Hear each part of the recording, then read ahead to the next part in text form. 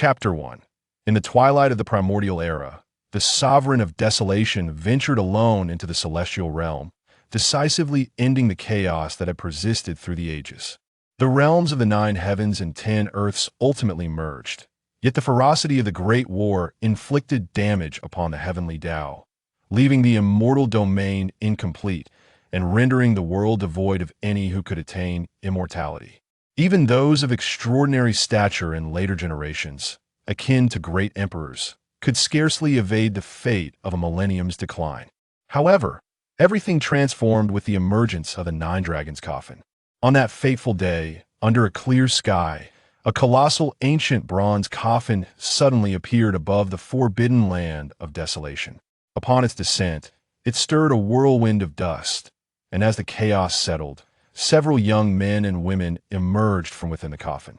It is worth noting that this forbidden land of desolation is renowned as one of the most notorious restricted zones in the world. Countless forbidden figures, in their final moments seeking a stroke of fortune, have failed to exit its confines. Yet, these young individuals managed to emerge from the forbidden land, an event that instantly captured the attention of numerous sections. The tale we are about to unfold begins here.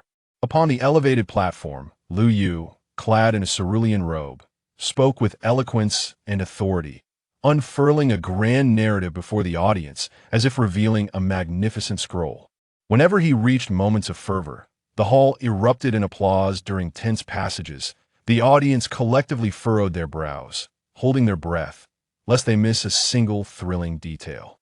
Meanwhile, at a window-side table on the second floor, 2 young maidens were intently gazing at Lu Yu on the stage. Their eyes sparkled like stars, and their skin was as smooth as fine jade, resembling ethereal beings who had stepped out of a painting. Particularly, the girl in white radiated an almost imperceptible chill, causing those nearby to hesitate in approaching her.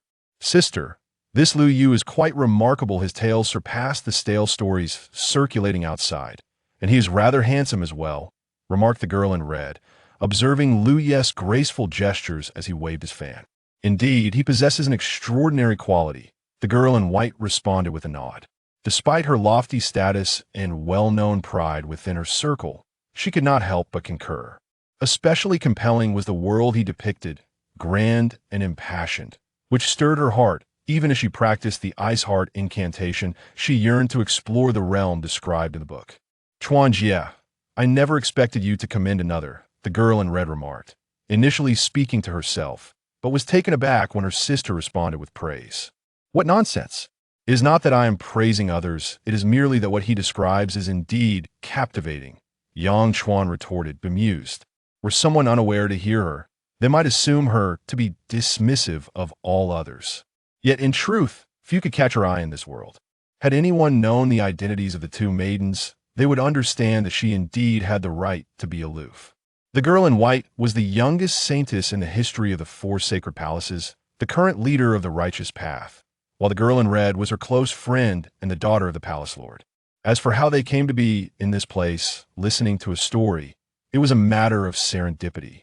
Their outing was originally to investigate the disappearance of the 6 Desires sex successor, but they fortuitously passed through Yunzhou and made a brief stop in the city of Chang'an. Little did they imagine that this stop would extend to over 10 days. The reason lay in the storyteller Lu Yu below at first. They regarded his tales as mere entertainment to alleviate boredom. After all, how could an ordinary mortal comprehend the world of cultivation? Even they dared not claim complete understanding of it, as mortals could only gaze at the vastness of the sky from the confines of a well. Yet, once they began to listen, they found themselves utterly captivated by Lu Yu's portrayal of the boundless universe, unable to extricate themselves. The grandeur of the world, the dazzling array of techniques, and the exhilarating battles filled them with longing. From Lu Yu's lips came tales of mighty beings who could grasp the sun and moon and pluck stars from the heavens. The deceased could defy the realms of yin and yang, their blood staining the azure sky. In humanity's darkest hour, 9 sacred bodies once battled against the firmament. When the heavenly Tao was unjust, cultivators rose in rebellion. In comparison to these worlds depicted in stories, their own proud cultivation realm seemed trivial, akin to an ant gazing up at a dragon. Thus, the matters of the six desires sect and their mission faded from their minds. Could the successor of the six desires sect find such delight in listening to tales? Especially with the current narrative of the heavenly record, the beginning of the Nine Dragons Coffin had instantly elevated the atmosphere to a crescendo. Let us return to the tale at hand. Upon Yi Fan and his companions emerging from the forbidden land of desolation, they were immediately divided among several major sections. Yi Fan, with his aura akin to a soaring dragon, became the focal point of contention. After a series of contests, it was ultimately Lingshu Cave that triumphed and secured the right of first choice. The other five factions, having lost, had little to say in their defense. However, upon discovering Yi Fan's unique constitution, the elders of Lingshu Cave lost their smiles. What kind of constitution? At that moment, the entire tavern held its breath, with a few anxious individuals rising from their seats. Unparalleled in antiquity, the supreme, sacred body, Lu Yu proclaimed, shaking his paper fan as he uttered these 8 words. As soon as this statement left his lips, the tavern erupted as if ignited, and the audience brimmed with excitement. Merely a constitution can warrant such a title? Is this constitution truly as extraordinary as you claim, Mr. Liu? Does this mean Yi Fan is destined to soar to great heights? Certainly. With such a constitution, how could he not ascend? I would disdain him otherwise. As the crowd grew increasingly animated, some had already immersed themselves in fantasies of how they would gallivant across the world and win the hearts of beauties, with a few even preparing to quarrel over matters of affection. Lu Yu, observing the crowd's fervent reactions, smiled faintly. With a clap of his hand upon the table, he called for attention. Do you all recall the ancient legends I spoke of earlier? There existed a constitution so unparalleled that it manifested in 9 successive individuals, each of whom was unrivaled in their time, dominating all beneath the heavens, and this constitution was heralded as the supreme sacred body of the world. Upon hearing this, the venue fell into an immediate hush. I remember, in the age without great emperors, the 9 sacred bodies battled the firmament. I cherish the sacred bodies of humanity. In the next moment, someone exclaimed loudly, could it be that Yi Fan possesses such a constitution? I blindly speculate that Yi Fan must indeed have this constitution. Blind speculation upon blind speculation. Mr. Liu, how does this sacred body compare to the invincible golden body of the real world? Precisely. The invincible golden body is among the most formidable constitutions of our time. It must surely surpass this sacred body. I believe you are merely seeking trouble. Mr. Liu is but a storyteller, lacking any true understanding of the cultivation realm. Below the platform, the audience engaged in lively debate. Some argued that even if the ancient sacred body were powerful, it was merely a figment of fiction and could not possibly rival the reality of the invincible golden body, especially since it was rumored that the current top prodigy, Wang Jiangling, possessed such a constitution. Others contended that even if the ancient sacred body truly existed, it could not defeat the invincible golden body, for the name alone suggested its invincibility. Some went so far as to assert that Lu Yu was merely a frail storyteller, having never encountered a cultivator, and thus lacked the standing to comment. The notion of the 9 sacred bodies battling the firmament seemed laughable. Mr. Liu, why not offer your insights on who is more formidable, Wang Jiangling or the 9 sacred bodies? Yes. Mr. Liu, since you claim the ancient sacred body is unparalleled, you must have some knowledge on the matter. Please enlighten us. Mr. Liu, who is more powerful, the 9 sacred bodies you speak of, or the current top prodigy, Wang Jiangling? It appeared that some were eager to see Lu Yu stumble into a predicament, directly shifting the conflict onto him. If he asserted that the ancient sacred body was the greatest in the world, then let him pit it against the first prodigy, Wang Jiangling. Many in the audience were already prepared for a spectacle. However, upon hearing the contentious discourse, Lu Yu remained unperturbed. Instead, he smiled with composure. Since everyone is so intrigued by this topic, allow me to offer a brief commentary. Each of the 9 sacred bodies was a hero who once quelled an era during the years when humanity had no great emperor. These individuals bore the weight of saving the human race, truly the pride of the heavens. In contrast, Wang Jiangling, now in his 30s, has just barely reached the late stage of the inscription realm.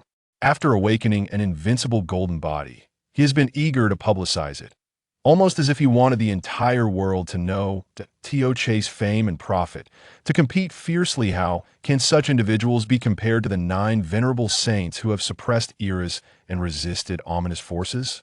Indeed, it is akin to the flickering light of a firefly vying for brilliance against the resplendent moon.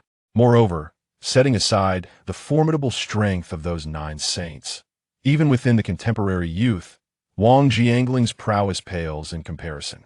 Upon hearing these words, the clamor within the tavern ceased abruptly. The listeners were left utterly astonished, rendered speechless.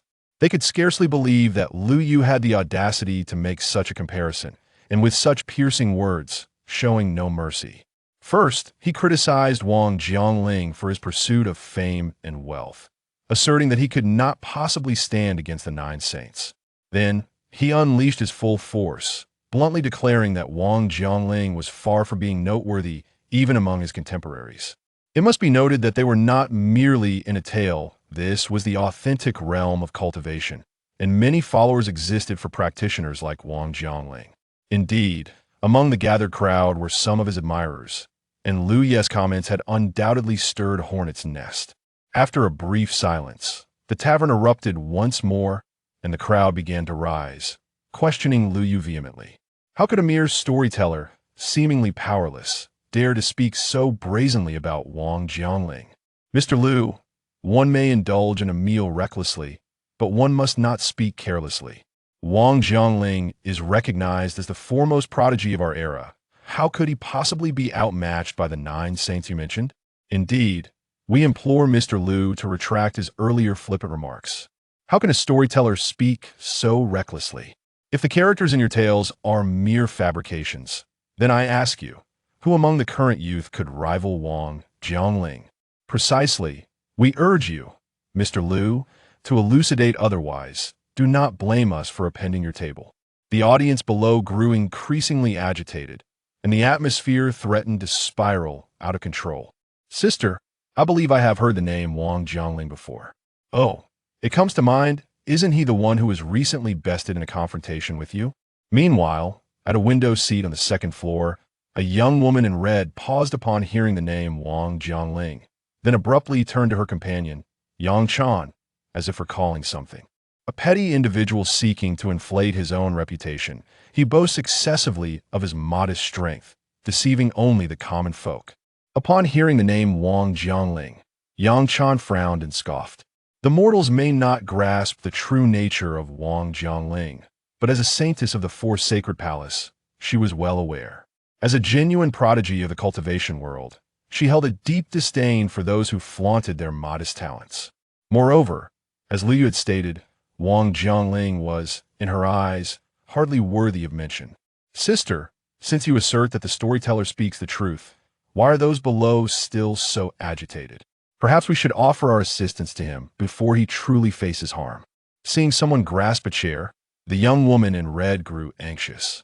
After all, she wished to learn what transpired in the later chapters of the tale. If Lu Yu were to be silenced, what would become of the story? The saintess Yang Chan, observing the unfolding situation, furrowed her brows but chose to remain silent. Should the crowd truly dare to confront Lu Yu, she could easily intervene with subtle means to shield him. However, at this moment, she was more interested in witnessing how Lu Yu would respond to the crowd's provocations. Upon the modest platform, Lu Yu gently fanned himself, his countenance serene as he addressed the assembly. Ladies and gentlemen, do not rush. My assertions are undoubtedly grounded in substantial evidence. With a swift motion, he closed the fan in his hand, took a sip of tea, and began to speak slowly. In this vast universe, where exceptional talents abound, Wang Jiangling is merely a figure of modest renown, elevated by deliberate flattery to the status of the so-called first prodigy. However, in terms of true prowess, he pales in comparison to the extraordinary geniuses of the supreme sex and those remarkable talents buried in obscurity for countless lifetimes.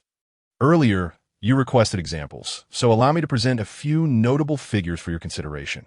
You are all surely aware of the leaders of the righteous path, the four holy palaces, the current saintess. Yang Chan has broken through 9 realms in merely 6 months, single-handedly vanquishing 13 malevolent entities of the formation realm. Then there is the Great Compassion Temple in the western regions, home to a Buddhist son, Canon, who, on the day of his birth, was enveloped in radiant Buddhist light, and within the temple's muddy pond bloomed 33 lotus flowers. He stepped into the formation realm over a year 8G at the Deqian Academy. There is a young scholar by the surname of Hua, who, imbued with Confucian principles, unleashed a righteous aura that resonated for 3,000 miles. In the extreme northern snowfields, the six-crowned monarch has emerged invincible 6 times, only to sever his own cultivation 6 times, entombing himself within an ice coffin in the southern Gu lands. There's a young woman named Tang Miaoi, who claims to be the reincarnation of the Gu god, born with an innate affinity for Gu creatures and, at just over 20 years of age, has already raised over 100 formation Gu. Additionally, the Son of the Heavens organized by the Celestial Court, who 3 years ago received the highest inheritance of the Celestial Court, has now mastered it, effortlessly claiming the heads of generals amidst a sea of soldiers as if plucking fruits from a tree. Which of these individuals can Wang Jiangling possibly compare to? As Liu Yu spoke these words with unhurried composure, the audience was left in a state of astonishment, although the majority present were mere mortals. They were not entirely ignorant of the affairs of the cultivation world. They could hardly fathom that Liu Yu had not only named so many individuals, but had also provided concrete examples. For a moment, they were rendered speechless, unsure of how to react. Even Yang Chan and the girl in red, who were situated on the second floor, stood in shock upon hearing Liu Yu's discourse. Sister Chan, he even mentioned you, but it seems he erred. I recall you having slain 12. No mistake there. Before her departure, I did indeed vanquish another malevolent entity, bringing the total to 13. Yang Chan's brows furrowed tightly as she fixed her gaze on Liu Yu below. She had merely wanted to observe what he would say, never anticipating that she would find herself embroiled in the narrative. The fact that she had broken through 9 realms in 6 months was known only to the higher echelons of the 4 holy palaces. Outsiders could not possibly know, especially the detail of her slaying 13 malevolent entities, which had only occurred a few days prior, was known solely to her and her master. How could he possibly know? As for the Buddha's son in the western regions and the girl from the southern Gu lands, such matters were treated as top-level secrets by their respective factions, making it impossible for outsiders to be privy to them, let alone the 6-crowned monarch from the extreme northern snowfields, a fact even she was unaware of. Yet now, a mere storyteller had spoken of them so casually, he could not possibly be an ordinary storyteller. At a window-side table on the second floor of the tavern, Yang Chan emanated a chilling aura, causing the girl in red beside her to shiver involuntarily. Although she was still uncertain of Liu Yu's true identity, Yang Chan was undeniably shaken. The 4 holy palaces were recognized leaders of the Righteous Alliance, possessing intelligence capabilities far superior to ordinary organizations. Yet, Liu Yu seemed to know more than her own sect did, and it appeared he spoke of these matters as if they were mere trifles. Realizing this, Yang Chan felt compelled to inform her sect to investigate the true identity of the storyteller on the platform. Junior sister, you should return to the 4 holy palaces and inquire into Liu Yu's identity. Understood. The girl in red nodded in response. Although she was young, she had grown up within the 4 holy palaces and understood the gravity of the situation. The information Liu Yu had shared was clearly not something a common person should possess. Ding! Congratulations, host! The strongest storyteller system has been officially activated. The list of prodigies is fully unlocked upon the initial activation of the system. You have received a beginner's gift package. Opening the beginner's gift package. Successfully open the beginner's gift package. You have obtained a mid-tier 10 consecutive draws. Note: lottery draws are categorized in a beginner 1,000 storyteller points, intermediate 10,000 storyteller points, and advanced 100,000 storyteller points. The higher the level, the more precious the rewards. Storyteller points 15,000. On the platform, Liu Yu inhaled deeply as he listened to the voice in his mind. It has arrived. After more than half a month of storytelling, his system had finally been successfully activated. Ladies and gentlemen, he declared, Today's tale concludes here. Learn what transpires next. Let us reconvene in 3 days. With trembling hands, Lu Yu closed the fan before him, smiled and nodded to the audience, then descended from the platform, striding toward the back of the tavern without looking back. Is he leaving just like that? What is going on? I was just getting into it when it abruptly ended. Mr. Liu, you are truly teasing us. I have brought forth all my pocket money. Could you not finish the rest, even if it takes just another 5 minutes? Haha, brother, you must be new here. Forget your little stash. Even if you bought the entire tavern, Mr. Liu would not return. The rule has been set since the very first day he started telling stories here. 3 days between tales. Well then, let us not wait.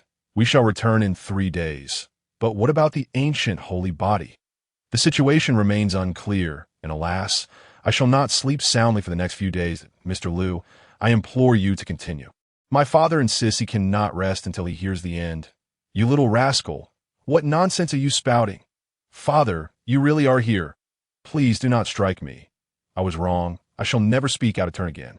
A truly heartwarming display of familial love. The crowd below had not anticipated that M.R.Lu would conclude so abruptly, leaving many on the verge of frustration. Of course, aside from those ready to express their ire. Many took a seat to discuss whether Lu Yu's claims about those individuals were true. If they were, it would certainly be astounding.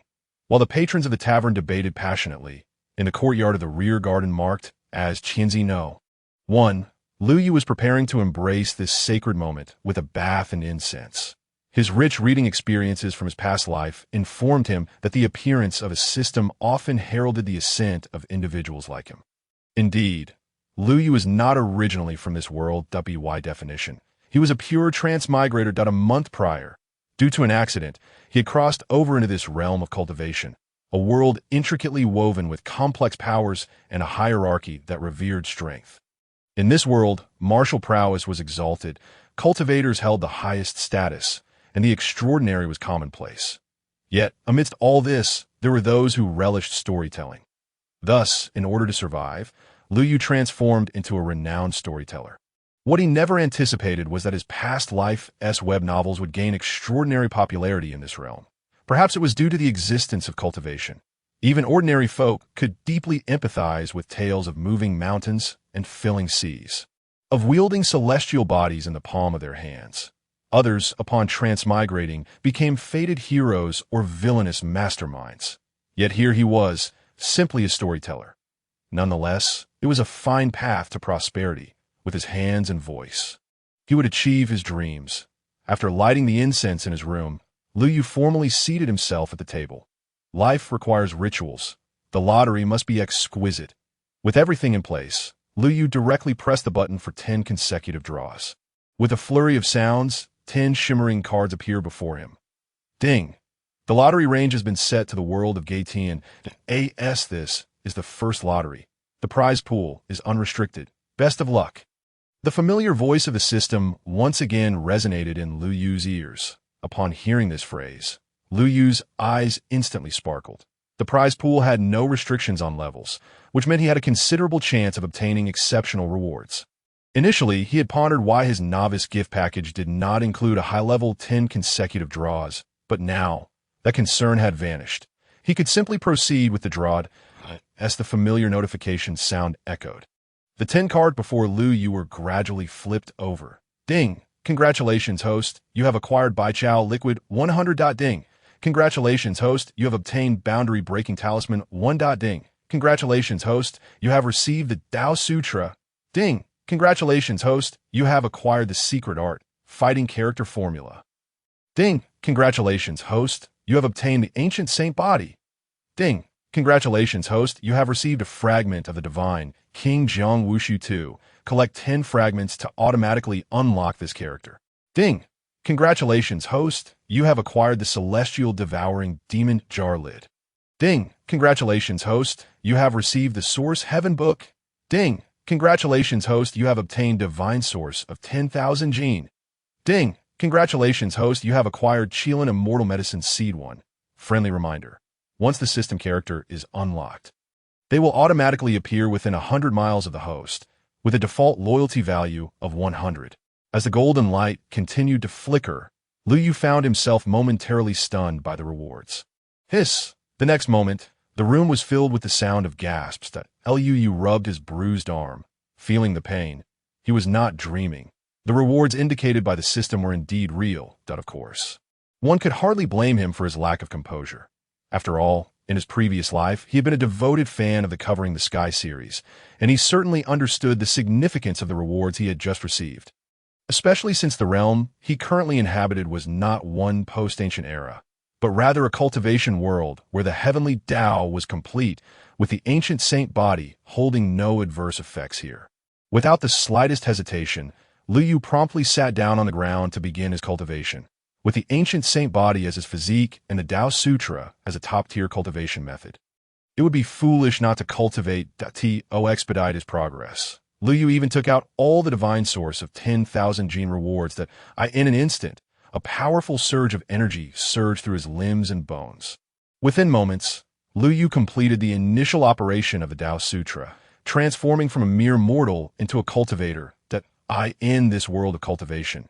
The recognized realms were divided into 9 stages: blood transformation, chi refinement, spirit transformation, inscription, array formation, venerable, divine fire, severing self, and heavenly evolution. Within these 9 realms, each major realm further subdivided into 9 minor realms. This moment, Lu Yu's cultivation soared from the mortal realm to the 9th level of blood transformation. Moreover, it appeared the progression was not yet complete, as his body's acupoints continued to operate according to the Tao Sutra. Breakthrough to Chi Refinement Realm. Chi Refinement Level 1. Chi Refinement Level 2. Chi Refinement Level 9. Breakthrough to Spirit Transformation Realm. At this point, Lu Yu's cultivation was skyrocketing like a rocket, seemingly beyond his control, with the divine source visibly dissipating at an alarming rate. It seemed that unless the divine source was completely consumed, his cultivation would not cease its ascent. That moment, Lu Yu felt a twinge of regret.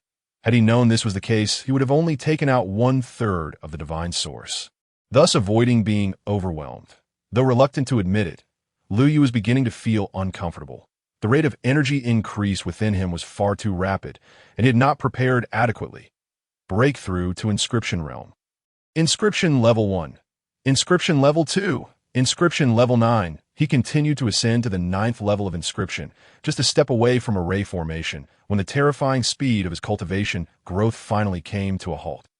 At this point, Lu Yu lay on the ground, motionless. Although he felt invigorated, he simply did not want to move. He felt too full. Had he advanced to array formation, he had no doubt he would have been overwhelmed. It was unclear how long passed before Lu Yu slowly rose from the ground, beginning to regulate the chaotic energy within his body. He mused that if the speed of his cultivation were to be made known, it would undoubtedly leave many in awe. Meanwhile, the saintess of the 4 holy palaces, Yang Chan, who resided next door, was left speechless by the shock she had experienced as the moon hung low on the willow branches. Yang Chan had been ready to rest after completing her Ice Heart spell. However, she was abruptly awakened by the powerful energy fluctuations emanating from Lu Yu's room. One of the most formidable prodigies of her time. Yang Chan possessed a far more acute perception than the average cultivator. She had sensed the fluctuations from Lu Yu's room the moment they emerged, but refrained from probing further, for in the cultivation world, intruding upon another's practice was a grave taboo. Moreover, as a top talent of the 4 holy palaces, she had always looked down upon such actions. However, upon sensing Lu Yu's cultivation leap from the 1st level of blood transformation to the 9th level of inscription, she could no longer remain seated. Despite being the most gifted saintess in a millennium, it had taken her over a decade of arduous training to reach the 9th level of inscription. And yet this individual was closing in on her cultivation in mere moments. How could this be possible? Were it not for her uncertainty regarding Lu Yu's background, Yang Chan would have rushed next door to investigate. Even if he were a reincarnated prodigy, such rapid advancement was simply unfathomable that in just a few moments, he had soared from blood transformation to the late stages of inscription, stabilizing his aura in the process. Lu Yu's identity was undoubtedly suspect. Amidst her astonishment, Yang Chan's conviction regarding her earlier judgment strengthened. Regardless of how he had achieved such swift cultivation, anyone capable of reaching the pinnacle of inscription at this age was no ordinary person. Meanwhile, in the adjacent room, Lu Yu slowly opened his eyes after his meditation, feeling an unimaginable surge of energy coursing through his body. He felt as if he could effortlessly slay a bull, or rather, a herd of them. In the past, such thoughts would have been inconceivable to him at the ninth level of inscription, just a half step away from array formation. As he reveled in his newfound power, Lu Yu couldn't help but smile. Setting aside the extraordinary disciples of the various immortal legacies and the rare talents hidden for generations, he now considered himself worthy of the title genius in this world, at least far surpassing someone named Wang Jiangling. However, Lu Yu did not dwell on this excitement for long. After all, this was merely a fraction of the rewards he had received compared to the rest. The remaining rewards were equally remarkable. Shifting his gaze to the other items from the system rewards, he realized that after forcibly absorbing nearly 10,000 gene of divine source, the Baichao liquid held little value for him now. He discarded it. Gazing at the softly glowing Baichao liquid, Lu Yu shook his head. The boundary-breaking talisman, a spatial artifact, was invaluable for escaping danger, but he found himself in no peril at present, so he decided to filter it out as well. As for the lid of the celestial devouring demon jar, it seemed beyond his current capabilities to activate. He risked being absorbed and turned into a mere shell, which was far too dangerous. He would address that matter later. After a series of precise eliminations, Lu Yu ultimately focused on the two cultivation methods, the fighting character formula and the source heaven book. In this martial-centric cultivation world, cultivation techniques were of paramount importance. The fighting character formula, renowned in covering the sky as the pinnacle of combat techniques, could evolve into various lethal divine arts, endlessly versatile and undoubtedly worth mastering as for the Source Heaven book. It was unrivaled in the pursuit of divine source and the exploration of spiritual veins. With such a secret method, he need not worry about a shortage of cultivation resources, in Lu Yu's opinion. The two most critical techniques for the male protagonist in covering the sky during the earlier stages were precisely these. It felt as though he had begun his journey at max level. With this thought in mind, Lu Yu clicked to extract the two secret techniques, just as he had before. In the next instant, a powerful energy surged into his mind, accompanied by complex and esoteric information. This content included the operational secrets of the fighting character formula and the Source Heaven book, as well as various strange terrains and knowledge regarding divine sources recorded within the Source Heaven book. Moments later, Lu Yu opened his eyes once more, a radiant smile illuminating his face. Nothing thrilled him more than the prospect of becoming powerful. After today, who would dare to claim he was incapable of handling even a chicken? At that point, even a phoenix would find itself crushed under his might. As for the fragment of the divine King Jiang Wuxiu, it filled Lu Yu with immense joy. After all, that figure was one of the most formidable existences even within the heavenly evolution realm. Lu Yu firmly believed that one day he would successfully summon that character through the lottery. That moment, it was undoubtedly the thickest thigh behind him. Time flew by like a fleeting horse, and soon 3 days would arrive. During this period, word of mouth had spread, making Lu Yu's guide Tianjuan immensely popular across the vast lands. Countless devoted readers awaited his updates with bated breath. Of course, even more anxious than these readers were the proprietors of various publishing houses who profited from printing Guy Tianjuan. After all, the popularity of Guy Tianjuan was evident to all. Particularly, the various digressions Lu Yu added to his storytelling rendered countless readers utterly unable to resist. Reprint, recently, suspend all other publications. Everyone at Jianghu Monthly must work overtime to print Guy Tianjuan. Printing 300,000 copies? How could that be sufficient? If the bookstores in the neighboring state catch wind of this, they might think we are short-staffed. Print 1 million copies. 1 million copies a day. The owner of Jianghu Monthly, the largest newspaper in Chang'an City, Yunzhou, exclaimed with tremendous excitement as he stood before the printing room. My lord, can we sell all these copies of Guy Tianjuan? What if we end up incurring losses? An elderly steward, resembling a butler, observed his master's fervor with evident concern. Narrow-minded? Old you, your vision is limited. It's not about whether we can sell them out. It's about whether we have enough to sell. As long as that person continues to tell stories, these books will undoubtedly sell out, and quickly arrange for a portion of the more vivid Guy Tianjuan to be printed as a collector's edition. There is definitely a market for it.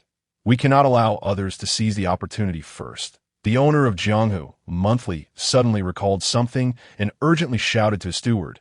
Old Yu stated that Wang Jiangling is not worth mentioning. Are you certain this was said by him personally? Replying to my lord. Many listeners heard it with their own ears that day. Then what are we waiting for?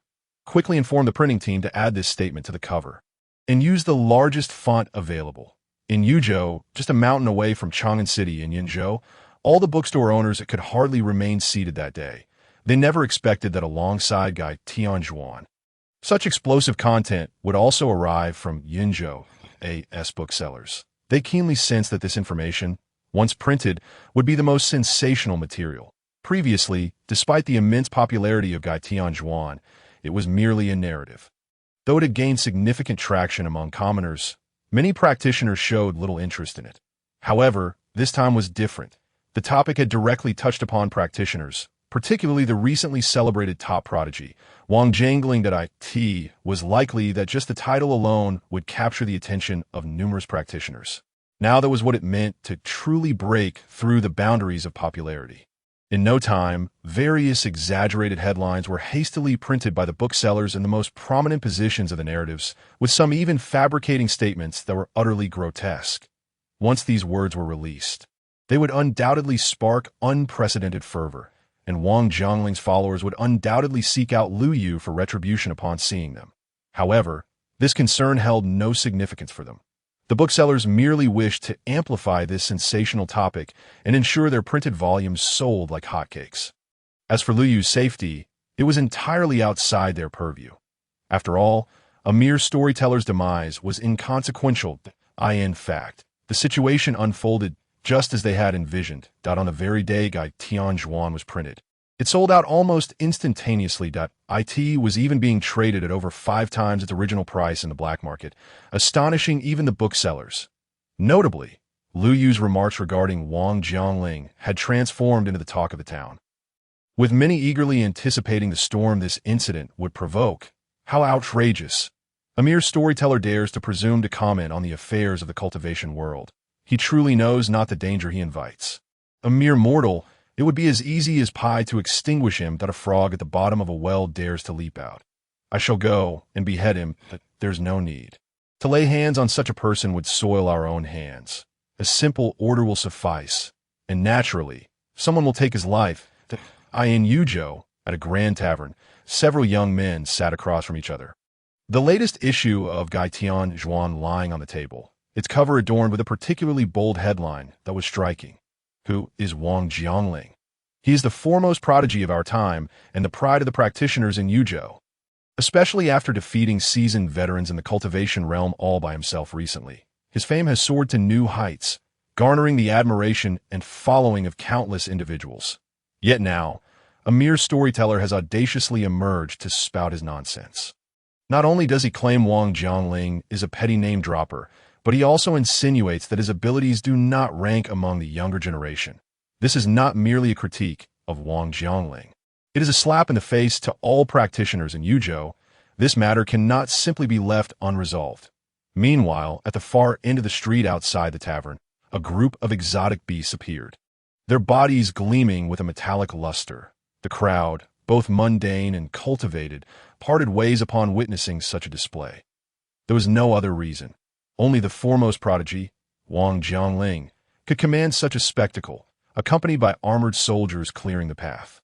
However, unlike the usual reverence, the onlookers today bore an inexplicable expression as they watched the carriage pass by.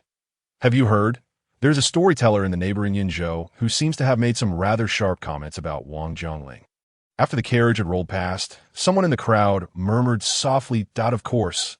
Who doesn't he know how hot Guy Tianjuan has become?" But those comments were not merely sharp. They were downright lethal. That I heard the storyteller claim that Wang Jiangling is merely a name-seeker. Keep your voice down. Do you want the person inside to hear you? Are you all looking to get yourselves killed? However, I have also heard some news that you must not let slip, according to my neighbor's friend as brother-in-law in Yinzhou. The storyteller asserted that Wang Jiangling is not only a name seeker, but also merely a fa with true strength that ranks among the younger generation as nothing significant, citing numerous individuals capable of crushing him. What you all talking about? I know nothing of this. Isn't Wang Jiangling recognized as the pride of Yuzhou? Has he fallen from grace? You truly don't know? You must have just been released. How do you know? I was in prison last year and just got out this morning. I'm going mad. Quickly, tell me what has happened. In the center of the street, the carriage pulled by several exotic beasts was enveloped in a haze of spiritual energy. Dozens of source stones were specially arranged atop the carriage, and a man below was inhaling and exhaling spiritual energy, with the sound of thunder echoing from his body. Indeed, the man inside the carriage was none other than the current top prodigy, Wang Jiangling. The moment the carriage turned onto the street, he had already maximized the power of the gathering array above his head. This moment, pure spiritual energy filled the entire carriage. Even the onlookers outside could feel the palpable waves of spiritual energy, which was precisely Wang Jiangling's intention. Deliberately lifting a corner of the carriage curtain, Wang Jiangling gazed at the astonished expressions of the crowd outside, a hint of disdain curling at the corners of his mouth. Come, mortals, worship me. As the foremost prodigy of the present day, he thoroughly relished the feeling of being revered by the masses while perched high above them. However, merely defeating an old man who had been drained by indulgence was insufficient to achieve the effect he desired. If only the celestial maidens of prestigious sex would prostrate themselves before me, it would be perfect. This thought crossed his mind. The smile on Wang Jiangling's face abruptly turned cold and grim. That vile woman from the four holy palaces actually dared to reject my advances. In a few days, I shall make you kneel at my feet. Then we shall see if you still possess that haughty demeanor. As if recalling something, a strange smile reappeared on Wang Jiangling's face. However, today, the voices of those foolish mortals outside seemed particularly raucous. Frowning, he sensed that the atmosphere on the street felt somewhat different from usual. Is something happening outside today? He asked in a low tone towards the carriage door. Replying to the master, it seems today is the release day of Gai Tianjuan, hence the unusually large crowd on the street. Came the voice of a servant from outside the carriage. Gai Tianjuan? Upon hearing the raucous cheers of the ignorant masses outside, which were not in celebration of his arrival, Wang Jiangling furrowed his brow in discontent. It was absolutely intolerable that something had overshadowed his presence within the borders of Yuzhou, especially at a time when he was making his entrance. However, he did not allow his emotions to surface overtly. Instead, he let out a chuckle and remarked, "In that case, you should procure a copy for yourself as well. I am curious to discover what it is that captivates so many." "Yes, young master." With that, the attendant swiftly vanished into the throng of people outside. Moments later, he returned, clutching a copy of the contentious tale. Yet in stark contrast to his prior demeanor, his face had turned ashen. "Have you procured it?" Wang Jiangling inquired slowly from within the carriage. Replying to my master, "It has been acquired." Then handed over. However, after he uttered those words, the attendant did not present the book, nor did he utter a single word in response. The atmosphere inside the carriage grew eerily silent. Wang Jiangling instantly sensed something amiss. Typically, the attendant would execute his commands without hesitation, yet today he dared to defy his orders. "Did you not hear me speak?" "Master, it would be best if you refrained from reading this. The contents are clearly designed to pander to the masses, filled with utter nonsense handed over." Before the attendant could finish his protest, Wang Jiangling emitted a cold snort, a tremendous pressure descending upon the attendant from all directions. Faced with such overwhelming force, the attendant reluctantly handed over the newly acquired tale. Wang Jiangling examined the contents of the book. His previously displeased expression transformed into one of icy fury, a palpable killing intent glimmering in his eyes. With a sudden motion, he tore the book into a flurry of paper scraps, the explosive energy causing the carriage to sway violently. Leaving even the attendant outside, trembling in response to the unleashed power, a chilling aura of death rapidly enveloped the carriage. How dare these mere ants dare to malign me? This is nothing short of a death wish. And that so-called 9 sacred bodies, a figment of their imagination, dares to contend with me to as for those scholarly figures from Tien, the son of Buddha from the western desert, and the 6 crown kings of the snowy domain. I have never even heard of them, that LUU. Regardless of your background, I shall ensure you find no place to rest in death. Back in the grand estate at the heart of Jianghuai City, Wang Jiangling's face was a mask of rage, the interior of the room a chaotic wreckage. Damn it, Liu Yu deserves to perish. Wang Jiangling could scarcely believe that after expending so much time, effort, and resources to establish his illustrious reputation, it could so easily be tarnished by a mere storyteller's words. Moreover, the lowly commoners continued to disseminate the book's contents, and the thought of their conversations just moments ago ignited a seething fury within him. This matter cannot be allowed to propagate any further. Otherwise, the reputation he had painstakingly built would be irrevocably destroyed. He could not tolerate the loss of his title as the foremost talent. Initially, I considered simply killing you, but it appears I must devise a more elaborate plan first. After a brief silence, Wang Jiangling approached the now ruined bookshelf.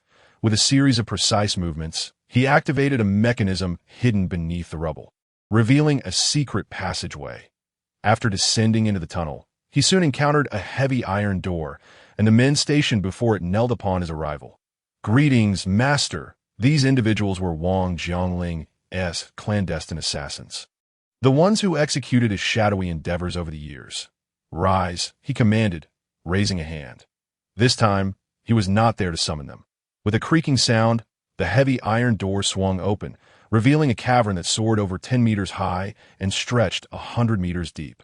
The walls of the cave sparkled with countless luminous pearls, casting a brilliant light throughout the space. Beneath the center of the cavern lay a man clad in crimson robes, reclining on an opulent bed, surrounded by 7 or 8 voluptuous women. Why, if it isn't our illustrious Wang Jiangling, what brings you to this humble abode today? The man in the blood-red attire, Nangong Wuji, regarded him with a mischievous glint in his eye, lacking the reverence shown by the guards outside. Such a scene would undoubtedly shock any cultivators who chanced upon it, not merely due to the man's demeanor towards Wang Jiangling, but because he was the contemporary heir of the 6 Desires sect, rumored to have gone missing. Few would have expected him to be found in such a place. I have encountered a predicament and require your sect's assistance, Wang Jiangling stated, maintaining a calm facade despite the playful tone of Nangong Wuji. Didn't you recently dispose of an old cultivator? Why the sudden rush to enhance your reputation? Nangong Wuji leapt from the bed at the mention of Wang Jiangling's troubles. Recently, a storyteller in Yunzhou has been spreading unfavorable remarks about me, Wang Jiangling. Unfazed, tossed the contentious book toward Nangong. It's quite engaging, he remarked. Nangong Wuji glanced at the book and chuckled. In that case, why not simply eliminate him? Surely your assassins can handle a mere mortal. After dismissing the book, he reclined once more on the lap of one of the voluptuous women. The repercussions of such an act would be too significant.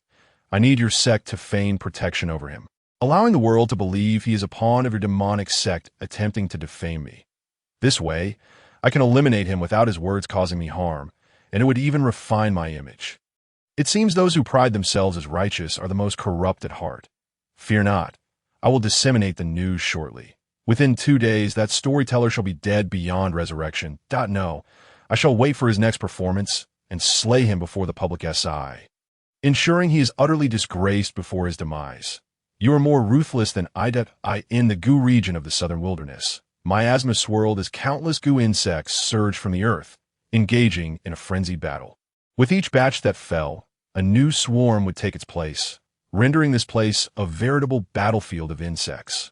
Amidst the chaos stood a young girl, appearing no older than 17 or 18. Though her figure had yet to fully mature, she possessed a youthful beauty that surpassed the more voluptuous women around her. At that moment, the girl seemed oblivious to the carnage surrounding her. Her gaze fixated intently on a book in her hands. The sound of strings and drums filled the air. As cold light shimmered against the starry sky, I possess a celestial heart. When will the dust settle and light be born, illuminating the mountains and rivers?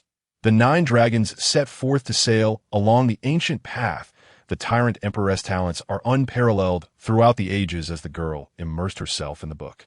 She found herself enchanted by the intriguing world described within its pages, rendering her own life pale in comparison. It was not until she reached the final page that she paused. This mention of a goo goddess reincarnation seems to pertain to me. After all, the elders in her village had told her since childhood that she was the reincarnation of a celestial goo god for the myriad goo insects she had nurtured. She had indeed raised quite a number, perhaps around 100.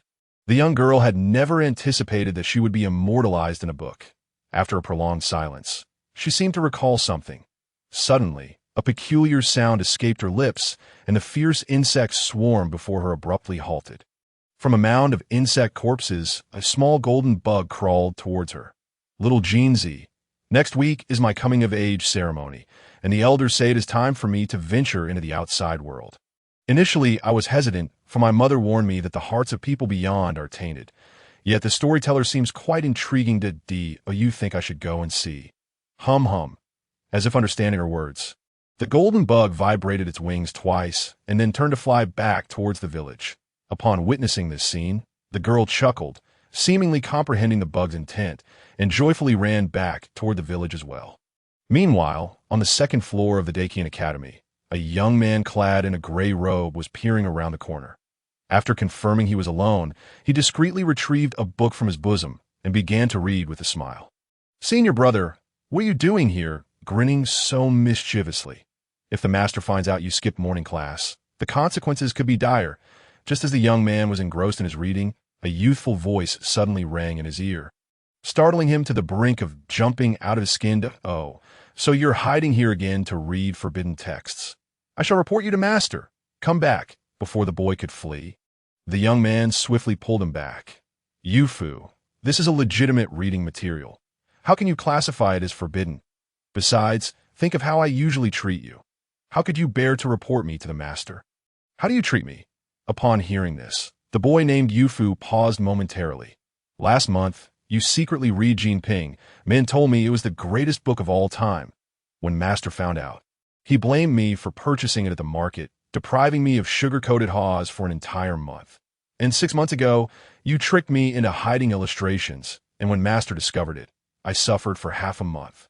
A year ago, you sneaked out and made me keep watch." Recalling these grievances brought tears to the boy's eyes. He had heard tales of the unscrupulous individuals outside the academy, yet his senior brother had always deceived him. Today he was determined to report him, seeking justice. "Master, come quickly. Senior brother Hua is again sneaking a peek at forbidden texts in the kitchen." In an instant, the boy's call echoed throughout the academy. "You little rascal. Don T speak carelessly. This time, I truly was T looking at anything inappropriate." Hearing the boy's outcry, Huowubing was utterly dumbfounded. He thought to himself, "This is not how I envisioned it. Why is this child behaving so unpredictably?"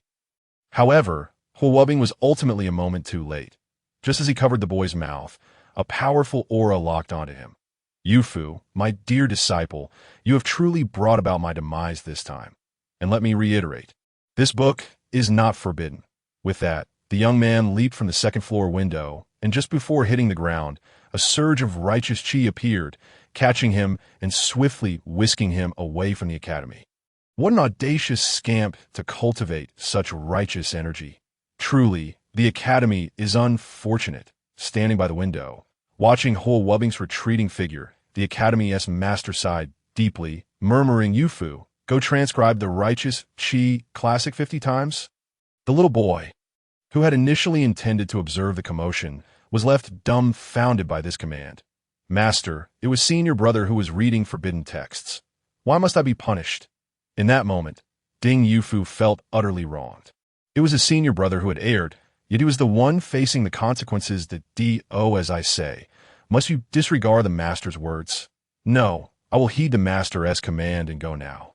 Though reluctantly, the little boy began to descend the stairs, pouting as if he bore the weight of the world. "Disciple, why are you so slow today? Hurry up. This time, I'm taking you to Yunzhou for a live storytelling session." Suddenly, Huowubing, who should have been far away, reappeared, waving to the pouting Yufu. Upon hearing this, Yufu wiped his tears and broke into a smile. Senior brother, I want to eat more sugar-coated haws this time. Yes, let us get the biggest ones out. And the next moment, a surge of righteous chi enveloped the two, and when they opened their eyes, they were already 1,000 miles away. Oh, watching Ho Wubbing and the little boy Ding Yufu vanish. The academy master stood by the top-floor window, sighing heavily, pondering what sins he must have committed in his past life to deserve such disciples. However, that guy Tian Chuan was indeed quite well written. With this thought, the academy master pulled out a copy from his robe. Still in hardcover. Time flew by swiftly, and in the blink of an eye, it was once again the day for Lu Yu to tell his story. On this day, the audience from Yinzhou and its surroundings had gathered early outside the tavern, eagerly awaiting. Inside, the atmosphere was lively, as the hall designed to accommodate 1,000 people was crammed with nearly 3,000. With many more attempting to squeeze in, some even offered high prices for entrance, not caring for a seat, willing stand, and if standing wasn't feasible, hanging from the rafters would suffice. Is Mr. Lu coming out soon? I haven't heard him tell a story in 3 days. 3 days. Do you have any idea how I've endured this wait? Mr. Lu, please come out. We all miss you. My father hasn't been able to close his eyes since he hasn't heard the rest of the story. You brat, dare you speak again? Father, why are you here again today?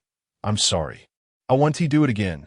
Those buying hanging tickets kindly announced earlier. The first come, first served rule must be respected. Everyone look!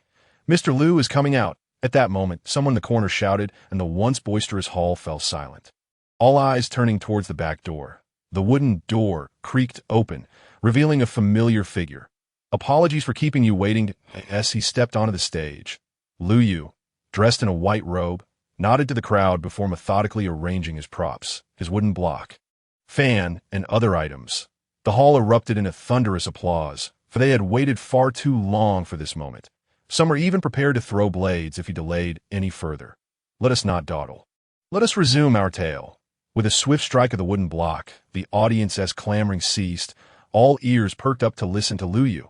Previously, we spoke of Yi Fan and a group of young men and women who, by chance, were swept into the ancient forbidden land via the Nine Dragons Coffin. After enduring countless hardships, they finally escaped the confines of the forbidden land, only to be surrounded by several major sections. After a fierce struggle, Ling Xiu Dantian managed to secure the priority selection. Yet Yi Fan's unique constitution sparked a flurry of commotion among those present. It is said that this ancient sacred body is indeed unparalleled, a supreme body. But now a time limit must be imposed before the ancient times. At this juncture, Lu Yu deliberately slowed his speech, pausing to sip some tea. The audience, seeing him pause again, grew anxious after 3 days of anticipation. They were eager to learn the fate of the ancient sacred body. Yet, at such a critical moment, Lu Yu chose not to elaborate, leaving them hanging in suspense. Mr. Lu, what is the situation with the ancient sacred body? Please do enlighten us. Indeed, Mr. Lu, please tell us quickly. We have been waiting here for 3 days. Are you trying to drive us to distraction? Mr. Lu, please speak quickly.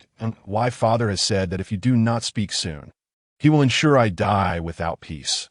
Indeed, those words are mine. Truly, a testament to the virtue of filial piety. Glancing at the crowd below, who exhibited urgency in their expressions, Lu Yu chuckled as he waved his fan, saying, Gentlemen, do not rush. I merely wish to sip some tea to moisten my throat and help you recall previous events. You should all remember the great battle of the primordial age. Following that, the realms of the 9 heavens and 10 lands merged with the foreign territories. However, that battle was exceedingly brutal, resulting in a fractured heavenly Tao in the world post-fusion, making it nearly impossible for anyone to attain immortality. The primordial sacred body was indeed favored by the cosmos during the primordial era, and it would not be an exaggeration to call it the foremost among sacred physiques. Yet now, the deficiency in the heavenly Tao has rendered the primordial sacred body tarnished. To put it simply, in the current grand era, the cultivation of such a physique is nearly hopeless. The once coveted Yi Fan, regarded as a prodigy by the 5 major powers, was suddenly cast aside. With even those who had seized his Ling Xiu cave heaven wearing expressions as grim as if they had consumed rat droppings. Upon Lu Yu uttering these words, The audience could no longer remain seated. Cultivation hopeless? How could that be? The primordial sacred body is so formidable. It previously produced 9 sacred physiques. How could it now be rendered incapable of cultivation? No, I cannot accept this outcome. What happened to the promise of dominating the world? Where are my treasures and beauties? In the next moment, the hall erupted into chaos. The crowd had initially believed that Yi Fan was the one who would shatter the curse of non-ascendance.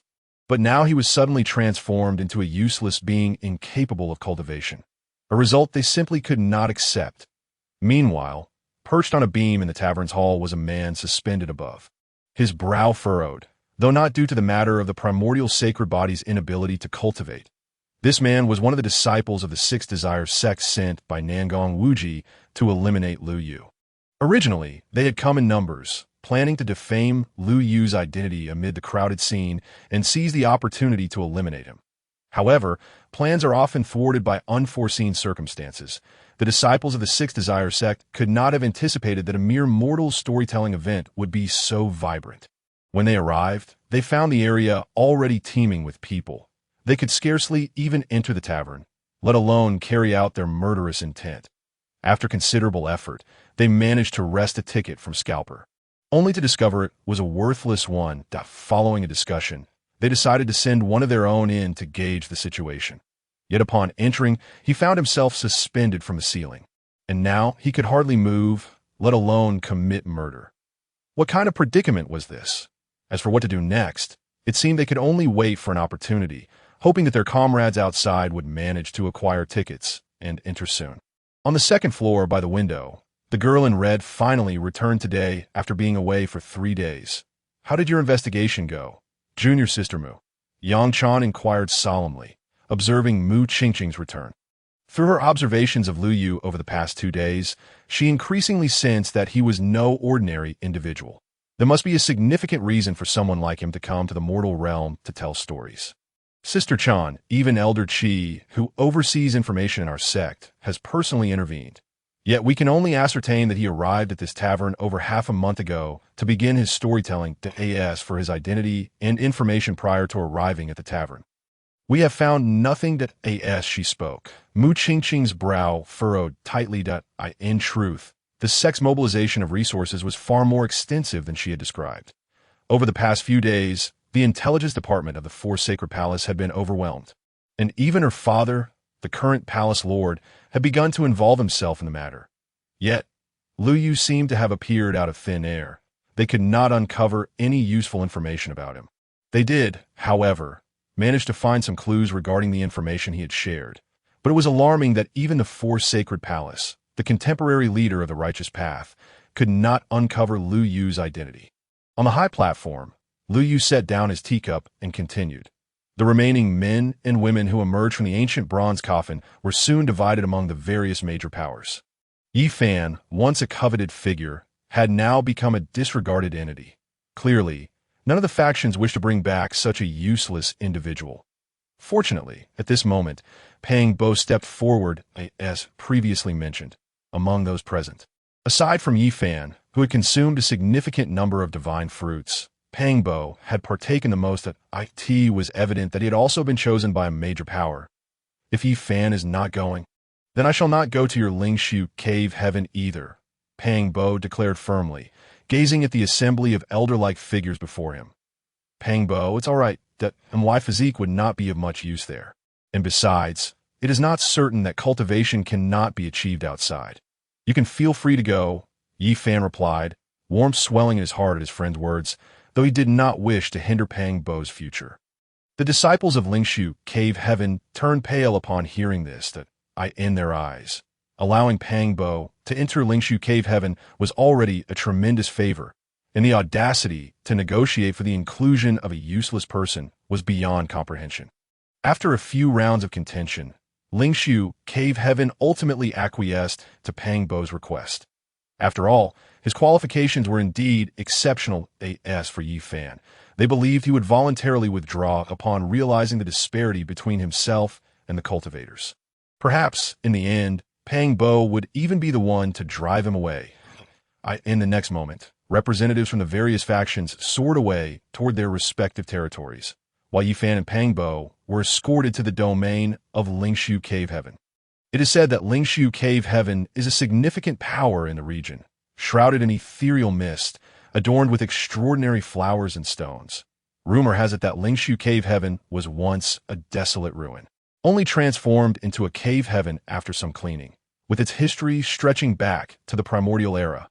Upon arriving at Lingshu Cave Heaven, Yifan and Pangbo officially encountered matters of the cultivation world. Pangbo, regarded as a seedling for cultivation, quickly grasped the nuances of practice, while Yifan, due to his physical constitution, displayed no aptitude for cultivation. However, he did not leave empty-handed. Over this period, his physical prowess had significantly improved. Months passed since their arrival at Lingshu Cave Heaven, and under normal circumstances, there would have been no significant issues. Until one day, the sect began distributing cultivation resources to all disciples. Just as Yifan and Pangbo approached to claim their share, they were suddenly blocked by a group of individuals who snatched their belongings away. That moment.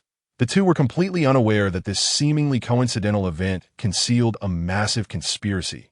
It turned out that Elder Han of the sect, upon learning that the two had consumed the divine fruits from the primordial forbidden grounds, harbored malicious intentions to kill and refine them into pills. On the 3-foot-high platform, Lu Yu continued to gently wave his paper fan as he recounted the events surrounding Yifan and Pangbo in Lingshu Cave Heaven, detailing every aspect as if he intended to unveil the inner workings of a vast sect to the audience. When the listeners learned that Elder Han sought to use the bloodline of Yifan and Pangbo as a medicinal catalyst, most of the audience fell into stunned silence. After all, the majority present were mere mortals, and their understanding of the cruelty of the cultivation world was largely based on hearsay. Such a blatant act of using the flesh and blood of one's sect disciples as medicinal ingredients was a first for them. How could someone so depraved ascend to the position of elder? Such behavior was nothing short of demonic. Indeed, even a rabbit knows not to consume its own kind. I had always yearned for the cultivation world, but it seems I am ill-suited for it. I am far too naive. Rest assured, Elder Han's alchemy is not akin to refining lard. Your flesh holds no value. The crowd below began to murmur softly. After all, the cultivation world, as narrated by Lu Yu, was starkly different from the idyllic realm they had envisioned. What had been promised as divine opportunities and the ability to traverse the world had now inexplicably transformed into a scenario where they were mere ingredients on a butcher's block. Meanwhile, the disciple of the Six Desires sect suspended from the beam began to tremble involuntarily. Aside from a minor reason of feeling uncomfortably constrained and wishing to relieve himself, the predominant reason Lu Yu's mention of Elder Han triggered thoughts of his own sect's supreme elder. As a disciple of the Six Desires sect, he was acutely aware that Lu Yu's words were not mere fabrications. In fact, the reality was likely far more dire than what was articulated. An elder intent on eliminating a disciple possessed an abundance of methods at their disposal, and even if the act were carried out openly, few would dare to voice dissent. Such occurrences had transpired far too frequently within the Six Desires sect. After all, it was not uncommon for disciples to suddenly go mad or vanish without a trace. Pondering this, the young man began to worry about his own future. In the northwest corner of the second floor, 2 youths, one tall and one short, were also suspended from a beam, their brows furrowed in concern. However, their reasons for worry were distinctly different from those of others.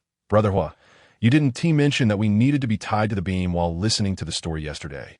The young axe-wielder lamented, looking at his elder brother with a face full of grievance. Had he known it would be like this, he would have donned additional layers before leaving the academy. The thin fabric of his current attire was causing him discomfort.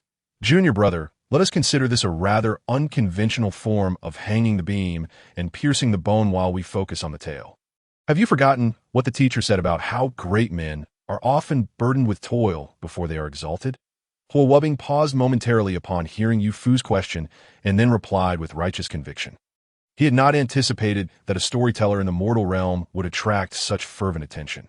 The 2 tickets they had were procured only after he had worn down an elderly man with his persuasive discourse. Had he known better, he would have come alone, thus saving the price of an additional ticket, perhaps enough to secure a ticket on the ground. Nevertheless, it must be said that the storyteller downstairs was indeed quite remarkable. After listening to a brief segment, Hulwubing felt that being suspended there was, in some measure, worth it. Moreover, it seemed that the small tavern housed more than just the two cultivators. Reflecting on this, Hulwubing cast a few glances around, ultimately fixing his gaze on a disciple of the Six Desires sect suspended not far from him. There were numerous cultivators inside and outside the tavern. Yet the individual before him was undoubtedly not harboring noble intentions, as a prodigy of the academy, and the only student deemed a menace yet not expelled. Hulwubing possessed not only exceptional talents in cultivation, but also a unique ability to sense the hearts of others. According to the academy's instructor, this was known as the divine insight into hearts. However, Hulwubing's current level of cultivation was insufficient to discern specific thoughts. He could only perceive the dichotomy of good and evil, which sufficed for his purposes. Thus, Lu Yu continued his narration for several hours until a cacophony of footsteps echoed from outside the tavern. With a resounding crash, the door was violently kicked open, and a dozen youths clad in resplendent garments stormed in, their faces alight with fury. The leading young man cast his gaze upon the elevated platform, his voice dripping with disdain. "So, you are Lu Yu? A mere mortal daring to comment on the affairs of the cultivation world? How audacious to publicly slander young Master Wang Jiangling. Today, the 13 young masters of Yuzhou demand an explanation from you. Come down and bow an apology." The interruption caught Lu Yu off guard just as he had reached an engaging point in his tale. However, before he could react, several members of the audience had already risen to their feet. "Who are these unruly 13 young masters? Do you not see him or that Lu is engaged in storytelling? Get out of here! Did you even buy tickets to barge in like this? Do you know how expensive they are? This is Yunzhou, not your Yuzhou. Here we abide by Yunzhou's rules. Besides, young Master Wang Jiangling hasn't even spoken. Why are you barking like dogs?" Clearly, the audience was displeased with the raucous interruption of Lu Yu's storytelling, and a few burly men had already rolled up their sleeves, seemingly ready to escort the intruders out should they refuse to leave. The leader of the group, however, showed no sign of trepidation in the face of the crowd's ire, instead smirking mockingly. "A bunch of ridiculous mortals. How could you possibly grasp the might of Lord Wang Jiangling? A figure of such stature would hardly concern himself with trivial matters, yet that does not grant anyone a license to speak indiscriminately. If Lu Yu does not provide us with a satisfactory explanation today, this matter will not simply end here. As for rules, my rules are the only ones that matter." As his words fell, the young man drew a long blade from his waist, and in a flash, the blade's energy cleaved the door behind him into splinters. Witnessing this, the audience promptly retreated into their seats. It turned out they were facing cultivators, something to be avoided. Had the intruders merely been individuals of some influence, the audience might have mustered the courage to intervene. After all, those who managed to secure a seat here, regardless of their status or wealth, were somewhat formidable, especially in numbers. However, upon realizing the intruders were cultivators, the dynamic shifted entirely. In this world, there existed an insurmountable chasm between cultivators and ordinary mortals. To speak frankly, should these individuals act in a fit of rage, they could easily slaughter the audience, and the worst that would happen to the perpetrators would be a few days of confinement imposed by their respective sects, or in some cases, mere verbal warnings. Such events had occurred before. Contemplating this, the initially outraged crowd fell silent, even creating a buffer zone around the intruders. "Brother, who are the 13 young masters of Yuzhou? Why does everyone fear them so?" From his precarious position on the beam, the young axe-wielder looked down in confusion at the commotion below. Meanwhile, Hulwubing, who had been intrigued by the tale only moments before, now wore a scowl of indignation. Why must these troublemakers choose this moment to disrupt? Are they deliberately trying to vex me? It's nothing. They're merely a bunch of nuisances, Hulwubing muttered, casting a disdainful glance down at the intruders. "Nuisances? That makes them akin to you. Brother, doesn't Master often say you are the greatest nuisance of our academy?" Had he not been bound to the beam, Hulwubing would have certainly delivered a heartfelt embrace to his younger disciple. Could these little nuisances truly compare to him? Ugh, he was no nuisance at all. If you continue with such childish banter, I shall promptly send you back to the academy. Meanwhile, Lu Hai, another disciple of the Six Desires sect suspended in a similar manner, was momentarily taken aback by the unfolding scene. Having already considered himself fortunate to acquire a ticket to hang here, he was now confronted with these unexpected disruptions to his plans. What madness was this? In a window-side position on the second floor, Mu Qingqing observed the intruders and whispered to her companion, Sister Chan, "It seems these people have come to stir trouble. Should we intervene to assist Mr. Lu?" "There's no need. These individuals are no match for Lu Yu," Yang Chan replied with a gentle smile. Had this situation arisen a few days prior, she would have certainly stepped in to help. After all, the intruders appeared quite aggressive, and most importantly, they were cultivators. However, after observing Lu Yu over the past 2 days, she realized her concerns were unwarranted. Given Lu Yu's demonstrated prowess, only the top-tier talents from prominent sects could pose a genuine threat. Furthermore, the intruders were rather mediocre in their cultivation levels and hardly worth fearing. Upon their entrance, Yang Chan had already discerned their capabilities. The strongest among them had barely entered the spirit transformation realm. To put it bluntly, even if Lu Yu stood still, they would not be able to harm him. As tensions escalated in the hall, with various factions simmering on the brink of conflict, Lu Yu remained unperturbed, comfortably seated on the platform, leisurely sipping his tea. This nonchalance nearly infuriated the self-proclaimed 13 young masters of Yuzhou, as they felt utterly disregarded. "I told you to come down. Didn't you hear me?" One of them shouted. "Brother, I think this brat is doing it on purpose." Another added, "Brother, let me go up and drag him down. No need for you to act. Let me show you how it's done." Witnessing Lu Yu standing there motionless, the few individuals at the doorway were consumed with fury. They had never anticipated that a person of such lowly status would dismiss their commands as if they were mere farts. "Regardless of your grievances, might I suggest we discuss them after I finish presenting today, Estelle?" Lu Yu calmly remarked as he set down his teacup in the face of their aggressive demeanor. After all, he was merely an unremarkable storyteller who wished to avoid any trouble.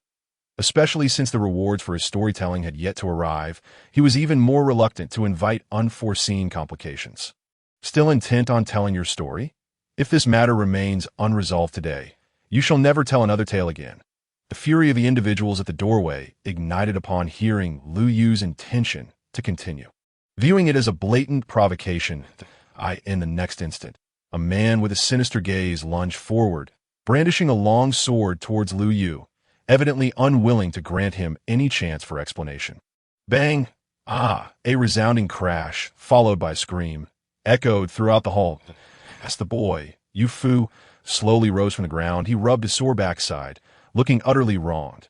The sinister man was now unconscious, pinned beneath the rotund boy. The sudden turn of events left everyone present in a state of shock, including the previously furious instigators, who now appeared utterly dumbfounded that a cultivator had been knocked out by a plummeting chubby boy. What a spectacle. Old eight, are you all right?" The others rushed over, relieved to find that aside from being knocked out, the man seemed to have suffered no other injuries. It was indeed likely that he had merely been stunned. "Are you seeking death, you little fatty?" The group turned their icy gazes toward Yu Fu, their tone frigid. "I apologize. Everyone to my junior brother is simply too overweight. I often urge him to lose weight, but he never listens. I never imagined you would land on someone today.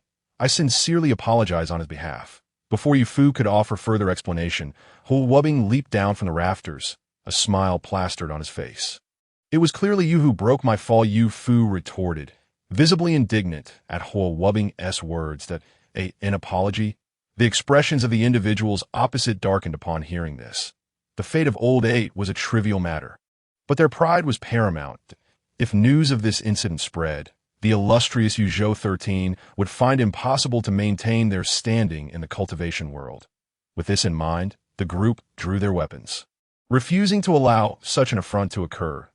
"I see you too, along with that babbling fool on the stage, are all practitioners of the dark arts," one of them accused. "Indeed, you must have conspired to harm Old Eight." The previously raucous hall fell silent at the utterance of dark arts. The crowd, initially eager for entertainment, now paled and retreated to the sides. Though most present were not cultivators, they had heard tales of dark practitioners. While it was conceivable for regular cultivators to face punishment for harming mortals, Dar practitioners operated with reckless abandon, free from any constraints. Meanwhile, the genuine Dar practitioner, Lu Hai, hanging from the rafters, was taken aback by the accusation. It was one thing to disrupt the proceedings, but if he recalled correctly, those words belonged to him. How could someone else have voiced them first? Glancing down at the individuals below, uncertainty crept in. Could these fools be allies sent by his external team? This deviated from the original plan. However, since they had spoken the necessary words for him, he welcomed the ease of the situation. After all, those words were merely an appetizer. The true strike was yet to come, and he only needed to await the opportune moment. Me, a dark practitioner, Huowubing was momentarily stunned. It was the first time anyone had labeled him a cultist. What? Do you wish to argue? Today we, the Yuzhou 13, shall eradicate you three in the name of justice. Without allowing Huowubing a chance to explain, the speaker charged at him, weapon raised. Though they were cultivators, the thought of killing a mortal still held certain taboos. However, slaying a Dar practitioner was an entirely different matter, one that would not only evade censure, but could also earn them considerable fame. On the high platform, Lu Yu furrowed his brow at the unfolding scene. Although he wished to avoid unnecessary trouble, it did not mean he could allow himself to be bullied, especially as these individuals were severely disrupting his storytelling, which in turn affected his chances for rewards that if they dared threaten his life, he had every right to resist.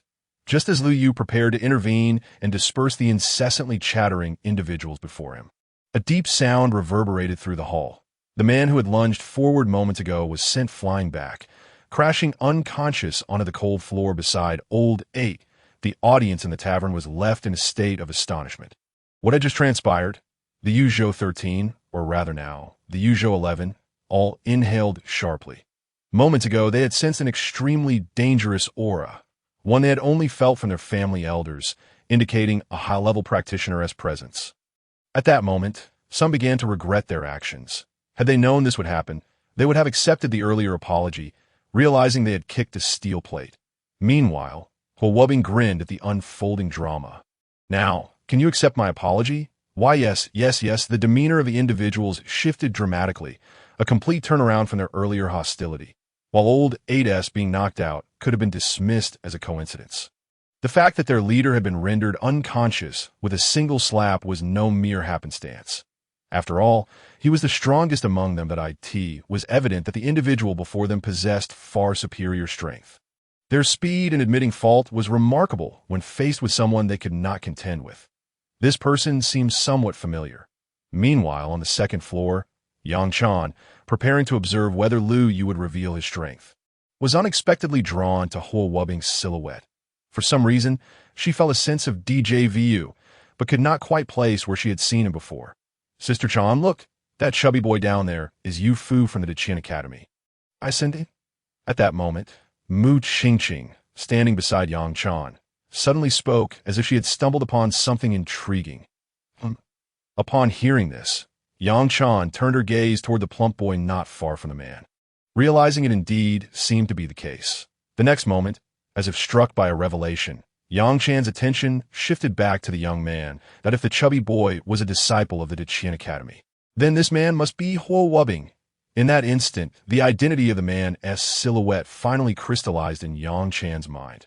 Last year, during the Zhengdao conference held by the Four Saints Palace, the Deqian Academy had also participated.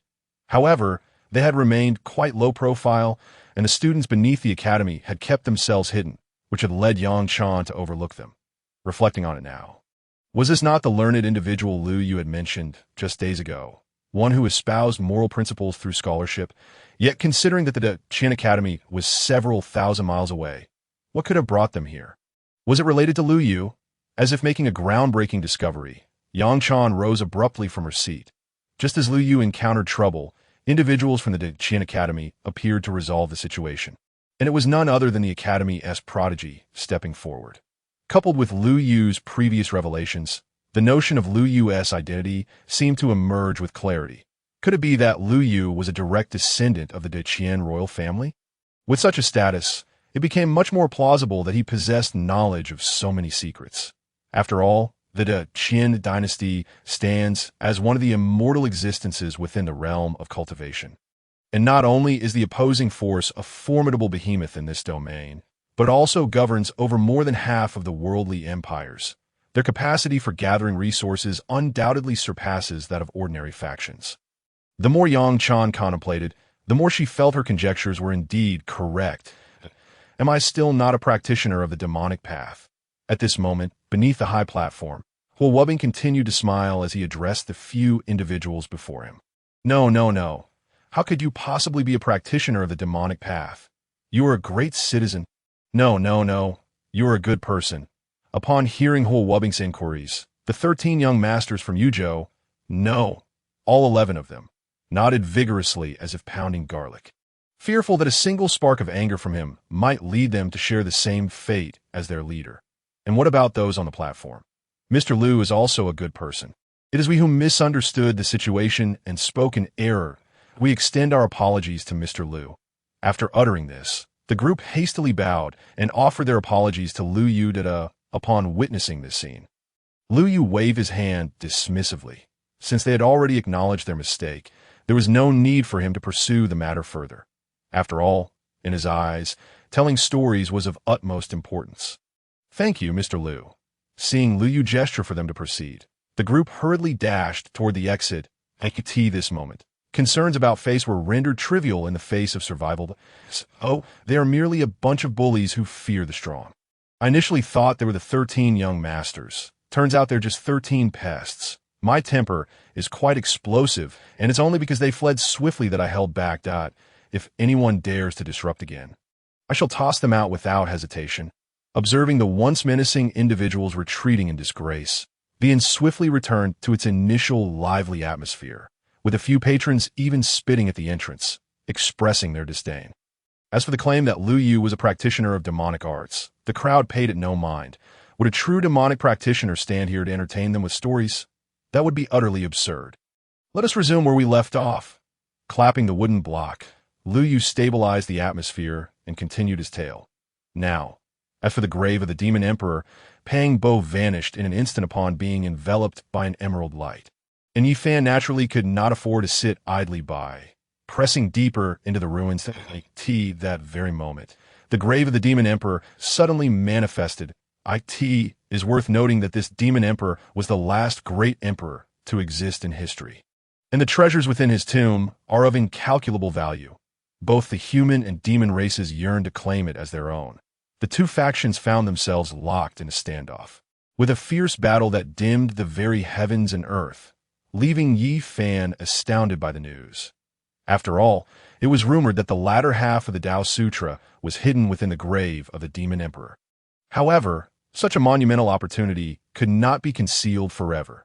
While Lingshu Dantian might be considered a powerful entity here, it barely ranked among the vast cultivation world.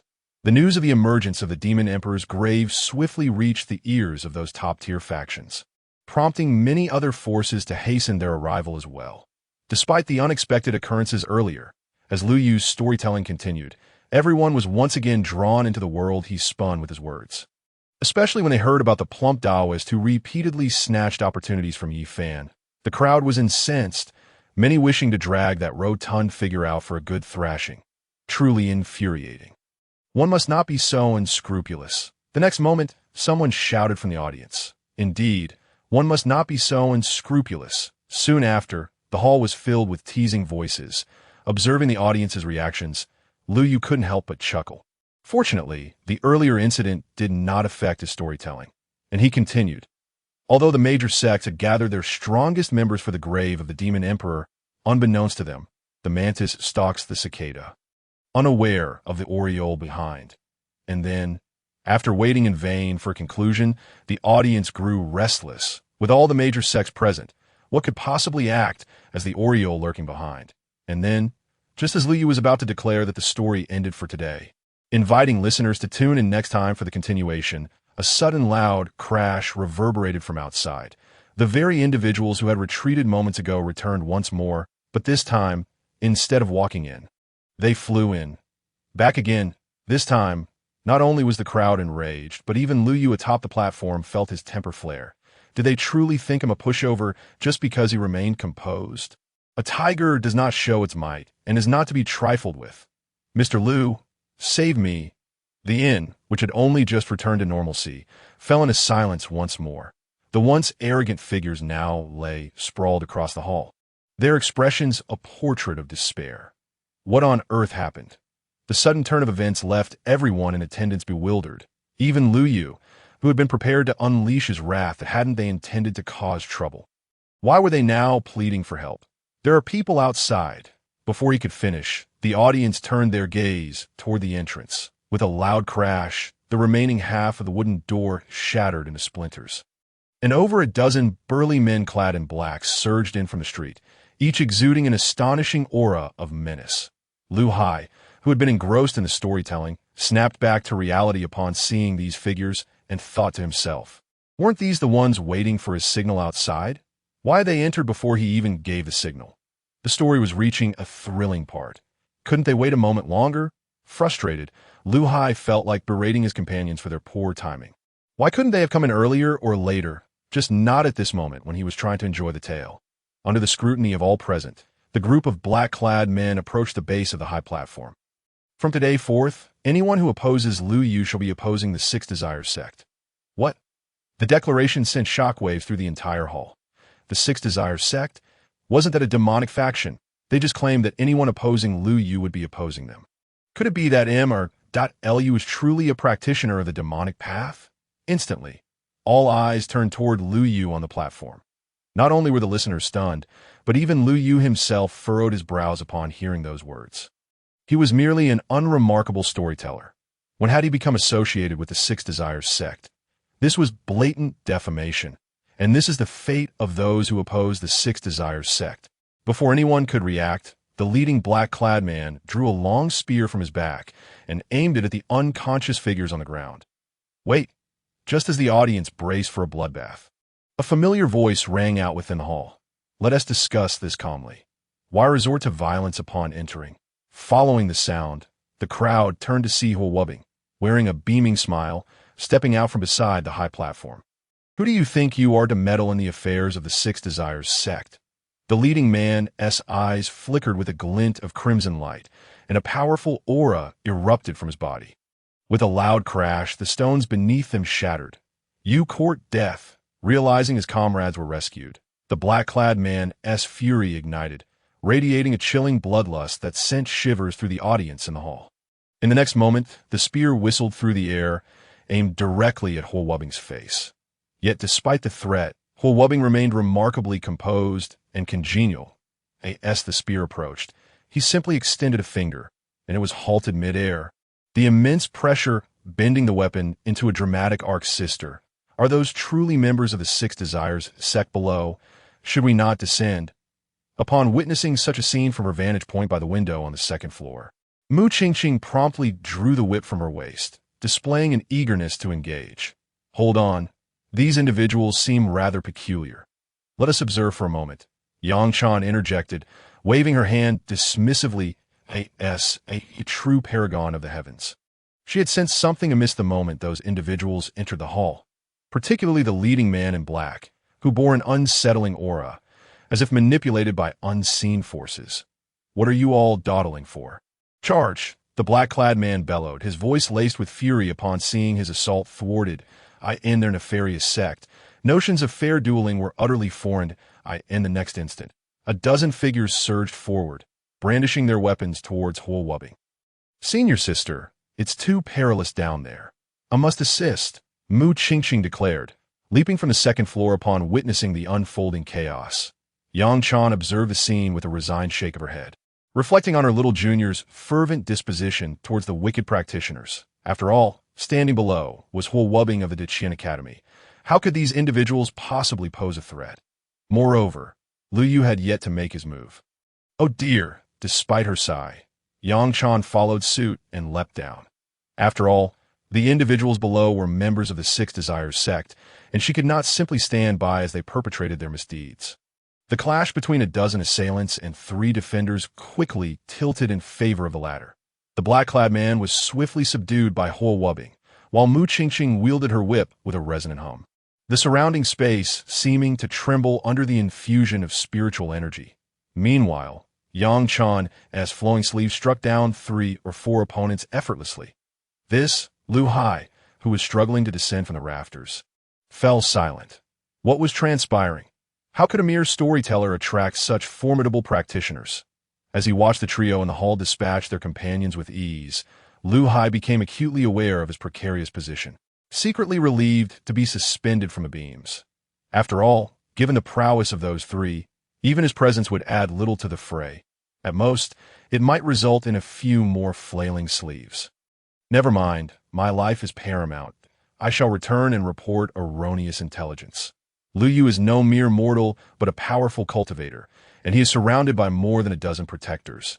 Yes, that will suffice. With this thought, Lu Hai cast his gaze upon Lu Yu atop the high platform.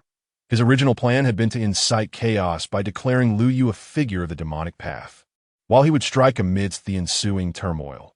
However, to attempt such a maneuver now would surely lead to his own demise at the hands of those 3. I merely wish to narrate my tales in peace. Lu Yu observed the chaos erupting in the hall, a hint of melancholy crossing his features. Did these disruptors not receive the memo? Why could they not allow him to continue his storytelling in tranquility? He was resolute in his reluctance to reveal his true capabilities as a genuine transmigrator. He understood that survival and gradual development were his true objectives. The brawling and bloodshed were the realm of brutish warriors. He, however, was a storyteller, fortunate that others had stepped in to resolve the predicament. Before long, the ruckus instigated by the self-proclaimed Six Desires sect was quashed, apart from the loss of 2 doors and a floor tile. The tavern remained largely unscathed. This unexpected turn of events relieved the audience, who had anticipated a grand battle. Of course, a few ardent listeners remained engrossed in the narrative, pondering the meaning behind Lu Yu's earlier remark about the mantis stalking the cicada while the oriole lay in wait. In the next moment, all eyes turned towards Lu Yu. Mr. Lu, do you truly have ties to the Six Desires sect? Someone from the crowd could not contain their curiosity. Indeed, Mr. Lu, could you elucidate the events of today? Another chimed in. Pray tell, what is your true identity? With the first question posed, a flurry of inquiries erupted from the crowd. After all, this was perhaps their closest encounter with the realm of cultivation. Especially now that the troublemakers have been subdued, that I am but an ordinary storyteller. Lu Yu replied with a smile, gradually gathering his belongings from the table. Esteemed guests, it seems your enthusiasm has waned. Thus, our tale shall conclude here. Learn of future events. Please await the next installment. What? The crowd erupted in a cacophony of discontent, their reaction even more pronounced than during the earlier disturbances. Mr. Lu, that was far too swift. I feel as though I grasped something, yet simultaneously nothing at all. So abrupt. Their lamentations echoed through the tavern, yet despite their disappointment, the audience had come to understand Lu Yu's temperament. When he declared the next installment, it meant he would reveal not further. With a series of sighs, the crowd began to disperse, exiting the establishment in muted discontent. Thank you for your timely intervention. Lu Yu expressed his gratitude to Huo Wubing and Yang Chan as he descended from the high platform. No need for such formalities, Mr. Lu. We cultivators cannot stand idly by in the face of injustice. Huo Wubing replied hastily, though inwardly he wished Lu Yu would continue his narrative, as it was undeniably more captivating than the lectures at the academy. Had it not been for his exemplary upbringing, Huo Wubing might have impulsively kidnapped Lu Yu to regale him with stories thrice daily. Yang Chan and Mu Qingqing responded with smiles, assuring him it was no trouble. Yang Chan, in particular, felt she had unraveled Lu Yu's true identity. He was undoubtedly connected to the imperial lineage of the Qian dynasty, perhaps even a member of the current royal family. Meanwhile, Lu Hai, dangling from the rafters, wore a face of sheer panic, not due to the failure of his mission below, but because he found himself inexplicably unable to free himself from the rope binding him. As a cultivator, he could easily snap even the stoutest of ropes with a mere thought. Yet he dared not call for help, lest he attract the attention of those who had so effortlessly dispatched his companions. After a brief exchange, Lu Yu bid farewell to the others and returned to his courtyard. while Yang Chan and Mu Qingqing escorted the subdued individuals from the tavern. "I'm sorry, brothers. I'm powerless to alter your fate." Lu Hai mused silently as he watched his comrades being led away. In the next moment, the rope binding him suddenly snapped, landing at Huo Wubing's feet. Realizing the implications of this turn of events, Lu Hai understood all too well what had transpired. "You need not press me for answers. I will divulge everything." In the secluded courtyard at the rear of the tavern, as Lu Yu closed the door, a familiar voice echoed within his mind. "Ding! Congratulations, host, for earning 23,000 storytelling points. Ding! Due to your outstanding performance, you have received the title Unflappable, along with one intermediate lottery card." Hearing the system's rewards, Lu Yu felt a surge of excitement. He had not anticipated such a bounty from today's unexpected storytelling events, not only in points, but also in securing an intermediate lottery card, far beyond his expectations. His earlier worries dissipated, replaced by elation. After partaking in a thorough, cleansing ritual, for he believed that ceremony was essential for the lottery, Lu Yu contemplated his current total of 38,000 storytelling points, sufficient to redeem 3 intermediate lottery cards. With the additional reward of 1 card for his title, he found himself with 4 cards in total. With this thought, Lu Yu eagerly clicked to redeem. "Would you like to exchange for 3 intermediate lottery cards?" "Yes." As he gazed at the prompt displayed on the system, Lu Yu resolutely clicked on it without hesitation. With a whoosh, 4 golden cards materialized before him out of thin air. The scope of this lottery was set to the world beyond the sky. "Wishing you good fortune." As Lu Yu activated the draw, the 4 golden cards began to rotate gracefully. "Congratulations to the host for obtaining character fragment. Jiang Wushu 3. Congratulations to the host for acquiring 3,000 pounds of. Congratulations to the host for securing the 3rd killing array of the upper realm. Congratulations to the host for obtaining the technique Crossing Tribulation Celestial Melody." As the system's voice rang out once more, Lu Yu's expression shifted from astonishment to exhilaration. Initially, he believed that the remarkable reward from his first lottery were due to a special first-time bonus, but he never expected that the second draw would yield equally impressive prizes. With the 3 fragments acquired this time, he had now gathered 5 character fragments. Just 2 more draws would enable him to summon Jiang Wushu. Lu Yu held a deep reverence for the divine figure clad in white. Jiang Wushu. The Crossing Tribulation Celestial Melody was a formidable offensive technique, rumored to summon heavenly lightning to strike down foes. As for the 3rd killing array, it was said to be among the most powerful chaotic killing formations since the dawn of creation.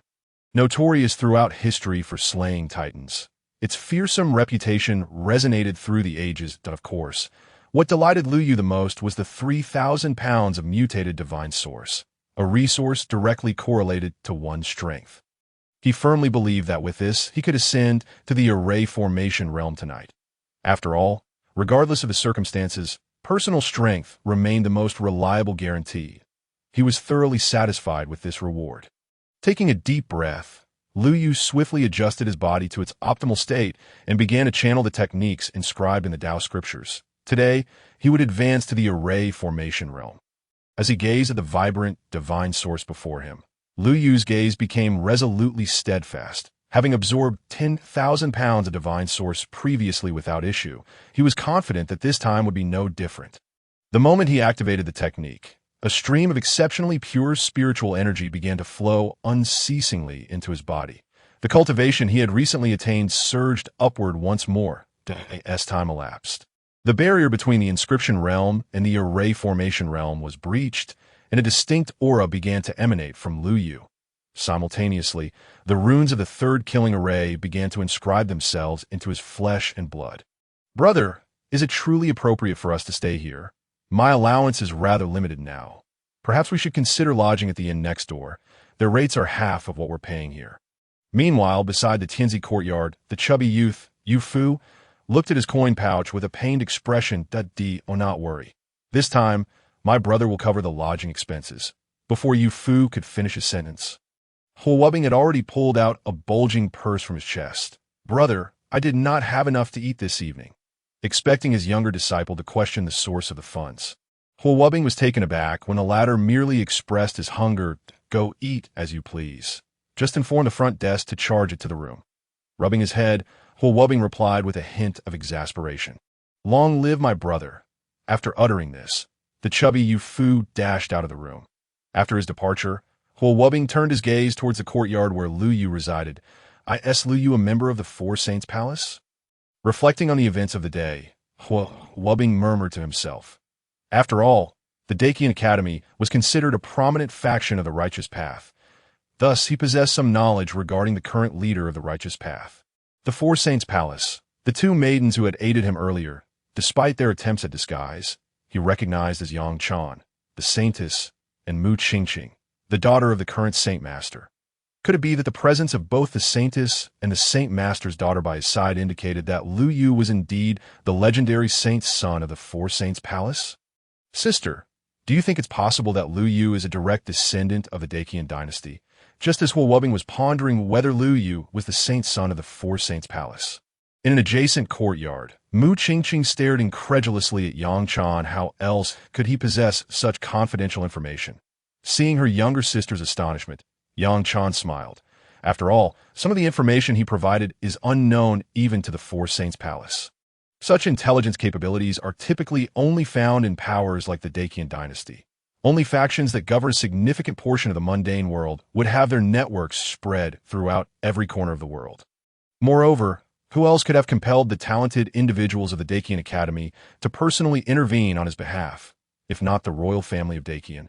Observing her still perplexed junior sister, Yang Chan continued, discussing Wubbing's appearance earlier. This, upon hearing her words, Mu Qingqing fell into silence. Analyzing the situation, it indeed seemed that Lu Yu might be affiliated with the royal family of Dacian. Yet why would a member of the Dacian royal family come to a place like this to tell stories? The next moment, Mu Qingqing voiced her confusion. After all, the Dacian dynasty is a truly elite force within the cultivation world. Even in terms of heritage, they surpass us of the Four Saints Palace. If Lu Yu truly was a direct descendant of the Dacian dynasty, there would be no reason for him to engage in storytelling. Boom! Just as both parties were speculating whether Lu Yu was a hidden talent of the other faction, an immense surge of energy erupted from Lu Yu's courtyard. What? He has broken through to the array formation realm. In that instant, both Wubbing and Yang Chan turned their gazes towards Lu Yu's courtyard. Particularly Yang Chan, whose mouth fell agape in astonishment. While others might be unaware of the circumstances surrounding Lu Yu, she was fully aware that he had ascended from the mortal realm to the pinnacle of the inscription realm in just one night. Now, less than 3 days later, he had directly broken through to the array formation realm, and his cultivation continued to grow. Even a direct descendant of the Dacian royal family could not possibly possess such abnormal talent. Could it be? The next moment, Yang Chan suddenly considered a possibility. It was rumored that the Dacian dynasty possessed an exceptionally domineering technique known as the 8 Desolations and 6 Harmonies, unique and supreme divine skill. However, this technique had lost some of its essence during a chaotic period in the cultivation world, resulting in a flaw. Every time a practitioner reached a certain level of cultivation, they would need to disperse all their power and start anew, causing a day of cultivation to equate to a year for others that reach the highest realm required repeated cultivation. Given Lu Yu's current rate of progress, it seemed to align perfectly with this description. Was it possible that Lu Yu was actually one of those ancient beings within the Dacian dynasty? Contemplating this, Yang Chan murmured to herself, for the speed of his cultivation was indeed astonishing. Even a celestial being descending to the mortal realm should not possess such rapid advancement. As for why he chose to tell stories in this place, it was likely to experience the mortal realm and refine his mindset, which made everything fall into place. Thus, in Yang Chan's mind, Lu Yu's identity transformed from a member of the Dacian royal family to a profound cultivator of the Dacian dynasty. Meanwhile, atop the wall of Lu Yu's small courtyard, a figure clad in black stealth attire was cautiously making his way forward. In no time, he reached the rooftop of Lu Yu's room. The members of the Six Desires sect are truly unreliable. They couldn't even eliminate a mere storyteller, almost jeopardizing the master's affairs. In the darkness, a middle-aged man slowly leaped down from the rooftop, a silver glint flashing from his hand as he descended. A mere mortal dares to tarnish the master's name. Today, I shall make you regret your very existence. With this thought, the man in black charged into Lu Yu's room. However, unbeknownst to him, as he entered, several pairs of eyes had already locked onto him from both sides of the house. In fact, the moment he had climbed onto the roof, both Huo Wubbing and Yang Chan had already noticed his presence. After all, both were exceptionally rare talents of their generation, and a mere practitioner of the inscription realm could not possibly evade their notice. Was he attempting to assassinate Lu Yu? Upon witnessing a figure clad in black, brandishing a dagger as he burst into Lu Yu's chamber, both Huo Wubbing and Yang Chan were momentarily taken aback, each pondering the audacity of such an intrusion.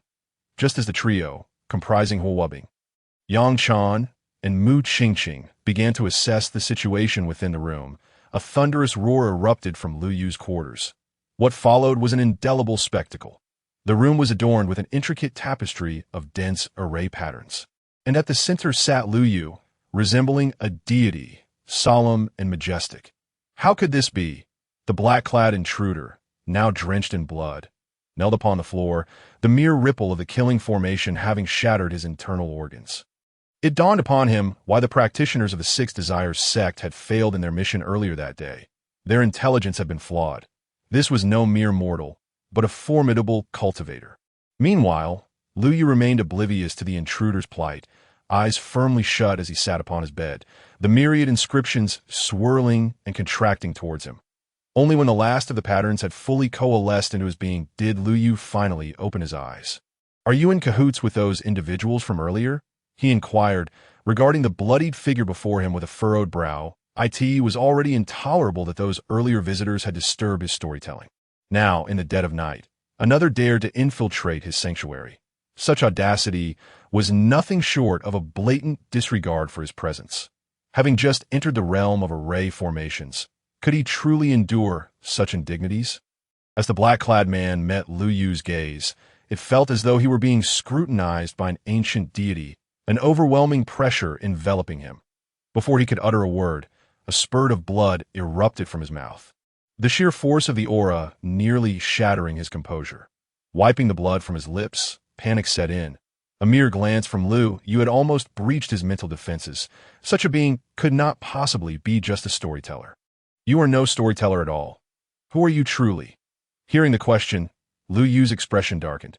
"You come to assassinate me, and yet do not even know who I am. Is that not a bit excessive?" With a resigned sigh, Lu Yu lamented his desire for a peaceful storytelling experience, pondering why it proved so elusive. In that moment, the black-clad man seized an opportunity. He bit his tongue, sending forth a stream of his vital blood. This act was not a desperate gamble against Lu Yu, but rather an attempt to awaken his full potential in a bid to escape. Flee. This singular thought consumed him, as nothing was more precious than his own life. Given Lu Yu's displayed prowess, not even his master, Wang Jiangling, could contend with such power. Upon witnessing the man's flight, Lu Yu scoffed, for he was a benevolent soul. Under ordinary circumstances, he might simply let the intruder escape. Yet, today, with his trump card laid bare, allowing the man to flee would jeopardize his facade as a humble storyteller. Not be in haste to leave. You have yet to answer my question. Are you indeed allied with those from earlier? In an instant, Lu Yu vanished, materializing directly behind the black-clad man. "I could claim to be your fervent admirer. Would you believe me?" The tremor in the man's voice betrayed his fear as he turned to face Lu Yu, who responded, "I believe you are lying." Third killing formation. In the darkness, Lu Yu's flesh radiated with light, a multitude of runes surging forth from his body, enveloping him in an armor that shimmered like celestial gold. The very fabric of space quivered, as if it could not withstand the pressure emanating from him. Gazing upon the black-clad man, Lu Yu slowly raised his right hand, an aura of cataclysmic might coalescing within his palm before erupting forth. The killing formation was established, sweeping through the air with a force capable of annihilation. The black-clad man, preoccupied with his escape, suddenly found himself besieged by an overwhelming pressure from all directions, struggling against this force. He turned, only to witness a blinding beam of light, akin to a pillar of heaven, hurtling toward him, warping the surrounding space in its wake. Boom! Before he could comprehend the unfolding catastrophe, the radiance pierced his very being. Soaring into the heavens beyond that, and under the onslaught of the third killing formation, the man could not even muster a final cry. Consciousness and corporeal form extinguished in an instant. The terrifying wave of energy did not dissipate upon his demise. Rather, it surged upward, vanishing into the vast, starlit night, the heavens. Its power is astonishing, Lu Yu exclaimed in disbelief, realizing that his intention to merely gauge the strength of the third killing formation had inadvertently unleashed such a cataclysmic display. Seizing the moment while the denizens of the city remained in bewilderment, Lu Yu swiftly turned and vanished into the void, keen to keep his involvement in the radiant spectacle concealed, cherishing his aspiration to remain an unassuming storyteller. Upon returning to his chamber, Lu Yu surveyed his own body, nodding in approval. The difference between his current state and that of having just entered the realm of array formations was staggering, particularly with the third killing formation inscribed within his flesh. Truly, it was a formidable force, yet it bore a considerable aftereffect. Having just ascended to the realm of formations, he felt an overwhelming fatigue, as if that one strike had drained him entirely. With that thought, Lu Yu yawned and collapsed on his beat. As for the identity of the black-clad man, he found himself largely indifferent, given his newfound strength. He felt confident in handling any further disruptions from such an adversary. For now, his priority was clear: sleep. Meanwhile, in the adjacent courtyard, Huo Wubing, Yang Chan, and Mu Qingqing stared in astonishment at the vanishing beam of light against the night sky. Was that truly a practitioner of the realm of formations? Though all hailed from prestigious lineages, they could not suppress their exclamations. The power radiating from that beam had far surpassed the expected capabilities of one merely entering the realm of formations. Let alone Lu Yu, who had just begun his journey. Even seasoned practitioners of the formation realm from their respective sects should not wield such might. It was evident that Mr.Lu was indeed a recluse of extraordinary caliber within the great Qian dynasty. After some time, Yang Chan drew a deep breath, gradually regaining her composure from the earlier shock.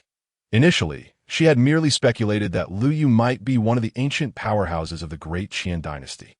However, the events of the day had solidified her belief. Recalling the earlier beam of light, she broke into a cold sweat, realizing she had no strategy to counter such a force, despite her position as the Holy Maiden of the Four Saints Palace. Junior Sister Mu, you must return to the sect and deliver this letter to the Patriarch. I trust he will comprehend the situation. Moments later, Yang Chan emerged from her dwelling, a missive inscribed with secretive glyphs in her grasp. Was that truly the saint's son of the Four Saints Palace?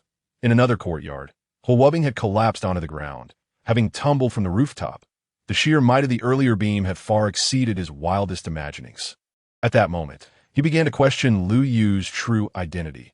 Were someone to claim that Lu Yu was a disguised saint of the Four Saints Palace, he would readily believe it. After all, if the concealed saint of the Four Saints Palace possessed such power, then those hailed as prodigies by their respective factions would appear laughable in comparison. Should Lu Yu continue to grow, the Four Saints Palace might transcend its role as merely a leader of the righteous path. Contemplating the situation, Huo Wubing resolved to inform the scholars of his own academy. After all, Lu Yu is indeed extraordinarily powerful, almost beyond comprehension. In the next moment, a majestic aura materialized out of thin air, enveloping him completely. Then a gentle breeze swept through, and Huo Wubing vanished from the courtyard in an instant. The following day, the sky was clear and bright. Perhaps due to Lu Yu's astonishing feat of splitting the heavens the day before, the sky appeared more radiant than ever. Many people, upon stepping onto the streets early in the morning, overheard vigorous debates among those nearby. Did you see the strange phenomenon that occurred in the city center last night? Of course, I was in the restroom at the time, and suddenly everything brightened. I thought the sun had risen. That wasn't just a celestial anomaly. I heard it was a peerless master battling in our Chang'an city. A peerless master? Is that true? Would someone of such caliber come to our humble abode? It must be true that a friend of mine returned late from a brothel and saw two figures in the sky, followed by that beam of light. Indeed, my friend also noticed it when he returned from the gambling den. Soon, the streets were filled with speculations regarding the extraordinary light from the previous night. Do you think this incident could be related to Mr. Lu? After all, he had quite a few cultivators seeking trouble with him yesterday. In the next instant, someone in the crowd made this remark, and the buzz of conversation abruptly ceased. How could that be? Didn't M.R.L.U. say he was just an ordinary storyteller? Yes, yes. If M.R.L.U. were as formidable as the characters in his tales, perhaps it would be plausible. But clearly, that's not the case. It was the audience below who dealt with those troublemakers. Moments later, the street erupted into discussion once more, but most remained skeptical that the light from the previous night had anything to do with Lu Yu. After all, if Lu Yu were truly that powerful, those ruffians would not have been led away by others. Why are we speculating? Let's just go to the tavern and ask him directly. Yes, let us go inquire of Mr. Lu. Precisely, let us pay M.R.L.U. a surprise visit. Amidst the crowd, someone shouted, and in the next moment, they surged toward the tavern. Suddenly awakened from his slumber by a series of knocks, Lu Yu rubbed his eyes. Mr. Lu, we humbly request your presence. The proprietor wishes to see you. With the knocking ceased, a tavern attendant's voice called from outside the small courtyard. All right, I'll be right there, Lu Yu replied as he sprang from his bed. After all, it was the tavern proprietor who had initially helped him survive upon his arrival in this world, including permitting him to tell stories within the tavern. Now that his cultivation had reached the formation stage, even if the proprietor did not seek him out, he was eager to find him. With a creak, the small wooden door opened, revealing a young servant in a green tunic waiting respectfully for Lu Yu. Mr. Lu, please follow me. Upon seeing Lu Yu emerge, the servant spoke with utmost reverence, as he had been instructed by the proprietor to treat Lu Yu with great respect. Moreover, the servant was also one of Lu Yu's storytelling admirers. Thus, even without the proprietor's directive, he would have shown him great deference. Mr. Lu, our proprietor is awaiting you inside. The servant whispered as they navigated through the tavern's winding corridors to a secluded courtyard. Mr. Lu, you haven't had breakfast yet, have you? As Lu Yu stepped through the door, he heard the proprietor's voice. What do you mean, Mr. Lu? Old Wu, did you summon me so early just to tease me? Seeing the table laden with a plethora of breakfast dishes, Lu Yu wasted no time and seated himself upon a stone bench. Why, has M.R.L.U. become too famous for me to summon you? Old Wu chuckled. Old Wu, don't say that. If it weren't for your initial kindness in providing me with food and a place to tell stories, I might still be begging on the streets. Hearing the proprietor's light-hearted banter, Lu Yu responded with a smile, clearly indicating their deep camaraderie. With your knowledge, you would hardly find yourself begging anywhere. Now, enough jesting. Eat up. This morning's fare is all your favorites. Old Wu, upon hearing Lu Yu's response, jovially patted his shoulder. Truth be told, a month prior, the tavern's decision to allow Lu Yu to dine and drink for free while providing him a storytelling platform was purely an act of kindness from Old Wu. No one anticipated that the once destitute youth, unable to spare a single coin, would become the tavern's cash cow within a mere month. Now, 90% of the tavern's profit stemmed from Lu Yu's burgeoning fame. Old Wu, don't let it just be me eating. You should join in as well. This rice wine duck is exquisite, and you made it yourself, didn't you? The sweet and sour meatballs are delightful. And you've certainly mastered the white-cut chicken. Having awakened hungry, Lu Yu felt no need for formality, particularly since Old Wu was no stranger to him, and he began to eat heartily. Take your time. If you need more, the kitchen has plenty, Old Wu remarked, grinning at the sight of Lu Yu devouring his meal. In no time, the table was cleared of its dishes, and Lu Yu let out a satisfied burp. Old Wu, I have something to discuss with you. Little Lu, I have something to tell you too. In the next moment, both seated in the courtyard spoke in unison. They exchanged glances and shared a laugh. Old Wu, you are the elder. Please go ahead. Without waiting for Old Wu to speak, Lu Yu stood up and said, How long have you been storytelling in the tavern? Seeing Lu Yu's eagerness, Old Wu wasted no time and directly inquired. About a month, I suppose. Upon hearing this, Lu Yu answered succinctly that, in just a month, you've truly impressed me. The tavern's business has multiplied several times because of you. However, our tavern is ultimately too small. Lu Yu paused at Old Wu's statement. The tavern is too small? What does that mean? Is he planning to evict me for failing to pay rent? Old Wu, you're not thinking of kicking me out, are you? Kicking you out? Old Wu was equally perplexed. When did I ever say I want to kick you out? Then what do you mean by saying the tavern is too small? I meant that our tavern space is limited. I want to purchase a larger one. This way, you can tell stories in a new tavern, and your audience 1T have to be so cramped that I wanted to know your thoughts on this. Realizing Lu Yu had misunderstood his intentions, Old Wu quickly clarified, embarrassed by the confusion. Of course, I agree. The moment Old Wu finished speaking, Lu Yu clapped his hands in delight. In truth, even if Old Wu hadn't mentioned it today, Lu Yu had intended to bring it up soon.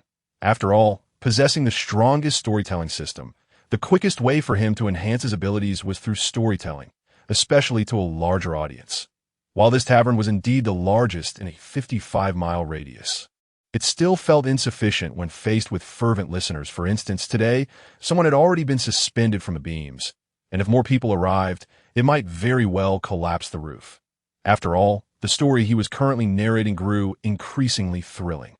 Soon, Yi Fan would embark on an ancient path, sweeping through all challenges, leaving behind an indelible mark of his might. The ancient clans would awaken, and the clash of imperial weapons could obliterate entire continents. Not to mention the awe-inspiring, ruthless emperor who sought not immortality but awaited a reunion in the cycle of reincarnation. At that point, it wouldn't just be the roof that needed raising. Even demolishing the tavern's front and back might not accommodate the throngs of listeners. Old Wu, your foresight is truly remarkable. No wonder you've amassed such wealth. Please let me know how I can assist in this endeavor. At the next moment, Lu Yu, with a serious expression, remarked that after breaking through to the array realm yesterday, he still had a substantial amount of divine essence left. If this were to be sold on the market, it would undoubtedly fetch an exorbitant price. As for my foresight, if I do not establish a new tavern soon, I fear my modest establishment may be dismantled by the fervent fans of storytelling outside. By the way, do you have something to say? You're not thinking of flying solo now, are you? Upon hearing Lu Yu's words, Old Wu scratched his nose and replied. After all, he had witnessed the grand scene of the storytelling event yesterday, which was nothing short of spectacular, filled with the sound of drums and firecrackers, vibrant flags fluttering, and a sea of people so dense that he had to squeeze beneath the table.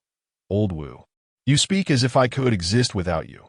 Rest assured, I have no intention of going anywhere. Lu responded with a smile, having long regarded Old Wu as family through their month of interaction.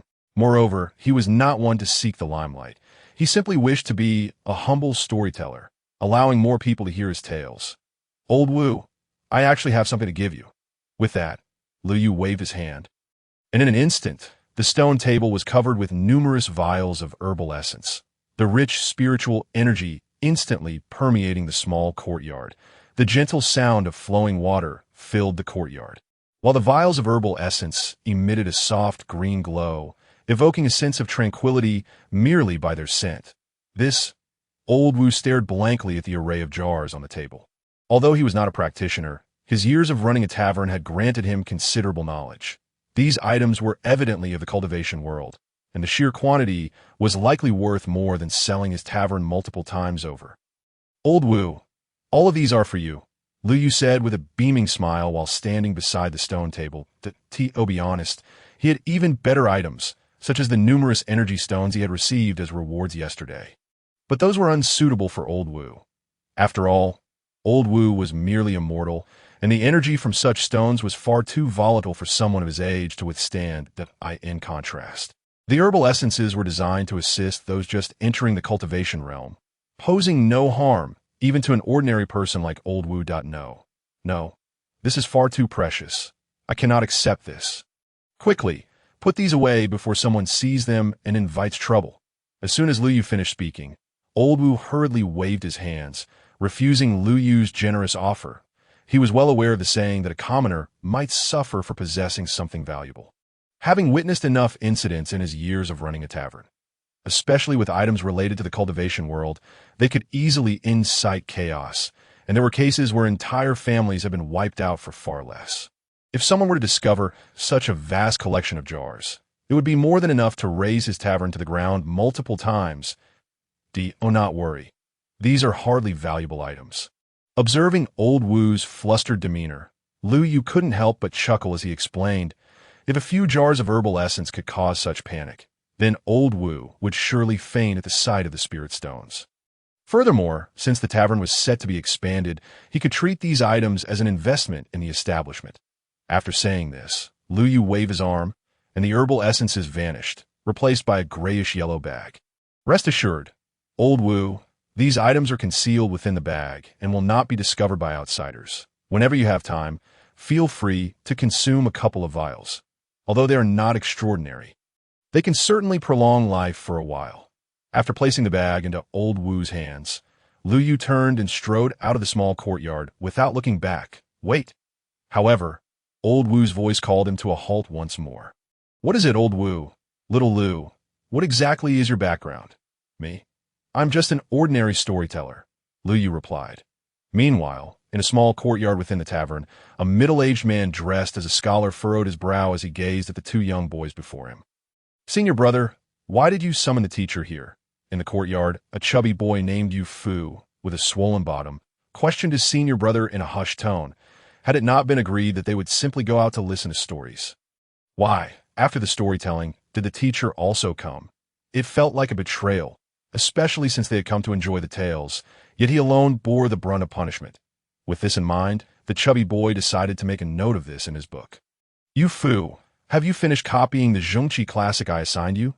Just as Yu Fu awaited his senior brother's response, the voice of the academy's teacher interrupted. Replying to the teacher, I have completed the copying. After a moment of silence, Yu Fu took a deep breath and replied, grateful that he had overindulged last night and could not sleep, prompting him to copy the Zhongqi classic 10 times overnight. Otherwise, the consequences would have been unimaginable. Very well. Now go and write it 10 more times. Huh. Yu Fu, who thought he'd escape punishment, froze in place upon hearing this point 10 more times. Do you have an objection to this decision? Replying to the teacher, I have no objections. Although he verbally stated he had no objections, Yu Fu felt tears welling up inside. Had he known, he would have claimed he hadn't completed it just moments ago, thus inviting his own misfortune. With that thought, Yu Fu shot a resentful glance at his senior brother before trudging back toward the room. Teacher. After Yu Fu departed, Wubbing grew anxious. He had not anticipated that after recounting the events of yesterday, the teacher would come personally. Had he known it would turn out this way, he would have waited a couple of days before speaking up. I asked that Lu Yu residing next door, glancing at his troublesome disciple. Jiang Yulu, the teacher of the Dakian Academy, spoke with a hint of resignation. Indeed, teacher, he lives next door, although it seems he has gone out. Upon hearing Jiang Yulu's words, Wubbing nodded vigorously, fearing that his teacher would turn his ire toward him as well. After all, he had been subjected to enough punishment in his youth. At this age, enduring another beating would be utterly embarrassing. You mentioned he has connections with the Four Saints Palace? Yes, teacher. The saintess of the Four Saints Palace, as well as the current saint's daughter, resides next door to Lu Yu.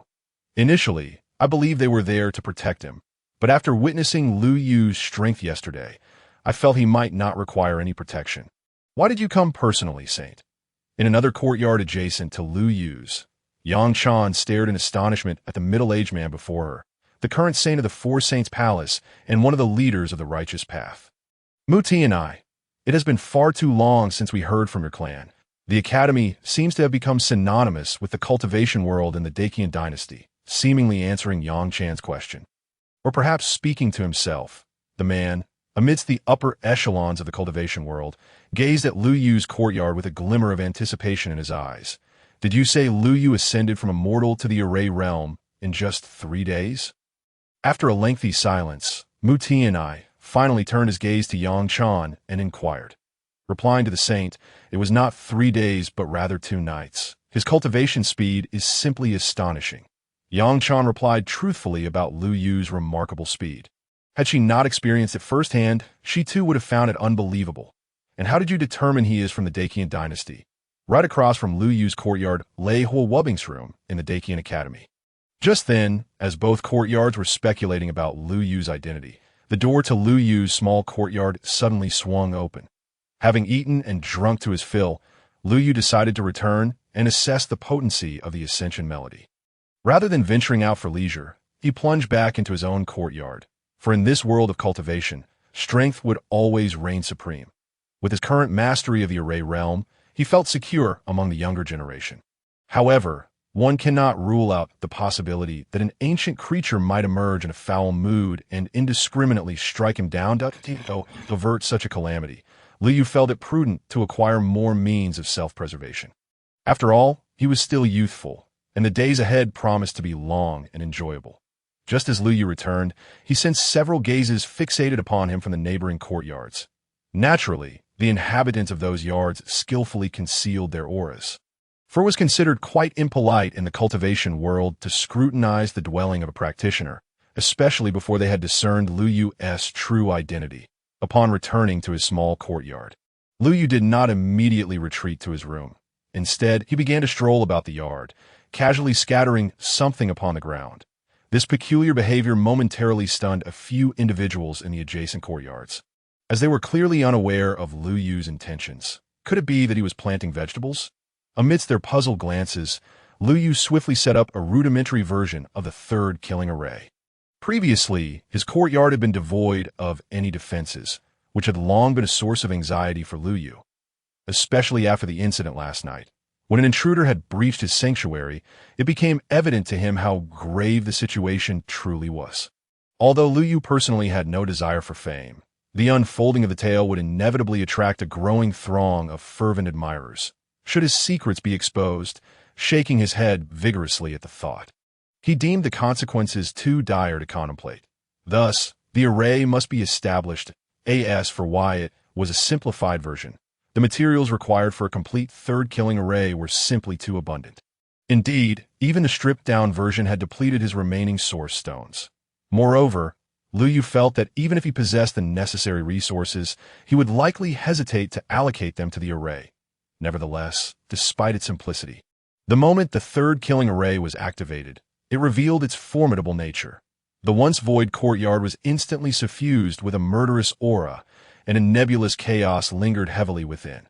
This sudden transformation caused the leaders of the four holy palace and the great Qian Academy, who were in the neighboring courtyard, to narrow their eyes at that very moment. Upon witnessing the formation of the array, they seemed to glimpse an ancient battlefield, where a chilling and terrifying killing intent surged toward the heavens. This reinforced their conviction that Liyu's identity was anything but ordinary. Had he sensed their presence?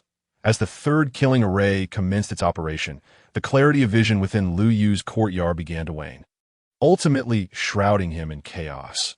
Observing this shift, the acting master of the great Qian Academy and the contemporary leader of the four holy palace furrowed their brows, realizing that matters were likely more intricate than they had initially perceived. Meanwhile, within his chamber, Liu remained oblivious to the fact that two ancient beings had begun to fixate upon him. He was simply aware that his safety had gained an additional layer of assurance. Although this simplified version of the third killing array would require the replenishment of source stones to maintain its operation after a while, he calculated that it would be entirely feasible based on his current progress in storytelling. If possible, Liu even contemplated establishing a grand array at the new tavern that Old Wu was preparing to build, ready to eliminate any troublemakers like the ones from yesterday. After all, he simply wished to avoid trouble, not out of fear, though such thoughts were for another time. For now, Liu turned his gaze toward the book titled Transcending Tribulation, Celestial Melody within the system space. Would you like to learn the Transcending Tribulation Celestial Melody? Learning, without hesitation, Liu clicked to learn. For the more techniques one possessed, the better. Had it not been for the excessive energy expended in inscribing the third killing array into his very flesh the previous night, he would not have waited until now. Buzz, upon clicking to learn, a powerful wave of energy surged into his mind, accompanied by the esoteric contents of the Transcending Tribulation Celestial Melody. Unlike the Tao Sutras, 9-character formula, and source heavenly book he had studied before, this melody seemed far more ingenious. Though it appeared simple, it encompassed countless transformations, and beneath the divine sounds of the great Tao lay the ability to perceive the essence of all things. Unbeknownst to him, Liu sat in meditation for an indeterminate length of time. When he finally reopened his eyes, the night had long since fallen. Gurgle, his stomach protested once more. After all, he was still only at the array establishment stage and had not yet reached the state of being unbothered by earthly sustenance. Coupled with the fact that cultivating techniques was exceedingly draining, Lu Yu promptly rose and made his way outside the courtyard. Out he comes, the moment Lu Yu opened the door to his small courtyard. The individuals in the adjacent yards immediately sensed his presence. Should this incident reach the cultivation world, it would undoubtedly stir a considerable uproar. After all, who were Mu Tianai and Jian Yulo? They were among the elite few at the pinnacle of the cultivation realm. Not to mention the formidable forces backing them, such as the Four Holy Palace and the Great Qian Academy. The fact that high-ranking members of these top-tier forces would wait all day in a courtyard for a mere storyteller was something that likely wouldn't even be penned in the most fantastical of tales. Squeak. After a considerable amount of time had passed since Lu Yu's departure, the doors of the two courtyards slowly creaked open. When the two individuals who emerged simultaneously laid eyes upon one another, they were momentarily taken aback. Greetings, sect leader Mu. What a surprise to see you here, Mr. Jiang. I truly did not expect to encounter you in this place. The next moment, they both began to engage in conversation, smiling through the awkwardness. After all, as long as they remained unembarrassed, the awkwardness lay with the other. Neither had anticipated meeting in such a setting. Beyond the uncomfortable silence, both arrived at a similar conclusion. Lu Yu's identity was undoubtedly extraordinary. At that moment, both felt fortunate that they had come in person.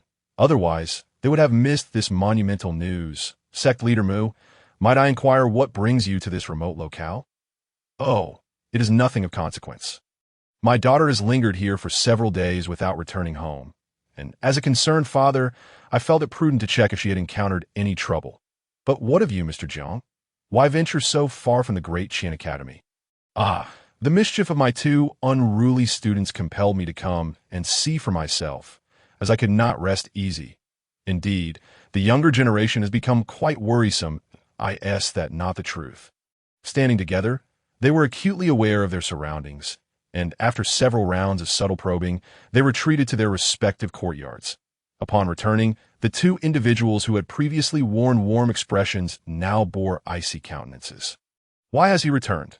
The next moment, both courtyards echoed in unison with this question. Father, why are you back? Seeing Mu Tianai return, Mu Qingqing emerged from her room, her face a mask of confusion. She recalled that her father had left with a cheerful demeanor. How could he return so dejected? Could it be that he lost track of Mr. Lu? It's nothing, just an unexpected turn of events. Upon hearing his daughter's inquiry, Mu Tianai sighed, opting not to elaborate on the matter. After all, discussing it with his daughter would serve no purpose. Did you truly lose him? Her father's response only confirmed Mu Qingqing's earlier suspicions. If even her father could not keep up with Mr.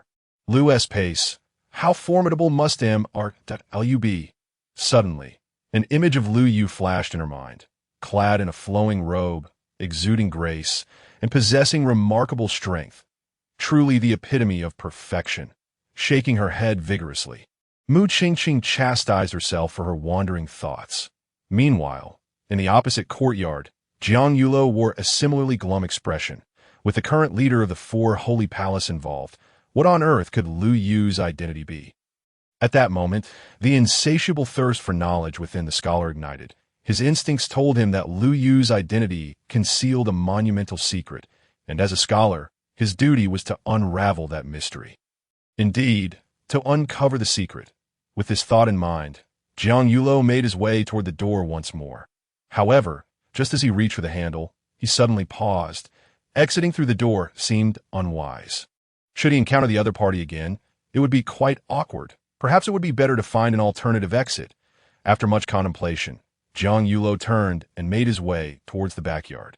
The night was dark and the wind howled, when suddenly a shadow swiftly leaped over the wall, landing gracefully on the ground. But a similar scene unfolded in another courtyard. Fortunately, the two courtyards were not adjacent. Had they been so, the two individuals who had scaled the wall might have encountered each other again, and it is difficult to imagine the expressions that would have graced their faces. Meanwhile, not far from the tavern, on a bustling street, Lu Yu, slightly disguised, was indulging in a delightful feast. Apart from storytelling and cultivation, this was one of the few pleasures he relished in this world. After all, how could he forget his passion for food, being a glutton in his previous life?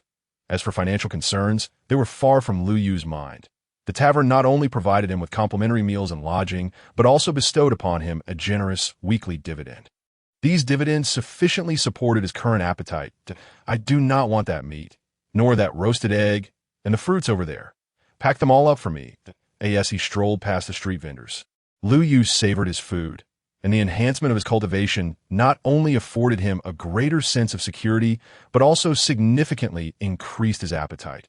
Where he once struggled to finish a few meals, he now found himself exploring the second street. After meandering through 2 streets and feasting for nearly 3 hours, Lu Yu finally let out a satisfied burp.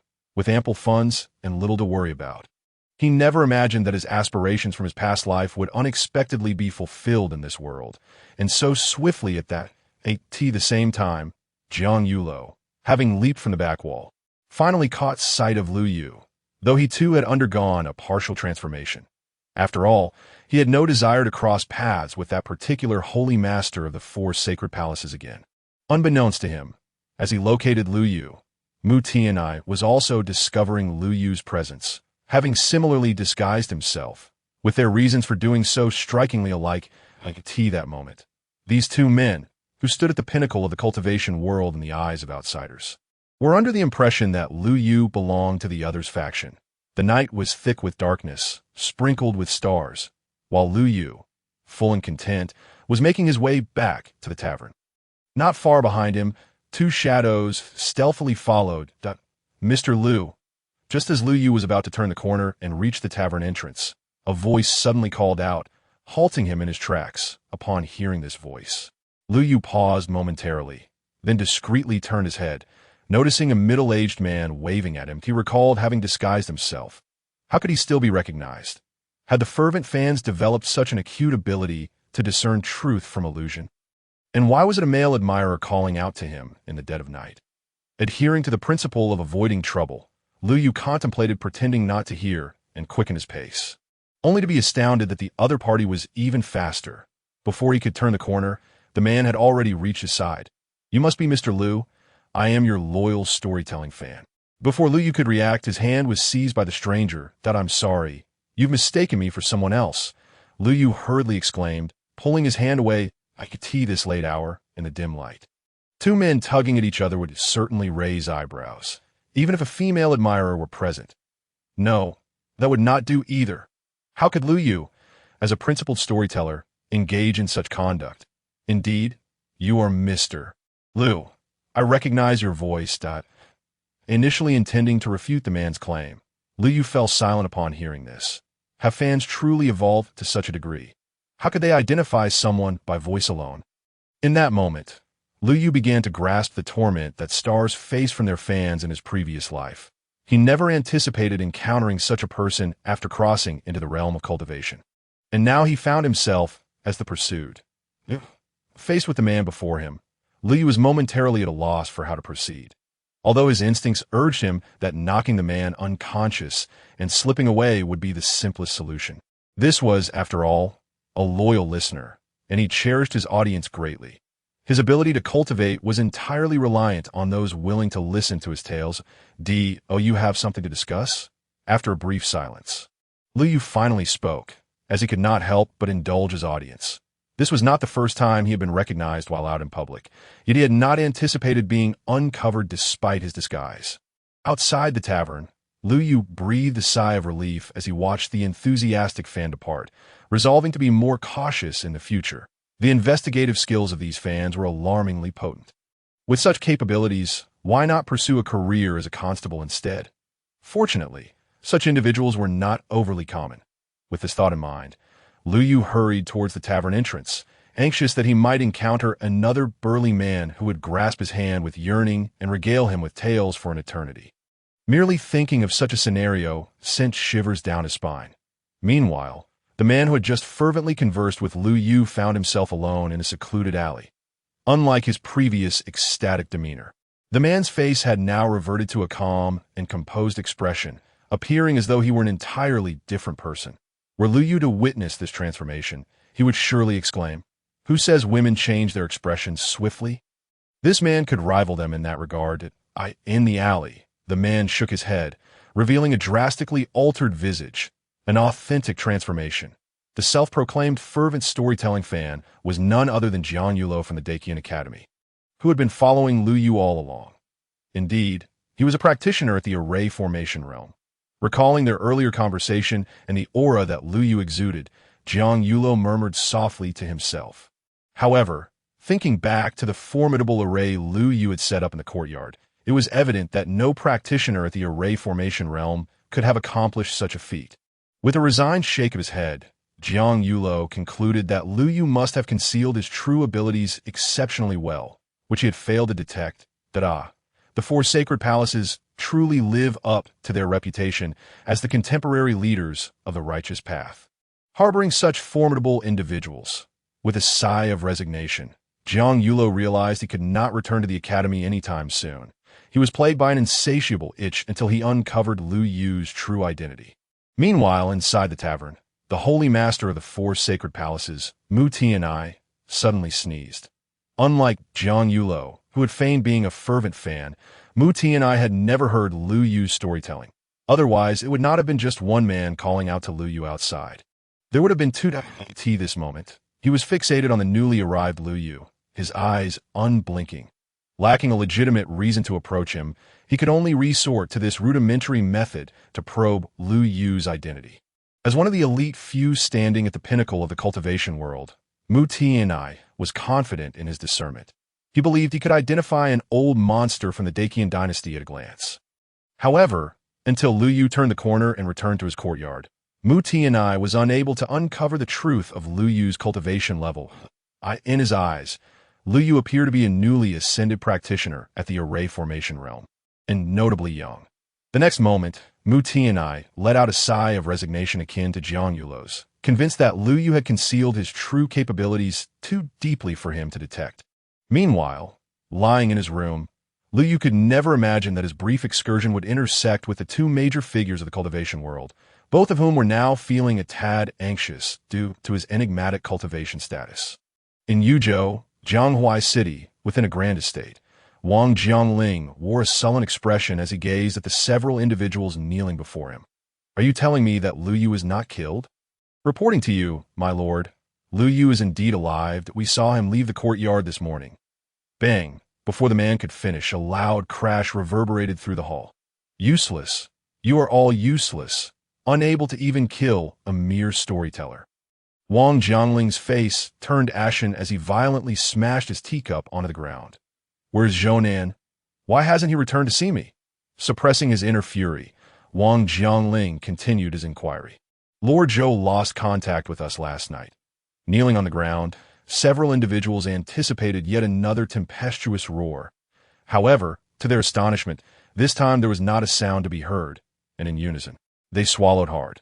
After all, sometimes silence can be far more terrifying than a scream, especially when it comes to their master, a.s. death servants. They were acutely aware of the nature of Wang Jiangling.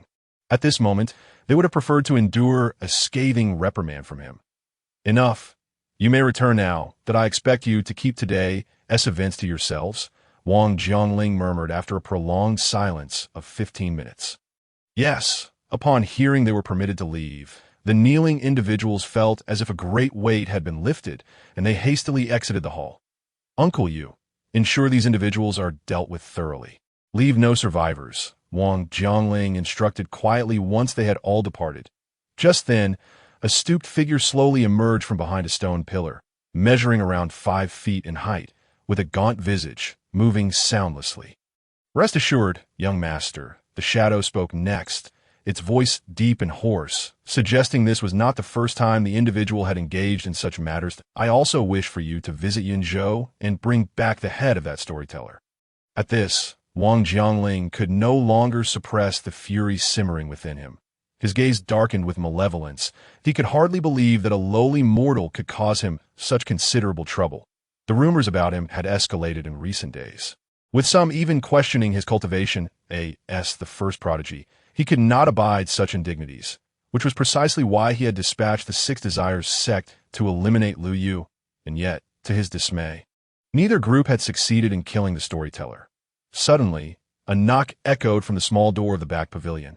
Upon hearing this sound, Wang Jiangling turned his attention to his old servant, saying, "Uncle you may leave now." "Yes." The elder nodded and, in a swift motion, vanished like a wraith from the room. "Come in." Wang Jiangling beckoned, and in an instant, a man clad in a blood-red cloak appeared before him. "Did I not explicitly instruct you to refrain from showing your face here?" Wang Jiangling's expression turned icy as he regarded Nangong. "Do not worry. No one will know of my presence here." "Your subordinates have failed," the latter replied, maintaining a semblance of ease.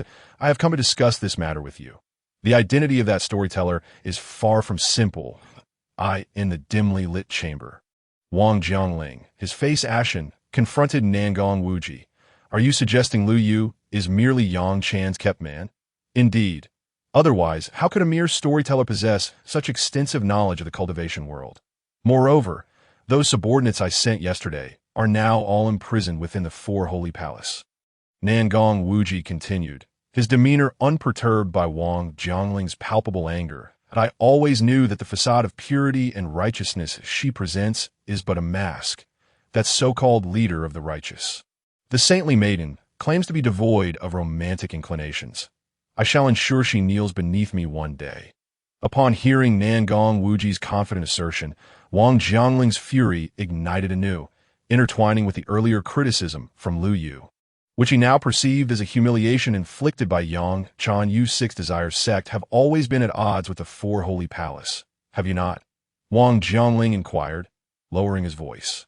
"Wang Jiangling, do you truly believe us to be your mere pawns?" Nangong Wuji's expression shifted, the previous mirth evaporating, replaced by a frigid demeanor that chilled the air in the chamber. "But I would not dare."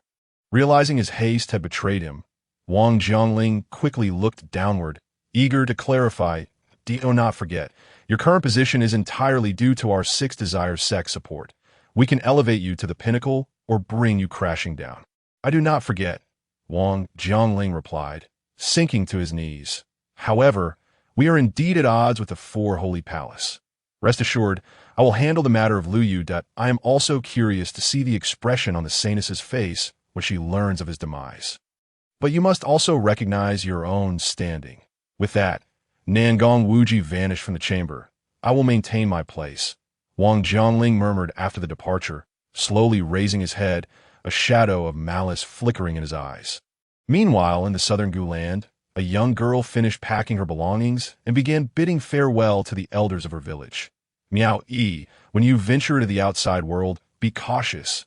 Men beyond the Guland are skilled in sweet-talking. Do not be easily deceived," one elder advised. "Do not worry. I'm no longer a child," she reassured, though the elder continued, "You may not be accustomed to the food out there. Izu, I've never been picky." Miao Yi interjected. "Perhaps you should postpone your journey for another 2 years. The outside world is perilous. If necessary, take the ancestral artifact with you to the entrance of the village." A crowd had gathered, their eyes filled with reluctance as they gazed upon Tang Miao Yi, who, in their eyes, was not only the reincarnation of the Gu god, but also their most cherished descendant. Concern for her first journey into the world weighed heavily on them, fearful of the dangers she might encounter. Some even suggested delaying her departure or abandoning the idea altogether, as her identity was already widely acknowledged within the village. "Enough, can you protect her for a moment? Yet not for a lifetime? Miao, you must eventually venture forth to explore." A robust voice suddenly rang out from the rear of the crowd. The sound. All heads turned to see a towering man, nearly 2 meters tall, emerge from the central dwelling of the village. His explosive musculature resembled that of a dragon, imposing and assertive. As he approached, the crowd instinctively stepped aside, creating a path. "Xiao Yi, this is your first time leaving the Guland. I hope you do not bring shame upon the village," he said, gently placing a hand on Tang Miao Yi's shoulder, his eyes resolute. "Rest assured, Aba," she replied, her own gaze firm. "Go on then. I will await your return with good news," the man said before turning back into the village. Seemingly unconcerned, the onlookers, witnessing this exchange, fell silent. "Izu, and everyone else, please return. I am no longer a child. I will not encounter danger, especially with Xiao Jin accompanying me," the girl called out, waving her hand vigorously. revealing a small golden goo insect. She then turned and departed, gradually fading from their sight. Yin Zhou, I truly hope to discover what sort of person this Mr. Lu is. Xiaojin, I trust you share this curiosity, she mused as she stepped beyond the confines of the southern Gu land, clutching the book in her embrace and gazing toward the direction of Yinzhou with a smile. Elsewhere in the western desert, before a colossal Buddha statue, thousands of monks sat in meditation, reciting their daily scriptures. The resounding chants reverberated, seemingly resonating with the very fabric of the universe, as soft luminescence emanated from the statue, dispersing in all directions. This was the Great Compassion Tower of the Western regions, reputed to be the birthplace of contemporary Buddhist teachings. Without exception, amidst the chants of countless monks, a young monk turned his back and exited the Great Compassion Tower. Undeterred, the very moment the man stepped outside, the colossal statue of Buddha appeared to sway slightly, prompting everyone present to rise in unison and turn their gazes towards the direction in which the man had departed. The teachings of Buddhism were on the rise, flourishing in Yinzhou, which is none other than the city of Chang'an. Just as dawn broke, the door to Lu Yu's chamber was once again rapped upon. "Who is it?" Lu Yu responded immediately upon hearing the knocking. "It's me, Old Wu." Quickly, "Open the door," came the voice of Wu Xiandao, the owner of the tavern, from beyond the wooden door. "Coming." With that, Lu Yu sprang from his bed at the sound of the familiar voice. As the door creaked open, his eyes fell upon the anxious countenance of Old Wu. "What troubles you so early in the morning, Wu Lao?" Lu Yu inquired, bewildered by the evident distress on the tavern owner's face. "Hurry, hurry! There are several cultivators outside, looking for you with ill intent. I instructed the staff to hold them off for the time being," Wu Xiandao quickly explained, panting heavily. "Looking for me?" Lu Yu wondered if it was about the items we had given him the previous day, which he had yet to use. "If that's the case, perhaps you should return them." Before Lu Yu could fully comprehend the situation, Old Wu thrust the bag of holding back into his hands. "Boss!" At that moment, a voice from one of the tavern staff rang out nearby. "It's over. We can't hold them back." Upon hearing this, Old Wu sank to the ground and despaired. "Lucia, heed your uncle's advice and flee while you can. I shall face whatever comes here." With urgency, Old Wu gave Lu Yu a firm push and strode toward the tavern's main hall. "Wu Lao!" Lu Yu chuckled lightly upon hearing this, reassured that the items he possessed were without issue, being rewards from the system. Yet he was genuinely touched by Old Wu's actions in such perilous circumstances. The man still prioritized Lu Yu's safety, a sentiment that even blood relatives might not exhibit. With this thought, Lu Yu quickly moved to stand beside Wu Xiandao. "Rest assured, Wu Lao, the items I have are perfectly fine. Let us see who has come to visit. It may very well be a misunderstanding." Without allowing Old Wu to protest, Lu Yu returned the bag of holding to him and guided the older man toward the hall. As they stepped into the main hall, they were met with the sight of 7 or 8 elegantly dressed young men seated calmly at a table. "Wu Lao, is this what you meant by ill intent?" Lu Yu was taken aback, for he had anticipated a confrontation. He had even considered revealing his strength to deter any troublemakers. Yet the scene before him starkly contradicted Old Wu's description. These individuals appeared quite amicable, and the atmosphere was more tranquil than when he performed his storytelling. This, not only did Lu Yu falter, but even Old Wu was momentarily dumbfounded. He distinctly remembered these individuals being anything but calm when he last saw them. What had transpired during his brief absence? In his confusion, Old Wu turned to the nearby tavern attendant, recalling that he had instructed the lad to pacify the guests before leaving. The patrons owe their calm demeanor to this gentleman. The attendant indicated, gesturing toward Lu Yu. They were quite insistent on meeting Mr. Lu, and once he emerged to converse amicably, they settled down. "It was nothing, merely my duty," the young man seated at the table said modestly as he rose. Upon his standing, the 7 or 8 elegantly dressed youths visibly trembled, as if recalling some unpleasant memory. "Mr. Lu, it is a pleasure to see you again," the young man addressed Lu Yu with a respectful bow. "So it is you." Lu Yu recognized him and returned the gesture, clearly familiar with the individual. Indeed, he was Huo Wubbing from the Great Qian Academy. "What is the meaning of this?" Lu Yu inquired, prompting Huo Wubbing to direct his gaze toward the nearest young man. "Let them speak for themselves, Mr. Lu," Huo Wubbing suggested. T is Q. The young men seated at the long table stood up in unison. We are cultivators from Yuzhou and hold our Lu in the highest regard. We wish to pay our respects after hearing of your residence here. However, the tavern staff informed us that you are not receiving visitors, and our demeanor may have been less than cordial at the time. After the young men collectively expressed their sentiments, Lu Yu grasped the situation. They had come to seek him out, but due to his established rules, the tavern had barred their entry, leading to their discontent and subsequent uproar. Huowubing had intervened to quell the disturbance. Realizing this, Lu Yu felt a twinge of embarrassment, as it was Huowubing who had come to their aid on two separate occasions. There is no need for thanks, Mr. Lu. If you would indulge me, might I invite you to breakfast? Huowubing proposed, anticipating Lu Yu's response. Upon hearing this, Lu Yu smiled and nodded. He relished conversing with individuals of such character. Of course, after uttering this affirmation, Lu Yu turned to the tavern owner. Rest assured, I will take care of this matter. Having operated the tavern for many years, Old Wu immediately understood Lu Yu's intent and hurried into the kitchen to prepare.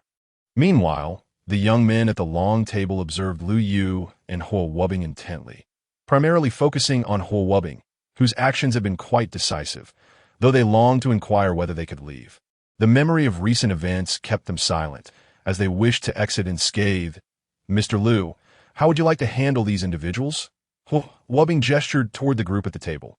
Upon hearing this, the young men tensed, fearing any extreme measures that might be suggested. However, if it came to it, they were prepared to acquiesce, as there has been no significant disruption. Let them go, Lu Yu replied, waving a hand dismissively. After all, he was merely a humble storyteller, not a tyrant, and had no desire for violence. Thank you, Mr. Lu. The young men, overcome with emotion at being granted clemency, nearly fell to their knees in gratitude. They then turned in unison to Huowubing. Very well, you may leave. Should you dare to cause trouble again, do not expect my leniency, Huowubing stated, waving them off. With the principal figure having spoken, he had little room to contest, and indeed, he was more concerned about Lu Yu's well-being. We promise, we shall never cause trouble again. As the young men rushed to exit the tavern, the last two among them regretted not having 2 extra legs to hasten their escape. In the courtyard of the Tianzi No. 1, Lu Yu waved his hand, temporarily dismantling the third killing formation within the premises. After all, he is inviting people in for a meal, rather than luring them in to devour them. Moreover, Huowubing never imagined that he would so effortlessly enter the courtyard he had longed to access. Alongside Lu Yu, however, this courtyard appeared rather unremarkable, seemingly lacking the extraordinary qualities his master had described. Standing in the courtyard and surveying his surroundings, Huowubing found no discernible differences between this place and his own. If anything, this courtyard was considerably tidier. Just then, a series of knocks echoed from outside the door. I'm coming. Upon hearing the sound, Lu Yu was the first to rise and make his way over. Xiao Lu, the meal is ready. Old Wu, you should join us for a bite. Noticing that it was his boss, Wu Xiandao, who had personally delivered the food, Lu Yu quickly extended an invitation for him to enter. After all, the man had come early in the morning to warn him of potential danger, likely without having had breakfast himself. I won TB eating. I still have to attend to the expansion matter we discussed yesterday. You all go ahead. And in the next moment, Old Wu pressed the lunchbox into Lu Yu's hands and departed without looking back. Watching this scene, Lu Yu chuckled. Old Wu was simply like that, and there was nothing he could do about it.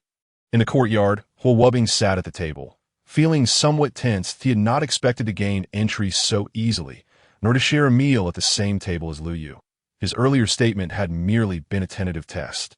As Huowubing indulged in wild speculation, 2 formidable men from the neighboring courtyard, who stood at the pinnacle of the cultivation world, began to conjure up limitless scenarios. Point 1 pondered how his rebellious disciple had come to know the ancient beings of the 4 holy palaces and had even been invited into the courtyard, while the other mused that Lu Yu was indeed an ancient figure within the Dacian Empire, already beginning to guide the younger generation.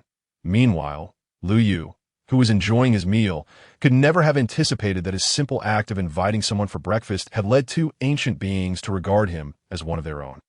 Thus, breakfast concluded swiftly, with Lu Yu not forgetting to invite Huowubing to visit whenever he had the chance. That on the other hand, after leaving Lu Yu's chamber, Wubbing headed straight back to his own courtyard, where his mentor awaited him with eager anticipation. Wubbing, what was the true level of the other party's cultivation? I don't know. Were there any peculiar features within that courtyard? I didn't notice. Did they share anything significant with you? Perhaps regarding cultivation? I forgot. What did you remember from your visit? The steamed pork was quite delicious. After this exchange, Jiang Yulo suddenly felt an overwhelming urge to reprimand his disciple. He thought to himself that perhaps it would be better if Huo Wubbing changed his name. No longer to be called Wubbing, but rather Xinyubing, for remembering only the steamed pork during such a rare opportunity was quite absurd. However, Liu mentioned that he could visit him again in the future. You truly are a clever little rascal. That steamed pork is indeed remarkable. Just as Jiang Yulo was about to voice his disdain upon hearing this line, he swallowed his words and sincerely praised the steamed pork, as it had indeed been worth the indulgence. Steamed pork? Where is there steamed pork? At that moment, the voice of the chubby boy, Yu Fu, hurriedly emerged from within the room. Having just awakened, he overheard his senior brother and mentor discussing steamed pork, mistakenly believing they had already begun breakfast without inviting him. What steamed pork? Have you finished copying the Zhengqi classic? The chubby boy, who had rushed out of his room with intentions of savoring the steamed pork, was left dumbfounded upon hearing this remark. Had they not just been extolling the virtues of the steamed pork? How had the conversation shifted to the Zhengqi classic the moment he emerged? This seemed rather hypocritical that At this moment, Yu Fu was at a loss for words, feeling despondent. This was simply unfair. Meanwhile, in the adjacent courtyard of the Tianzi courtyard, Mu Tianai observed Huo Wubbing entering Lu Yu's courtyard and then exiting shortly thereafter, his mind racing with countless possibilities. After all, the history of the Dacian Empire was immensely long, and for a considerable period within the cultivation world, it had been a dominant force. The involvement of such ancient beings inevitably piqued the curiosity of onlookers, especially given that he had happened to witness the event unfold. Unable to contain himself any longer, Mu Tianai pushed open the door and strode toward the courtyard opposite Lu Yu's chamber. A moment later, a deep and rhythmic knock resonated. "Who is it?" came a voice filled with curiosity from within the courtyard. "It is I, Mr. Jiang." Just as Mu Tianai began to speak, the wooden door swung open. "Ah, it's the esteemed Master Mu." In the next instant, Jiang Yulo stood at the threshold, a broad smile adorning his face. Upon seeing Jiang Yulo's beaming countenance, Mu Tianai became even more convinced that Huo Wubbing had indeed gained some advantage from his visit to Lu Yu. Otherwise, how could one explain the grin that stretched from Jiang Yulo's lips to the corners of his eyes? "Why doesn't Mr. Jiang invite me in?" Mu Tianai asked through clenched teeth, still leaning against the doorframe. "My apologies for the oversight. Master Mu, please come in." Upon hearing this, Jiang Yulo hastily gestured for him to enter. The next moment, the two cunning old foxes exchanged knowing glances before striding into the courtyard together. Days slipped by in the blink of an eye. Aside from the initial breakfast invitation to Huo Wubbing, Lu Yu had not emerged again. Today, however, marked the day he was to narrate stories. Early in the morning, crowds filled the inn inside and out. To say it was bustling would be an understatement. From the highest vantage point of the inn, one could see a sea of faces, with nearly 10,000 people present. 3 days had passed, 3 long days, of eager anticipation for those waiting to hear the tales. The throngs were indeed immense. Wu Xiandao, the innkeeper, marveled at the sight of people spilling onto the street. He could hardly have imagined that his inn would become so popular. All this stemmed from his previous unintentional act. With that thought, old Wu joyfully offered thanks to the heavens. When will Mr. Liu emerged to tell his stories? Indeed. I've been waiting for 3 days. Do you have any idea how I've spent these 3 days? Even when I went to the pleasure houses, all I could think of was Mr. Liu. A brother from the crowd called out, "Please, share your thoughts on what you've been anticipating to this a free show." As time dragged on without a sight of Lu Yu, the audience began to grow restless, calling out in unison. Meanwhile, on the second floor by the window, Yang Chan, Mu Qingqing, and the saintly Mu Tianai had all arrived early to await Lu Yu's appearance. Lu really this popular? Mu Tianai questioned. Bewildered by the ruckus below, in his memory, those ancient beings tended to prefer tranquility. "Father, perhaps you were a bit out of touch." Mr. Liu's storytelling is both captivating and entertaining. If it weren't for the modest size of this inn, it could easily accommodate many more. Hearing her father mutter to himself, Mu Qingqing laughed as she explained, "Sir, you've truly struck gold this time. Last time, my junior brother and I were suspended from the beams for hours. And my junior brother, being rather rotund, ended up falling and knocking someone over on the second floor near another window. Wubbing gazed down at the platform with excitement, exclaiming, 'This is certainly a significant upgrade from our first visit to hear the stories.' The chubby Yu Fu, upon hearing this, had initially intended to argue but thought better of it. After all, he had copied the Zhengqi classic over 60 times in the past 2 days and wished to enjoy the storytelling without further transcription. "Everyone, look! Mr. Liu is coming out." Just then, a shrill voice rang out from a corner of the first floor, and all eyes turned in that direction. "Good morning, everyone!" As the sound resonated, the entire tavern fell into a sudden hush. In the next moment, a figure clad in a long robe, Liu Yu, slowly emerged from the rear door. "Mr. Liu, you have finally arrived," exclaimed one eager voice. "Mr. Liu, if you had delayed any longer, we would have gone mad." Another chimed in, 3 days and 14 hours. "Father, look! Mr. Liu has finally come to tell the tale. You can rest easy now. Foolish child, I am still alive. I intend to give you grandchildren, Mr. Liu." "So do I," came a chorus of enthusiastic voices. After a brief silence, a fervent eruption followed as the gathered crowd could no longer contain their excitement upon seeing Liu Yu. "Thank you for your patience." Liu Yu smiled and waved his hand at the scene before him, and then made his way directly to the high platform. Let us dispense with pleasantries and resume the story from where we left off. Under the watchful gaze of the audience, Liu Yu meticulously arranged the necessary items for storytelling upon the table, then struck the wooden board with a resounding thud. Last time, we spoke of the gathering of the foremost powers and formidable rogue cultivators outside the tomb of the Demon Emperor, all drawn there by the treasures concealed within. However, the tomb was fortified beyond the reach of just anyone. In light of this, 5 prominent figures from the leading factions chose to join forces to shatter this stalemate. Together, their overwhelming divine power cascaded like the Milky Way spilling from the heavens, a torrent of energy crashing across the celestial expanse. In the face of such a scene, all present cultivators trembled involuntarily, beset by a pressure that resonated from the very depths of their souls.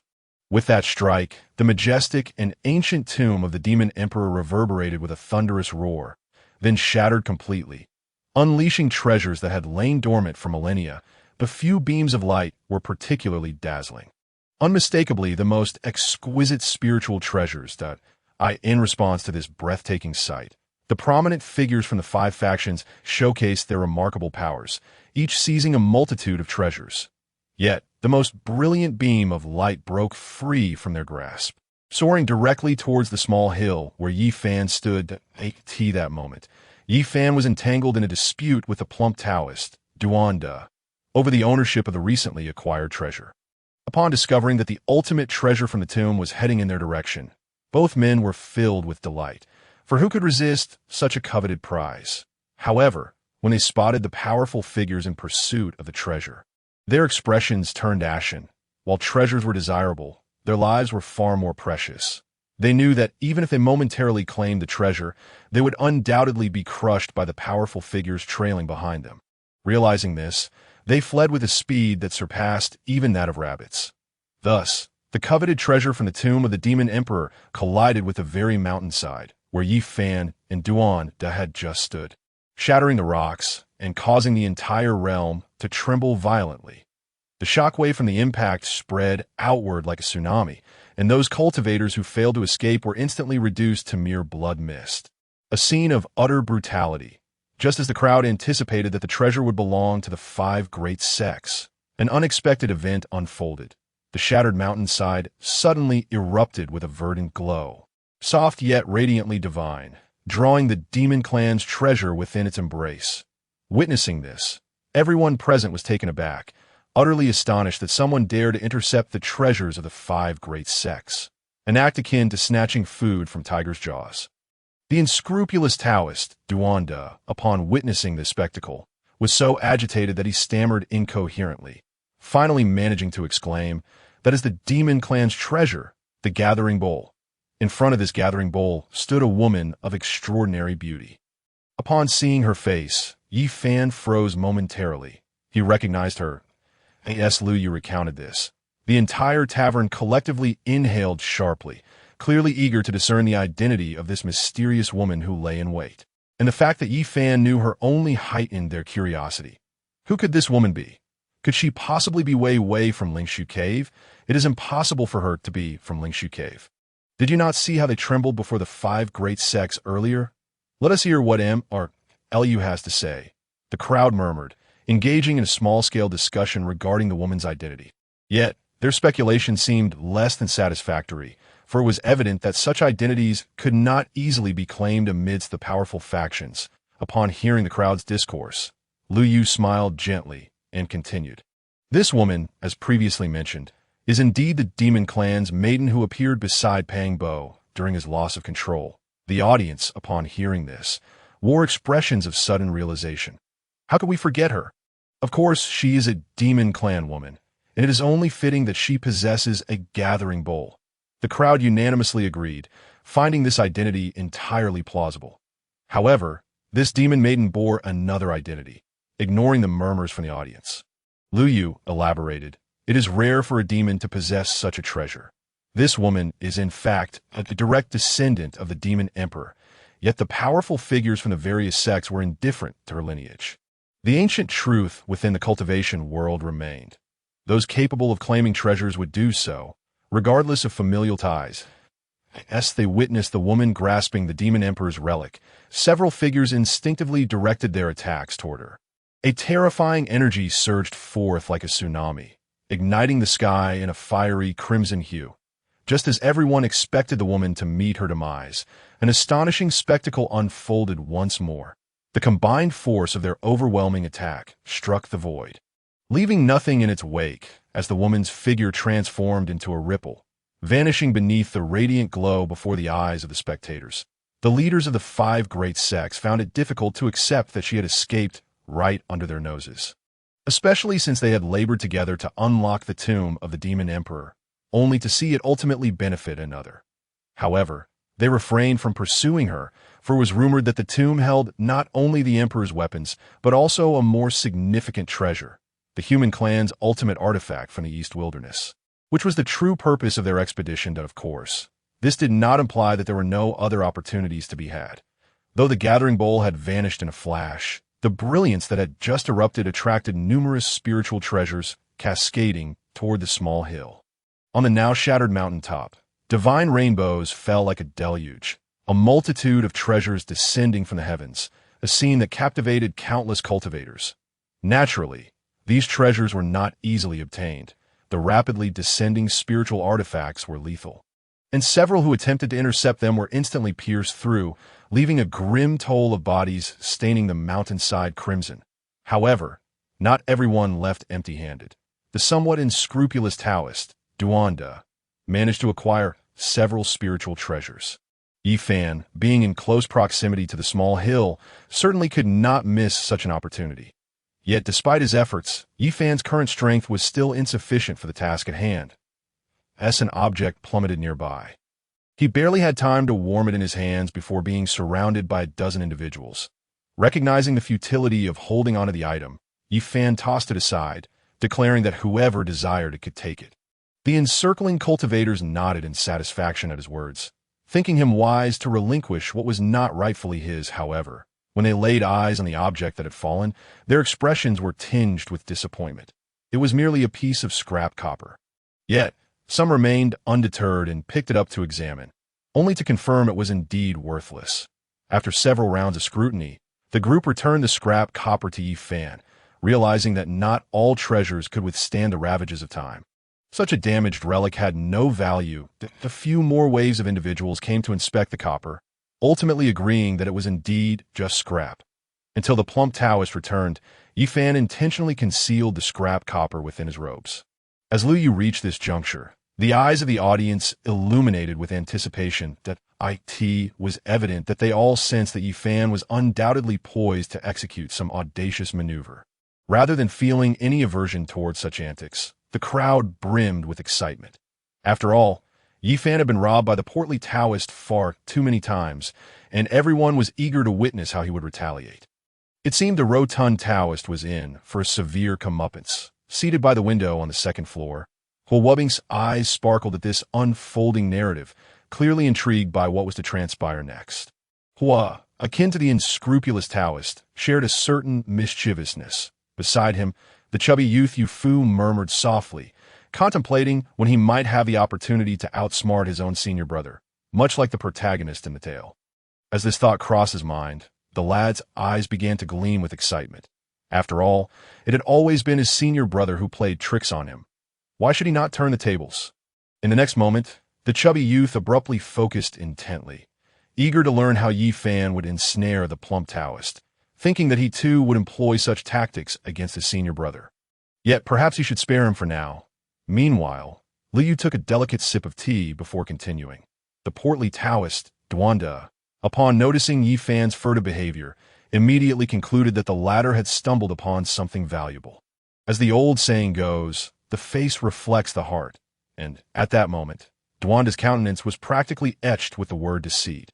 Observing the Taoist's gullibility, Yi Fan candidly admitted that he had indeed found a treasure, but that it was impossible to seize it without an exchange. Thus began a game of wits between the two, resulting in Liu Yu acquiring a jade pendant.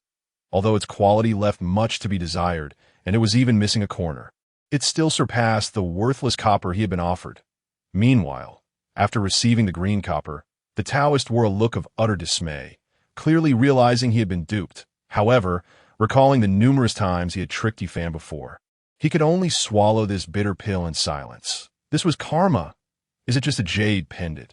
If I were up there, I would have swindled him out of his very undergarments, someone interjected. Oh, please, you remember that counterfeit you bought at the flea market? You ended up with nothing but your pants. The audience erupted with laughter upon hearing Duanda's misfortune. Though the loss was minor, every little bit counts. After all, how amusing. Don't you agree, Xiao Jin? A girl in a long dress in the southwest corner of the hall clapped her hands, unable to contain her delight. Listening to this firsthand is far more entertaining than reading it in a book. Perched on her shoulder was a tiny golden insect, flapping its wings as if in enthusiastic agreement with her sentiments. In that moment, the patrons of the inn felt a collective sense of vindication.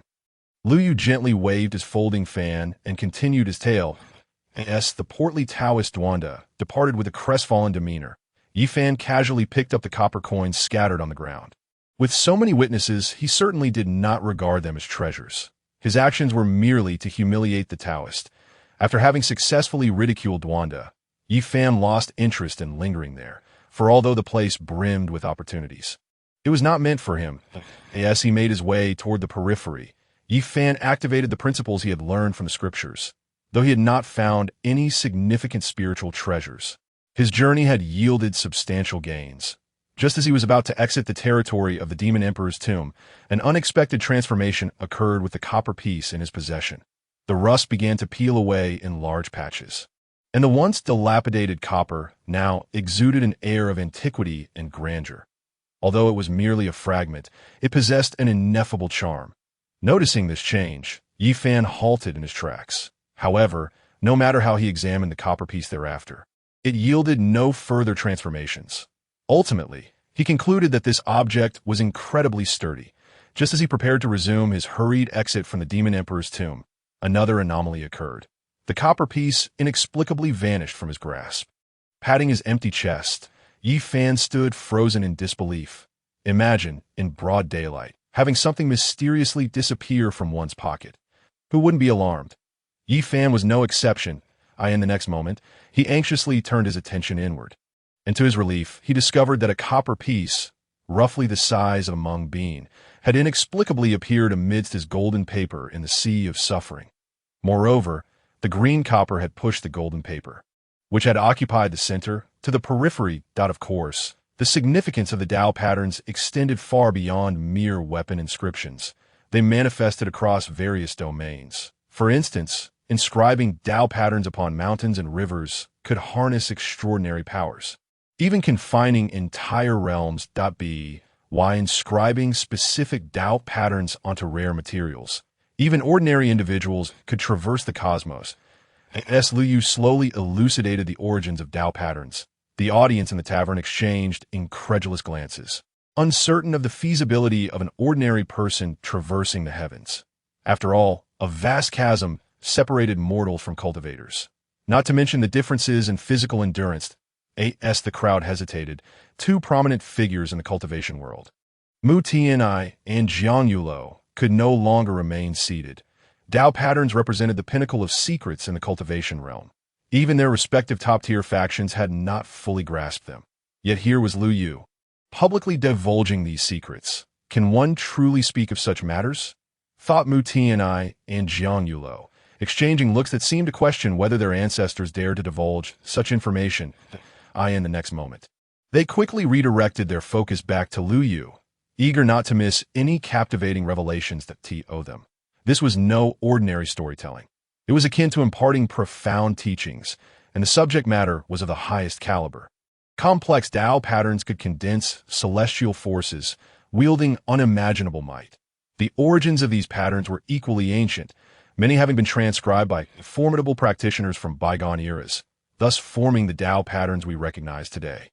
In a sense, contemporary Tao patterns are reflections of ancient practitioners' understandings of the Great Way. Consequently, the more profound one's cultivation, the deeper one's comprehension of Tao patterns. Liu Yu methodically explained the origins of these patterns. The majority of the audience remained bewildered, yet none dared to disrupt the flow. After all, while they might not comprehend the intricacies, the discourse sounded remarkably sophisticated, a splendid topic for future conversations. Enough of this. Let us return to the main narrative. Just as Mu Tianai and Jiang Yulo were enraptured, Liu Yu lightly tapped his wooden staff, abruptly bringing the two back to reality. Is that all? Upon hearing the return to the main story, both men were taken aback. It felt far too brief, barely enough to satiate their curiosity. They gazed at Liu Yu with expressions of melancholy, seemingly pleading for him to elaborate further, as they were thoroughly enjoying this segment. It is worth noting that while the surface of the copper PC fan had bore no Tao patterns, its fractured edges were densely inscribed with intricate designs, rich and complex, such that merely gazing upon it evoked a sense of its profound resonance. Although Yi Fan's understanding of Tao patterns was limited, he recognized this as an unparalleled treasure. Just as Yi Fan was about to depart the confines of the Demon Emperor's tomb with the copper piece in hand, he suddenly found his path obstructed as the leaders of the 5 great sects issued a proclamation forbidding anyone from leaving the area. The moment Liu Yu uttered this decree, a profound silence enveloped the scene, and tension gripped the audience. They had anticipated that the character Yi Fan would soon escape with great fortune, only to be taken aback by this unexpected turn of events at such a critical moment. Mr. Liu, what happens next? The crowd urged, their eagerness palpable. Is Yi Fan not going to escape? They implored Mr. Liu. One must be kind. Do not leave us hanging here. In the face of the audience's anxious gazes, Liu Yu merely took a sip of tea, calmly responding, "Please remain patient, dear friends. Allow me a moment to refresh myself before continuing. It is said that the 5 supreme sects that intercepted them did not only target Yi Fan. All cultivators present in the vicinity of the Demon Emperor's tomb found themselves ensnared within this confinement, including the rotund Taoist, Duanda, as Yi Fan was compelled to return to the ruins of the Demon Emperor's tomb due to the obstruction of his escape route. The unscrupulous Duanda, who had been mentioned earlier, suddenly darted back from the horizon. Upon their meeting, the first thing Duanda did was demand scrap copper from Yi Fan. In the past, Yi Fan, unaware of the value of scrap copper, might have yielded it to the portly Taoist. However, now that he was enlightened, he resolutely refused. Under Duanda's persistent questioning, Yi Fan casually remarked that he had already discarded the scrap copper and inquired what the rotund Taoist needed it for. Upon hearing this, Duanda's face contorted with pain, entirely devoid of the cheerful demeanor he had just exhibited. He merely slapped himself twice in regret, a stark contrast to his previous joviality. Ding! Congratulations, the host's storytelling popularity has surged, with daily storytelling points exceeding 50,000. Reward. Intermediate lottery card 2. Just as Liu Yu finished a sip of water and prepared to continue his tale, a series of system notifications echoed in his mind. Liu Yu furrowed his brow at the sound. He had yet to conclude today's story, yet the rewards had arrived prematurely. Was such fortune truly possible? With a single day's storytelling surpassing 50,000. Did this not signify his imminent ascent?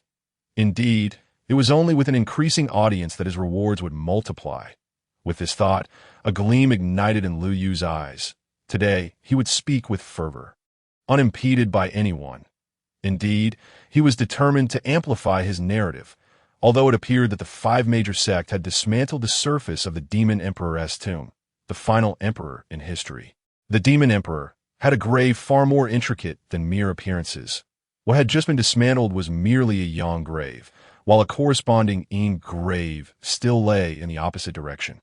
Now, Yi Fan and the rotund Taoist Duanda stood before the grave, seeking scrap copper. But yes, Lu Yu continued with increasing enthusiasm. The audience below grew animated, applauding enthusiastically at every thrilling moment.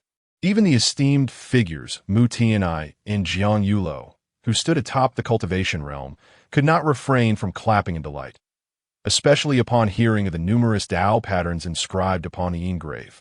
They were nearly compelled to rush onto the stage to inquire about these inscriptions and their significance, even offering to pay for further elaboration.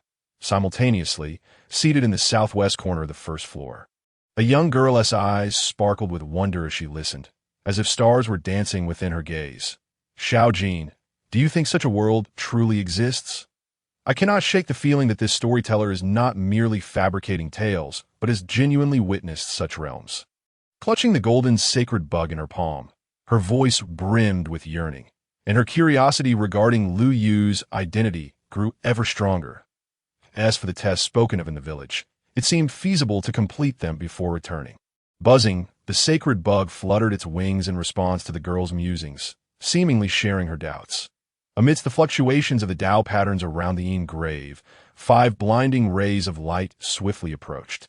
The 5 eminent figures were startled by the unfolding events and hastened to the skies above the grave, resembling deities in their descent, due to his earlier boasting near the grave. The portly Taoist Duanda was swiftly drawn into its depths by the 5 notable figures. Observing this turn of events, Yi Fan naturally distanced himself from the vicinity of the grave, opting to retreat to a considerable distance. After all, he recognized that with his current strength, such an opportunity was beyond his grasp. Even if he stumbled upon fortuitous luck, he would likely meet a fate of annihilation. While all were preoccupied with the search for treasures, Yi Fan had begun to reverse his course and sought spiritual herbs instead. After all, he had already procured a page of the Golden Book. Should he acquire sufficient spiritual herbs, he would undoubtedly soar along the path of cultivation. As previously noted, the emergence of the Demon Emperor's weapon had sent most wild beasts fleeing from the mountains, allowing Yi Fan to reap numerous benefits. Just as Yi Fan was gathering a bountiful harvest, the surroundings of the Demon Emperor's tomb reverberated with the sounds of metal clashing. Initially faint, the noise soon crescendoed like an avalanche. And in the blink of an eye, the Tao patterns laid by the 5 sects were forcefully breached. Several figures surged forth like divine rainbows towards the skies above the Demon Emperor's tomb, revealing that other powerful factions had also received news of the tomb's emergence and hastened to arrive. In light of this development, Yi Fan could no longer afford to collect any more spoils. After all, it had been stated that the piece of green copper, suspected to be a treasure, had already been absorbed into the sea of suffering. Should others discover this, it would undoubtedly lead to dire consequences. Having escaped the confines of the Demon Emperor's tomb, Yi Fan chose not to return to Lingshu Cave Heaven. While he still possessed some remnants there, returning would mean encountering Elder Han, who sought to have him concoct medicines. A predicament akin to walking into a trap. Though he had only recently embarked on his cultivation journey, Yi Fan's physique, enhanced by the consumption of divine fruit, was superior to that of most cultivators, allowing him to travel over 2,000 kilometers in just 3 days. One fateful night, he arrived in an unfamiliar small town. The days of turmoil had left him mentally and physically exhausted. He randomly selected a tavern to stay in, which was rather rudimentary, inhabited solely by an old man and a young girl, while Yi Fan's presence breathed life into the otherwise quiet establishment. However, the winds of fortune are fickle. Tranquility is often fleeting.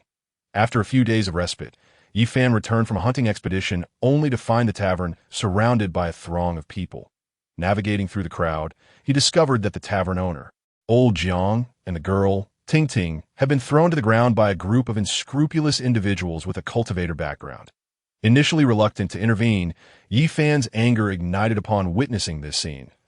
As Lu Yu narrated the unfolding drama, the audience's ire was equally provoked.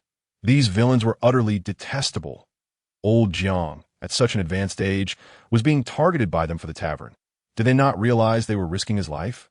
And to think they would dare lay hands on young Ting Ting, did they not fear the wrath of the public? Who cares if they have a cultivator as their backing? Someone remarked, plunging the crowd into silence. Indeed, who could contend with their influence? Such abuses of power by cultivators were not unheard of in reality, with even worse transgressions often suppressed. Was Yi Fan not a cultivator now? Surely, he wouldn't turn a blind eye to such injustice. Especially after old Jiang had treated him like family during his stay. If he could not protect his own family, what was the point of cultivating? However, others argued that Yi Fan should refrain from intervening. After all, he had only recently begun his journey in cultivation. Confronting those from established families would likely lead to his demise, and besides, he had paid for his stay. Why was he obligated to intervene? As the atmosphere of contention escalated, the crowd grew increasingly agitated, on the verge of conflict. Mr. Liu, do you think Yi Fan should intervene? Indeed, Mr. Liu, please weigh in on this matter. In the next moment, someone directed a question towards Liu Yu on the high platform. Upon hearing this inquiry, the crowd below turned their gaze in anticipation, seemingly awaiting a flawless explanation from Liu Yu. The audience was in a state of agitation. At that moment, the oppression felt was not merely on the shoulders of the elder Jiang and his granddaughter, but had transformed into a collective sentiment shared by the masses. The bully was no longer just a single tyrannical steward, but represented the oppressive forces of the real world that thrive on authority. This was indeed a perilous question. A careless response could lead to a chorus of derision, with insults and chaos erupting, or at worst, a public uproar that could ruin Liu Yu's reputation, making it impossible for him to tell stories in the future. Yet, seated above on the platform, Liu Yu exhibited no signs of anxiety. Instead, he appeared remarkably composed. Ladies and gentlemen, please allow me to continue. As the crowd below threatened to erupt into violence, Liu Yu abruptly struck the awakening wood, and in an instant, the clamor of the assembly faded into silence. It was only natural that Yi Fan sought to assist Elder Jiang and Ting Ting. Yet this did not entail directly confronting the wrongdoers. Without granting the audience an opportunity to pose counter-questions, Liu Yu proceeded. After all, Yi Fan had only recently begun his cultivation journey, and driving away a mere steward held no significance. As previously recounted, the stewardess tyranny and the corruption plaguing the village were entirely due to the Li family's intimidation. After a day of investigation, Yi Fan had meticulously crafted a perfect plan for revenge. Returning to the matter of the Li family, it was customary for them to procure grain and goods each month, thus monopolizing over half of the town as commerce. Coincidentally, the following day marked another procurement day, with the steward overseeing the transactions.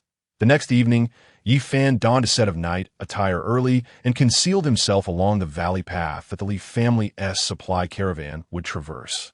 After several hours of waiting, he finally spotted the Li family's convoy, over a dozen horse-drawn carts brimming with supplies. Under the cloak of night, Yi Fan unleashed the oil he had meticulously prepared, igniting a fierce blaze within the valley that consumed the entire convoy in mere moments, leaving no trace of the goods. Consequently, the steward was expelled from the Li family due to this incident. However, this affair was far from concluded. Just when the gathered crowd believed that vengeance had been exacted, Liu Yu unfurled his folding fan, a smile gracing his features as he remarked. The audience's expressions were rife with confusion. The tyrannical steward had been ousted from the Li family. Yet was this truly the end? The real trouble lay with the Li family's connections to cultivators. If the issues with the Li family remained unresolved, then even if the steward was expelled today, a new villain would emerge tomorrow, creating an unending cycle. In a nearby position on the second floor, the saintess of the four holy palaces, Yang Chan, felt a chill run through her as she listened. Despite being a paragon of the cultivation world, she had to concede that such occurrences were not limited to the realm of cultivators and mortals. Conflicts frequently arose even among cultivators, where the powerful exploited the weak, a reflection of humanity's inherent flaws. Not far away, sitting in the courtyard of Daqin Shu, Wubbing shared a similar sentiment, lamenting that such discord was not confined to cultivators alone. Even among those self-proclaimed righteous sects, disputes often erupted that it was imperative to recognize that the crux of the matter was not merely the steward, but the familial backing of the Leaf family. Observing the perplexed expressions of the crowd, Lu Yu took a sip of tea and earnestly stated, "The Leaf family. Could it be that Yi Fan intends to confront them?" Impossible! Yi Fan is but a solitary newcomer in the cultivation world. How could he possibly contend with the Leaf family? While Lu is spinning a tale, one must adhere to reason. If Yi Fan alone could vanquish the Leaf family, it would be preposterous. Indeed, how could a single individual confront an entire clan? In response to the audience's doubts, Lu Yu chose not to provide individual clarifications, but continued, "It is essential to understand that this region is not solely under the influence of the Leaf family. Not far from here lies another town, home to the Zhang family, who similarly exploit their connections to cultivators. These two families have often clashed over resources. The inferno orchestrated by Yi Fan successfully shifted suspicion onto the Zhang family. That very day, the two families engaged in fierce conflict, with the aggrieved Li family setting fire to several of the Zhang family's establishments. The townsfolk, upon witnessing the chaos, cheered in delight. Ultimately, the discord between the two families attracted the attention of two cultivators, leading Yi Fan to seize the opportunity to eliminate a member of the Leaf family, escalating their feud to an irreconcilable level. Yet an unexpected turn of events transpired, just as Yi Fan believed the situation would unfold as planned. A dozen riders arrived in the town, explicitly searching for individuals with the surname Jiang. To this revelation, the entire assembly grew tense. After all, it had been previously established that the town was not particularly large, and the only family bearing the Jiang name was that of Elder Jiang. Had the situation been compromised, I warned you, how could one individual stand against a clan of cultivators? Yi Fan may have doomed Elder Jiang's family.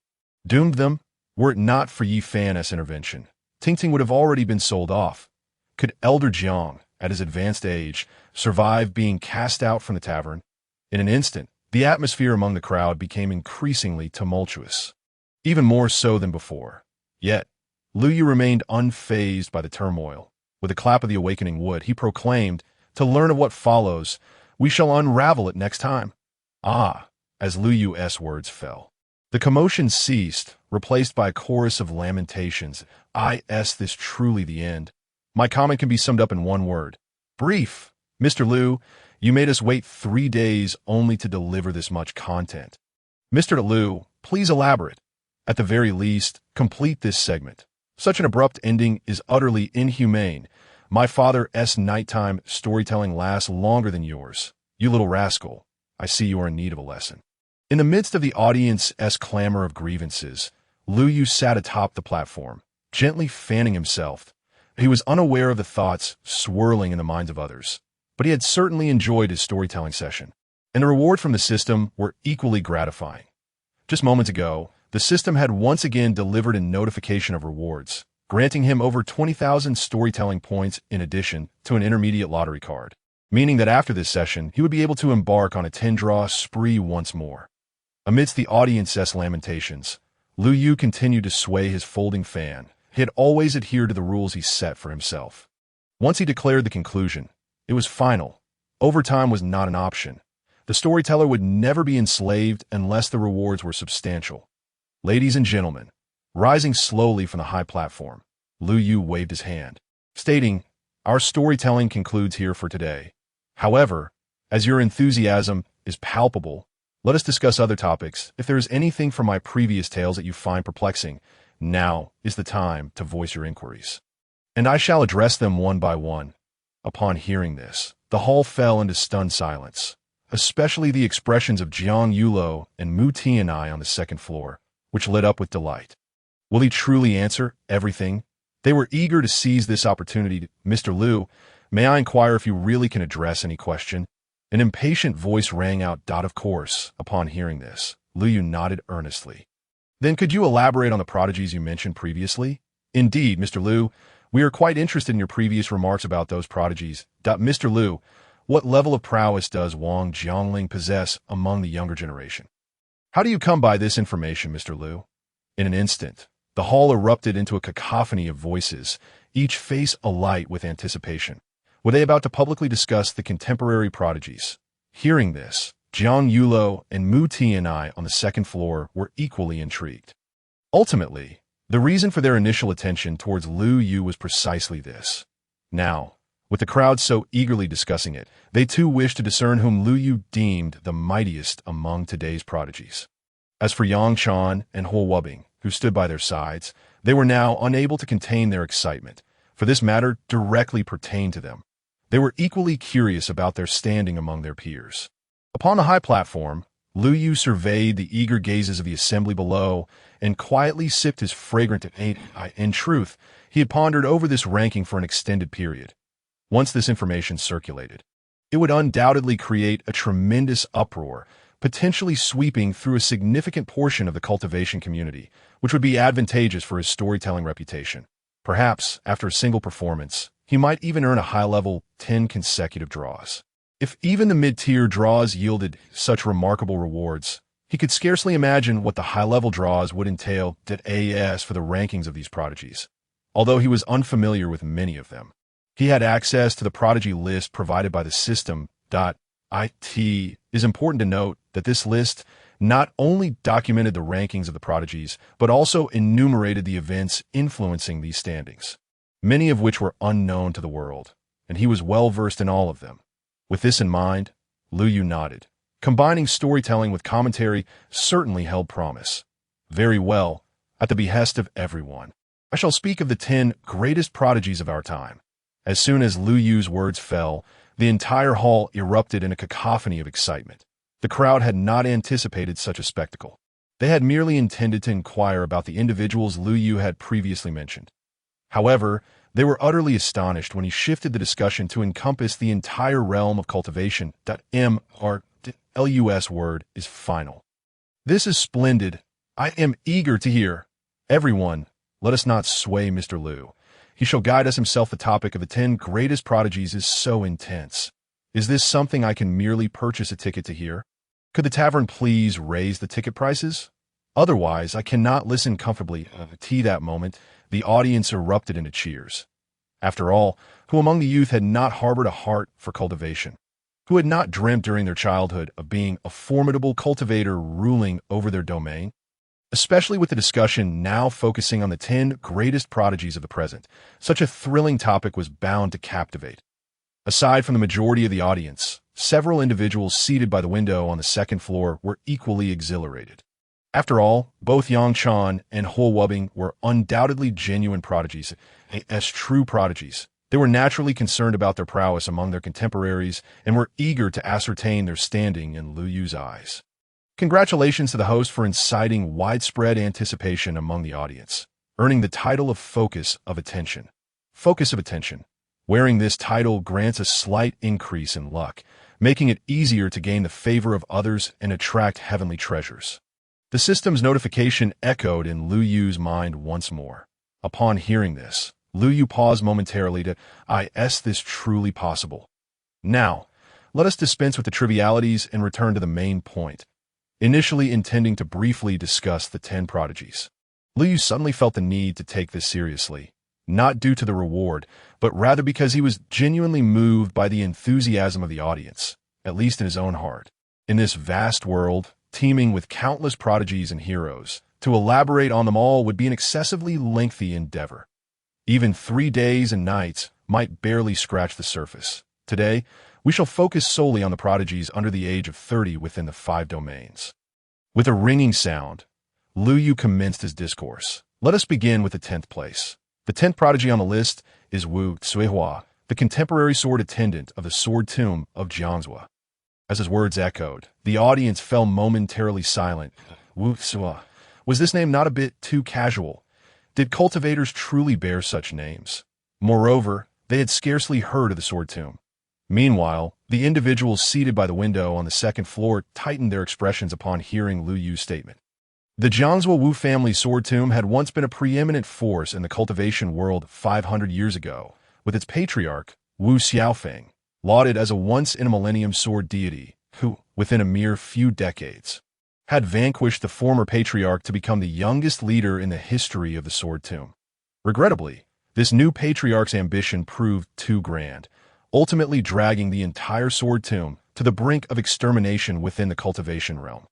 Since then, the sword tomb had languished in obscurity, rarely making headlines for nearly 2 centuries. Now, however, a sword attendant named Wu Zihua had emerged, claiming a spot atop the prodigy rankings. Could it be that the sword tomb was on the verge of resurgence? Mr. Lu, who is this Wu Zihua, and what exactly is the sword tomb? Indeed, Mr. Lu, what basis do you have for placing Wu Zihua in the 10th position? As the inquiries erupted, the crowd wore expressions of confusion. After all, most present were mere mortals, and even among cultivators, few were familiar with the sword tomb that it was entirely reasonable for them to be unaware. Gentlemen, do not fret. Allow me to elaborate. Upon hearing the audience's clamoring, Lu Yu wore a smile as he began to explain. The sword tomb is a formidable force in the cultivation world from 500 years AG to its pinnacle. It boasted 36 sword cultivators at the cutting path realm, but alas, during its golden era, a fateful incident involving a shattered sword nearly led to its annihilation, resulting in a century-long silence. As his words settled, the audience collectively grasped the situation, realizing that this was indeed a force from 500 years prior, which explained their ignorance. However, given that this faction had been dormant for a century, what could have prompted its resurgence now? Instantly, the crowd buzzed with speculation, while the individuals on the second floor could no longer contain themselves. Particularly the esteemed Jiang Yulo and Mu Tianai. Was the sword tomb nearly exterminated due to a shattered sword? How is it that we were unaware of this? Didn't the sword tomb publicly claim that it was the patriarch Wu Xiaofeng's ambition to break through to the highest realm that had drawn divine retribution? In an instant, the flames of gossip ignited in the hearts of these 2 old men. They had merely intended to listen to Lu Yu's perspectives on the younger generation, yet unexpectedly stumbled upon such a monumental secret. This visit to Chang'an was indeed worthwhile. Meanwhile, on the high platform, Lu Yu took a deep breath and continued. Though the sword tomb has waned for centuries, its lineage remains unbroken. Notably, the current sword bearer, Wu Bairan, has drawn forth the treasured sword once wielded by Wu Xiaofeng. Mr. Lu, did you not just say the 10th is the sword attendant Wu Zihua? Why now is it the sword bearer Wu Bairan? Yes, Mr. Lu. Surely you are not attempting to deceive us? Mr. Lu, I can see that your tales are captivating, but do not treat us as fools, as the crowd protested. Lu Yu remained unfazed, responding with a chuckle. I never claimed that this sword bearer is the 10th place. In the Wu family's sword tomb, each sword bearer is accompanied by a sword attendant. Until the sword bearer has fully awakened and achieves invincibility, the sword attendant serves a protective role. Wu Zihua is the sword attendant of the current sword bearer, fulfilling the role of the guardian in our time. As Lu Yu articulated this, the audience's expressions shifted to one of realization. Had they known earlier, they would have avoided the misunderstanding. Then, Mr. Lu, how formidable is Wu Zihua? Indeed, Mr. Lu, may I inquire about Wu Zihua's cultivation level and the means by which she entered the prodigy rankings? At that moment, someone in the crowd could no longer restrain their curiosity. After all, the sword tomb had been in decline for centuries. Even if its legacy remained, its strength had surely diminished considerably. How could a mere sword attendant, even as a guardian of the sword bearer, possibly secure a place on the prodigy list? Seeing the audience's interest rekindled, Lu Yu smiled and nodded, as this was the atmosphere he desired. Wu Zihua's ascent to the prodigy list was certainly well-founded. In fact, prior to Wu Bairan being recognized as the sword bearer, the Wu family had always regarded her as a candidate for the position. In terms of swordsmanship talent, Wu Zihua was deemed by the current head of the Wu family to be the foremost figure in the sword tomb since Wu Xiaofeng 500 years ago. Moreover, when it came to understanding the essence of sword path and intent, it was unlikely that any contemporary youth could rival Wu Zihua's depth of knowledge as for the matter of cultivation. Wu Zihua had already ascended to the realm of array formation 3 years ago. With Lu Yu's words gradually unfolding, the audience below was rendered speechless in shock. How terrifying it must be that among the younger generation of sword practitioners, none can compare to Wu Zihua. After all, one must recognize that there are countless sword cultivators in this world, and yet the opponent had entered the array formation realm many years prior. In that moment, the crowd seemed to grasp why Lu Yu would place her on the list of prodigies. With such prowess, what kind of strength would qualify one for the prodigy list? Had the swords of the sword tomb begun to traverse the world once more?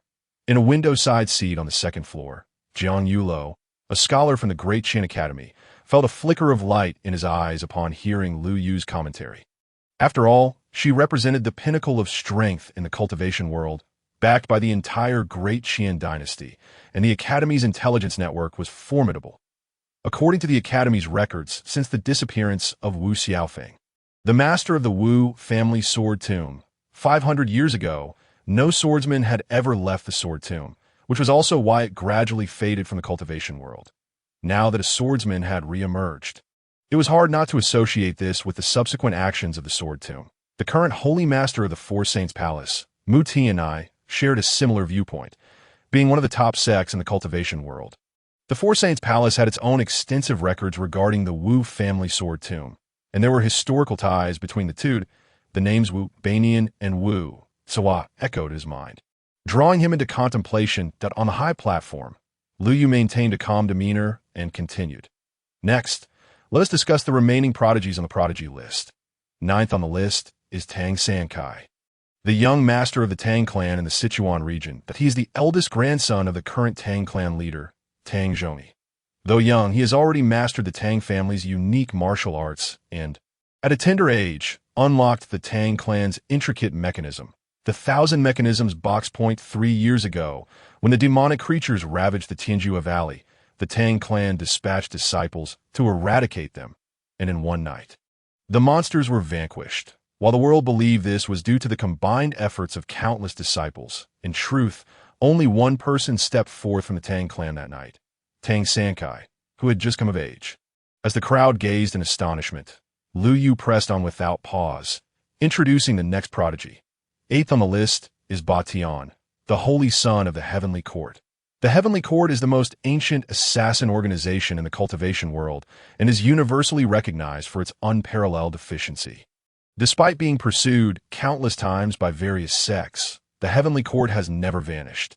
At one point, it was the foremost assassin organization, instilling terror in the hearts of all sects. Ba Tian grew up in the assassin's den, honing his killing techniques to perfection, and once assassinated 7 seasoned practitioners in the array formation realm in a single night. Though he bore severe injuries himself, he carved a name for himself in the annals of history. Without pausing for even a sip of tea, Lu Yu continued. Seventh on the prodigy list is Huo Wubing, a disciple of the Great Qin Academy. Upon hearing this, a palpable tension enveloped the atmosphere. And Huo Wubing, seated on the second floor, stiffened in his seat. Brother, it seems he's referring to you. The chubby boy, Yu Fu, sitting next to him, momentarily froze in disbelief upon hearing Lu Yu's words. His brother on the prodigy list. This was absurd. While he acknowledged that his brother was slightly more capable than he was, it was only by a hair. How could someone as carefree as his brother possibly be on the prodigy list? The chubby boy could even envision his brother begging for mercy upon facing other prodigies, perhaps even pushing him forward as a meat shield. With this thought, he shot an incredulous glare at his brother, vowing that when he grew up, he would teach him a lesson. At the very least, he would make him recite the Rectitude Sutra 1,000 times. Though Huo Wubing often presented himself as carefree and lackadaisical, within him lay a vast landscape of ambition.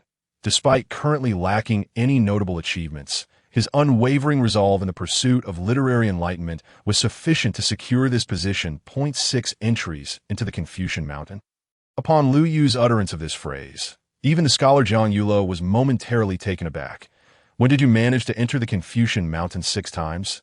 In a secretive exchange, Jiang Yulo gazed at this mischievous yet somewhat endearing disciple, his face a mask of incredulity.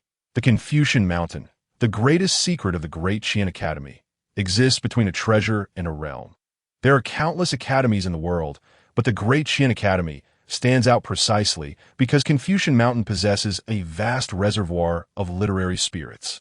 After all, for scholars, the first step in cultivation is acquiring literary spirits. Before the emergence of Confucian Mountain, literary spirits were elusive, with many scholars going their entire lives without encountering even a single one. The advent of Confucian Mountain perfectly resolved this issue. Any scholar who enters Confucian Mountain can select their own literary spirit. Naturally, some prodigies, dissatisfied with their first encounter, would return for a second selection. And some top-tier talents might even enter 3 times, like Jiang Yulo himself, who once entered 4 times to choose his current 7-colored Linglong heart. Jiang Yulo had thought that being able to enter Confucian Mountain 4 times to select a literary spirit was already extraordinary. After all, there was a significant element of luck involved, and he believed that his disciple could not possibly surpass his own level. However, he never imagined that he had still underestimated the meaning of extraordinary. 6 entries into Confucian Mountain. What a concept! It was rumored that a century ago, the Academy's former dean had only entered 5 times in his youth, and many who prided themselves on being prodigies would falter after entering just twice. Do you think I would say this by mere chance? Huo Wubing, upon being questioned, was also caught off guard. His 6 entries into Confucian Mountain were his greatest secret, known only to him. Not even his teacher was aware. How did Liu learn of this?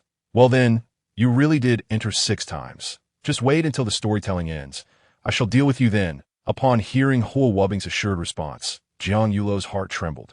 He had just been pondering whether Liu Yu had made a mistake, and now it appeared that not a single detail was amiss. This young man had managed to conceal his brilliance even from him. 6th on the prodigy list is Yang Chan, the current holy maiden of the Four Saints Palace. Without allowing the audience a moment to breathe, Liu Yu continued. Holy maiden Yang Chan possesses the innate 9-in profound body. The moment this statement left his lips, Yang Chan could no longer remain seated. Not only her, but even Mu Tianai, the holy master seated beside her, became tense. The fact that Yang Chan was a 9-in profound body was the greatest secret of the Four Saints Palace. Even within the palace, only the current holy master and a few esteemed elders were privy to this knowledge. How did Liu Yu come to know? Originally, Yang Chan and Huo Wubing had intended to listen to Liu Yu as he elaborated on other prodigies. They never expected to find themselves as the subjects of discussion, and the depth of Liu Yu's familiarity with their secrets left them both feeling apprehensive at this moment. They were both eager to know who the top 5 individuals on the list were. On the high platform, Liu Yu continued his narration. 5th on the prodigy list is Tang Miaoi, a girl from the Gu region in the southern wilderness. Tang Miaoi possesses the innate Gu god holy body and grew up in a Gu village. Mastering ancient Gu arts at the age of 7, she caught the favor of the Gu god, who bestowed upon her the golden-armored holy insect. At 9, she bravely ventured into the Valley of 10,000 Poisons. Nurturing countless insects within by the age of 15, her destined Gu insect, the golden-armored holy insect, broke through to the array formation realm at T17.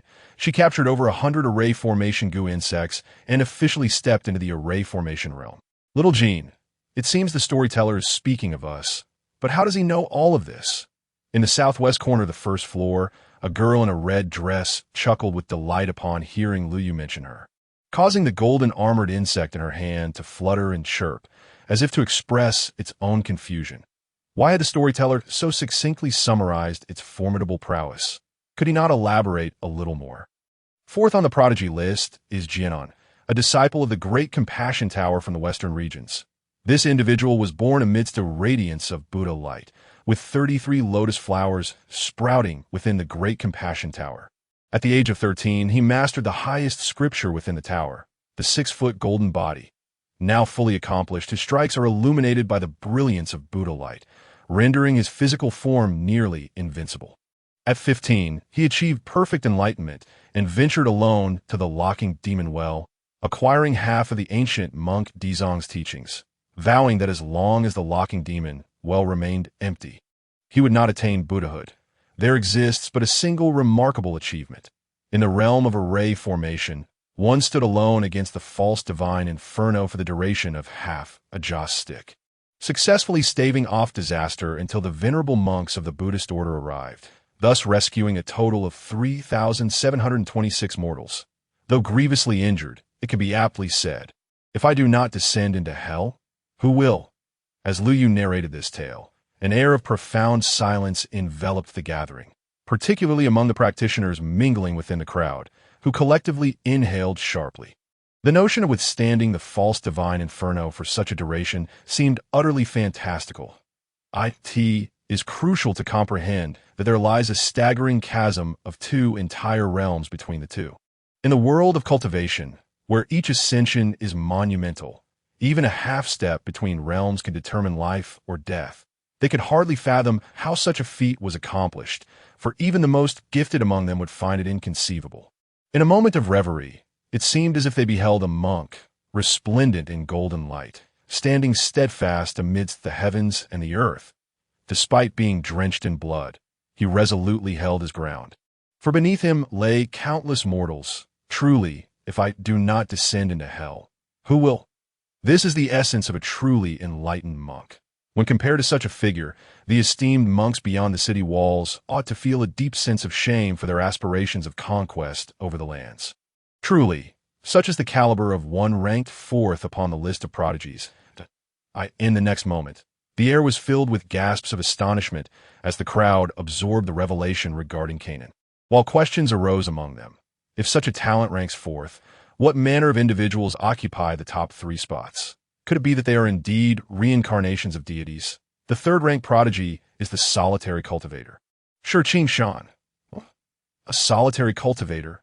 Surely, Mr. Liu jest. Upon hearing the name, the attendees were left utterly dumbfounded, momentarily questioning the reliability of their own ears, as if they had just heard the term solitary cultivator. How could this be? A solitary cultivator could never be compared to the pinnacle sex. Mr. Liu, you must be mistaken. Indeed, the resources and techniques available to solitary cultivators are incomparable to those of the foremost sex in an instant. The crowd erupted into a cacophony of discourse, not out of disdain for solitary cultivators, but rather due to the insurmountable divide that exists between solitary practitioners and established sections. After all, cultivation is no trivial pursuit. It is an exceedingly extravagant endeavor that demands wealth, techniques, companions, and land. Each element is indispensable, and none can be achieved in isolation. Typically, solitary cultivators enter the realm of cultivation due to some inexplicable fortuity, yet most ultimately fade into obscurity, never to be heard of again. Thus, the notion of solitary cultivator reaching the pinnacle of the cultivation world is virtually unheard of. Now, Lu Yu had placed a solitary cultivator within the ranks of prodigies, no less than in the esteemed third position, a fact that was simply beyond comprehension. Even those seated by the window on the second floor momentarily paused upon hearing the term solitary cultivator. Fear not, esteemed guests. The third-ranked prodigy, Shi Shan, is indeed a solitary cultivator. As for why he occupies this illustrious position, allow me to elucidate further. Observing the incredulous expressions on the faces of those below, Lu Yu sipped his tea to moisten his throat and then proclaimed with clarity, Shi Shan was born into a destitute family in the northern domain, the tender age of 3. He lost both parents to wild beasts while they ventured into the mountains to gather firewood, thereafter being raised by the villagers, despite the hardships of fate that rendered him an orphan from a young age. Shi Shan was not without fortune along his path of cultivation. By the age of 7, young Shi Shan was already capable of hunting alone in the mountains. While his catches were modest, primarily wild chickens and quails, he was able to sustain himself without issue. His true journey into cultivation began at the age of 8. One fateful afternoon, while hunting in the mountains. As he prepared to ensnare his quarry, a sudden gust of wind swept through, followed by an overwhelming shadow that engulfed half the mountain. The young Shi Shan, thinking merely that a change in weather had occurred, was unprepared when a celestial crane descended from the heavens and whisked him away. Upon regaining consciousness, he found himself within a cave, suffused with spiritual energy and the soothing sounds of flowing water, where the celestial crane silently guarded him. This cave was once the retreat of a practitioner who had met his demise due to the invasion of his inner demons while cultivating. The celestial crane, a spirit beast nurtured by the practitioner, sought to preserve his legacy by searching for a worthy successor. Shi Shan, exhibiting remarkable determination from a young age, caught the crane's eye and was ultimately brought to the cave after a period of observation. As Lu Yu continued to elaborate, the hall seemed to unfurl like an intricate scroll, revealing the trajectory of Shi Shan's cultivation from his solitary beginnings to the companionship of the celestial crane. And eventually, after a series of perilous trials, to his awakening of spiritual intelligence within the realm of ancient powers, he encountered numerous fortuitous events, including the slaying of ferocious beasts that granted him a millennium-old spirit fruit, which bestowed upon him an indomitable physique. As the tale unfolded, the audience initially believed that his good fortune merely stemmed from being taken to the cave by the celestial crane. Yet, as the narrative progressed, it became increasingly apparent that the nature of his blessings was extraordinary. The notion that he achieved the realm of array formation through a mere mistake in cultivation was almost unfathomable. The sheer luck he possessed was astounding. Had one not known better, they might have thought him the illegitimate child of Lady Luck herself. Such fortuitous circumstances would allow not just a person, but even a pig to soar to great heights. This thought stirred a sense of envy within many, who lamented why such serendipity had not graced their own lives, contemplating that had it been them, they too might have ascended to the ranks of prodigies. Fate's damned solitary star, from a window on the second floor, Jiang Yulo and Mu Tianai, upon hearing Lu Yu's account of Shi Shan, could not help but exclaim. Though it sounded fantastical, the reality was that every few centuries, an individual like this emerged in the realm of cultivation, akin to a favored child of the heavens. They required no effort, no struggle, as opportunities and techniques gravitated towards them as if cost-free, with some achieving the status of top-tier experts in remarkably short spans of time. Regrettably, such individuals are often fated not to live long. Especially with Shi Shan's current level of fortuity, the ensuing calamities he would face would undoubtedly be monumental. After all, it was not unheard of for supreme sects to produce such figures, yet none had ever broken the curse of their fate. Historically, there had even been instances where entire sect had expended their fortunes to safeguard such individuals, only to suffer immense losses in the process, their fortunes irreparably damaged. Nevertheless, during their youth, such individuals indeed soared to great heights, and being ranked third was not an exaggeration. Ding! Congratulations, host! Your popularity has reached a new high. Reward: one advanced lottery card. The audience's excitement surged as the announcement echoed, with the storytelling point tallying up to 10,000. Amidst the fervent discussions, the system's voice resonated once more in Lu Yu's mind. This time, however, he exhibited little reaction, having grown numb to it all. The day's rewards had left him desensitized. He had yet to conclude his tale, and already the system had granted him 3 rewards. In light of this, Lu Yu could only mutter to himself, "Is this how the system entices storytellers? Such temptation is hard to resist. Perhaps you might consider luring me further next time, as I thrive on challenging my vulnerabilities." As he surveyed the animated crowd, a bold idea began to take shape in his mind. With a resounding clap, he silenced the room. Every gaze turned to Lu Yu, for the true spectacle lay ahead, the first and second rankings of the prodigy list. With the astonishing prowess displayed by the previous 8, the audience could scarcely imagine the caliber of the top 2 esteemed guests. The presentation of the prodigy list concludes here for today. Discover what unfolds next.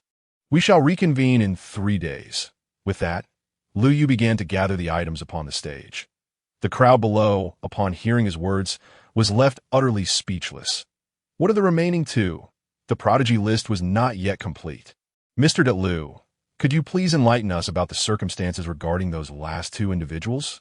Indeed, Mr. Lu, you have a remarkable talent for piquing our curiosity.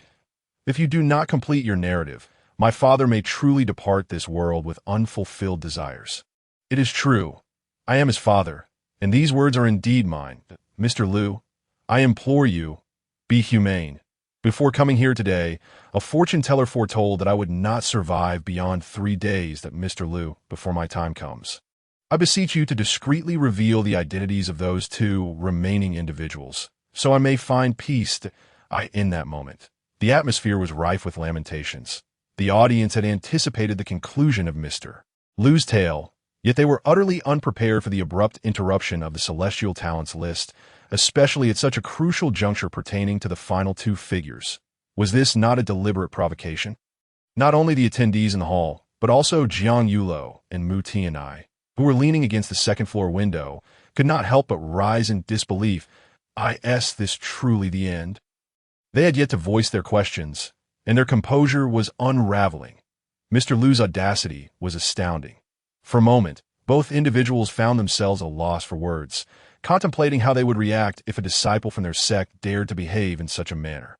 They would undoubtedly be seized and subjected to a severe reprimand, compelled to continue speaking until everything was clarified. Meanwhile, Lu Yu remained unfazed by the audience's reaction. After all, he had grown accustomed to such responses after narrating for so long. What mattered most now was to return and discover what rewards awaited him.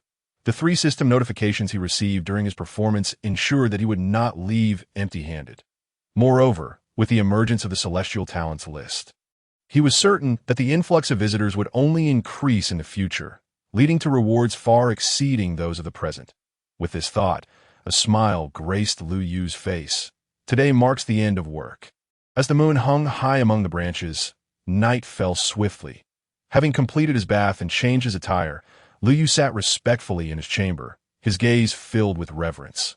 Life requires rituals, and rewards must be exquisite. Let the arrangements commence. System, please reveal yourself. With a mere thought, the system's display materialized before him. Storytelling points, 93,000. Intermediate lottery cards. 2. Advanced lottery card. 1. Title, Unflappable, the center of attention. Gazing at the series of notifications on the system, Lu Yu's eyes sparkled with brilliance. This was nothing short of a bountiful harvest, especially with the advanced lottery card. Having experienced the power of intermediate cards, he could only imagine the wonders the advanced card would yield. Initially, Lu Yu intended to conduct a 10 draw using intermediate cards, convinced that he would finally acquire the fragments needed for Jiang Wuxiu. However, with the appearance of the advanced lottery card, he found himself contemplating a shift in strategy. Given the substantial rewards he had garnered from storytelling today, he felt that with a bit more effort, he might soon be able to attempt an advanced 10 draw within a month. The prospect was truly delightful. Thus, he decided to commence with a 3 draw using the intermediate card as a foundation before uncovering the wonders of the advanced card. Resolute in his decision, Lu Yu slowly closed his eyes. Initiate the 3 draws using the intermediate card. As a wave of consciousness surged, 3 golden cards appeared before him. In the next moment, the cards began to spin rapidly. After a brief pause, golden light shimmered alongside the sound of the system's notification. Ding! Congratulations, host, you have obtained 3,000 pounds of top-tier divine essence. Ding! Congratulations, host, you have obtained 3 fragments of the divine King Jiang Wuxiu. Ding! Congratulations, host, you have obtained the mount. Dragon Horse, peak-level demon beast. With wide eyes, Lu Yu beheld the rewards presented by the system, unable to suppress the joy that blossomed upon his face. The rewards were astounding, leaving him momentarily speechless. After all, he had initially viewed these intermediate cards merely as a stepping stone, never anticipating that they would yield such remarkable results. Seizing the momentum, Lu Yu opted not to extract the rewards immediately. Instead, he focused his gaze and attention on the advanced lottery card. This was his first encounter with an advanced lottery card, and to say he was nervous would be an understatement. Open the advanced lottery card. Gritting his teeth, Lu Yu decisively pressed the extraction button. Accompanied by a violent surge of energy, a card shimmering with a spectrum of colors materialized before him. And in a fleeting moment, it felt as though a glimpse of a corner of a magnificent world lay before his eyes. What? Upon hearing the reward announced by the system, Lu Yu promptly collapsed on the ground in disbelief. Was the reward system truly serious? Instantly, he rubbed his eyes, fearing he had made a mistake. Ding! Congratulations, host, you have obtained 150 fragments of the fearsome individual. In that moment, Lu Yu could no longer contain his exhilaration, bursting forth with a shout that would have echoed to the heavens were it not for the powerful protective formations surrounding his room. The sheer magnitude of the fearsome individual was staggering. Staring at the display on the system, Lu Yu trembled, his words faltering. Was this truly within his grasp? No. Was he even worthy of such a reward? As a devoted admirer of the legend of the fearsome individual, Lu Yu believed himself well-versed in the tales surrounding this figure, who, in his mind, ranked among the top 3 in the entire realm. A mortal body transcending to become an emperor, living multiple lives in defiance of time, single-handedly creating diverse techniques rivaling the 9 secrets, not for the sake of ascension, but merely to await the return of a loved one. Such tales were countless, and the individual as character was as fearsome as their name suggested. Previously, Lu Yu had thought that intermediate draws were already impressive. Little did he know his perspective had been limited, as the advanced draw elevated the rewards to an entirely new level. Although it would take 50 fragments to fully collect, Lu Yu felt it was worth the effort. After all, this was the fearsome individual. He would not hesitate to gather even 500 fragments if necessary. In the still of the night, beneath a crescent moon, the evening breeze caressed the sycamore trees, and in a small courtyard, Yang Chan, adorned in white, gazed up at the starry sky. Ranking 6th on the celestial talents list, such an achievement was worthy of pride anywhere. Yet at this moment, Yang Chan's thoughts were elsewhere, as the saint is born with the 9 profound body. She had been brought to the Four Saints Palace in her youth, where her extraordinary talent for cultivation became apparent. Lu's voice echoed in her mind, as if he possessed no secrets of the world. He even knew of her 9 profound body, igniting within Yang Chan an impulse to meet him. For there was a matter that had troubled her for many years, and she now glimpsed a glimmer of hope for an answer. In the opposite courtyard, Wubbing also gazed at the sky. Having just concluded a pleasant conversation with the Academy's Mr. Jiang Yulo, he pondered, still perplexed, how Lu Yu could have discovered his entry into the Confucian Mountain. This was a secret he had never disclosed to anyone. Even the spirit of Confucian Mountain had pledged to keep it hidden. Logically, even the long-lost old dean from a century ago should not have known, let alone someone from the Four Saints Palace. Although it seemed absurd, Wubbing could not shake the feeling that Lu Yu harbored some other identity, one potentially more formidable than the ancient figures of the Four Saints Palace. The next moment, Wubbing turned his gaze toward Lu Yu's courtyard. If memory served, Lu Yu had previously mentioned that he was welcome to visit for a meal. Tea seemed rather late for a late-night snack. So perhaps breakfast would be more appropriate. Yes, breakfast it is. With this thought, Wubbing nodded resolutely, for there was still a matter regarding his 6th entry into Confucian Mountain that needed clarification. If Lu Yu was aware, he was prepared for social embarrassment. No, rather, he was ready to seek assistance. Thus, the night passed swiftly, and as dawn approached, the doors of the 2 courtyards beside Lu Yu's opened simultaneously, upon seeing each other's figures. Both individuals paused momentarily. "Good morning, Miss Yang Chan." "Good morning, young Master Hua." After exchanging greetings, the 2 stood at the doorway, momentarily stunned, mirroring the scene from a few days prior. The only difference is that the parties involved have changed. Yet the awkwardness remains palpable. The 2 individuals exchanged glances, then turned their eyes towards the gate of Lu Yu's courtyard, seemingly comprehending each other's thoughts in that fleeting moment. She intends to pay a visit to this esteemed elder from the 4 sacred palaces. He aims to consult this venerable figure from the Qian Academy. Indeed, aside from Lu Yu, who remains blissfully unaware of his status as an ancient being, the others within these 3 courtyards have already regarded him as a concealed and formidable figure within the cultivation realm. Creak! Just as the 2 stood at their respective doorways, unsure of what to say, the sound of another door creaking open echoed through the in the next instant. Lu Yu's courtyard door was gently pushed open from within. "Mr. Lu, Elder Lu." Upon seeing Lu Yu slowly emerge from the entrance, the 2 contemporary prodigies instantly straightened their postures at "It is you too." Lu, upon stepping out, was nearly startled by the sudden exclamations of the duo. But upon recognizing Yang Chan and Wubbing, he couldn't help but smile that he knew these 2. They were the good-hearted individuals who had stepped forth during the previous incident when someone had disrupted his storytelling. "Do you 2 have something to discuss?" Lu Yu inquired with a warm smile, noticing the pair standing motionless. No. Both Yang Chan and Wubbing hastily shook their heads upon hearing Lu Yu's question. After all, even if there were matters at hand, they could not be publicly disclosed. Such information was a closely guarded secret between the 2 of them. If there is nothing pressing, why not join me for a meal? Lu Yu suggested cheerfully, pleased that there were no urgent matters. After all, he had yet to express his gratitude for their assistance in resolving his previous troubles, and this would be a perfect opportunity to share a breakfast together. A meal together. Upon hearing this, both Yang Chan and Huo Wubbing were momentarily taken aback, particularly Yang Chan, who never anticipated that such an eminent figure would extend an invitation to dine with her. Is that appropriate?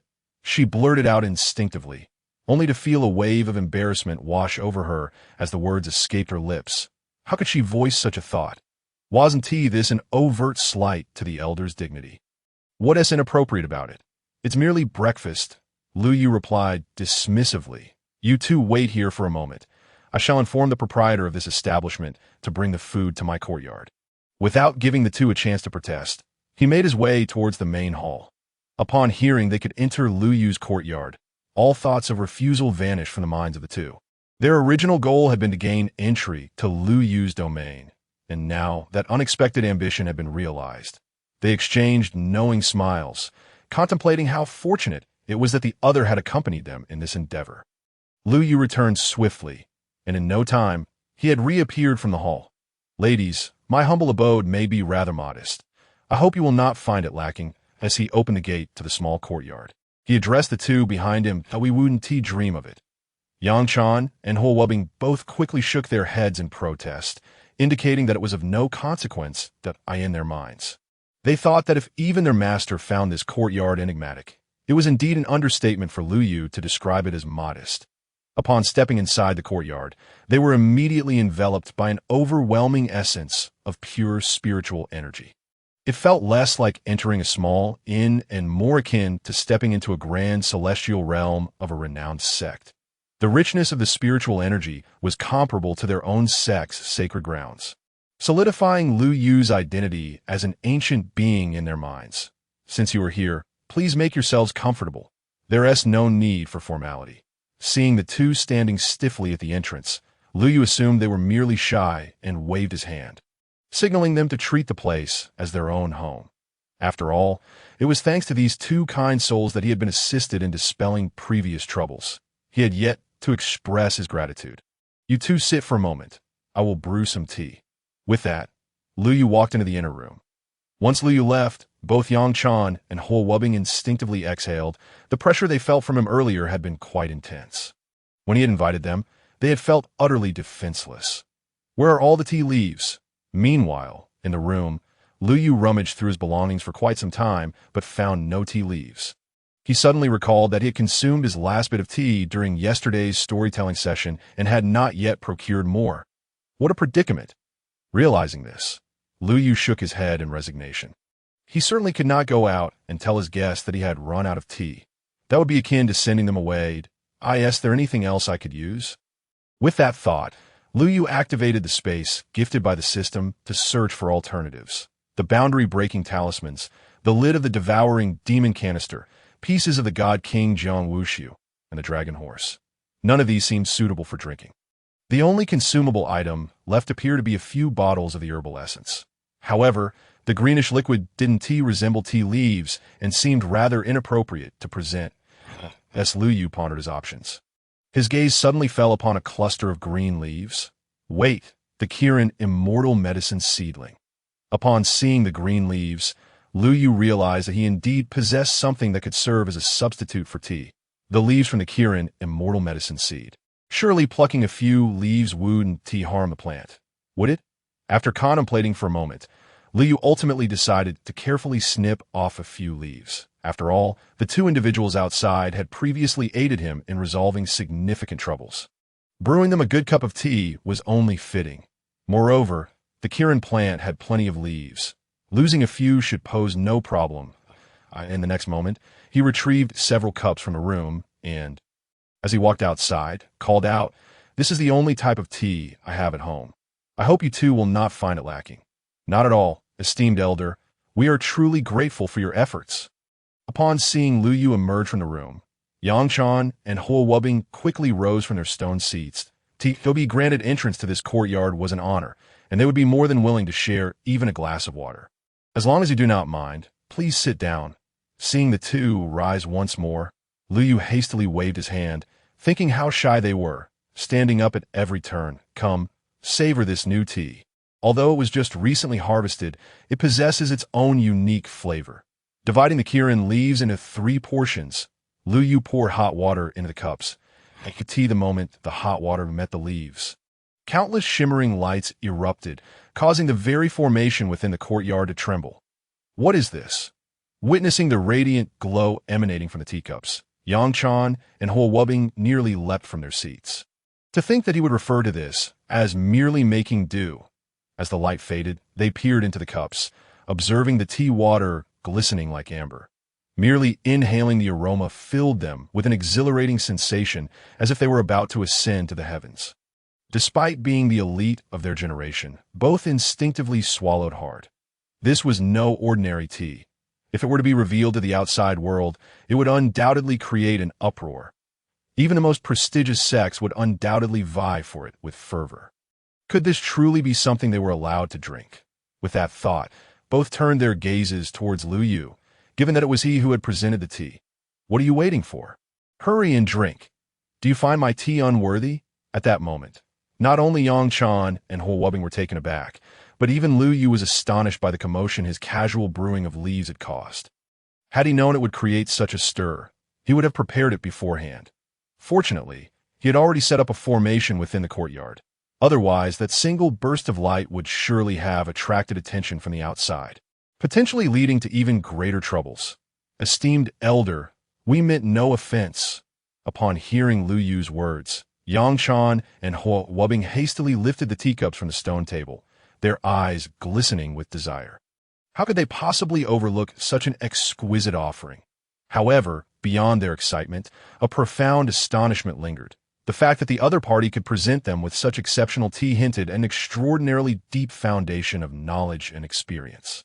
After a brief silence, both of them simultaneously took a sip from their cups. The moment the tea entered their mouths, they were enveloped in an intense aroma that coursed from their mouths to their throats and ultimately settled in their bellies. A powerful vitality surged through their bodies, and they could feel the pure spiritual energy flowing with each breath they took it up. In the next moment, both of them couldn't help but exclaim. Having merely taken a small sip, they were unprepared for such a significant reaction.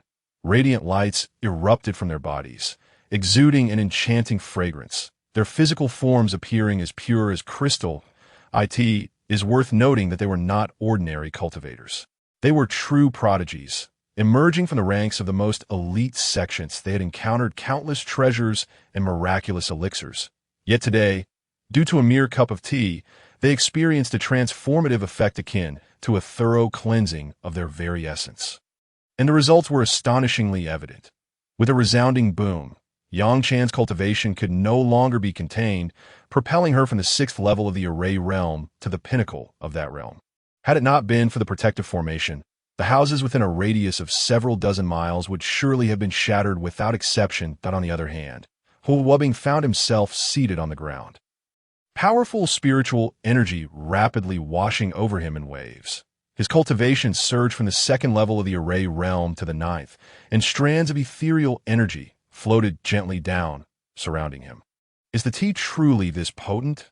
Witnessing the dramatic changes in his companions, Lu Yu turned his gaze to the teacup in his hand. In a single gulp, he downed the remaining tea. 1 second, 2 seconds, 3 seconds. After several moments, Lu Yu realized that he felt no discernible change in himself. What? Staring at the empty teacup, Lu Yu was momentarily at a loss for words, feeling a surge of frustration. Having tasted the effects of fine spirits before, he couldn't fathom how this tea had failed to yield any results for him. The thought crossed his mind that he wished to snatch the teacups from his companions to discern whether the issue lay with the tea or himself, as it was evident that something was amiss with his response. Could it be that his innate talent was so formidable that there was no room for further development? In the next instant, Lu Yu considered a possibility. After all, he had already eliminated most of the impurities from his body during previous training sessions. It would indeed be challenging to expel any remaining impurities now. Yet, despite this realization, Lu Yu's mood remained quite sour. After all, he had personally brewed the tea, so why did his companions glow with radiance and experience a surge in cultivation while he felt nothing? No, wait, he seemed to feel a bit bloated, He touched his belly, uncertain whether the sensation was due to the tea or his frustration. In any case, he had transitioned from feeling hungry to being quite full.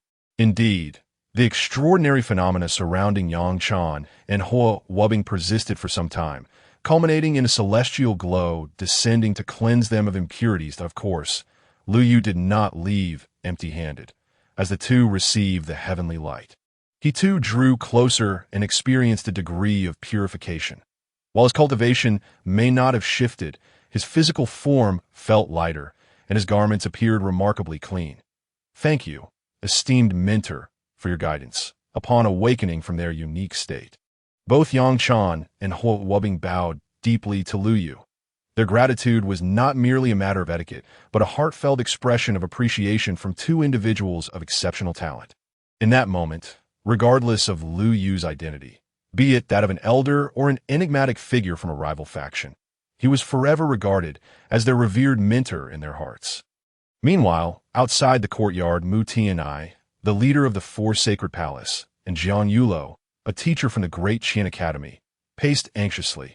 Their most prized disciples had been in Lu Yu's courtyard for quite some time, without a word. By now, they should have finished breakfast, if not lunch. Did these two wayward students intend to linger for dinner? Had it not been for the absence of any signs of conflict within the courtyard, the two protective elders would have rushed in to retrieve their disciples. Just as the two could no longer contain their impatience and were about to investigate the situation, the door to Lu Yu's courtyard swung open. In an instant, Yang Chan and Hua Wubbing emerged together, bowing deeply to their host as they exited. What transpired within the courtyard? Did Lu impart any insights on cultivation, particularly regarding array formations? As soon as they stepped out, their respective sect leaders and teachers eagerly pulled them back into their own courtyards to inquire. Nothing at all.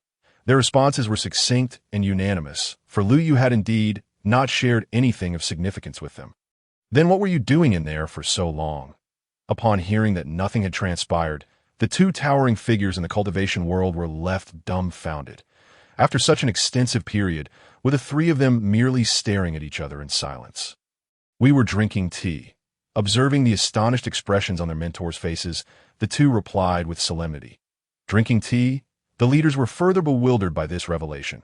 They had spent half the day merely drinking tea? Who would believe it? Hua Wubbing, your earlier concealment of your abilities has not gone unnoticed by your teacher.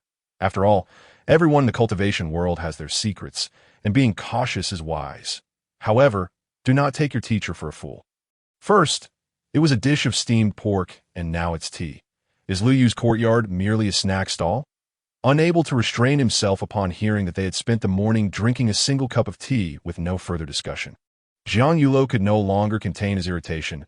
It seemed he would have to enforce the academy's rules. Teacher, I swear I am not deceiving you. Wait, why are you taking out the ruler? We truly spent the morning drinking tea. If you don't believe me, you may inquire with the saintess of the Four Sacred Palace that, teacher, please don't strike. The next moment, a chorus of cries akin to that of a slaughtered pig erupted from Hua Wubbing's courtyard, accompanied by the sound of a ruler striking. In contrast, the atmosphere in Yang Chan's courtyard was significantly more harmonious. After all, as the saintess of the Four Sacred Palace, Mu Tianai would not resort to the same disciplinary measures with her. Moreover, he held great trust in Yang Chan's words. You mean to say that after drinking a cup of tea, you broke through to the pinnacle of the array realm, now only a hair's breadth away from the venerable realm? Upon hearing Yang Chan's revelation that she had nearly transcended realms due to a cup of tea, Mu Tianya's eyes widened in disbelief. He hastily set up a formation to seal the courtyard, fearful that others might overhear their conversation. Indeed, sect leader, after entering, Elder Lu poured each of us a cup of tea, which radiated with celestial light as it was served, had it not been for the protective formation in place. The fragrance would have likely been detectable within 100 miles. Reflecting on the events that had transpired in Lu Yu's courtyard, Yang Chan disclosed every detail without reservation. However, she refrained from mentioning her motive for visiting Lu Yu's abode, as it bore no relevance to the tea, and her own queries had gone unvoiced. A single cup of tea almost enabled you to ascend from the array realm to the venerable realm. Mu Tianai murmured to himself, falling into a profound silence. Though he held the esteemed title of leader of the righteous path, the notion of such extraordinary tea was entirely unfamiliar to him. While many miraculous items existed that could assist in breaking through realms, most carried significant limitations. However, the kind of tea that could cleanse one's essence without any adverse effects was exceedingly rare. The fact that Lu Yu had so casually produced it left him utterly bewildered and deeply shaken. Meanwhile, within Lu Yu's courtyard, having just bid farewell to Yang Chan and Huo Wubing, he found himself lost in contemplation, gazing at the seed of the Qilin immortal herb in his hand. Due to his realization that merely placing this item within the system's storage would not yield any growth, he concluded that in order to consume it, it must first mature. After much contemplation, Lu Yu ultimately decided to plant this item in the courtyard. After all, there was no more suitable place for cultivating the immortal herb, and the courtyard was at least safeguarded by the third killing array, providing a degree of security. Go. In the next moment, the third array activated, and countless strands of chaotic energy surged from the earth, enveloping the seed of the Qilin immortal herb and burrowing deep underground, leaving only a small green sprout visible above the surface. Observing the tiny green shoot, Lu Yu allowed a faint smile to grace his face. Although he was uncertain how many years it would take to mature, he firmly believed that one day it would flourish. In an ensuing moment, Lu Yu infused the 3,000 pounds of top-tier divine essence, a reward from the system, into the soil, considering it nourishment for the immortal herb and a resource to maintain the array's operation. Once he had completed these tasks, Lu Yu turned his attention back to his system's storage space. Earlier that morning, Yang Chan and Huo Wubing had spent a considerable time sipping tea here, leaving him no opportunity to examine the rewards from the previous day. Divine King Jiang Wushu's character fragment. 910, he was just one fragment away from summoning Jiang Wushu, and Lu Yu was confident that during his next storytelling session, he would successfully gather this unparalleled Divine King AS for the 3,000 pounds of top-tier divine essence. Since he had buried it underground, there was no need to check on it any further. The final reward remained the Dragon Horse, a peak-level creature of the Array realm. Its cultivation surpassed even his own, were it not for the system's assurance of the Dragon Horse's absolute loyalty. Lu Yu would have hesitated to extract it. After all, his own cultivation was merely at the initial stage of the Array realm. Extract it. After careful consideration, Lu Yu pressed the extraction button. After all, one should never turn down a reward from the system, especially considering that in future endeavors, this peak-level creature of the Array realm would undoubtedly be swifter than himself. Yes, soon as Lu Yu clicked to extract, a sudden gust of wind erupted in the courtyard, followed by a shadow descending from the heavens. In the next moment, the sounds of neighing filled Lu Yu's small courtyard, accompanied by a powerful surge of energy rippling outward. Ah, splendid. Its appearance is quite remarkable. Gazing at the pristine dragon horse before him, Lu Yu could not help but nod in approval. Should he ride it through the streets, he would undoubtedly attract 100% attention, especially paired with his own unparalleled beauty. Truly invincible. Wait, that direction is off limits. Just as Lu Yu imagined himself riding the dragon horse and inciting shrieks from countless maidens, the dragon horse suddenly trotted toward a small patch of grass in the corner. Boom! The sound of the array resonated, and the once gleaming white dragon horse was now enveloped in black smoke, its mane standing on end. Upon witnessing this scene, Lu Yu instinctively covered his eyes. How tragic. Watching the newly released dragon horse collapse onto the ground, Lu Yu found himself at a loss, unsure whether to check on its condition or fetch a plate, for he could already smell the aroma of meat. It was particularly unexpected that in such a vast courtyard, the dragon horse would not wander, but charge directly toward the immortal herb, had he not timely deactivated the majority of the array's lethal intent. The dragon horse might have transformed into a mere wisp of smoke. You truly are. Letting out a long sigh, Lu Yu waved his hand to draw the fallen dragon horse back. Fortunately, as a peak-level creature of the Array realm, the dragon horse possessed a robust vitality and soon stood shakily once more. However, upon rising, it leaped away from the wall, seemingly terrified of another strike. Lu Yu found the situation both amusing and exasperating. Hoping fervently that no lasting repercussions would ensue, Otherwise, this splendid dragon horse would end up as a meal. If sensing Lu Yu's thoughts, the dragon horse trotted over to him, nuzzling against his side, seemingly eager to convey that it was perfectly fine and inviting him to ride in the courtyard. The dragon horse leapt about, eventually demonstrating to Lu Yu that it had suffered no ill effects and was brimming with energy. It was far too soon to contemplate eating horse meat. Upon witnessing this, Lu Yu nodded approvingly and restored the array in the courtyard to its original state. Initially, he had been somewhat concerned about the protective capabilities of the third killing array. However, it appeared there was no issue. The array's defensive capabilities were undoubtedly formidable, ensuring that under normal circumstances, any creature of the array realm would meet a swift demise. For you. After tidying everything up, Lu Yu turned his gaze once more to the now slightly singed dragon horse. He had initially contemplated keeping the dragon horse within his courtyard, considering it a peak-level creature of the array realm. Keeping it outside could lead to unforeseen troubles. However, after the earlier incident, Lu Yu felt it wiser to keep the horse outside. After all, he had been present during the chaos. Had he not been home, the dragon horse might have inadvertently triggered the full force of the array, leaving nothing but a memory behind. With a creak, Lu Yu led the dragon horse out of the courtyard. If memory served him correctly, there was a stable behind the tavern where he could entrust the horse to old Wu for care. Remember, you are now just an ordinary horse. Do not cause any trouble, or you shall face the consequences. As he walked outside, Lu Yu murmured softly to the dragon horse, "Nay." Upon hearing Lu Yu's admonition, the dragon horse nodded in an almost human-like manner, as if assuring him that it would behave like an ordinary horse. In an instant, the overwhelming aura of the peak-level creature of the array realm dissipated, and upon closer inspection, the dragon horse appeared almost indistinguishable from an ordinary horse, save for its strikingly noble visage. How sensible!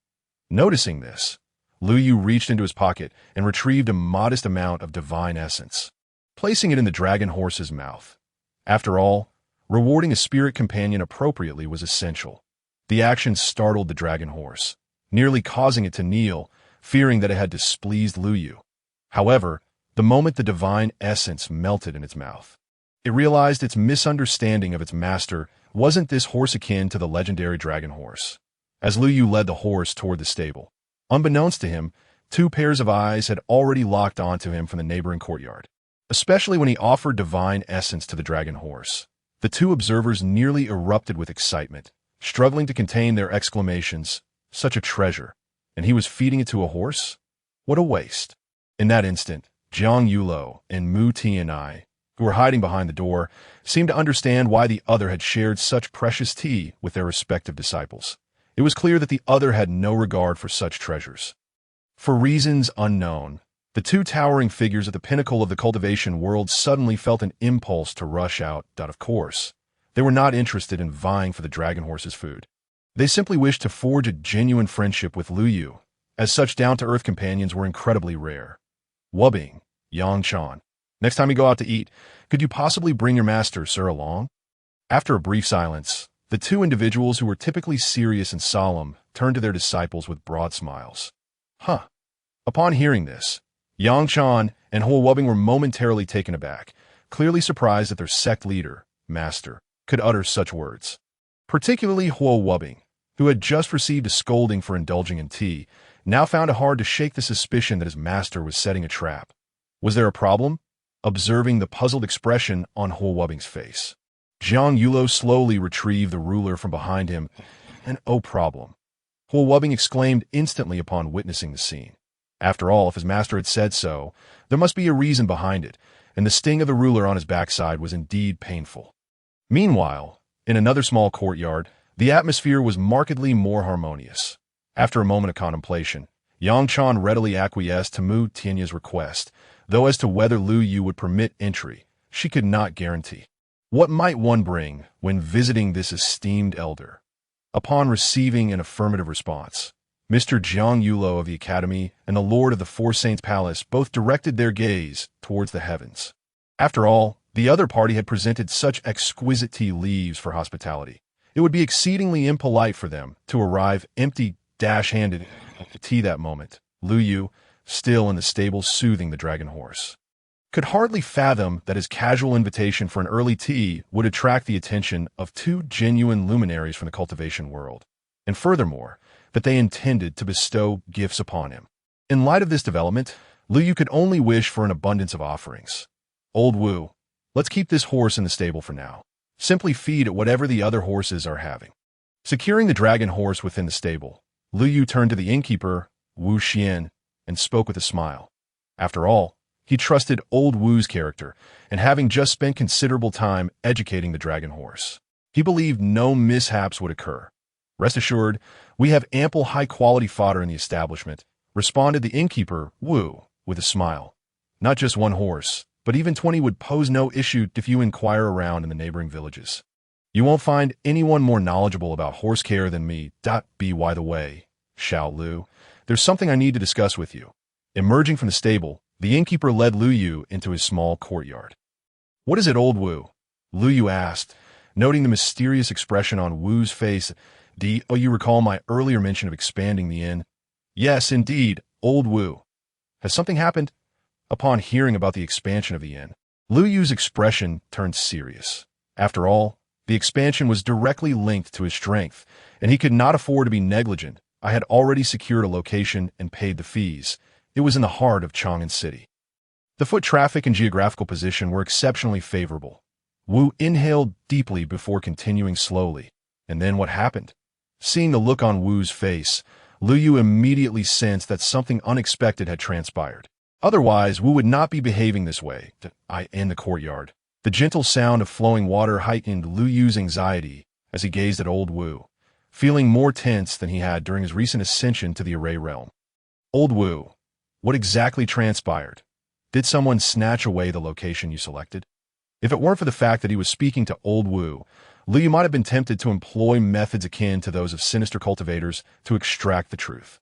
Why leave the story half-told, only to leave him in suspense? Indeed, it was nearly taken from me, but thankfully, it was resolved by a passing gentleman.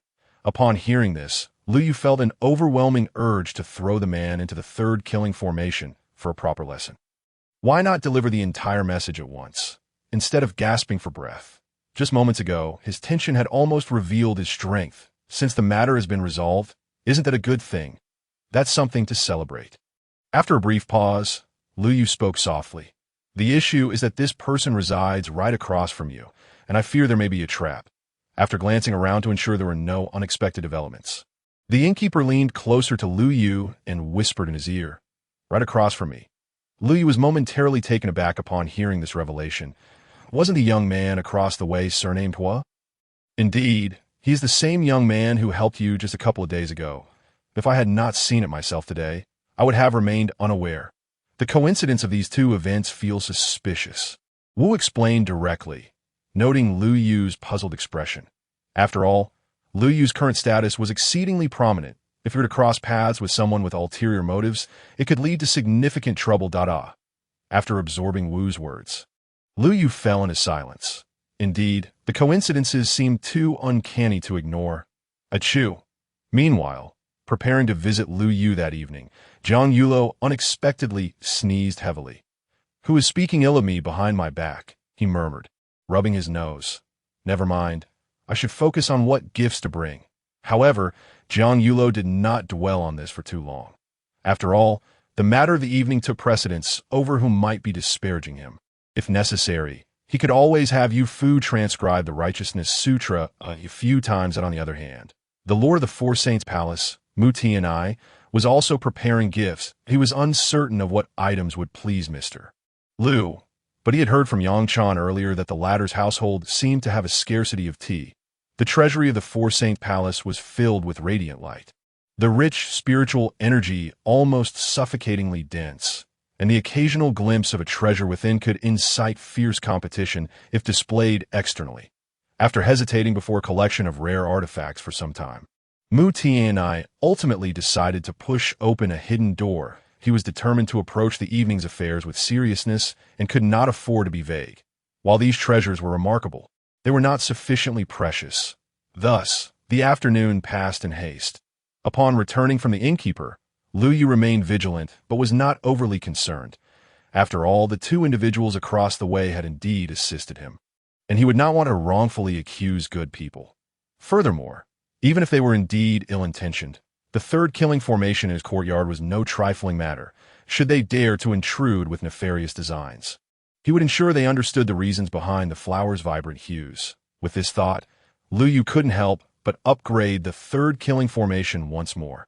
Having recently buried over 3,000 pounds of top-tier divine essence underground, he still possessed some resources that, as the third killing formation gradually improved, Lu Yu's courtyard seemed to be enveloped in a veil of ethereal mist, obscuring not only the interior, but also rendering the exterior scenes increasingly vague until they faded from memory. This was precisely why Jiang Yulo and Mu Tianai were not present at the scene. Otherwise, the gifts would have surely been elevated further. After all, the formation within this small courtyard was akin to the protective mountain formations of their respective sections. It was important to note that their sects were not ordinary. They were truly prestigious orders that had withstood the test of time, and the protective mountain formations had been refined over generations to achieve their current specifications. Yet, Lu Yu had managed to replicate similar effects all on his own. Such a phenomenon was deeply unsettling upon reflection. Master Mu, what brings you out at such a late hour? Mr. Jiang, you two have ventured out, and it appears you are laden with packages. What is your purpose? As twilight descended, the two courtyard doors adjacent to Lu Yu's residence swung open simultaneously. The next moment, Mu Tianai and Jiang Yulo emerged, both regarding each other with caution, clearly surprised to encounter one another at this hour. For a moment, each suspected the other was watching them. Otherwise, how could their timing be so coincidental? I'm here to express my gratitude to Mr. Lu. After a brief silence, both men spoke in unison. Following this, an even longer silence ensued, as both still presumed Lu Yu to be an ancient monster from the other's clan. Shall we go together? Very well, together it is. After an extended standoff, the two finally reached an agreement to seek out Lu Yu together. They could not afford to linger any longer. Dawn was approaching, with a rhythmic series of knocks. The sound reverberated through the air. Who is it? Lu Yu, having just finished fertilizing the Qilin immortal herb and preparing to enter his home, tugged at his trousers and strode toward the door. With a creak, the wooden door opened just enough to reveal two middle-aged men, causing Lu Yu to pause momentarily. You two, greetings, Mr. Lu, that we are going to pay you a visit, and we are grateful for your hospitality towards our two younger generations this morning. Before Lu Yu could inquire about their identities, Jiang Yulo promptly lifted the various items he carried. This, Lu Yu was momentarily taken aback. Guests bearing gifts? Is he truly a person who cannot withstand temptation? Is he so eager to gain entry with merely these items? Mr. Lu, I have brought along a modest token of appreciation as well on the other side, upon seeing Jiang Yulo taking out his offerings. Mu Ti and I hurriedly retrieved the gifts he had prepared from his storage space. How embarrassing this is! Please, do come in. When Liu noticed that both of them were carrying their arms full of gifts, he promptly opened the door. Of course, it was not the gifts that caught his attention. It was simply inappropriate to deny entry to guests who had come seeking him in the dead of night. The moonlight in the courtyard was resplendent, and the pure spiritual energy enveloped him, far more intense than it had been earlier in the day. I could see this moment. Mu Tianai and Jiang Yulo, each holding their respective gifts, followed Lu Yu into the small courtyard, a scene that the world could scarcely imagine. After all, both Mu Tianai and Jiang Yulo were prominent figures in the current cultivation realm, making it hard to fathom what sort of person could persuade them to willingly follow behind. Yet the two esteemed individuals trailing Lu Yu felt no discomfort. Rather, they were filled with delight. They had not anticipated entering Lu Yu's courtyard so effortlessly, though it would have been even better had they come alone. This courtyard is indeed extraordinary. As soon as they stepped inside, Mu Tianai and Jiang Yulo were astonished by the concentration of spiritual energy present at IT was not just on par with their own sect, but surpassed even their sacred grounds, making it difficult to believe this was merely an establishment in the mortal realm. Reflecting on their earlier conversations with their disciples, both shook their heads, realizing that their young talents needed more experience in the world. As their discernment clearly required improvement, they had overestimated their own sect's prowess. With this thought, the two cultivation titans resolved to have a serious discussion with their respective apprentices upon their return. Meanwhile, in the adjacent courtyard, Yang Chan and Ho Wubbing, meditating, simultaneously sneezed. However, neither thought much of it, as they had more pressing matters at hand, namely, solidifying their own cultivation. Whether it was mere coincidence or not, both felt that the tea they had consumed earlier that day had not been fully absorbed by their bodies. A substantial energy lay dormant within them. This sensation was particularly pronounced during their meditation. With this in mind, they both found themselves recalling Lu Yu's figure. "I apologize for not having anything to offer you for your late-night visit." "Not at all, Mr. Lu. You are too kind. Indeed, it is we who have intruded. We hope you will not take offense that I in the courtyard." Lu Yu stood before the stone table, clasping his hands in greeting to the esteemed Mu Tianai and Jiang Yulo, who promptly returned the gesture. However, as the formalities concluded, an awkward silence enveloped them, leaving the three unsure of what to say next. This was particularly true for Lu Yu, who had never before experienced such a visit from two prominent figures at such an hour. "Might you have something to discuss with us at this late hour?" Ultimately, Lu Yu could no longer contain his curiosity and inquired. After all, this was his courtyard, which housed a precious, immortal herb. Were it not for the gifts and the sincerity of his guests, he might have hesitated to let them in on the other side. Upon hearing Lu Yu's question, Mu Tianai and Jiang Yulo exchanged glances. "Mr. Lu, our late-night visit does pertain to a small matter." After uttering this, they placed their various packages on the table. While they were set down together, a clear distinction remained between them, allowing one to discern whose gifts were whose. "Yesterday you mentioned that if we had any questions, we should feel free to ask. We have a couple of queries that we did not get a chance to pose. Initially skeptical of their intentions, Lu Yu felt a wave of clarity wash over him upon hearing this. They had come bearing gifts in the middle of the night, and their silence had been a prelude to this. Fellow book enthusiasts seeking answers, please do not hesitate to voice your questions. Though he had set the rule of not discussing books in person, the sincerity of their offerings prompted him to hear them out. This way, he could prioritize their inquiries when the time came. As he was known for his fondness for his fans, and of course, if this thought of his were to leak, it would likely invite scorn. Indulging his fans, when the key moment to share a story arrived. 3 days were required. How could he call that indulgence? Can we ask directly? To their surprise, Lu Yu readily agreed without even glancing at the carefully prepared gifts. "Certainly, please wait a moment while I brew you some tea." After briefly surveying the two, Lu Yu turned and headed toward the room. Asking was certainly permissible.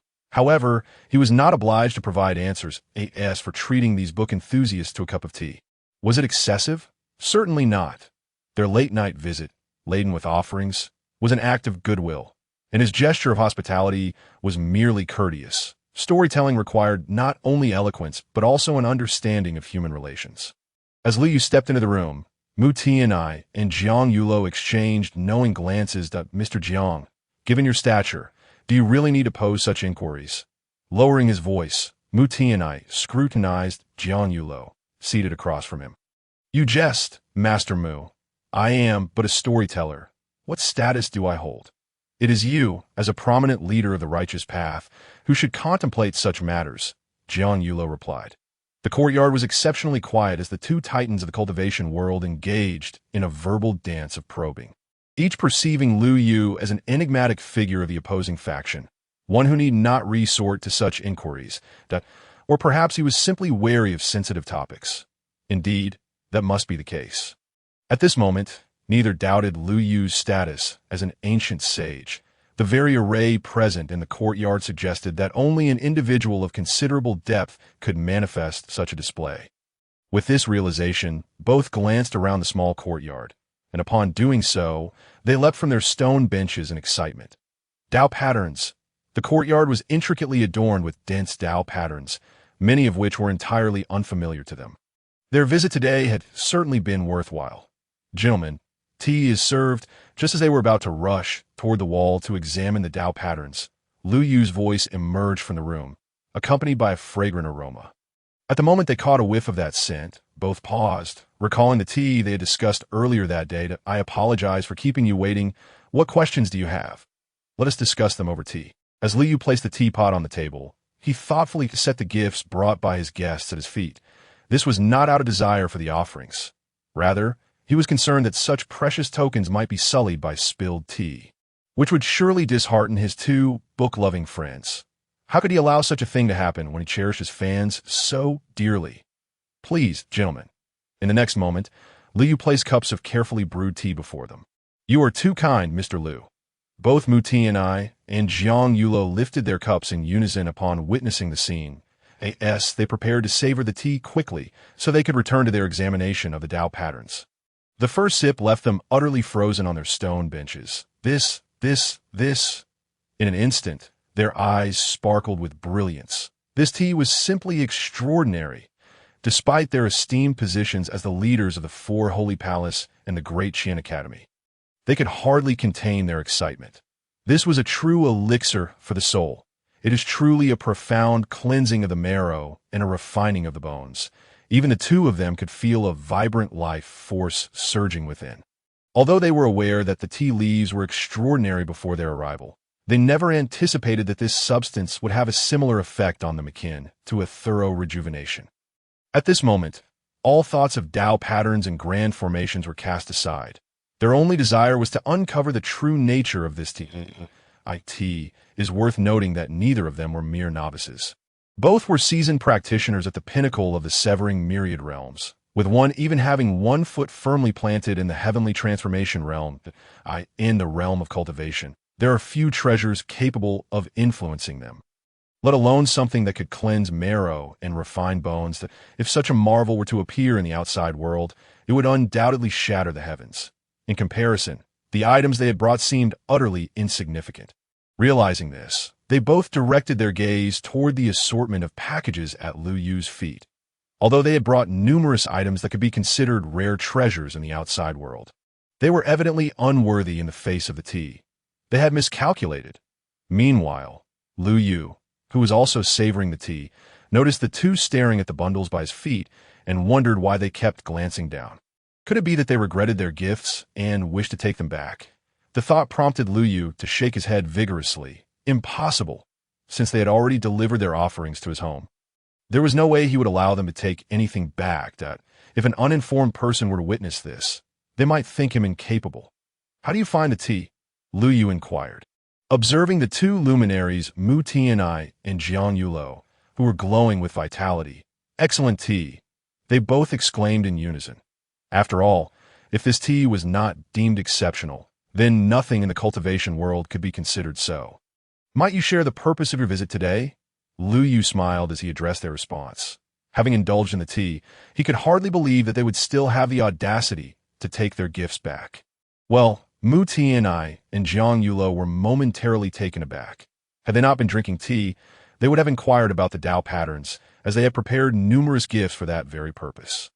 However, now that they had savored the tea, the value of their offerings had been rendered moot, making it awkward for them to pursue the topic of Tao patterns.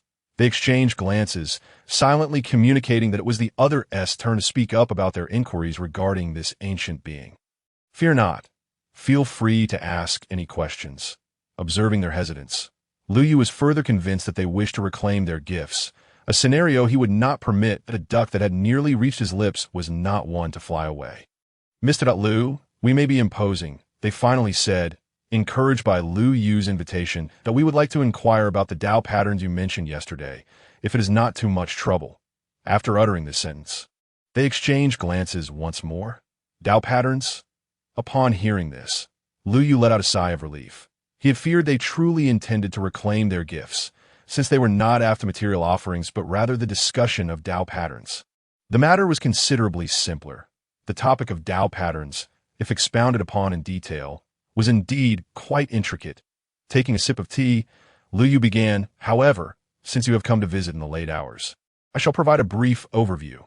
As Liu Yu spoke, Mu Tianai and Jiang Yulo found themselves overwhelmed with excitement.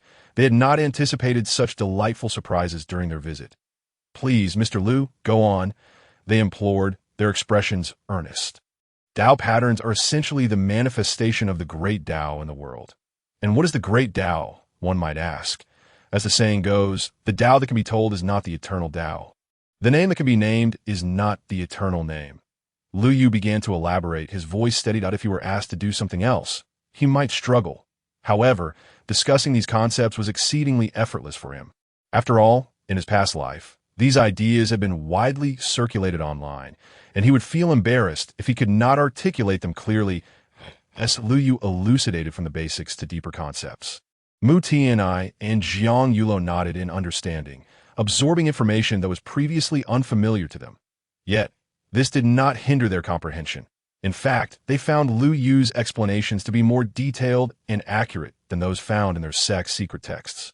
Time swiftly passed, and before they knew it, it was deep into the night. Whether it was the effect of the tea or the resonance of the great Tao stirred by Lu Yu's words, both felt a loosening of the barriers in their cultivation, and the enigmas that had long perplexed them began to crystallize like the tea that moment. Their eyes sparkled with excitement. The value of this night was immeasurable. Well, let us conclude today's discussion here, Lu Yu announced, observing the lingering expressions on their faces. If they continued, dawn would break before they knew it. Thank you for your teachings, Mr. Liu. Mu Tianai and Jiang Yulo stood in unison, bowing respectfully. Following their discourse, both felt they had discovered a path forward, perhaps leading them to even greater realms in the future. That moment, an unprecedented joy enveloped them, one that surpassed even the exhilaration they had felt upon being appointed as the leaders of the 4 holy palaces and the esteemed scholars of the great Qin Academy. Mr. Liu, I wonder if we can visit you again in the future, they said earnestly at the door of the courtyard. Of course. You're always welcome to visit, Lu Yu replied, unable to refuse their request. After all, they were his devoted readers. However, he suggested, it would be best to come during the day. Next time, it was already late, and he feared that others might misinterpret his intentions. Then we shall visit again tomorrow. Mr. Liu. Indeed, Mr. Liu, we shall return tomorrow. No, I did not mean that. Before Lu Yu could finish a sentence, Mu Tianai and Jiang Yulo, brimming with excitement, hurried back to their own courtyard, leaving Lu Yu standing at the door. Bewildered, I did not mean it like that. Welcome back, Sect Master. At that moment, within their respective courtyards, Mu Tianai and Jiang Yulo returned with broad smiles. Upon seeing them, Yang Chan and Huo Wubing, who were sitting in the courtyard, immediately rose to their feet. After all, they had never witnessed such expressions on their sect master's face. If outsiders were to see it, they would surely be astonished. This was not the demeanor of a top sect leader, but rather that of a complete simpleton, as their faces beamed with laughter. Nothing much happened. Let us all retire early tonight. Tomorrow, we will accompany our master to visit Mr. Liu, they said. Initially, upon their return, they had intended to reprimand their unreliable junior. For Lu Yu's courtyard was nothing like what they had described. The concentration of spiritual energy was evidently richer than that of their sect. However, after their enlightening conversation, they were too elated to chastise him, and having some faith in their sect was a good thing. After all, they were a top-tier force. Meanwhile, in the other courtyard, after watching Mu Tianai and Jiang Yulo depart, Lu Yu quickly secured the gate.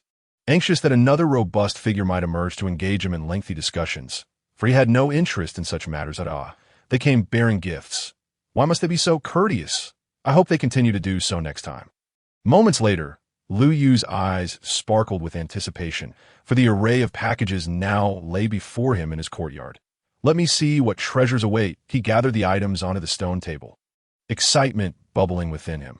After all, this was his first encounter with such gifts, and it was only natural to feel a surge of exhilaration. Which one shall I open first?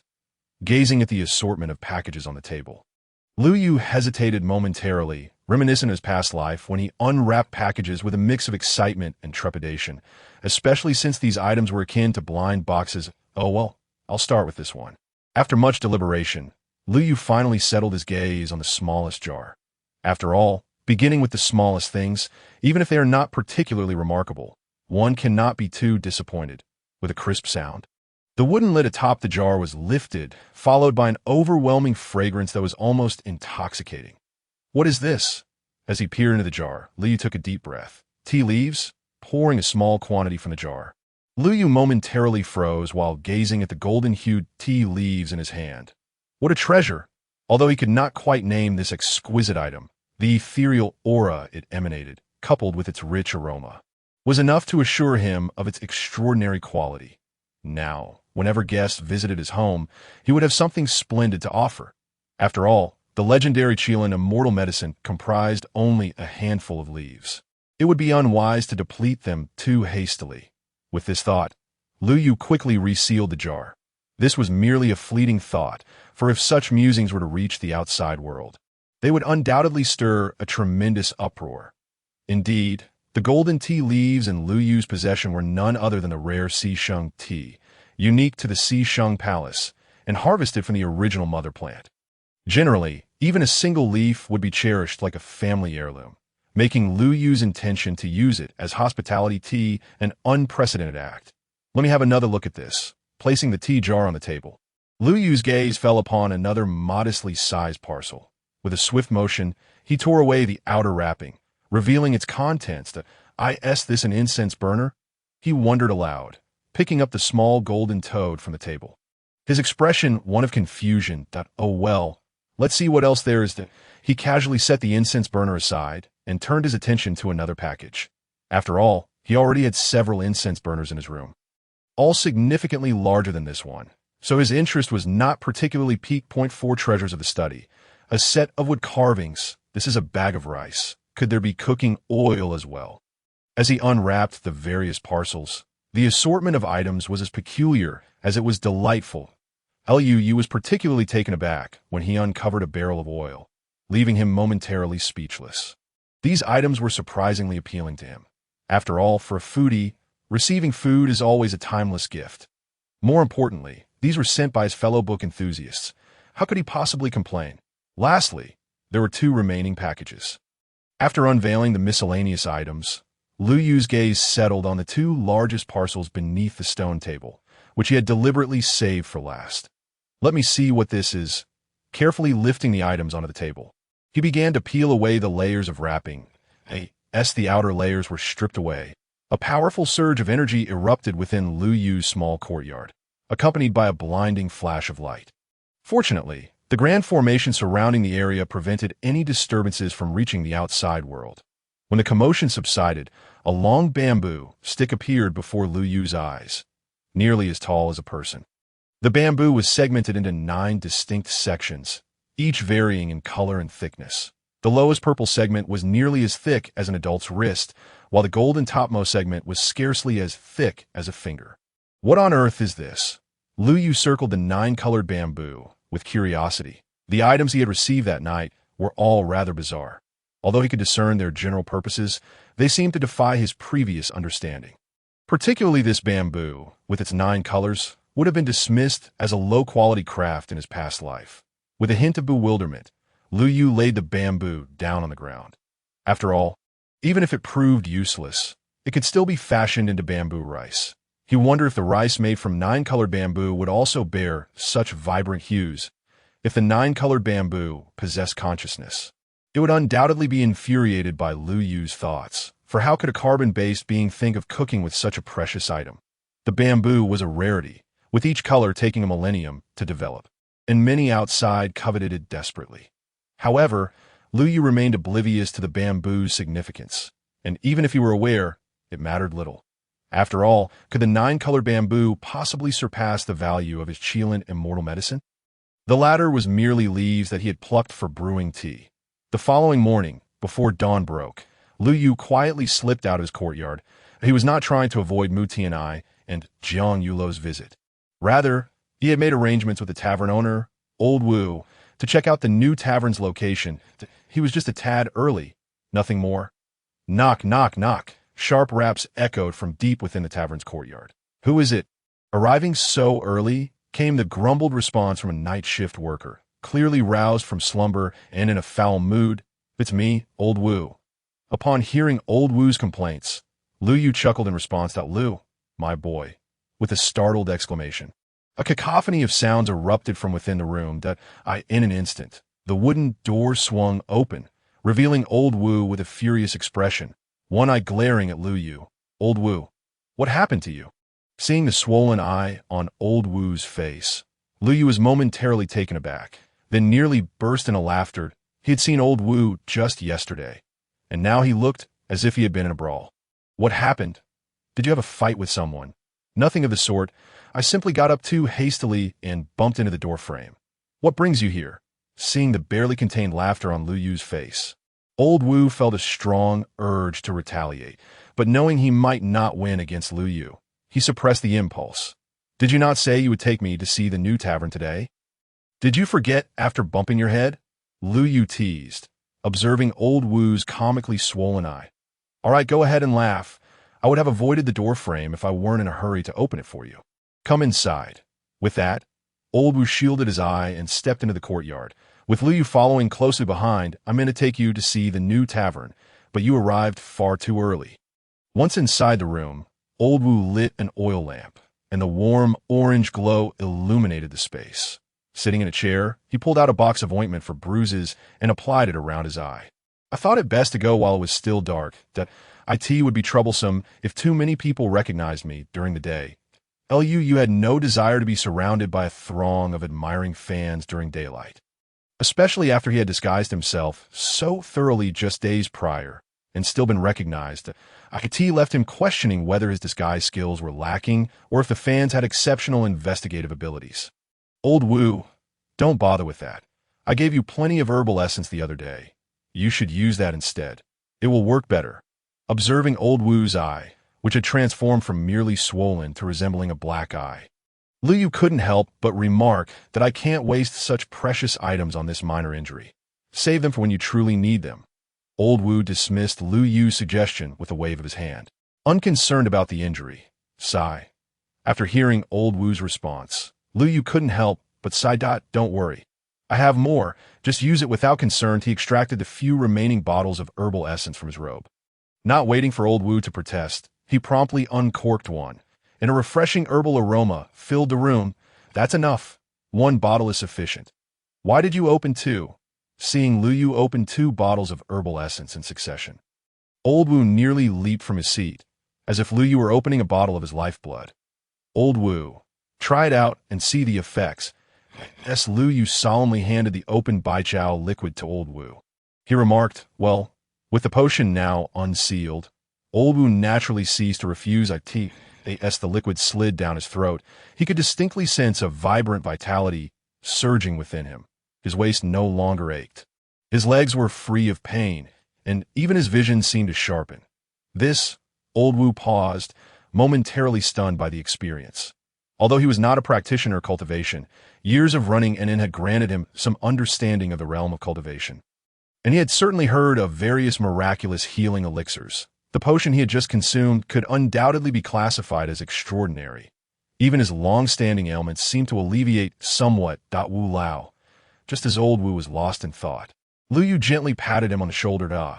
"What is it?" Jolted back to reality by Lu Yu's touch, Old Wu realized he was about to spill the precious liquid. Lu pointed at Old Wu's tilted hand and the spilled baijiao liquid on the table, shaking his head in exasperation, thinking to himself, how could one be so distracted while drinking? Does this potion possess an intoxicating quality? What a calamity! Seeing the verdant liquid on the table, Old Wu hastily bent down, carefully attempting to collect it back into the bottle. Had Lu Yu not been present, they might have resorted to licking the table clean. "All right, Wu Lao, I've given you quite a bit. Rest assured, it will suffice. Now, let us take a look at the new inn. Otherwise, it will soon be dawn." Observing Old Wu's inclination to lick the table, Lu Yu promptly pulled him outside, thinking it was unnecessary to go to such lengths for a bottle of baijiao liquid, especially since he was not withholding in the future. His storytelling days were still plentiful. Stepping out of the inn, they found the streets still dim and sparsely populated, creating a somewhat desolate atmosphere. Lu Yu followed closely behind Old Wu as they hurried toward the city center. "When will this inn be ready, Wu Lao?" Lu Yu inquired softly as they walked through the alleys. "Rest assured, that place was originally a grand estate. With the recent rush of work, we should be able to move in by the time you next perform your storytelling," Old Wu replied proudly. Although this venture had nearly depleted his savings, the results were undeniably satisfying. "Look, it's that one up ahead." Old Wu pointed to a building not far away, his face radiating with a sense of accomplishment. "That one?" Lu Yu gazed in the direction Old Wu indicated, momentarily taken aback. It's enormous. At the end of the long street, beneath the vast structure, Old Wu's eyes sparkled with excitement as he exclaimed, "What do you think, Lu Xiazi? This inn is grand and imposing. isn't it? In terms of specifications, is undoubtedly the largest building within a radius of 500 li. No, 555 li when it was completed. It caused quite a stir in Chang'an. The previous owner left for some matters a few years ago and never returned. Otherwise, this building would never have been publicly sold. Finding a place like this is largely due to sheer luck. Meanwhile, Lu Yu inhaled sharply at the sight of the building. It was indeed vast, he thought to himself. With such a venue, it would easily accommodate not just 10,000, but even 100,000 attendees for a large storytelling event. Excellent. With this realization, Lu Yu nodded in satisfaction, knowing that his prowess was directly linked to the number of listeners. With such a venue for storytelling, he had no worries about his abilities soaring. Let us take a closer look inside, Lu Yu suggested. All right, Old Wu replied. After hearing this, Lu Yu was eager to see how the interior was being decorated. Initially, he had planned to confront Old Wu after the next storytelling session. But since Old Wu had taken the initiative to come and offer his support, Lu Yu decided not to hold back. As they stepped into the building, a raspy voice echoed from the top. This platform has been specially erected for you, positioned centrally so that all the audience can hear your voice. The second floor features exquisite compartment for guests who prefer to remain anonymous. Additionally, there are dining and lodging facilities, ensuring the inn remains active even during your breaks. We also offer long-term package deals. As they walked through the inn's interior, Old Wu elaborated on the features, which he had meticulously crafted based on Lu Yu's previous storytelling experiences. The 2-meter-tall storytelling platform was particularly noteworthy, allowing Lu Yu's voice to be heard clearly from any corner of the first, second, or third floors. Quite impressive, Lu Yu exclaimed, genuinely taken aback. Previously, he had thought Old Wu's plans for expansion would merely involve finding a similarly sized place and rearranging the layout for storytelling purposes. He never anticipated such a delightful surprise. If this place did not generate at least 100,000 in storytelling revenue daily, he would feel embarrassed to perform there. Had it not been for the established rule of storytelling every 3 days, he might have been tempted to start a performance immediately. However, rules were rules, especially those he had set himself, and he felt compelled to adhere to them. Wu Lao. Let's head back now. After strolling around the hall 3 times, Lu Yu smiled at the still excited Old Wu, who appeared even more exhilarated than himself. All right. Just as Lu Yu and Old Wu prepared to leave the new inn and return to the old one, an eerie cacophony suddenly erupted in the hall. The sound seemed to resonate within the hearts of those present, and Old Wu collapsed beside Lu Yu, unconscious. Who? Instantly alert, Lu Yu sensed something was amiss. Such irregularity often heralded danger.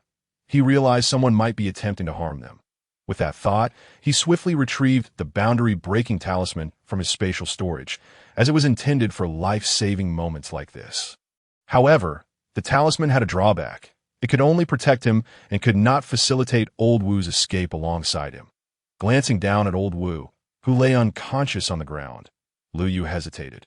Silently putting the talisman away, he could not abandon Old Wu to flee alone.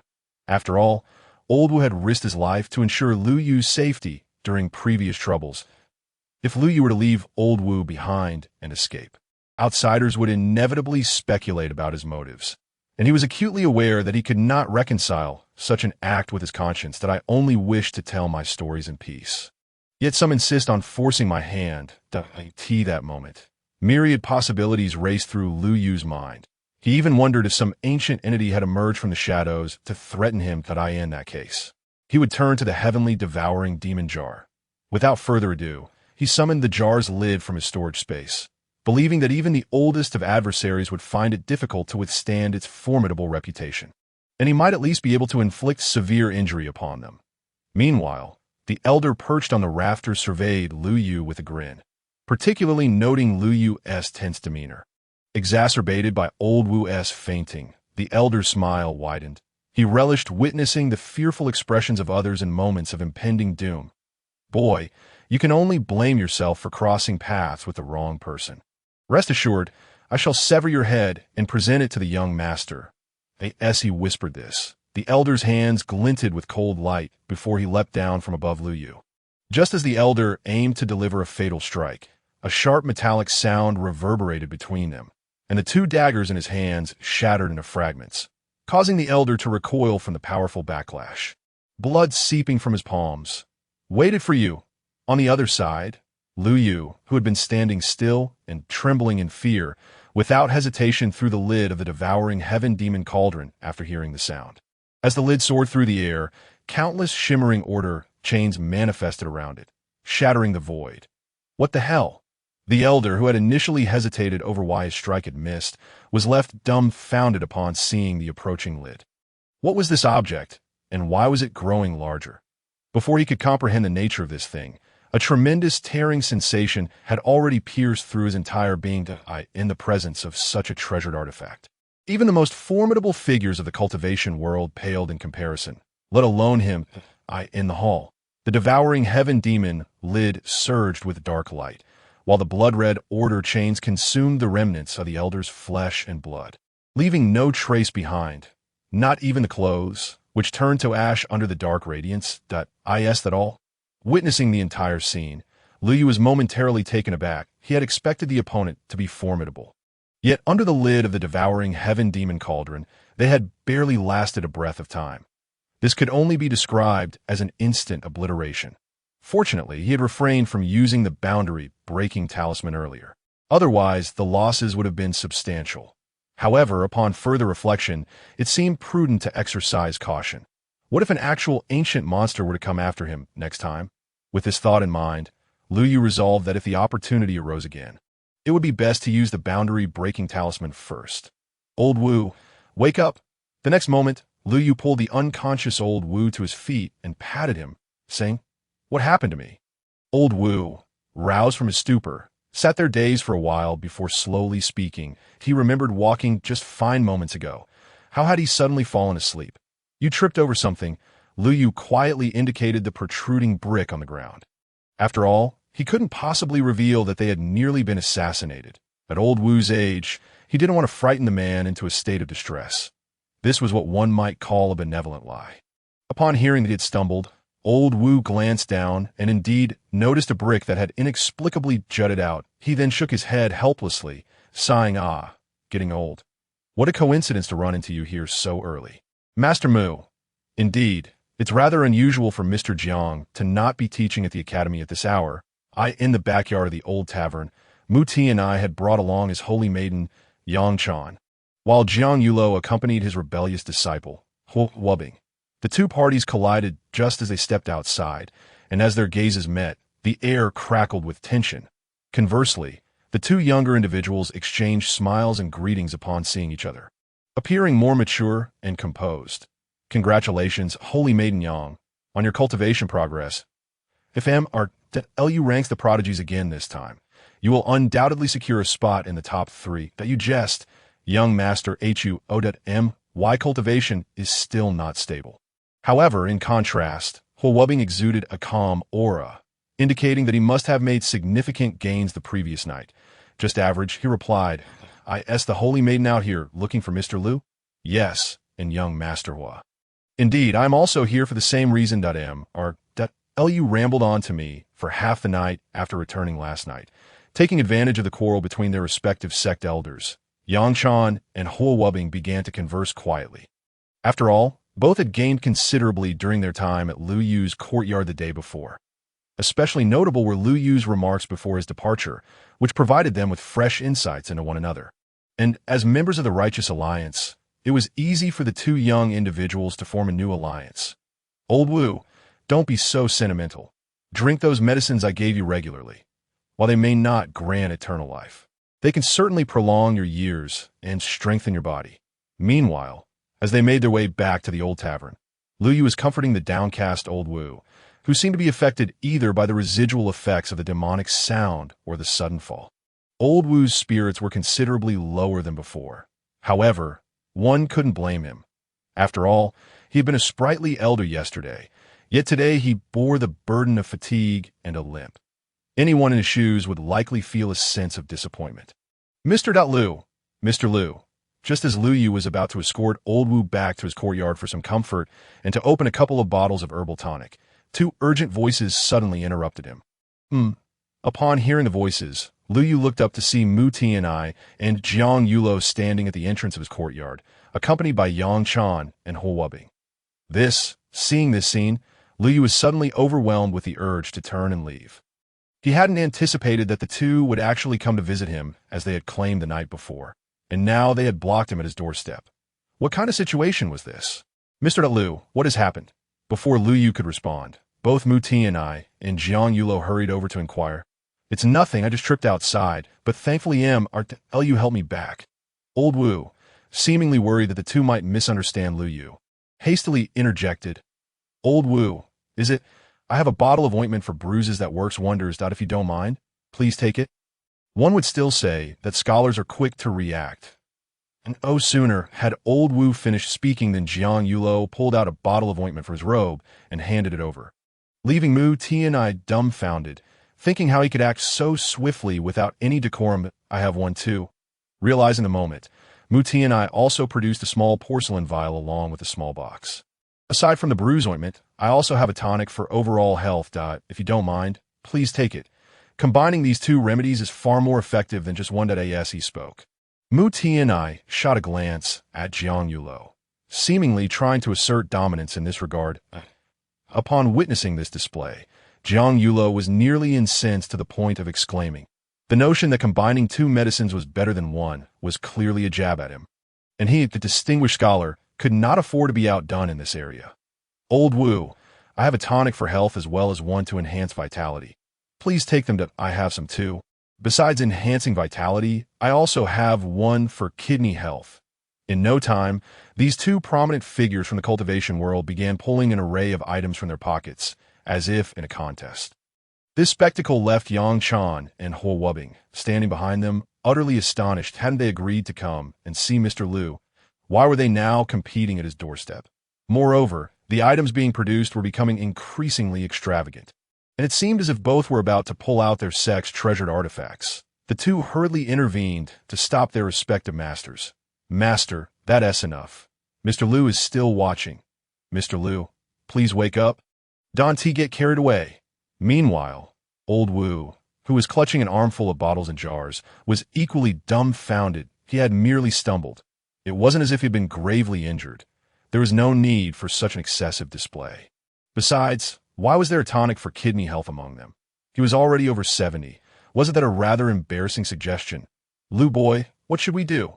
In desperation, Old Wu cast a pleading glance at Lu Yu, believing that he would surely have a way to handle the situation. Old Wu, since they have offered, you should accept these items, Lu Yu said with a smile upon seeing the predicament. After all, this was a gesture of goodwill from the two. Moreover, he had discerned from the previous day that both individuals before him were undoubtedly of high status and reputation. Refusing such gestures could lead to a loss of face for them, and what began as a good deed might turn into a source of resentment. But these items are far too valuable. Gazing at the overflowing assortment of bottles and jars, Old Wu still felt a twinge of reluctance. After all, he was not related to the two individuals before him, and it was simply beyond his capacity to take so much from them directly.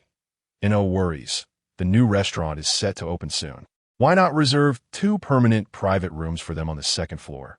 It seemed that Lu Yu had discerned Old Wu's concerns, and he spoke softly, suggesting that this way, it wouldn't be as if he had taken the other party's medicinal supplies for nothing. And it could also be considered the establishment of a long-term business relationship. All right, that method is quite good. Upon hearing this, Old Wu nodded. The fall he had taken moments ago had left him somewhat dazed, and he had completely forgotten about this matter. I'll accept these items from you too. Observing the two individuals before him, still rummaging through their belongings, Old Wu hastily gestured for them to stop. Realizing he could no longer carry anything more to a token of my gratitude, I shall forever reserve seats for you two at the new restaurant. I in the back courtyard of the restaurant. Old Wu carried a large pile of items back to his own yard, while Lu Yu remained behind. After all, the other party was already waiting at his doorstep, and leaving now would reflect poorly on his social acumen. Gentlemen, Lu Yu found himself at a loss for words. Gazing at the two individuals who appeared to be still unsatisfied, he had seen various forms of rivalry before, but this was the first time he had encountered such fervor among middle-aged men. Master, enough is enough. They have already left, sir. Were we not here to find Mr. Liu? Beside Mu Tianai and Jiang Yulo, Yang Chan and Huo Wubing exchanged glances at their respective elders, puzzled by their sudden display of rivalry. They had not witnessed such temperaments during their time at the sect academy. Why were they now engaged in a comparison? Despite their age, they seemed utterly incorrigible. After hearing this, both exchanged a look and let out a cold snort. "Good morning, Mr. Liu." Yet in the next moment, the two acted as if nothing had transpired and greeted Liu Yu in unison. "Good morning." Liu Yu was momentarily taken aback by their swift change in demeanor, wondering if these two were professionals at changing faces. Thankfully, having spent so long in storytelling, his adaptability was quite strong, and soon the three were engaged in lively conversation, with no hint of the earlier events lingering in the air. Meanwhile, just outside Chang'an City, a monk clad in a robe of 7 colors was meandering toward the main city, followed by a multitude of creatures, both herbivores like deer and hares, and carnivores like pythons and leopards. Above, several scavenging vultures circled the sky. Typically, such animals would engage in fierce battles upon meeting, yet they followed the monk in serene silence. Even if one fell behind, the larger creatures would assist them, moving forward together, all enveloped in a soft golden light. Amitabha, just shy of 10 miles from the city gates, the Buddhist disciple Jinan suddenly halted, turning to gaze at the beings before him, his eyes filled with clarity and compassion. Upon noticing Jinan's pause, the creatures seemed to grasp something profound and knelt before him, dispersing shortly thereafter. Only a small squirrel remained, unwilling to depart, yet hesitant to advance, its 2 large black eyes fixed unwaveringly on Jinan. "You have followed me from the Great Compassion Tower. If you are unwilling to leave, would you like to cultivate alongside me?" The monk Jinan extended his palm gently toward the distant squirrel. "Chirp, chirp, chirp!" The little squirrel seemed to comprehend Jinan's words, quickly nodding in agreement and scampering toward his open palm.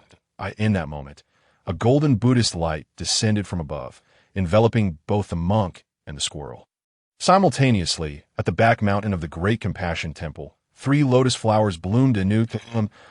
Lu is indeed a person of true character. Indeed, this scene was worthy of a grand revelation.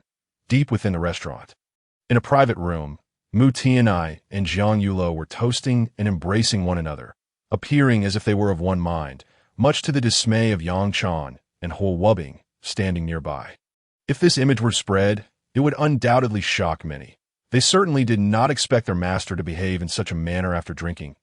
And no wonder the old adage states that drinking leads to trouble. This was not merely a blunder, but rather an impending disaster. On the other hand, Liu Yu, seated opposite them, sipped his wine cautiously, still unaccustomed to being dragged into drinking so early in the day.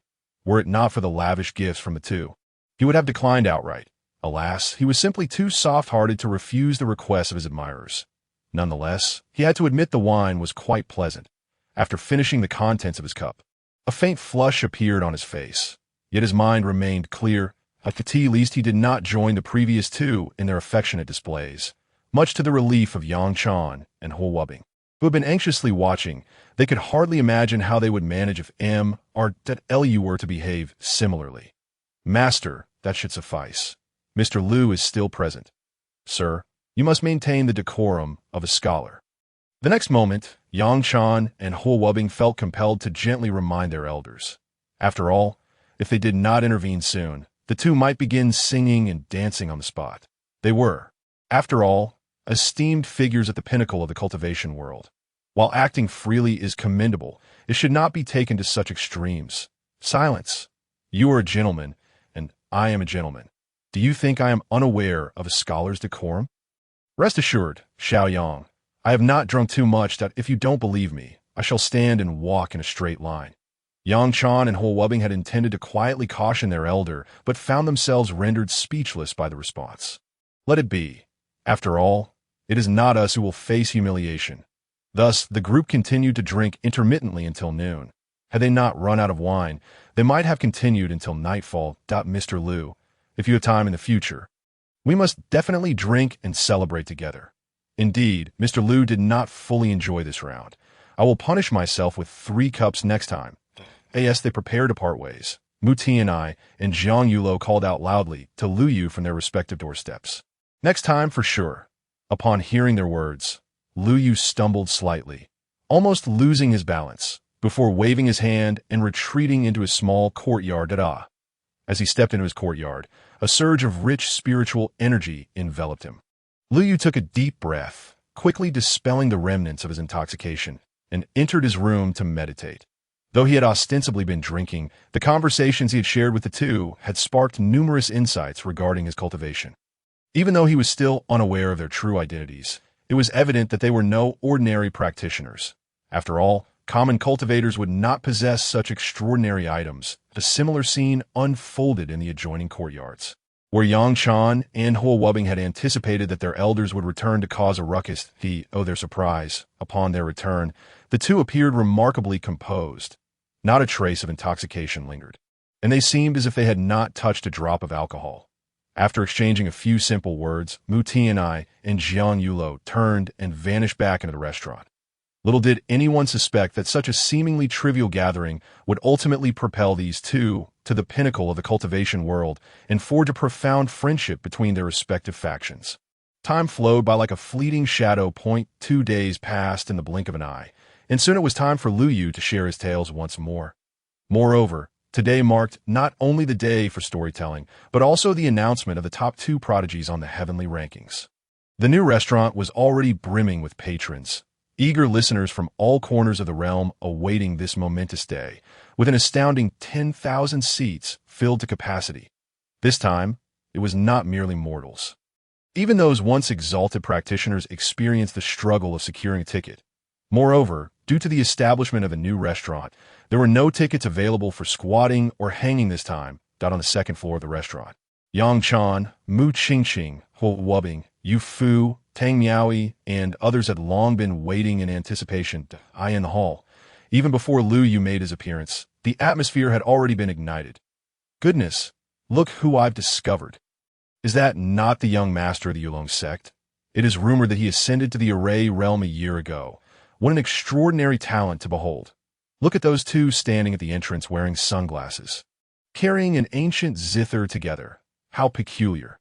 Shoo, do not speak. Those two are the legendary twin demons from Longwei, known for their ruthless sonic abilities. That girl in purple who just ascended to the second floor. Could she be the second young lady of the Morong family? Indeed, that is her. I happened to catch a glimpse of her a couple of years ago. It is said she was already striving for the Array realm then. I wonder if she has succeeded now. Rumor has it that the ancestor of the Morong family broke through last month. The status of the second young lady must now rival that of the esteemed daughters of major sections. Goodness, is that not the new leader of the Angry Sea Gang? What brings him here? As remarkable practitioners continued to appear, gasps of astonishment filled the restaurant, leaving everyone in awe of this formidable assembly. It hardly resembled a mere storytelling venue. One might even believe it was a grand event of the cultivation world. It is certainly no wonder that the crowd was astounded. These prominent figures are rarely seen in public. Moreover, the fact that they had all gathered here today only heightened the astonishment. The so-called prodigies and dominators in the eyes of the crowd began to ascend to the second floor one by one, for they possessed the requisite strength and wealth. Among them, some were discreet, while others were ostentatious. Isn't he just an ordinary storyteller? How dare he presume to comment on the prodigy ranking? Today, I shall see who occupies the top 2 spots on that list. If I am not included, then this place has no reason to exist. Just as he reached the second floor, a young prodigy from Guazhou spoke with disdain, clearly dismissive of Lu Yu's ranking. Upon hearing his words, many turned to look at him. Some wore displeased expressions, while others regarded him as a jester, eager for amusement. What are you staring at? Do you know who my grandfather is? Sensing the unfriendly gazes from the crowd, the young man suddenly boasted defiantly. Silence him. At that moment, a chilling voice emerged from a corner of the second floor's private room. Yes, the elderly figure in black standing outside the room nodded in response. In the next instant, a shadow darted past the crowd, kicking the boisterous young man down the staircase of the second floor, his screams akin to that of a slaughtered pig echoing throughout the hall. That impatience is intolerable. Before the young man could finish his sentence, the shadow reappeared and promptly expelled him from the restaurant. Witnessing this scene, the hall fell silent for an instant, only to quickly return to its earlier clamor. What a fool to seek attention here. Indeed, who knows who his grandfather is? Stop criticizing.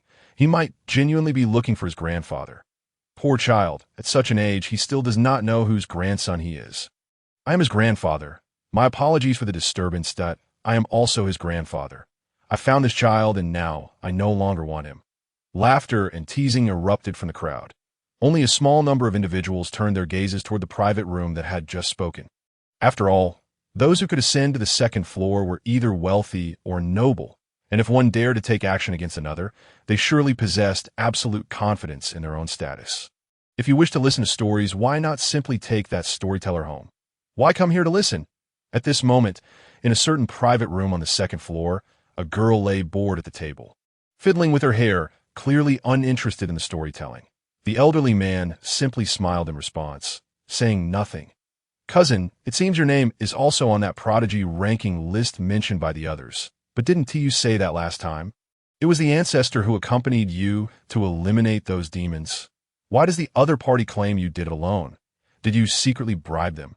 In another private room on the second floor, a chubby young boy was playing with a magical box, which transformed into the shapes of a parrot, then a puppy, and finally morphed into a small figure that resembled the man sitting in front of him. If you keep talking nonsense, I will have my uncle lock you away in Tangmin Yunding tomorrow. Hearing this, Tang Sankai, who was flipping through past issues of Gaitian Zhuan, snapped the book shut and looked at the chubby boy with a smile. The chubby boy promptly fell silent upon hearing this, fashioning a headpiece from the magical box to wear on his head, clearly intimidated by the mention of Yunding. Shall we head up to the second floor as well? Look how crowded it is down here. It wouldn't matter if I were to be jostled around, but if you were squeezed, that would be unfortunate. Be quiet. We barely have enough money for this trip as it is. If you keep wasting it, we want to even be able to afford meals later. But Suehua, I think your pickled vegetables are quite tasty. We need to eat anything else. Yet yesterday you complained that my pickled vegetables all tasted the same. Well, they do taste the same. How about you pickle some cucumbers tomorrow? I can't do that.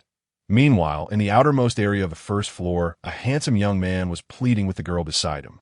After all, they were both standing at the entrance, and if they took a single step back, they would be out of the restaurant entirely. It hardly felt like a storytelling event. The girl's refusal was straightforward and irrefutable. No money. This response effectively silenced the young man, who realized that they were indeed too poor to afford anything. However, they had no choice. Their ancestor had instructed them to act discreetly on this outing, and his father had provided a rather modest allowance for their journey. Were it not for Sowa's ability to pickle vegetables, he might have doubted he would be the first Wu family swordsman to starve during the trials. Wu Byron truly lived up to his name, enduring hunger throughout the journey. Everyone, look, Mr. Liu is coming out. Just then, a voice of astonishment arose from a corner of the first floor. Upon hearing this, everyone turned their gaze toward the backstage area. Indeed, the next moment, the wooden door swung open, and Liu Yu emerged in a flowing white robe, saying, "Thank you all for your patience. Mr. Liu, you've finally appeared. Do you know how I've spent these 3 days? I've been dying to see you. Father, wake up. The Liu you've been following is here to tell stories. Don't hold me back. This time, I must have Lu's child. Mr. Liu, I've been waiting for you."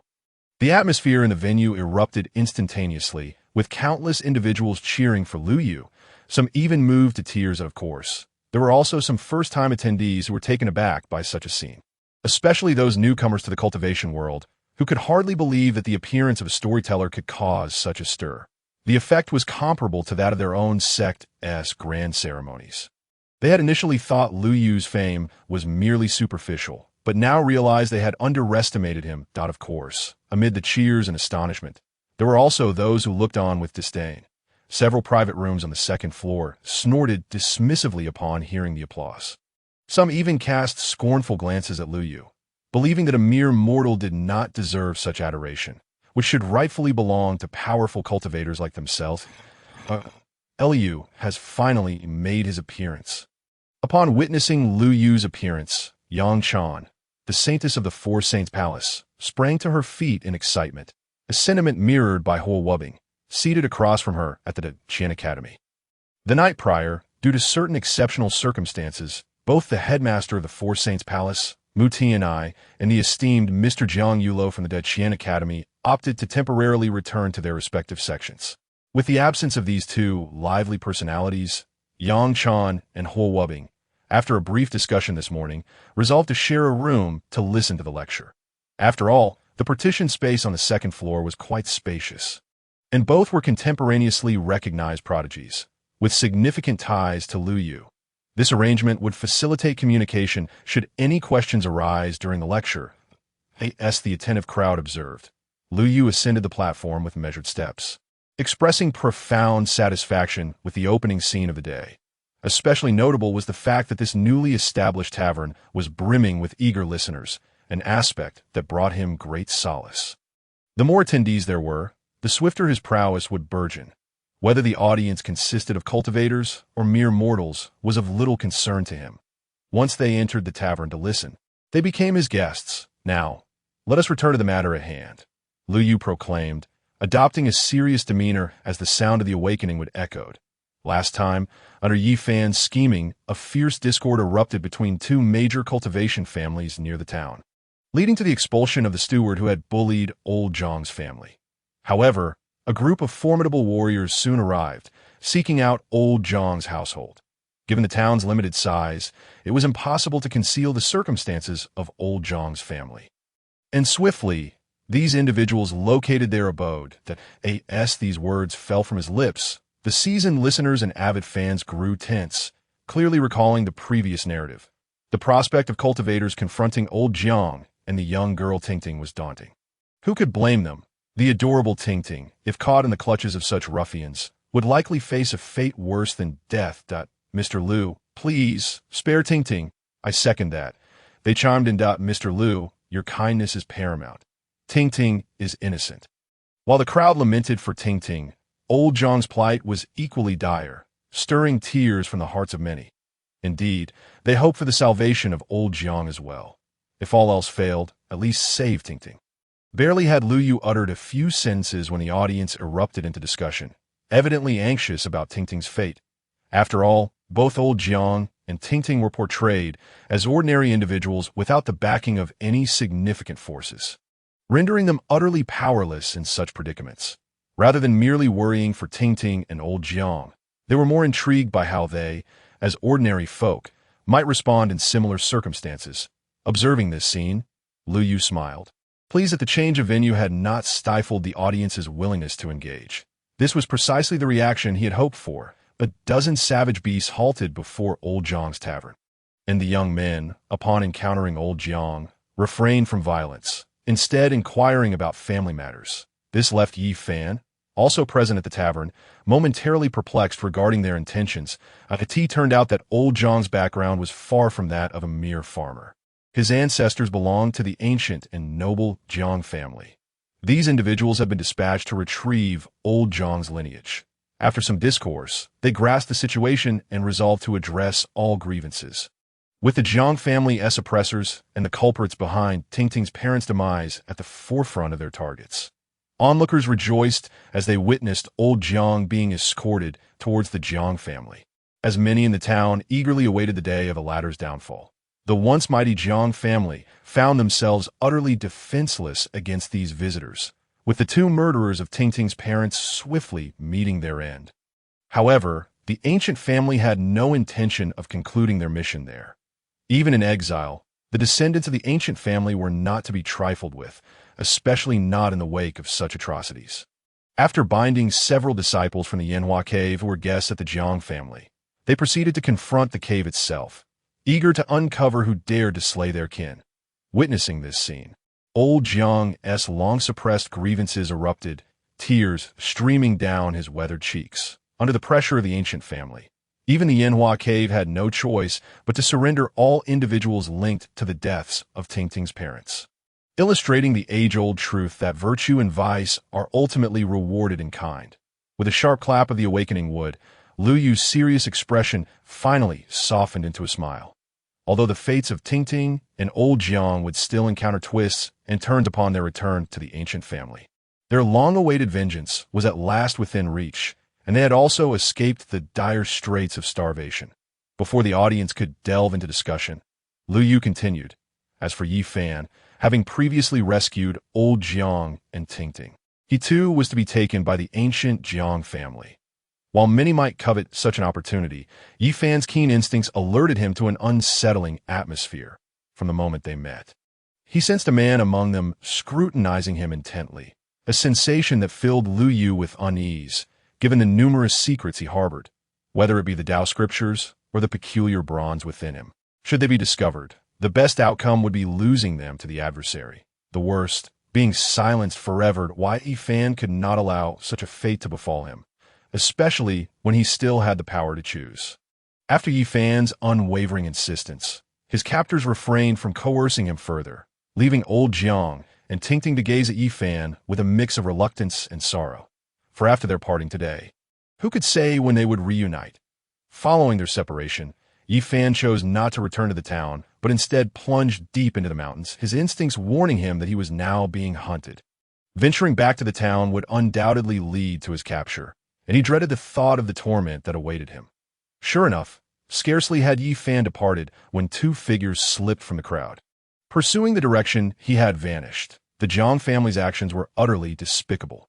After Yi Fan had saved old Jiang and little Tingting, they not only failed to express gratitude, but also sought to seize the treasures he possessed. This hardly resembled the conduct of an ancient family. It was more akin to that of a band of brigands. Indeed, who would dare assist another in light of such betrayal? These cultivation families were all the same. The ancient family was merely a larger version of the Jiang family. Yet, one must not generalize.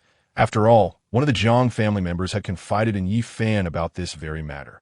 One could only say that in a vast forest, all kinds of birds exist. Every family is both virtuous and nefarious individuals. Would you claim that such occurrences do not transpire in ordinary households? I believe such events are far from rare. As Lu Yu concluded his remarks, the audience erupted into further discussion, many voicing their discontent on behalf of Yi Fan. After all, to suffer such a fate after extending a helping hand was a burden few could bear. Nevertheless, some maintained that there was nothing particularly surprising about the situation. The world operates on the principle of survival of the fittest. Yi Fan's fortune lay in the treasures he possessed, if he lacked the ability to protect them. He could only blame his own misfortune. Even if he were not pursued by the Jiang family today, tomorrow he might fall victim to the Tao family, the Li family, or the Xing family. His fate would remain unchanged. How could the Jiang family, despite their shortcomings, still covet Yi Fan as treasures after he had aided them? Thank goodness our family is devoid of such individuals on the second floor of the tavern. Within an opulent private room, a young girl, engrossed in the tale, furrowed her brow upon hearing this statement, clearly disdainful of the Jiang family's actions. Despite having received aid, they repaid kindness with malice, a truly detestable behavior. Oh, my dear, in a large family, one must expect all manner of characters to emerge. Some matters cannot be judged solely on their surface, remarked the elderly man beside her, stroking his beard with a knowing smile. Grandfather, could there be such ungrateful individuals in our family? The girl inquired seriously, turning to face him. Perhaps there are, the old man replied after a moment of contemplation.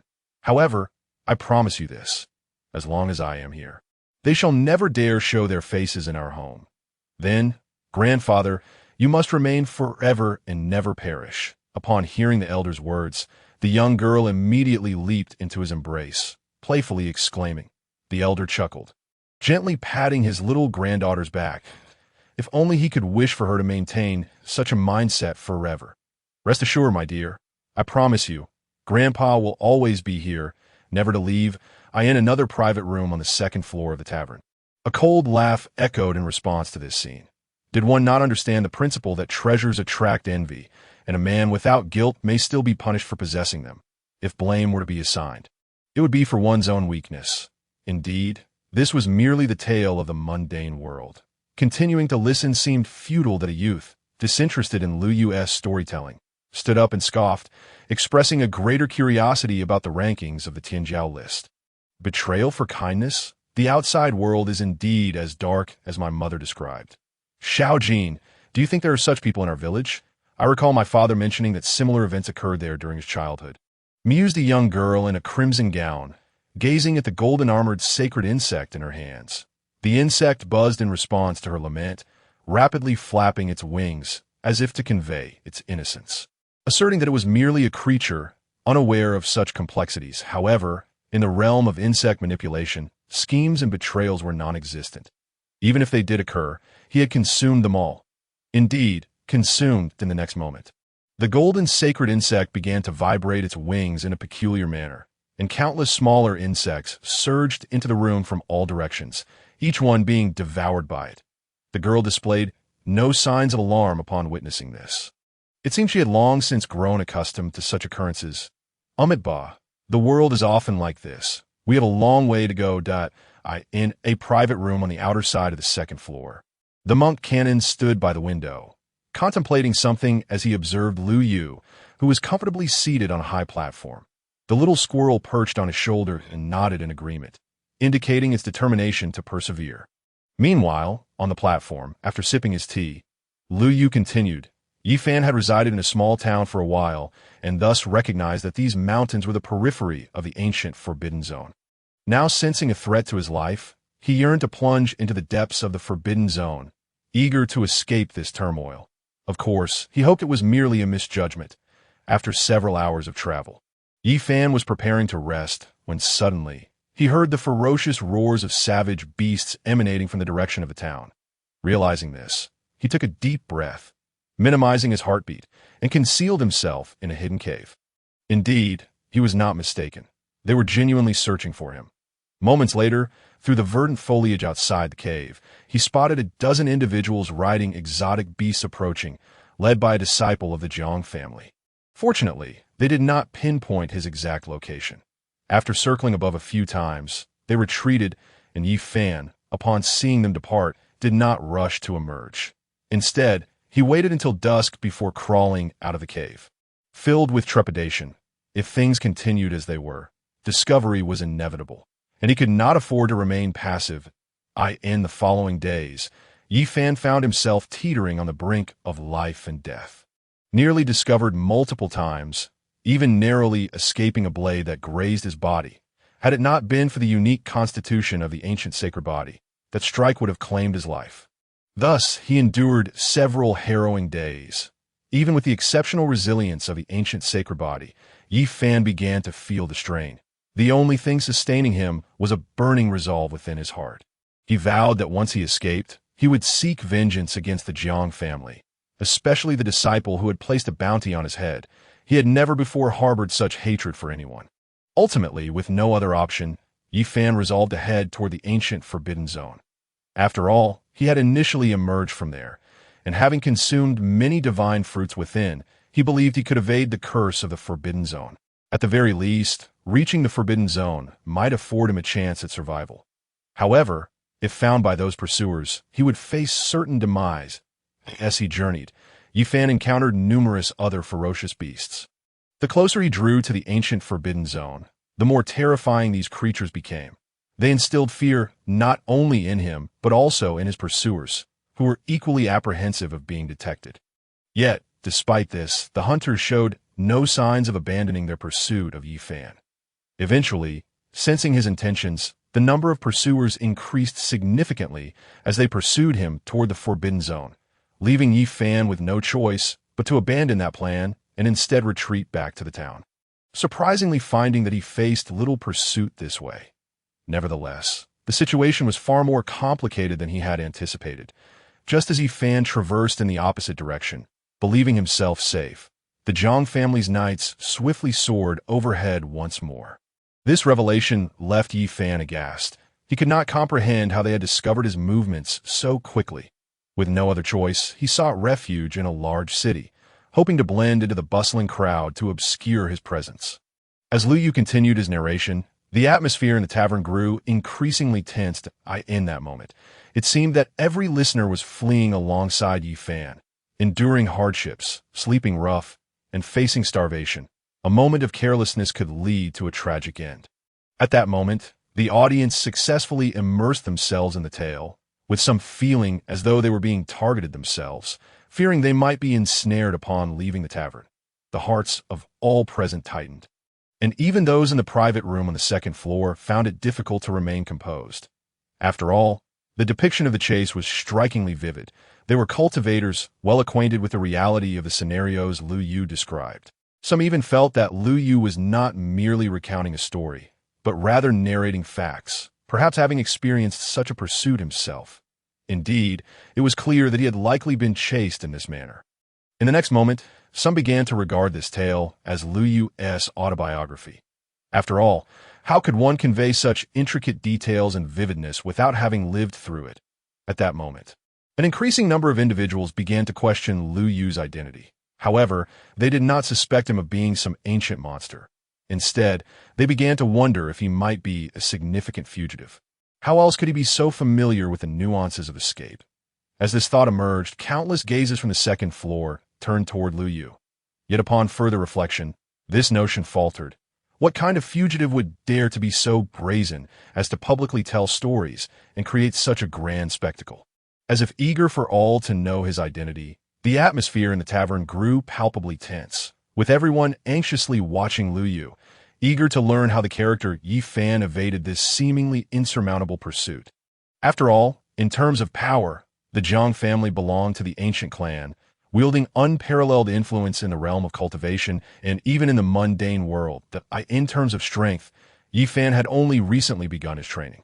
In a one-on-one battle, he would struggle against even the ancient ferocious beasts, let alone the skilled pursuers. Moreover, the pursuers had a means to locate him, rendering his situation nearly hopeless. Suddenly, a familiar voice resonated in Lu Yu's mind, announcing, "Congratulations, host. Your storytelling has sparked intense curiosity among the audience, rewarding you with 3,000 storytelling points." Upon hearing this, a smile graced Lu Yu's face. I could see that moment. Yi Fan, having arrived in the city, was famished, just as he was about to eat something to replenish his strength for another escape. He unexpectedly spotted a familiar figure on the street. The figure belonged to Li Xiaoman, one of the companions he had arrived with in this world. Initially wishing to avoid her, Yi Fan turned to leave. Yet fate intervened, and the two former acquaintances inadvertently crossed paths. However, their reunion was starkly contrasted. One radiated with admiration, while the other appeared disheveled, leaving both enveloped in silence. After a brief exchange, Li Xiaoman assumed that Yi Fan remained in the same state as before, unable to cultivate.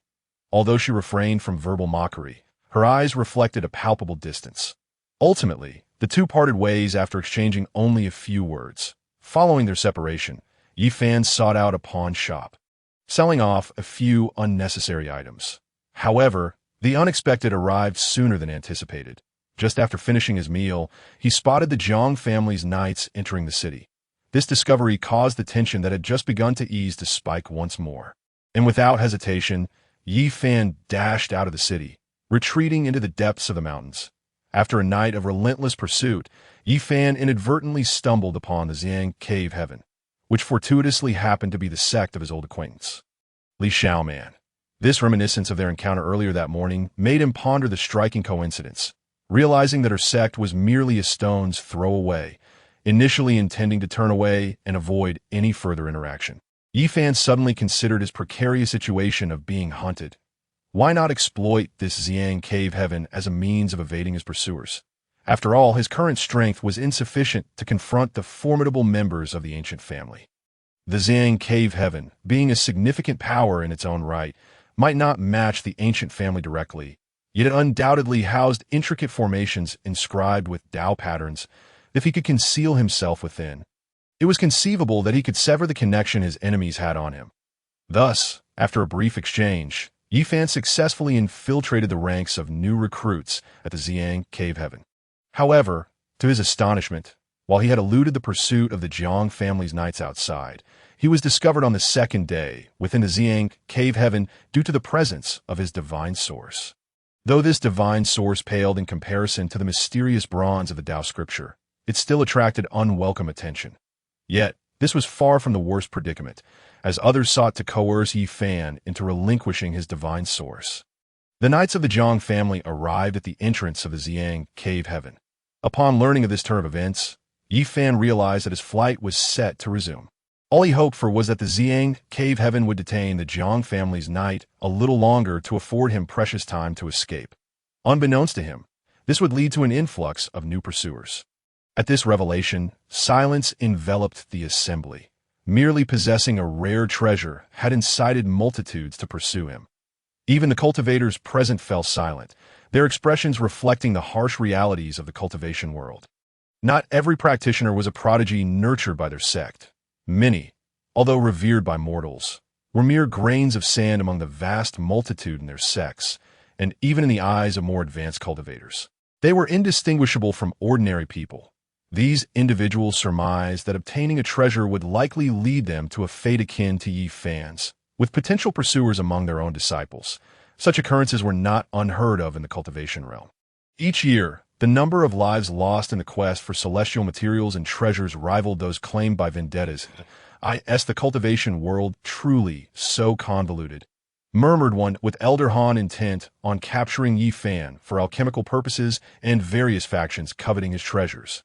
Was there no one willing to speak on the credibility of Mr. Liu's words? It seems likely. My neighbor's second uncle's wife's lover's nephew was a cultivator, allegedly after accidentally acquiring a pill. He met a tragic end that very night. Wait, could you elaborate on that affair involving the lover? Mr. Liu, is the cultivation realm as chaotic as you describe? I yearn to witness it for myself. What do you wish to see? You can hardly get off the couch, let alone venture into the cultivation world. Such is the reality of the true cultivation realm. Indeed, my senior brother suffered a similar fate. As the crowd on the platform simmered with pent-up frustration, they turned their gazes towards Liu Yu, seeking answers. Among them were both common mortals and practitioners from the cultivation world. Yet Liu Yu did not pause to address their queries. He continued, after several harrowing pursuits, Yi Fan was compelled to discard the remaining fragment of his divine source into the river. There were those within Zhang cave heaven who could sense its existence. Staying would only lead to his capture. Having forsaken the divine source, Yi Fan fled through the night once more. Just as he believed he had found safety, the Jiang family's knight reappeared in the skies above, igniting a wave of resentment within him. This relentless pursuit felt like a haunting specter, and he discerned that the treasure the Jiang family sought was not the divine source. Contemplating this, he laid bare everything he possessed. Save for the Tao scripture and the enigmatic bronze, the jade pendant gifted by the elder of Lingshu Cave Heaven seemed reliable, while the chipped jade given by the unscrupulous Taoist was likely of little value. Ultimately, his attention fell upon the Bodhi seed, the only artifact that had accompanied him to this world and seemingly incited the Jiang family's relentless chase. Yi Fan prepared to escape once more. He unexpectedly encountered the last person he wished to see. Elder Han. In life, there are 4 joys: the refreshing rain after a long drought, meeting an old friend in a foreign land, the joyous wedding night, and the moment of triumph when one's name is called on the gold list. That Yi Fan could hardly believe that after fleeing for miles, he would encounter an old acquaintance, only to find that this acquaintance was his sworn enemy. Elder Han. This the end? Faced with Han's menacing demeanor, Yi Fan's face turned pale. He had not anticipated encountering this formidable foe at such a critical juncture. Without preamble, Elder Han declared his intent to use Yi Fan as a human alchemical ingredient. At this juncture, the audience was left astounded, torn between outrage at Elder Han's audacity and sympathy for Yi Fan's misfortune. Enduring multiple waves of pursuit was one thing, but stumbling upon a foe intent on using him for alchemical purposes was truly a dire predicament. This was an inescapable trap. Death was now an imminent certainty. Enough, let it all end. This sentiment echoed through the hearts of many present as they realized that in the face of such circumstances, the only option seemed to be waiting for death. On the platform, Liu Yu fanned himself with an ornate folding fan and continued calmly, although Yi Fan fervently wished to summon the Golden Book and challenge Elder Han to a life-or-death duel. He recognized the vast disparity in their strengths. Even if the Elder stood idle, he would struggle to make any impact. Moreover, the Elder had already seized him. Thus, Yi Fan was captured by Elder Han and whisked away into the distance. In that moment, Yi Fan would have preferred death at the hands of the Jiang family's knight to being transformed into an elixir by Elder Han, But he also pondered why, after such a lengthy chase. The Zhang family's knight had yet to locate him. They had relentlessly pursued him before. Why had they vanished now when he needed them the most? Were knights truly this unreliable? As Elder Han led Yi Fan into a dense forest, the Zhang family's knight finally descended from the heavens, his first words demanding Elder Han surrender. This. Lu Yu suddenly struck the awakening wood. Not good. The seasoned listeners in the audience furrowed their brows at the familiar scene unfolding before them. Mr. Liu, what transpired when these two factions collided? Indeed, Mr. Liu, what ultimately became of Yi Fan? Was he slain and his treasure seized, or was he killed for alchemical purposes? Please, do tell. Mr. Liu, please refrain from drinking tea and instead share what happens next. Why are you putting away the awakening wood? While seasoned listeners displayed concern, newcomers were bewildered by the abrupt halt in the narrative. Esteemed audience, if you wish to know what transpires next, please stay tuned for the next installment. As the crowd's anticipation swelled, Lu Yu closed his fan and spoke slowly. Is that it? Please, Mr. Liu, we were just getting into the story. Increase the payment. I'll pay more, I beg of you, Mr. Liu. Share just a little more. Indeed, I too shall increase my offering. At the very least, reveal what happened when these two factions converged. In an instant, the audience erupted into a cacophony of pleas, their voices nearly overwhelming the structure itself. Yet, some seasoned listeners remained quiet, aware that even if the crowd tore the roof off, Mr. Liu would not continue. After all, such rules were established from the outset of his storytelling, and in all their experiences. There had never been an exception, even when cultivators had interrupted. Moreover, there were other matters Lu had yet to address. This thought crossed their minds. Expectant eyes once again turned towards him. Now, let us shift our focus to the remaining two individuals on the talented individuals list. Indeed, having finished organizing his belongings, Lu Yu did not depart the platform. Instead, he waved his paper fan and continued speaking. As he uttered these words, the tumult in the assembly diminished significantly, and many cultivators who had been meditating opened their eyes, now fully engaged in the unfolding tale. However, they have not forgotten their purpose for being here. It is the top two positions on the illustrious list that they yearn to hear about the most. Are the identities of the foremost contenders finally to be unveiled? In the box by the window on the second floor, both Yang Chan and Huo Wubbing rose to their feet upon hearing this. As members of the esteemed list, their curiosity piqued. Who could possibly surpass all contemporary talents, especially one personally acknowledged by Lu Yu? Xiao Jin, why do you think Lu is privy to so much information? Yet, in comparison to the illustrious list, I am far more eager to learn about Yi Fan's fate. Alas, I can only await the revelations 3 days hence. Within the elegantly adorned box, the young lady in a crimson dress momentarily appeared forlorn as the storytelling concluded.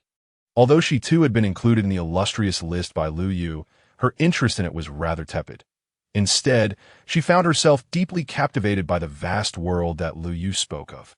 The golden sacred insect, upon hearing her inquiry, fluttered its wings as if to say, "Indeed, what is so remarkable about this illustrious list?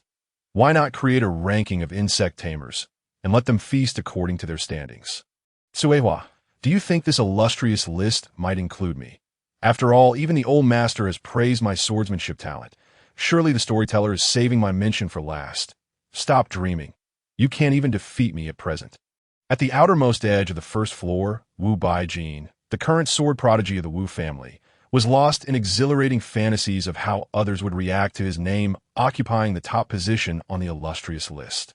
Yet, before he could finish his thought, Wu Tsuehua doused his enthusiasm with a bucket of cold water. Faced with Wu Tsuehua's remark, Wu Baijin fell silent. Although he yearned to refute her assertions, claiming he had let her win during their trial or was merely unwell during the competition, upon reflection, he realized she might indeed be right. If she were to become upset and refuse to pickle vegetables for him in the future, that would be a tremendous loss. With this in mind, the young sword prodigy relinquished his grandiose ambitions and, with a hint of resignation, expressed, "A penny can thwart a hero. Humph. A mere storyteller dares to comment on the illustrious list. I shall see who occupies the first position and then stand up to prove him wrong." Indeed, this individual is nothing more than a jester seeking attention. I suspect the entire illustrious list is a fabrication, and I have never heard of any of those names or events mentioned. Of course, amidst the excitement, there were also mocking voices interspersed. Many practitioners who had come to listen were skeptical of Lu Yu's ranking, believing it to be completely arbitrary. After all, why would their own names be absent from a list? Despite the varied reactions at that moment, all eyes converged upon Lu Yu. Among these gazes were the prodigies from various sects, wandering knights, and the scions of ancient families, all clearly intrigued by the identities of the final two on the list. Ahem! On the high platform, Lu Yu remained unfazed by the scrutiny of over 100,000 spectators. Instead, he cleared his throat, for he was about to earn his tale-telling credits, not to mention reveal the top two positions on the illustrious list. The second position on the illustrious list goes to the enigmatic figure known as the Celestial Emperor, who has remained undefeated for 6 generations and has severed his own cultivation 6 times. This individual is shrouded in mystery, not belonging to the realm of the 5 domains, and has referred to himself as the Celestial Emperor since his emergence. The last time he appeared was 300 years ago. Some may wonder why a figure from 3 centuries past is being acknowledged when the illustrious list was supposed to comprise those under 30 without allowing the audience to voice their inquiries. Lu Yu directly addressed their unspoken questions. Perhaps some of the seasoned listeners recognize the name of the Celestial Emperor. Indeed, he is the same individual I previously referred to as the 6-time champion. Aside from his solitary year of activity in the cultivation world, he has spent the remainder of his time sealed within a frigid coffin, effectively preserving himself. Thus, in terms of age, he is technically only 27 years old this year. Who is this Celestial Emperor? I have not heard of him. Well, of course not. Mr. Liu just said he last appeared 300 years ago. If you had heard of him, that would be a miracle. Perhaps your grandfather's grandfather might have. This Celestial Emperor is a figure from 300 years ago. How does Lu know of his existence? Of course, Mr. Liu knows. But how does he know? Surely there must be a reason for his knowledge. 300 years is not an unfathomably distant past. After all, which of the major sects does not have a few hundred-year-old oddities? Perhaps Lu learned from their accounts. The announcement of the second position on the illustrious list sparked fervent discussions among the attendees, all eager to uncover how Lu Yu had come to know of this individual. Naturally, some were also curious whether the Celestial Emperor had truly remained sealed within his icy coffin for 3 centuries. After all, 300 years is not merely 300 hours or 300 days. Such an extensive span of time could encompass 4 or 5 generations of mortals, even in the cultivation world. It would suffice for the replacement of 2 or 3 generations of prodigies. If he had sealed himself for 300 years at a time, that would mean he had been in seclusion for over 1,000 years in total. This line of thought is indeed chilling. Grandfather, do you know of this person called the Celestial Emperor? In a box on the 2nd floor, a little girl with horn braids, who had been preoccupied with thoughts of Yi Fan's peril, suddenly brightened at the mention of the Celestial Emperor. Though she was young, her grandfather was of considerable age. Surely he must have some knowledge of events from 3 centuries past. The Celestial Emperor. You say? The elder seated in the rattan chair stroked his beard as he pondered his granddaughter's question. Truth be told, he was unaware of this matter. After all, he did not even exist 300 years ago. As if recalling something, the old man fell silent for a moment before smiling at his granddaughter. Your grandfather truly does not know about this, but perhaps you should ask me again when you are older. Upon hearing this, the little girl with the horned braids did not believe him at all and clung to his beard, swinging back and forth. Why, little ancestor, please come down. You're going to pull out grandfather's beard. Observing the child hanging from his white beard, the old man chuckled helplessly.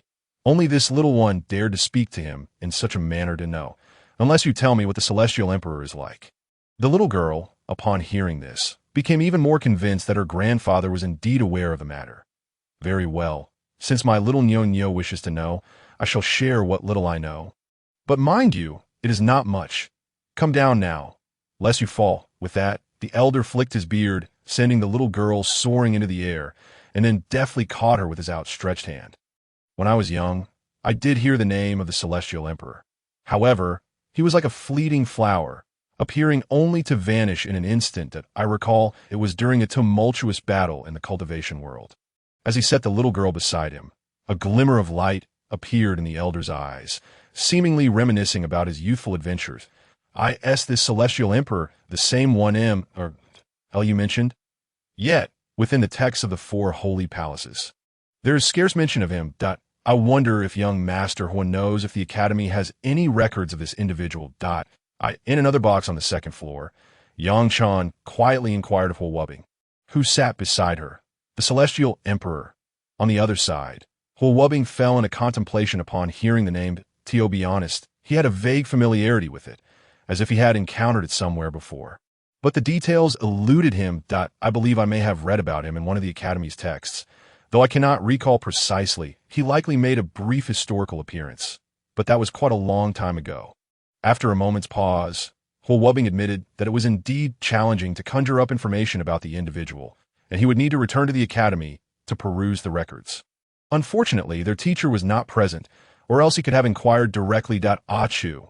Meanwhile, within the Grand Xian Academy beyond the realms, on the third floor, Jiang Yulo, who was engraving runes, suddenly sneezed that a book beside him was jostled to the ground. In the page that opened was a brief yet exceptionally high appraisal of the emperor's profile. The identity of the emperor remained unclear, with no recorded defeats, and subsequently vanished from the mortal realm. What emperor? I am but a mere commoner. As for the claim of being frozen for 3 centuries, that is sheer nonsense. Just wait, I shall publicly expose this storyteller's hypocritical facade. It is high time the world understands that the affairs of the cultivation realm cannot be fabricated at will. In the corner of the tavern's first floor, a robust man was glaring furiously at Lu Yu on the platform, shadows dancing in his features. The esteemed young master of the Divine Fist Gang. With a father renowned for shaking the 3 rivers with his might, he felt that merely attending this shabby tavern to listen to a tale was already a tremendous favor. Yet, when he ascended to the second floor, the storyteller dared to demand money from him, and the price was absurdly steep. This was an utter disregard for Li Jialong. He could not swallow such indignity on the platform. Lu Yu sipped his tea and quietly remarked, though the emperor's appearances have been fleeting, his record remains flawless. Lu's introduction of the emperor was succinct, not out of a desire to tantalize the audience, but because the system's information on the prodigies only provided such scant detail. Even if he wished to elaborate further, he was powerless to do so. However, despite its brevity, the information struck the audience with profound significance. An unblemished record. What does this imply? It signifies invincibility in this age. And considering the emperor's 6 appearances, each separated by centuries, does this not suggest he is the foremost among the younger generation of the past several millennia? The moment those 4 words were uttered, the atmosphere turned electric. The esteemed elites who had ascended to the second floor could hardly contain themselves, although they had not paid much heed to Lu Yu's prodigy list, recognizing it as merely his own creation with questionable credibility. The claim of an unbroken record was excessive. Setting aside how one could freeze oneself for centuries and emerge, the assertion that the contemporary world had no rival for a millennium was something they could not accept. Many among the crowd hailed from ancient families or sects, some with histories stretching back over 10,000 years. If Lu Yu claimed the emperor had remained undefeated for a millennium, did that not imply the emperor surpassed their ancestors in prowess? As adherents to their respective sects, they absolutely would not allow such audacious declarations to stand. Furthermore, if the emperor was truly so formidable, reigning supreme for a millennium, yet only ranked second, who, then, occupied the first position? Had they transformed into a celestial being upon birth? The notion that the emperor remained undefeated for 1,000 years was nothing but a fabrication from this storyteller, an attempt to mislead the masses. At that moment, a voice rose from the crowd, drawing all eyes towards a shadowy figure standing in a corner of the first floor. It was none other than Li Jialong, the young master of the Divine Fist Gang, who had been denied entry to the second floor for his unwillingness to pay. He wore a mocking expression as he fixed his gaze on Lu Yu atop the platform. Indeed, his intention was to humiliate Lu Yu, to make it known to the tavern's patrons how foolish it was to provoke him. He even envisioned a scene where the tavern staff would kneel before him, pleading for him to cease his mockery. However, to Li Jiaolong's astonishment, as seconds ticked away, not a single person from the tavern intervened. Even the nearby waiter merely observed him with an amused glint in his eye. This unusual atmosphere filled him with an unsettling feeling. Yet, having already stepped forward, retreating now would be too humiliating. Resolutely, he approached the platform beneath Lu Yu and bellowed, "Have I left you speechless? If you acknowledge your error, come down at once, Bao, and confess that all you have said is mere fabrication. Or do not blame me for being ungracious." After delivering his ultimatum, Li Jiaolong flicked his hair in what he believed to be a suave manner, convinced that his earlier bravado could be summarized in 2 words: invincible. Unbeknownst to him, Lu Yu regarded him from above with a singular thought. What a foolish individual this is. After all, Lu Yu had encountered similar situations before. During his last visit to an old tavern, a dozen individuals had caused far greater disturbances, and he had not flinched then. Now, this solitary figure sought to intimidate him. Truly, what a pompous fool, making a fool of himself. Indeed, it was obvious that he was lacking in intellect. A mere source of embarrassment here, that he should depart swiftly, lest he impede Lu Yu's storytelling. "Someone fetch me a rotten egg," he called out. "Whoever has a rotten egg, sell me 2. I wish to hurl them at him."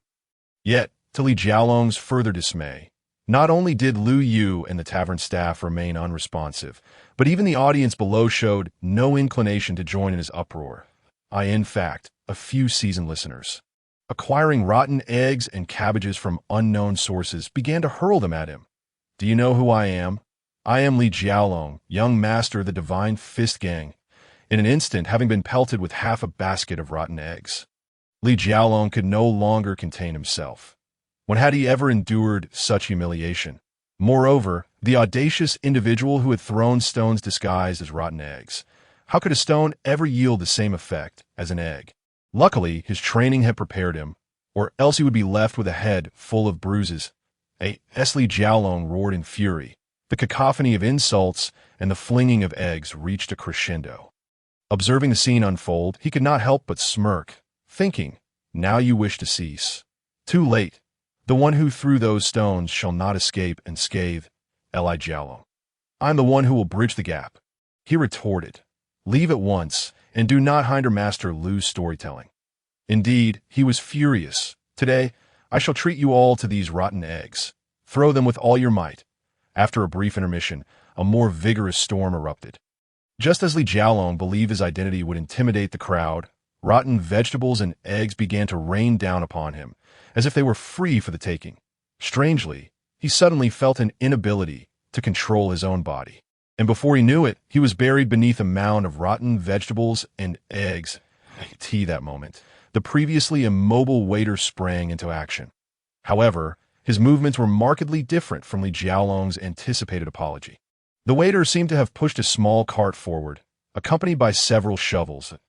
In the next instant, Li Jiaolong, along with the rotten eggs and vegetables, was unceremoniously tossed into the cart by several waiters, who executed the task with fluid precision, clearly having undergone rigorous training for such occurrences on the platform. Lu Yu observed the unfolding chaos below without uttering a word. He had grown accustomed to such disruptions. After all, when one garners attention, disturbances are inevitable. That a surge of troublemakers merely signified his rising prominence. Meanwhile, the true prodigies seated on the second floor could hardly suppress their laughter at the spectacle. In particular, in the private booth of Yang Chan and Huo Wubing was doubled over in laughter, having been the one to cast a spell that rendered Li Jiaolong immobile moments prior. This approach of engaging the audience directly proved far more effective than any intervention from himself or Yang Chan. Even the saintly Yang Chan found herself chuckling behind her hand at the unfolding scene. However, with veteran listeners supporting Lu Yu, there also arose newcomers plagued by confusion. Especially those visiting the tavern for the first time, their knowledge of Lu Yu was limited to the announcement of the prodigy list. Now that someone had openly challenged its credibility, it naturally sparked a wave of curiosity among others. Was the emperor truly as divine as Master Lu portrayed? Indeed, having entombed himself in ice 6 times. And with this latest instance, spanning 3 centuries, did that not mean the emperor had lived for over a millennium? Not to mention the rankings of the others, which were equally daunting. Some names had never even crossed their ears. Was it possible that Master Lu had fabricated this to deceive them? At first, the murmurs were merely faint whispers, but as time progressed, the contentious voices grew increasingly louder, despite explanations from seasoned listeners and those nearby. The crowd of over 100,000 present was predominantly composed of newcomers. When public opinion swells, it often disregards the veracity of the matter. All it seeks to do is devour the individuals and issues at the center of the storm. The clamor surrounding the event escalated, prompting some practitioners on the second floor to emerge from their private boxes. Many among the attendees were dissatisfied with the ranking of Lu Yu on the list of prodigies. And the sheer number of people gathered today was largely driven by a desire to question this very matter. Now that someone had taken the initiative to voice their concerns, they clearly could not let such an opportunity slip by. Mr. Lu, is it true what you say about this list of prodigies? In the next moment, a voice filled with skepticism rang out from the second floor boxes. Similarly, upon hearing this voice, Yang Chan and Hu Wubing, who were also on the second floor, instantly sensed that the situation was more intricate than they had initially perceived. It appeared that someone was deliberately inciting trouble. The individual from the so-called Divine Fist sect, Li Jiaolong, now seemed more like a hapless pawn who had prematurely ignited a contentious topic. Both Yang Chan and Hu Wubing turned their gazes toward Lu Yu atop the platform, seemingly speculating on how he would address this predicament. Would he be forced to reveal his true identity as an ancient being? Yet, if that were the case, it would complicate their future endeavors to listen to stories or visit the small courtyard.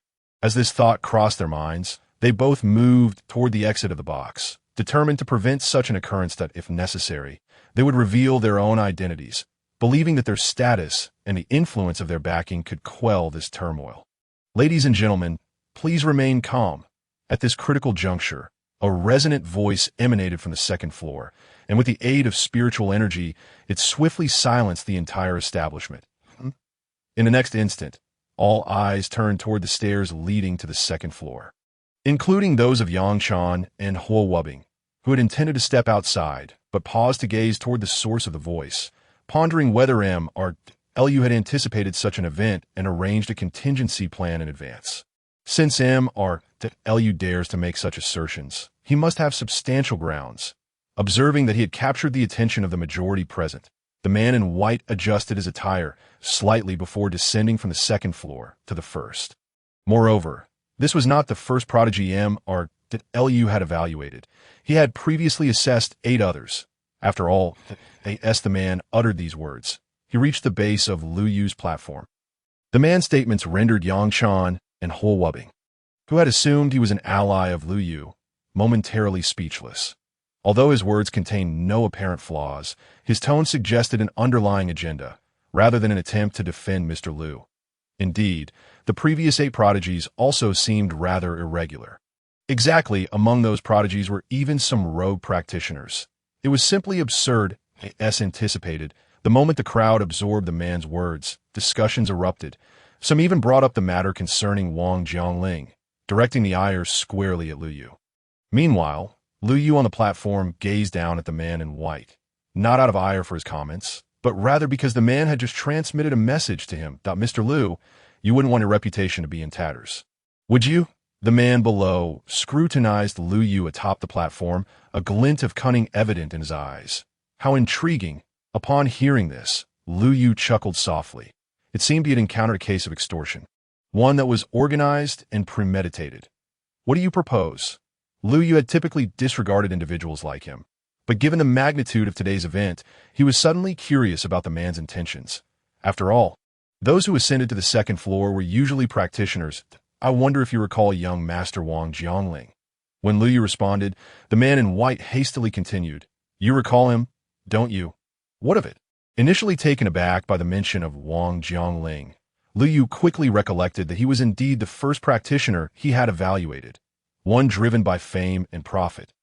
Did this matter pertain to him?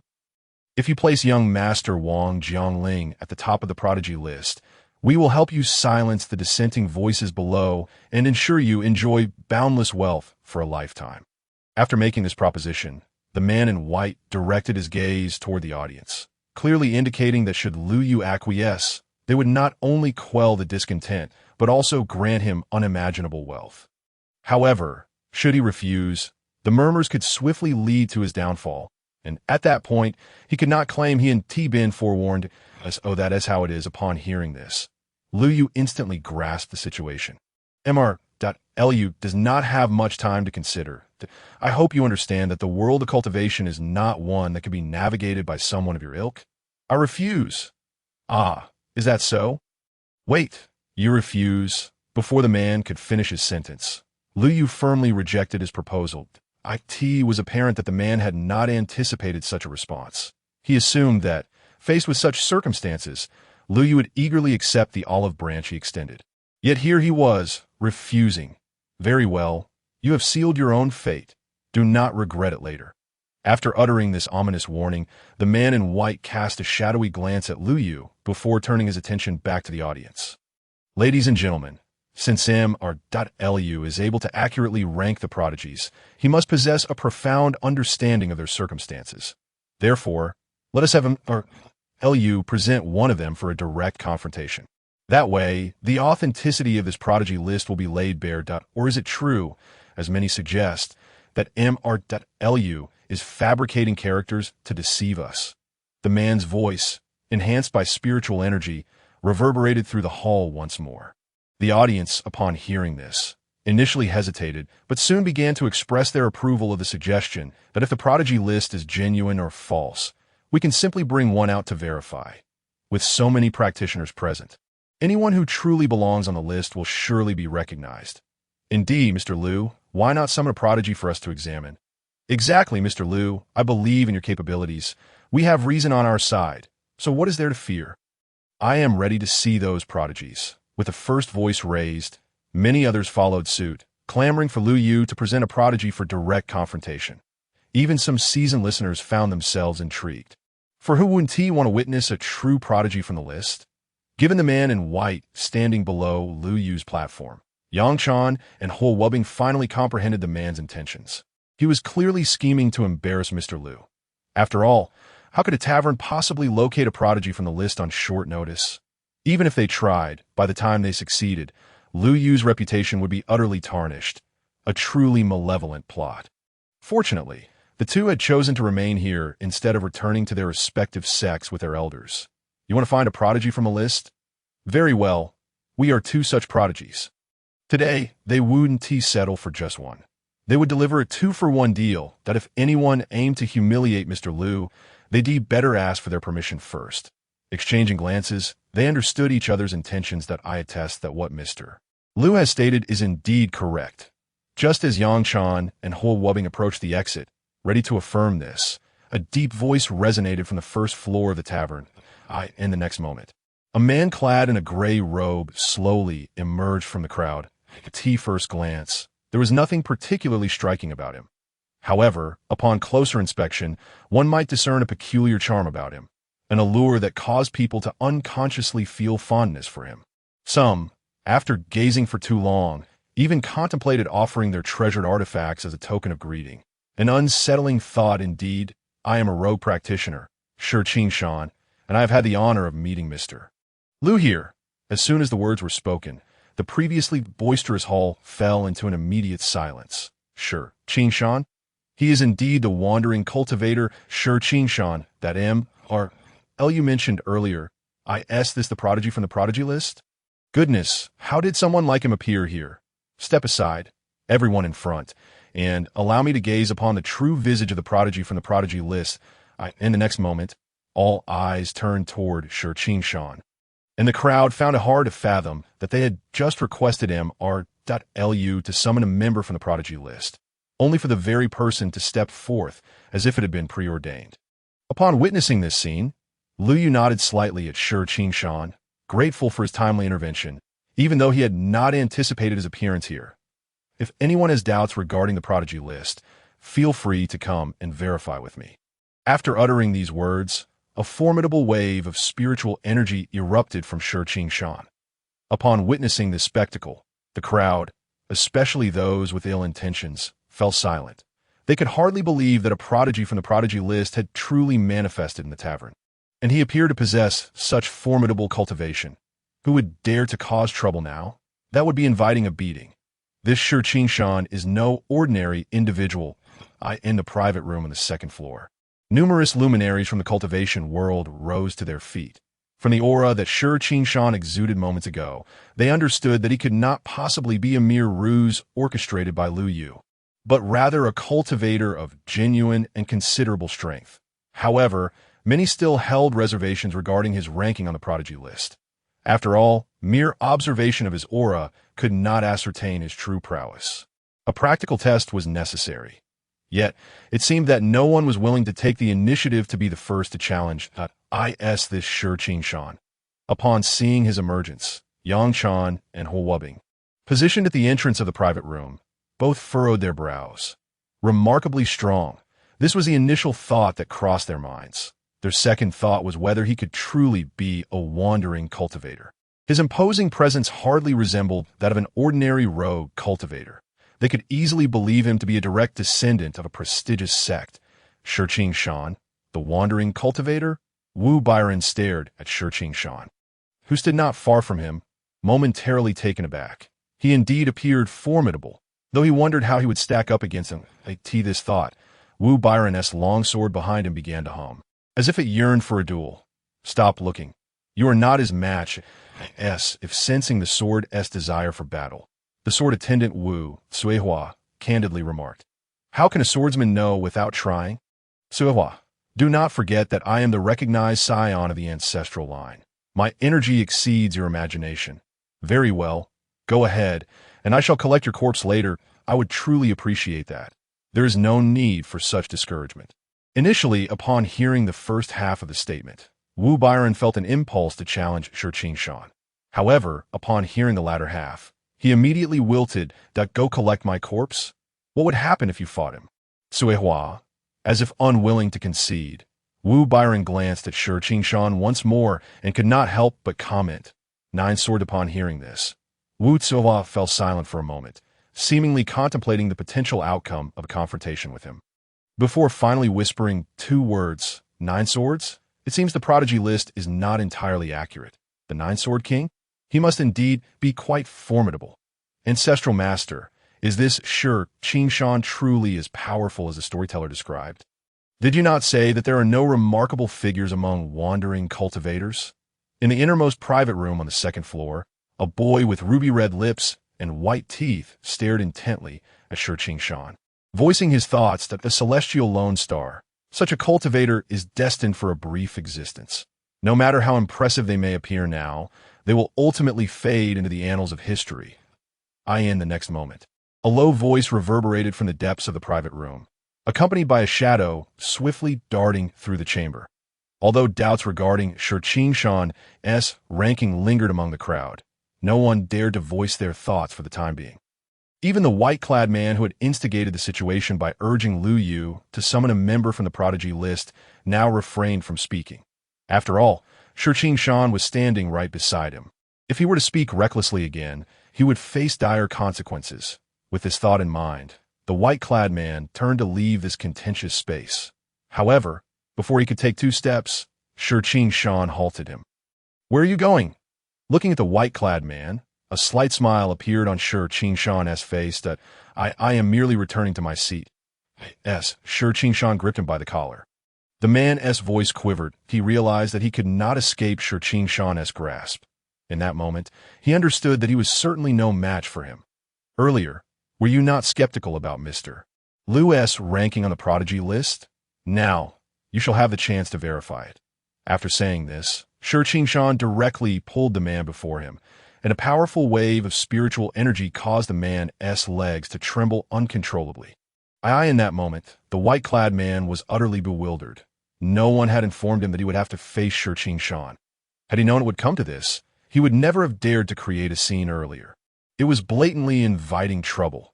Little did he realize that had it not been for Shi Shan's appearance, he would have been facing the inquiries of Yang Chan and Ho Wubing, 2 prodigies with significantly enhanced cultivation, an encounter that would likely have been far more daunting.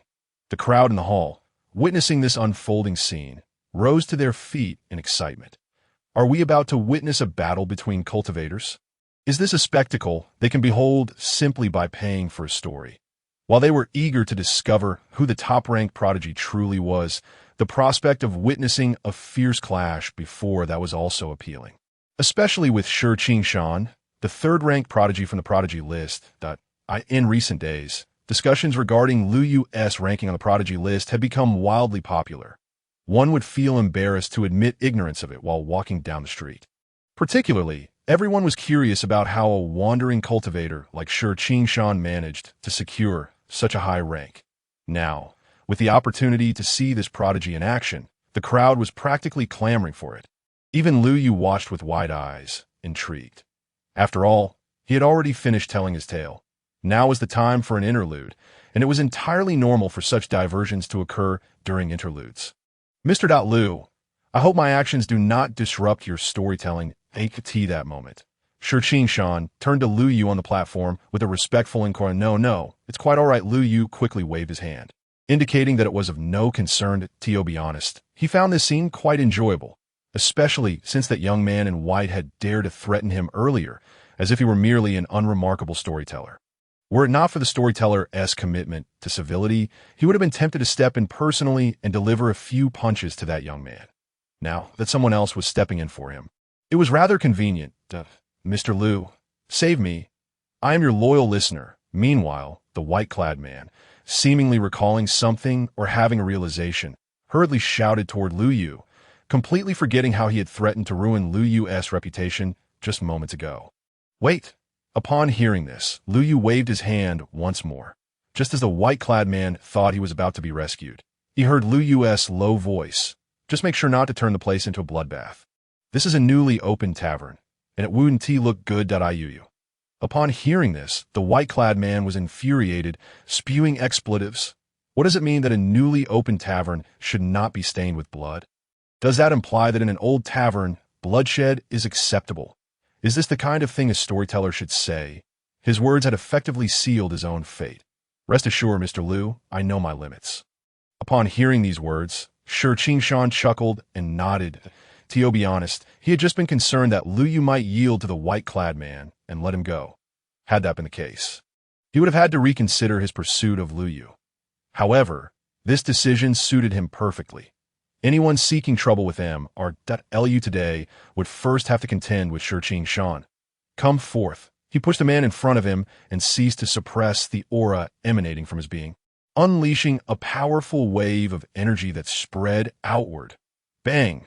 The audience near the high platform staggered back 3 steps under the force of this momentum, while some weaker individuals felt their chests churn, their hearts nearly leaping from their bodies. Even those practitioners on the second floor were startled by this sudden surge of power. He is truly formidable. In that moment, those who had previously looked down on Shi Qingshan shifted their perspectives entirely. They had initially thought that, as a rogue cultivator, he could not possibly compare to the top talents of prestigious sections, yet now they realized they were mistaken. His aura rivaled that of their sect's finest. Even the genuine prodigies on the second floor felt a tremor in their hearts upon witnessing this scene. In particular, the saintess of the 4 holy palaces, Yang Chan, felt an inexplicable urge to descend and engage in combat with him. Perhaps this was the essence of rivalry among prodigies. At that moment, numerous figures emerged from the private boxes on the second floor, all acknowledging Shi Qingshan's strength and harboring a desire to challenge him. I was wrong. I no longer dare to cause trouble here in front of Mr. Lu. Meanwhile, the white-clad youth standing opposite Shi Qingshan knelt down and shouted loudly. After all, those eager to join the fray were merely observers from above. He was genuinely standing before Shi Qingshan. In his view, those not facing Shi Qingshan directly could never truly grasp the inescapable pressure he exuded at that moment. The young man even felt as though he was not confronting a mere individual, but rather an awakened beast from ancient times. That he thought that even if Lu Yu placed Shi Qingshan at the top of the prodigy rankings, he would readily agree. If that punch were to land, it would surely leave him utterly defeated. Hush!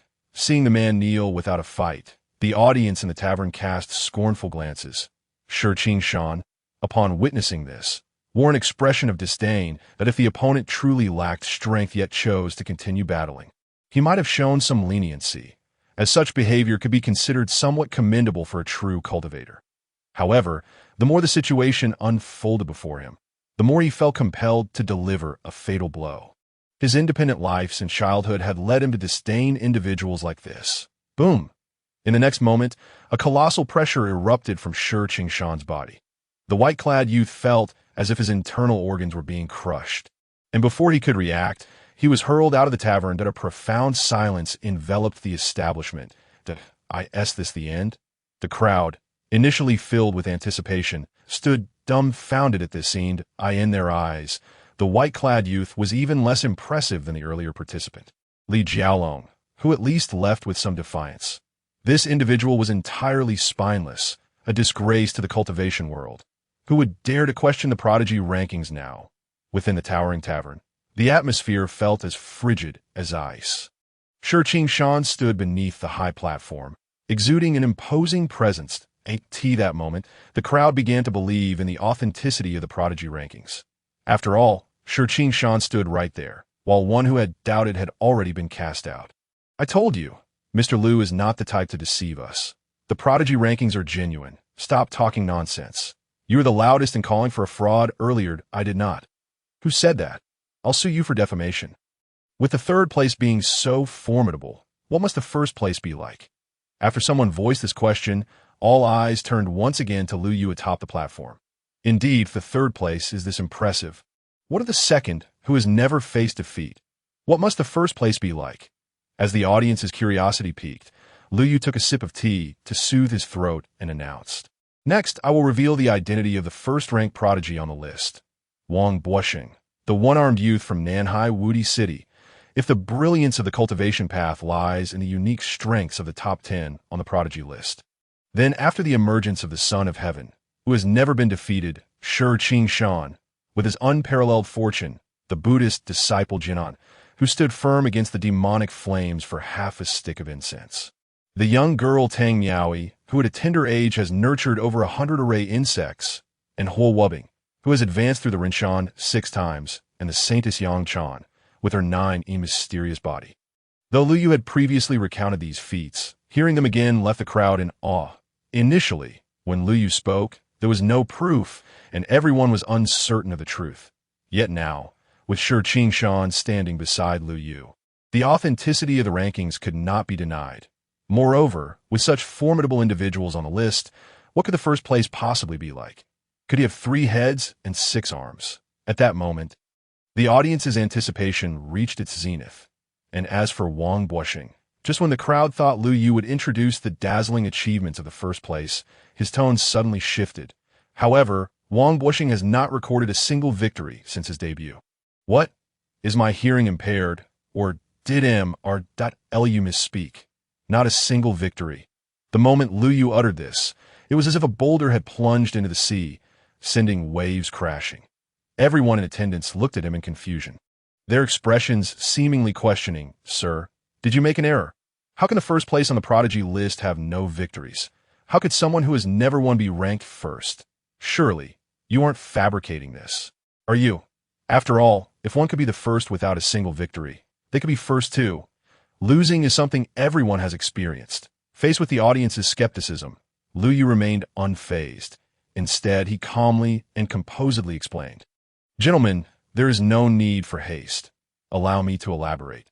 This Wang Buoxing from Nanhai Wudi City, originally named Wang Qingji, was born into an ordinary merchant family within the city. However, this young man exhibited extraordinary potential from a young age. At the age of 9, he was discovered by the returning city lord of Wudi City and accepted as a disciple. Upon entering Wudi City, Wang Qingji revealed remarkable cultivation talent, achieving the Wudi sacred body within just half a year, an accomplishment no one else had achieved under the city lord. After turning 10, he progressed through realms at an astonishing rate, reaching the array realm by the age of 15. As these words left his lips, the audience erupted in excitement, especially those practitioners on the second floor. As members of the cultivation world, they understood far better than the ordinary folk below just how terrifying it was to break through realms annually and reach the array realm by 15. Even if one were to be nurtured in a medicinal environment from birth, consuming only spirit herbs, attaining the array realm by 15 would still be an arduous challenge. Moreover, Wang Bushing was already 10 when he was accepted as a disciple by the city lord, which was considered quite late in the cultivation world. This revelation left them astounded. Furthermore, even if we were to entertain the notion that he reached the array realm by 15, how could he possibly have not won a single match since his debut? With such strength, unless he sought out the ancient experts of the cultivation world, he should be undefeated. If he had sought out old monsters for a challenge right from the start, he wouldn't have made it this far. Clearly, this reasoning has its flaws. Nanhai Wudi City. On the second floor of the tavern, Huobing paused upon hearing the name of Nanhai Wudi City. Did you recall something? Yang Chan, standing beside him, inquired upon noticing his reaction. A century ago, the Dacian Empire swept through the cultivation world, overpowering countless sects and forces, finally halting its advance at Wudi City. The current city lord is the same individual from back then. After a moment of silence, Huobing slowly responded. This matter is considered a closely guarded secret of the Dacian Empire, and his knowledge of it is limited. However, he is certain that the information regarding the city lord of Wudi City is among the most confidential of secrets. Even the slightest probing into his identity yielded no useful information. Yet, Lu Yu seemed to possess knowledge of even the most private matters, such as the cultivation techniques of a lord of Wudi City, which was utterly chilling upon reflection. This thought.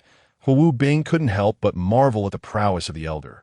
Indeed, his intelligence-gathering abilities were nothing short of extraordinary.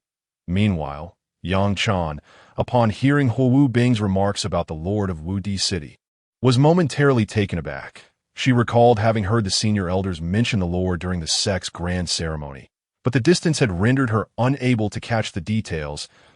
It occurred to her that whenever the esteemed elders spoke of him, their expressions were laden with caution. Now it seemed evident that the lord of Wudi City harbored profound secrets. Lu Yu's formidable strength was indeed impressive, capable of acquiring such intelligence. No wonder he had gifted her and Hu Bing such exquisite tea last time.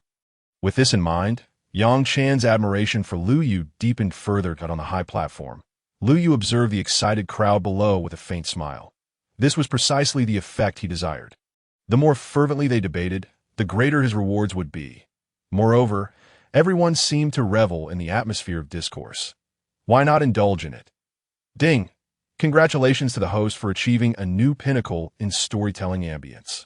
Reward: 10,000 storytelling points. Congratulations to the host for unlocking a new title. Topic creator. Topic creator. Upon wearing this title, you can influence the emotions of beings within a small radius. The 7 emotions and 6 desires are inescapable for all beings. And you are a master of emotional control. Please wield this ability wisely. Otherwise, chaos may ensue. But as anticipated, the system's voice resonated once more in Lu Yu's mind. In addition to the storytelling points, he had successfully acquired another title. Although he had yet to make use of these titles, who would shy away from rewards? If Lu Yu had a say in the matter, he would fervently hope for even more titles to come his way. He could bear it. Hearing the system's voice, Lu Yu had long since mastered the art of maintaining a stoic expression that don't ask. He was simply accustomed to it. Besides, he had yet to conclude an important matter. The reason behind the first place on the heavenly rankings. Wang Busheng, who had suffered 100 defeats. Are you aware of a martial art that accumulates momentum from the very onset of cultivation? Gazing at the passionately engaged crowd below, Lu Yu began to speak. Momentum. What is momentum? I know, a stance that descends from the heavens. The individual in front, refrain from driving. If you leave the tavern, please seek me out for a detailed discussion. What are you all discussing? In such a serious setting, do remember to include me.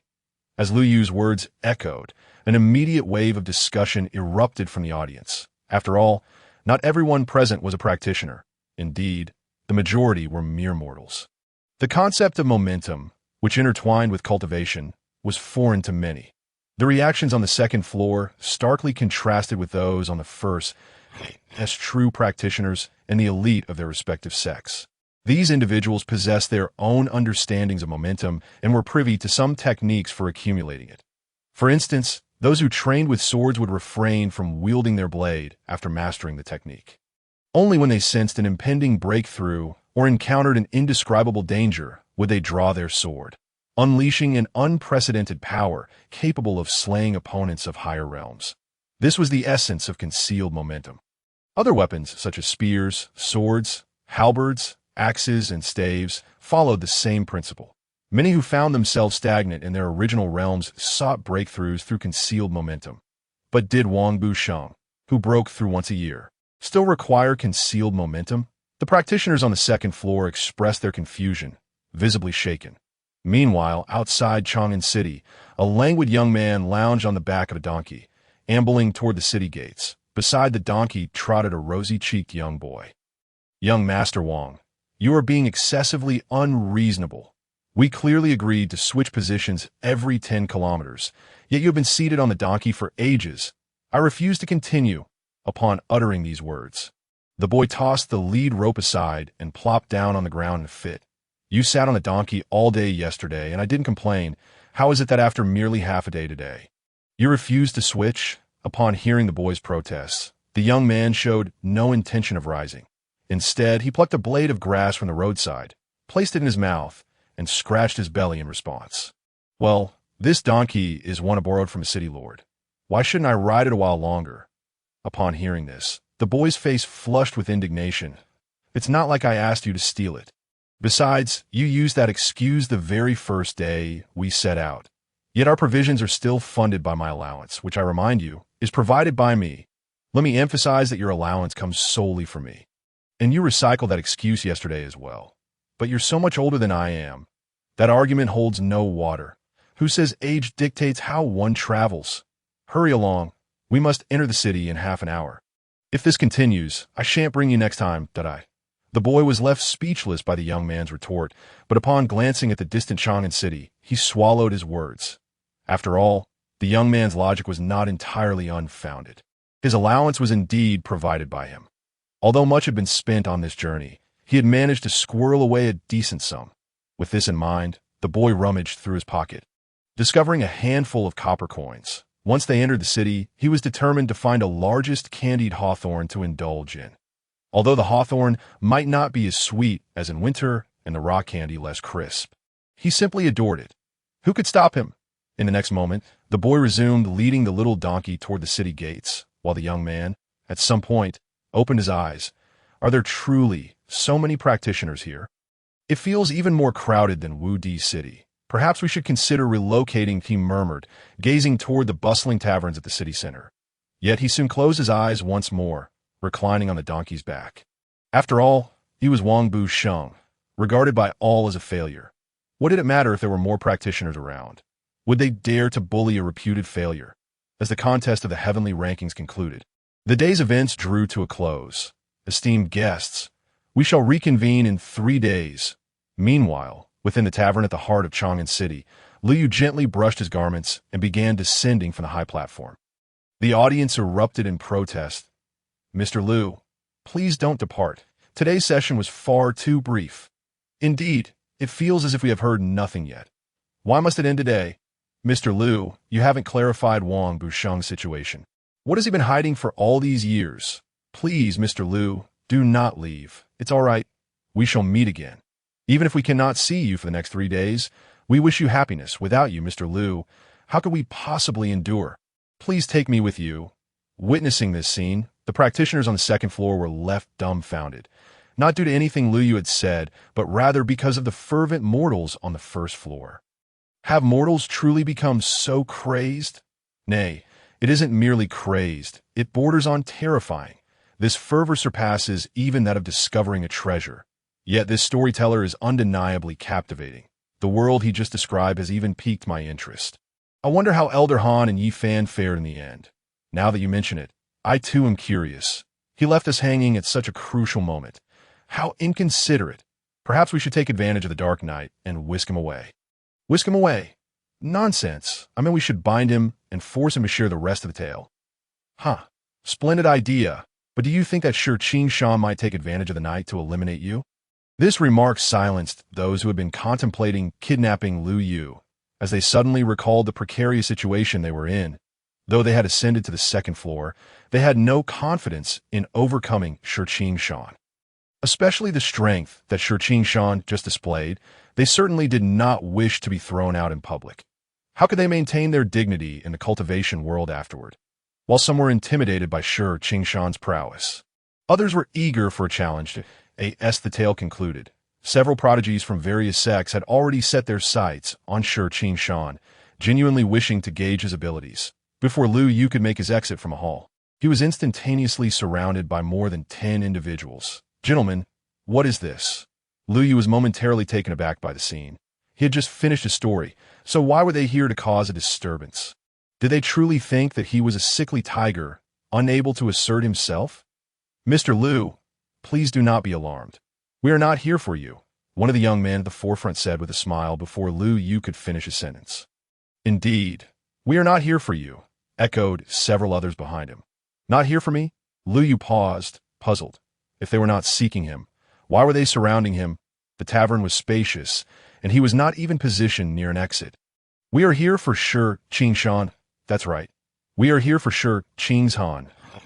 As the words fell, all eyes turned towards Shi Shan, who stood behind Lu Yu, and the atmosphere became tense with the gathering of spiritual energy. "Here for me?" Shi Shan, prepared to protect Lu Yu at any moment, slowly stepped forward upon hearing this declaration. "Indeed, we seek to spar with you." The leading young man spoke with a broad smile as a powerful wave of spiritual energy emanated from him. "Rest assured, it is a standard one-on-one spar. If you are not prepared, we can wait until you are ready." After this, they deliberately made way for Lu Yu, indicating that he could leave. After all, not all practitioners of the cultivation world were arrogant and overbearing. Especially these talented prodigies from various sects, they would not stoop to threatening a mere mortal. "Mr. Lu, you may leave. I shall visit you later." At that moment, not only did the group part for Lu Yu, but Shi Shan also quietly urged him to go to. It was evident that he did not wish for Lu Yu to become embroiled in this matter.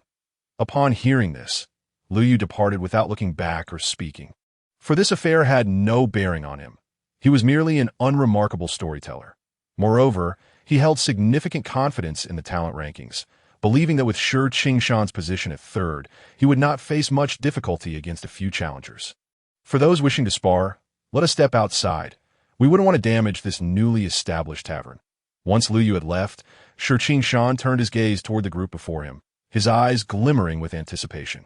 He was always welcoming of such normal challenges, for he understood that to progress in cultivation, solitary grinding was insufficient.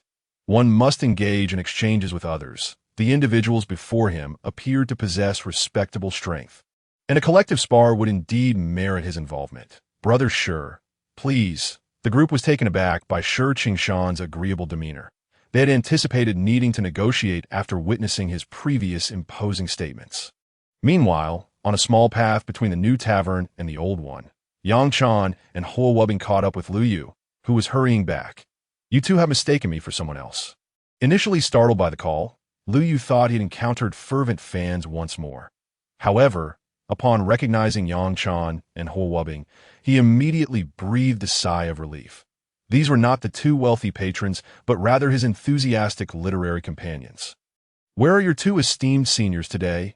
Lu Yu inquired with concern as he regarded them. "Mr. Lu, there are some matters within our sect. Our master returned yesterday." Yang Chan and Huo Wubbing replied hastily upon hearing Lu Yu's question. "Some matters, you say?" Lu Yu mused thoughtfully. He wondered if the two had been overly generous lately, perhaps exhausting their finances from delivering gifts. After all, they had not only brought him presents, but had also sent numerous offerings to the tavern's owner. Including the new tavern's opening, Old Wu had mentioned that the items delivered were exceedingly valuable and could not be returned. Reluctantly, Old Wu had to transfer partial ownership of the tavern to the two, for he could not dare to accept such treasures otherwise. Considering this, Lu Yu couldn't help but nod, thinking that these two not only possessed wealth and high status, but also had discerning tastes. Investing in the tavern would undoubtedly yield profits. The more he pondered, the more he found these two juniors increasingly agreeable. "You two haven't eaten yet, have you? If you don't mind, would you like to join me for a meal?" With a beaming smile, Lu Yu invited Yang Chan and Huo Wubbing. After all, storytelling was quite a physically demanding task, and to ensure optimal performance, he never ate before his sessions. Having spent half the day, he was already famished. Is that appropriate? Yang Chan and Huo Wubbing stood frozen in surprise at Lu Yu's invitation. They swore they hadn't considered this possibility when seeking him. However, since Senior Lu had extended the invitation, they felt compelled to accept. After all, sharing a meal with him was an honor. Excellent. The next moment, both responded with excitement, completely forgetting their earlier inquiries about Shi Shan. Indeed, when hunger pangs struck, matters like Shi Shan and the talent rankings paled in comparison to dining with Mr. Lu. Simultaneously, 50 kilometers outside Chang'an, atop a desolate mountain, Shi Shan regarded several battered yet spirited young talents with a serious nod. You are all quite formidable, and your coordination is impressive. I look forward to our next spar. The young men lying before him were nearly driven to the brink of despair upon hearing Shi Shan's words, almost spitting blood in frustration. Had it not been for Shi Shan's solemn demeanor, they would have suspected mockery. Each of them was a distinguished prodigy from their respective sects, some even recognized as geniuses within their circles. Yet, despite their combined prowess, they had been thoroughly defeated without landing a single blow on Shi Shan. A reality they found intolerable, threatening to shatter their resolve. That moment, some began to doubt their status as prodigies.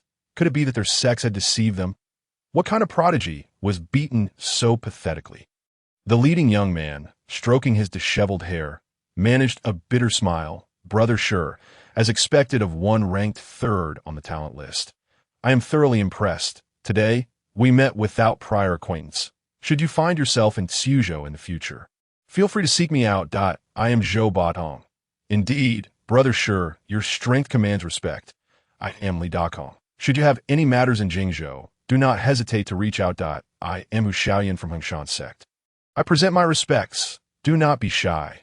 Feel free to indulge in whatever you desire. In a small courtyard, Lu Yu looked at Yang Chan and Huo Wubbing with a cheerful expression a while ago. He had discussed the creation of a copper hot pot with old Wu, and it was finally ready. Despite having arrived in this world not long ago, Lu Yu had longed for hot pot, yet this realm of cultivation had no such delicacies. However, no culinary challenge could deter a true foodie that if there was no lamb to dip, he would simply propose alterations. If there were no cooking vessels, he would have them crafted in the face of a food lover. No obstacle could stand in the way of a good meal. Come now. Do not hold back. Take what you wish. With the pot bubbling furiously before him, Lu Yu could no longer contain his impatience. Promptly tossing in slices of beef, lamb, tofu, cabbage, water spinach, and vermicelli, he had waited long enough for this meal, and today he was determined to savor it fully. Meanwhile, Yang Chan and Huo Wubbing stood in astonishment before the bubbling hot pot. It was not that they were unwilling to eat, but rather they were utterly baffled by this peculiar dish. After all, neither of the two had ever heard of such a thing before. And was it truly appropriate to retrieve food directly from a boiling pot? Moreover, the design of this pot was quite unique. How are we supposed to eat this? As Lu Yu was preparing to add meat, Wubbing quietly inquired of Yang Chan, I don't know, let's observe how Senior Lu does it. And we'll follow his lead, Yang Chan replied, shaking her head in resignation upon hearing Huo Wubbing's question. Subsequently directing her gaze toward Lu Yu. In the next moment, they witnessed Lu Yu's chopsticks swiftly placing meat into the pot, then retrieving the previously added meat, which he dipped into a mixture of sesame sauce, chili oil, and cilantro, stirring it briefly before placing it into his mouth. Having grasped the general method, the two emulated Lu Yu's technique, carefully picking up the ingredients before placing them into the pot. And then patiently waiting. Don't just stand there watching. Hurry and retrieve it. You place the tripe in, and if you leave it too long, it won't taste good, Lu Yu nearly exclaimed upon seeing them leave the tripe in the pot without moving. Can you still eat it if it's overcooked? It would be like chewing on shoe soles. Upon hearing Lu Yu's words, Yang Chan and Huo Wubbing hurriedly fished the tripe from the pot, dipped it in the sauce, and brought it to their mouths.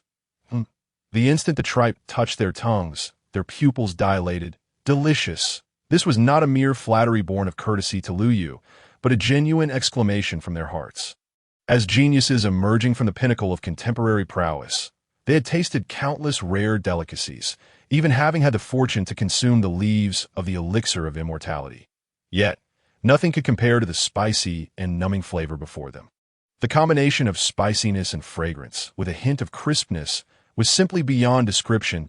If they had to encapsulate it in 2 words, it would be invincible. Initially feeling somewhat anxious dining with Lu Yu, the two grew increasingly familiar as the meal progressed, to the point where Huo Wubing contemplated inviting Lu Yu to form a brotherhood. However, upon recalling their teacher Jiang Yulo, who had just returned to the academy yesterday, he promptly abandoned the thought. After all, he pondered, it was one thing to consider Lu Yu's feelings, but if their teacher were to find out, he would surely be punished for 3 days at the academy's entrance. Meanwhile, Yang Chan's gaze flickered, lost in contemplation. Thus, the gathering around the hot pot extended from afternoon into evening. Of course, the time was not solely spent eating. Yang Chan and Huo Wubing regaled Lu Yu with numerous tales from the cultivation world. These were matters that, from their perspective, Lu Yu had no time to know, yet they were unaware that he had never had the opportunity to learn about them. After all, no one had ever shared such stories with Lu Yu before. Particularly, the amusing anecdotes from the cultivation realm piqued Lu Yu's interest, and given their status as representatives of the leading sect, the two possessed knowledge far more detailed and reliable than the mere rumors circulating outside. Just as the group was engrossed in joyful conversation, a series of knocks echoed through Lu Yu's courtyard. Startled by the sound, Lu Yu wondered who could be knocking at such a late hour. Could it be those 2 affluent, bookish friends from before? With that thought, he rose to his feet. "Mr. Lu, you stay seated. We'll open the door." Yang Chan and Huo Wubing hastily chimed in unison before Lu Yu could take action. "Coming!" In the next moment, they both moved towards the door simultaneously. Creaking open, "Is it you?" An unexpected figure appeared before them. "Greetings, I am Shi Qingshan, here to pay a visit to M.L.U.I.T. was none other than Shi Qingshan, who had been seen earlier that day at the tavern, now standing respectfully outside the door, having somehow discovered Lu Yu's residence. "Let him in," Lu Yu called out to Yang Chan and Huo Wubing, clearly having heard the exchange outside. "Please enter."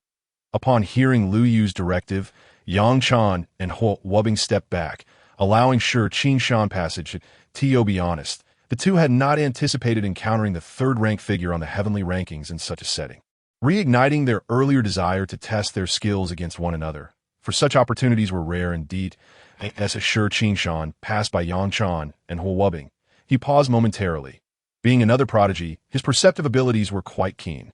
Although Yang Chan and Huo Wubing had not overtly displayed their prowess, Shi Qingshan still sensed a formidable pressure emanating from them, far greater than what he had felt when teaming up with other prodigies earlier that day. This unexpected realization brightened Shi Qingshan's eyes. Initially, he had come to seek Lu Yu's counsel on certain matters, but it now seemed that there might be unforeseen delights in store. That I am a wandering cultivator. Shi Qingshan, here to pay my respects to M.R.L.U.I. in the courtyard. Shi Qingshan spoke with utmost reverence as he regarded Lu Yu seated upon the stone bench. "Have you come to see me regarding something in particular?" Lu Yu inquired, showing no surprise at Shi Qingshan's arrival. After all, the latter had mentioned during the day that he would come to visit, though Lu Yu had not expected him to arrive so late at night. "Mr. Lu, this..." Shi Qingshan hesitated, taken aback by the directness of Lu Yu's inquiry. He found himself momentarily at a loss for words, especially with 2 others present behind him. Noticing Shi Qingshan's unease, Lu Yu smiled reassuringly. "Rest assured they are not outsiders. You may speak freely." Seemingly reassured by Lu Yu's words, Shi Qingshan decided to be forthright. "To be honest, I do have a request." Upon hearing this, Yang Chan and Huo Wubing exchanged surprised glances. They thought to themselves that it was rather audacious for someone to seek a favor upon their first meeting. After all, they had enjoyed such hospitality and had not dared to ask for anything in return. "What is it?" Lu Yu responded without revealing any emotion. "It concerns my unique constitution, the celestial solitary star." Before Shi Qingshan could finish, both Yang Chan and Huo Wubing interjected in unison. "How do you know?" Shi Qingshan was taken aback, astonished that his greatest secret, which he had only recently discovered in an ancient cave, was so readily known by the 2 behind him at the tea that moment. Yang Chan and Huo Wubing had no inkling that Shi Qingshan perceived them as Lu Yu's attendants. Did they truly resemble servants? Though they bore no objection to such an identity, Luu, seated upon the stone bench, exhibited no surprise upon hearing the term celestial solitary star. The system's introduction of Shi Shan had already disclosed this information. Along with a considerate solution.in fact, the system had detailed the unique circumstances of all individuals within the top 10 of the prodigy rankings, not just Shi Shan's. However, Liu had chosen not to publicly disclose this. As it constituted personal privacy, he opted to reveal only the information that was generally known that Liu held a strong conviction regarding the protection of personal privacy at him, or that Liu. After a prolonged pause, Shi Shan once again turned his attention to Liu. The earlier revelation had profoundly impacted him. He had not held out much hope for this meeting, given that the ancient cave's records suggested his condition was nearly incurable. However, the casual mention of his condition by Liu's two companions reignited the flicker of hope within him. After all, if even Liu's attendants were aware, perhaps Liu truly possessed a remedy. Have you come to seek my assistance in addressing the celestial solitary star?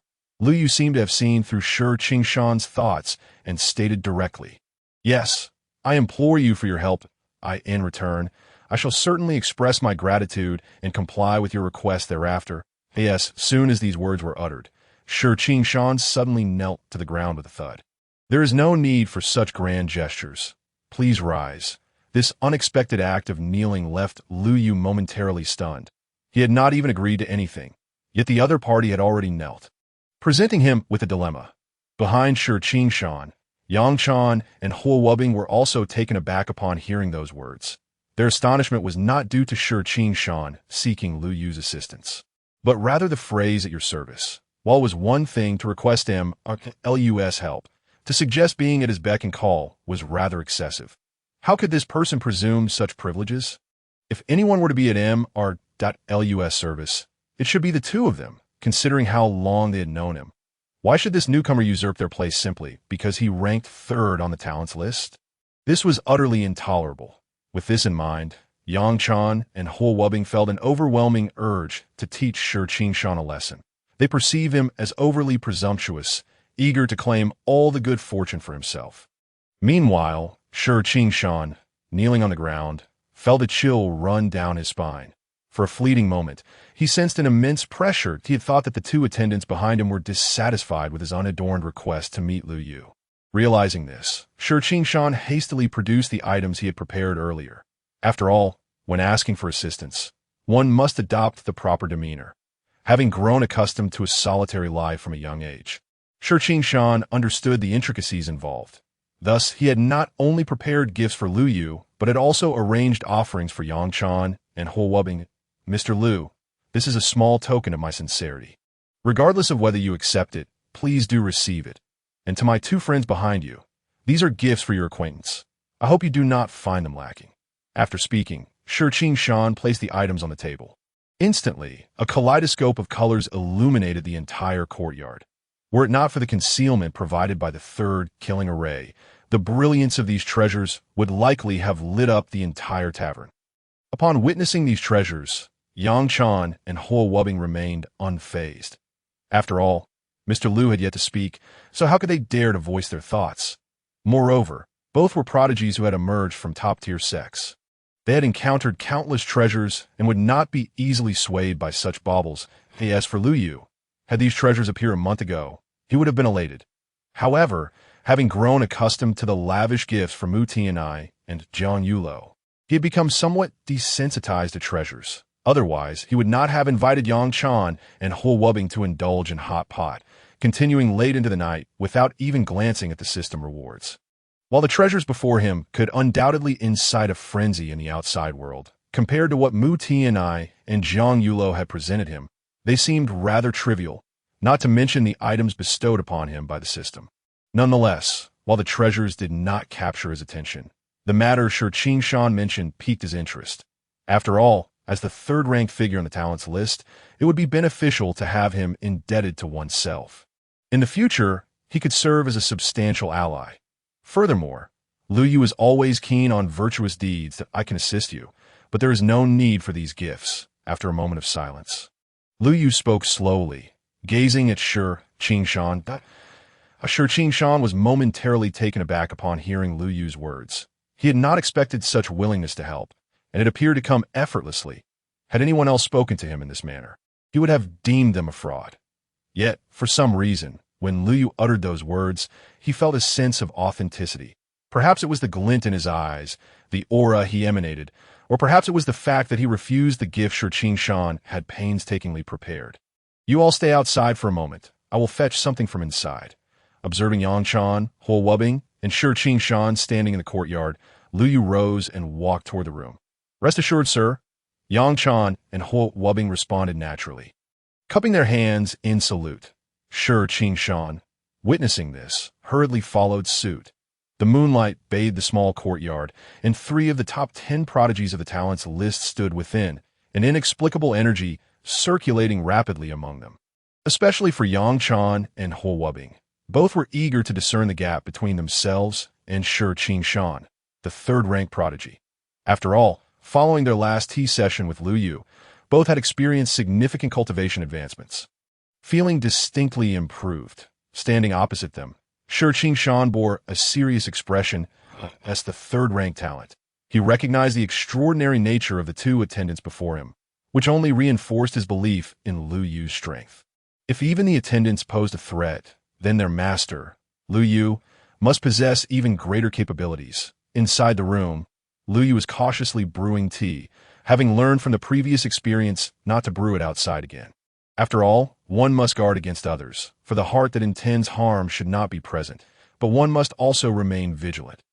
Items like the immortal medicine would undoubtedly attract immense trouble if leaked. The earlier incident with Yang Chan and Huo Wubing witnessing it had been an unfortunate necessity. He had not anticipated the uproar that would ensue from brewing tea with immortal medicine leaves. However, the incident had occurred, and there was no point in lamenting it now. Fortunately, through their interactions over time, Lu Yu had discerned that neither Yang Chan nor Huo Wubing were gossips. Both were quite discreet, as no rumors about him had yet circulated outside. However, with Shi Shan being a newcomer, he could not guarantee the same. So exercising caution was prudent as for why he was using immortal medicine leaves to brew tea. It was merely because he could not bear to use the actual immortal medicine. After all, the Qilin immortal medicine was still a seed. Who knew if taking a piece of it would kill the seed? If that were to happen, he would incur a significant loss.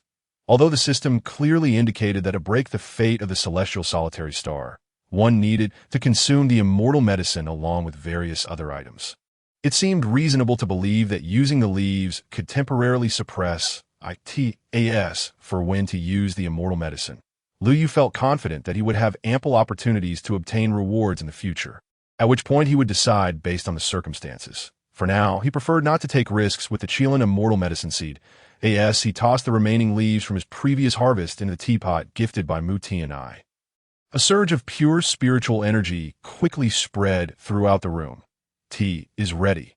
Moments later, holding the teapot, Lu Yu emerged with a beaming smile, knowing that while this concoction could not entirely alter the fate of the celestial solitary star, it could certainly provide temporary relief. Moreover, after indulging in hot pot, he felt the need for a cup of tea to cleanse his palate. It was a win-win situation, and certainly not because he found the hot pot too rich. Mr. Detlu, the 3 individuals outside, who had been exchanging glances, cupped their hands in greeting upon seeing Lu Yu emerge. What are you all standing there for? Please sit down. I've brewed a pot of tea for you to enjoy. Upon hearing that Lu Yu had brewed tea again, Yang Chan and Huo Wubing's eyes sparkled with excitement. They had not anticipated that beyond their hot pot feast, they would also have the opportunity to savor tea brewed by Lu Yu himself. This was indeed a tremendous gain. Shi Shan, standing nearby, was momentarily taken aback. Wondering why they were so elated over a simple cup of tea, he had just presented them with an array of treasures, yet they had not reacted with such enthusiasm. However, despite his confusion, Shi Shan refrained from voicing his thoughts.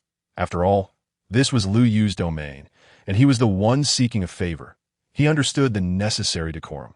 The next moment, Shi Shan followed Yang Chan and Huo Wubing toward the stone table. As he caught the aroma of the tea, Shi Shan froze in place.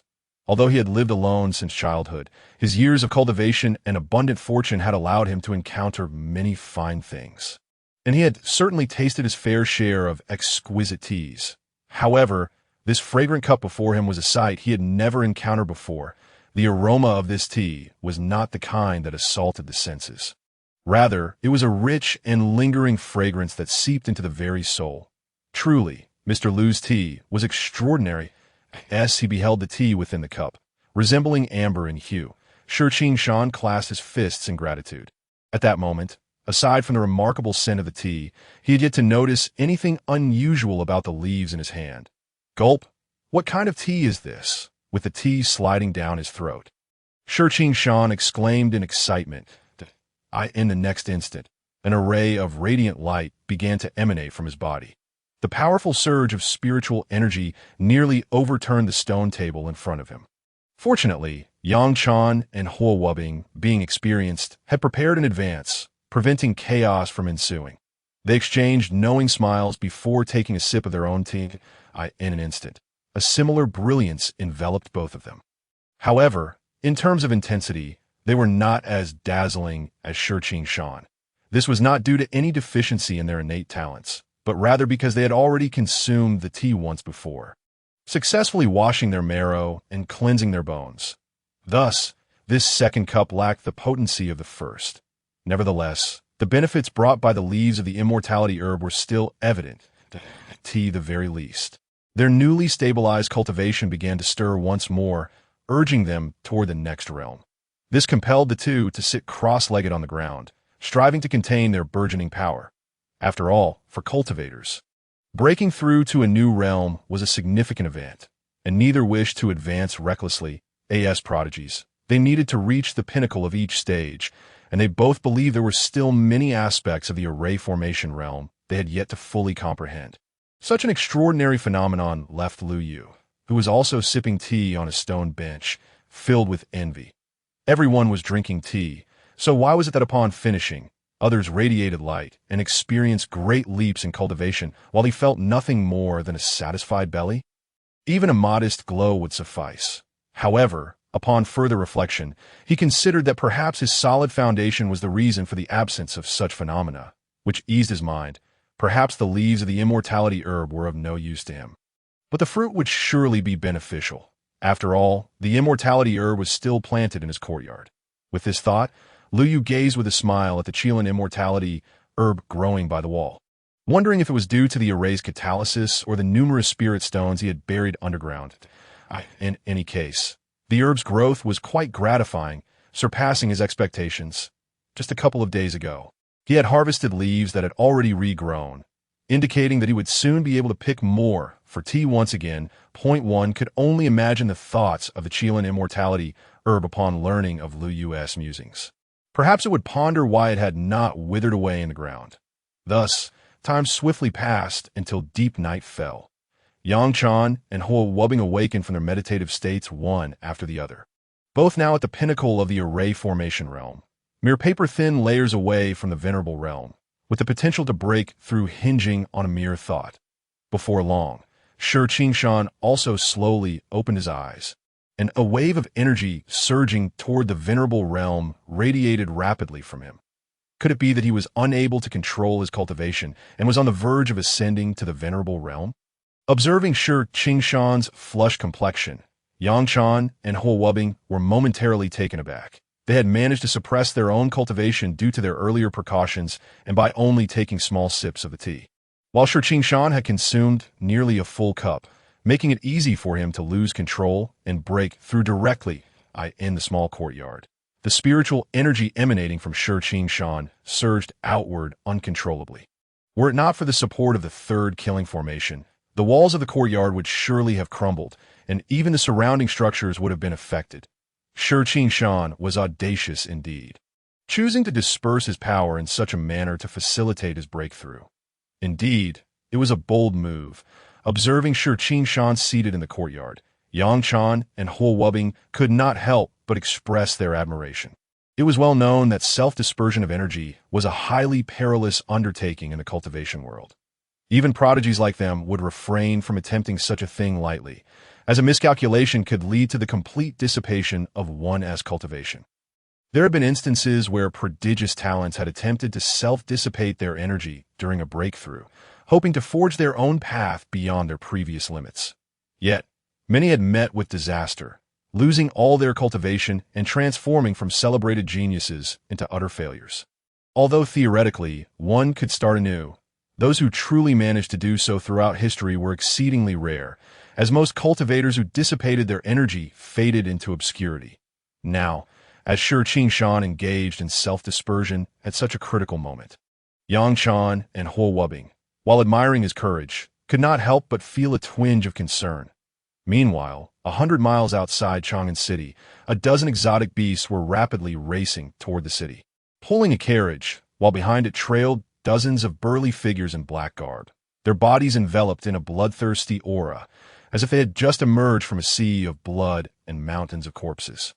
Had Yang Chan been present, she would have recognized that this group was from the Six Desires sect, and judging by their demeanor, the figure seated in the carriage was undoubtedly a person of high rank within the sect. "Uncle, this time I ask you to take action to subdue that storyteller and the person guarding him.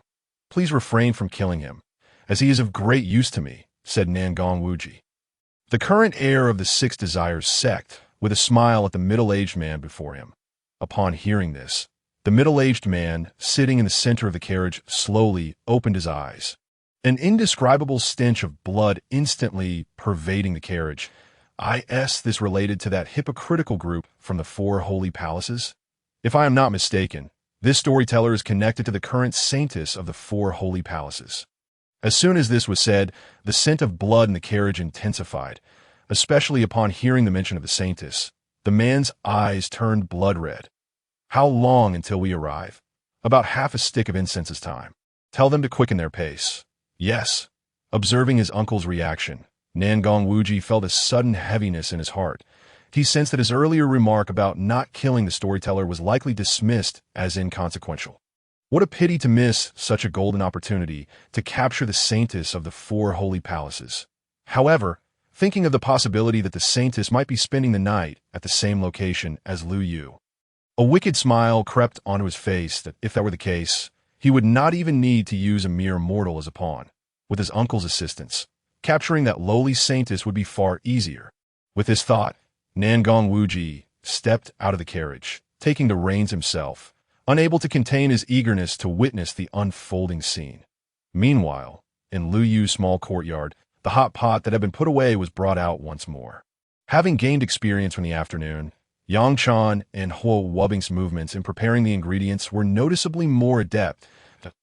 "Mr. Liu, do you truly intend to help Shi Qingshan resolve the fate of the heavenly calamity Lone Star?" Huo Wubing inquired, lifting a plate of lamb with curiosity. After all, he had read about the heavenly calamity Lone Star constitution in the Academy's texts, which contained numerous evaluations. Yet, regardless of the assessments, none could escape the final fate. While he did not deny Lu Yu's prowess, he remained skeptical that anyone could resolve this issue after so many years. For now, it could only be said that they could temporarily alleviate it. Whether it could be completely resolved would depend on what happened next. In response to Huo Wubing's words, Lu Yu simply smiled. After all, he currently did not possess an abundance of the immortality herb, and whether he could truly resolve the situation would depend on whether a second plant would appear. Meanwhile, Shi Qingshan, who was the subject of their discussion, sat on the ground, dispersing his energy to prevent the surging spiritual energy from interfering with their hot pot meal. Lu Yu even employed the third killing formation to isolate Shi Qingshan from them, ensuring that their feast would proceed without disruption and that they need not worry about their conversation being overheard. "Uncle, this is the tavern not..." As Lu Yu and his companions indulged in hot pot and song, Nangong Wuji had already arrived with his uncle outside the old tavern. Fortunately, the late hour meant the streets were devoid of passers-by. Had it been daytime, the simultaneous appearance of such numerous exotic beasts would surely have incited widespread panic. After all, Chang'an is not a city where cultivators congregate. Its inhabitants are predominantly ordinary folk. The concept of exotic beasts is something they have only encountered in tales, never in reality, especially not creatures as fearsome as those from the Six Desires sect. Without further ado, they could simply charge in. Upon hearing they had reached their destination, the middle-aged man inside the carriage stood up, an aura of slaughter emanating from him, the scent of blood rising to the heavens. Indeed, it seemed my earlier words were taken lightly. Observing the situation, Nangong Wuji couldn't help but internally scoff. Though his uncle was powerful, he was excessively bloodthirsty. Were he not his own kin, he would have hesitated to seek his assistance. After all, should his uncle become too incensed, he might just as easily turn that fury upon him, resulting in a great loss. Are you here for a meal or a room? If it's food, I must warn you that it is quite late, and our offerings are limited. If you don't mind the inconvenience, you might consider the tavern at the city center. Rooms. Before the attendant could finish, Nangong Wuji interjected, relieved that he had entered first.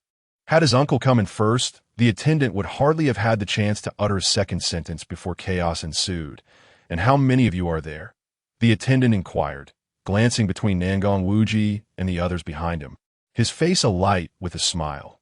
Just a single room for us, Nangong Wuji replied. That a single room?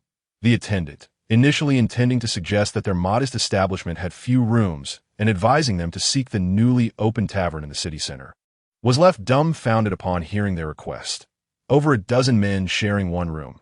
Was this the new trend among guests? Indeed, one will suffice, Nangong Wuji confirmed with a smile. Thus, the group of over 10 followed the attendant towards the rear courtyard's guest room, with Nangong Wuji keeping a vigilant eye on his uncle, fearing that the man's violent temperament might lead him to obliterate the attendant before they even reached their lodgings. Although dispatching an attendant would pose no significant issue, he worried that such an act might alert Lu Yu and send him fleeing, resulting in a regrettable loss. Fortunately, the attendant uttered no further superfluous words, leading them to a guest room with a small courtyard before departing. Nangong Wuji exhaled in relief. It was his first time worrying for the life of an ordinary person. Is he all right? It has been quite a while without any sign of movement. In Lu Yu's courtyard. Having finished the hot pot, Yang Chan and Huo Wubing turned their gazes once more towards the central figure, Shi Qing's-han. This moment, the spiritual aura that had once surrounded him had dissipated entirely.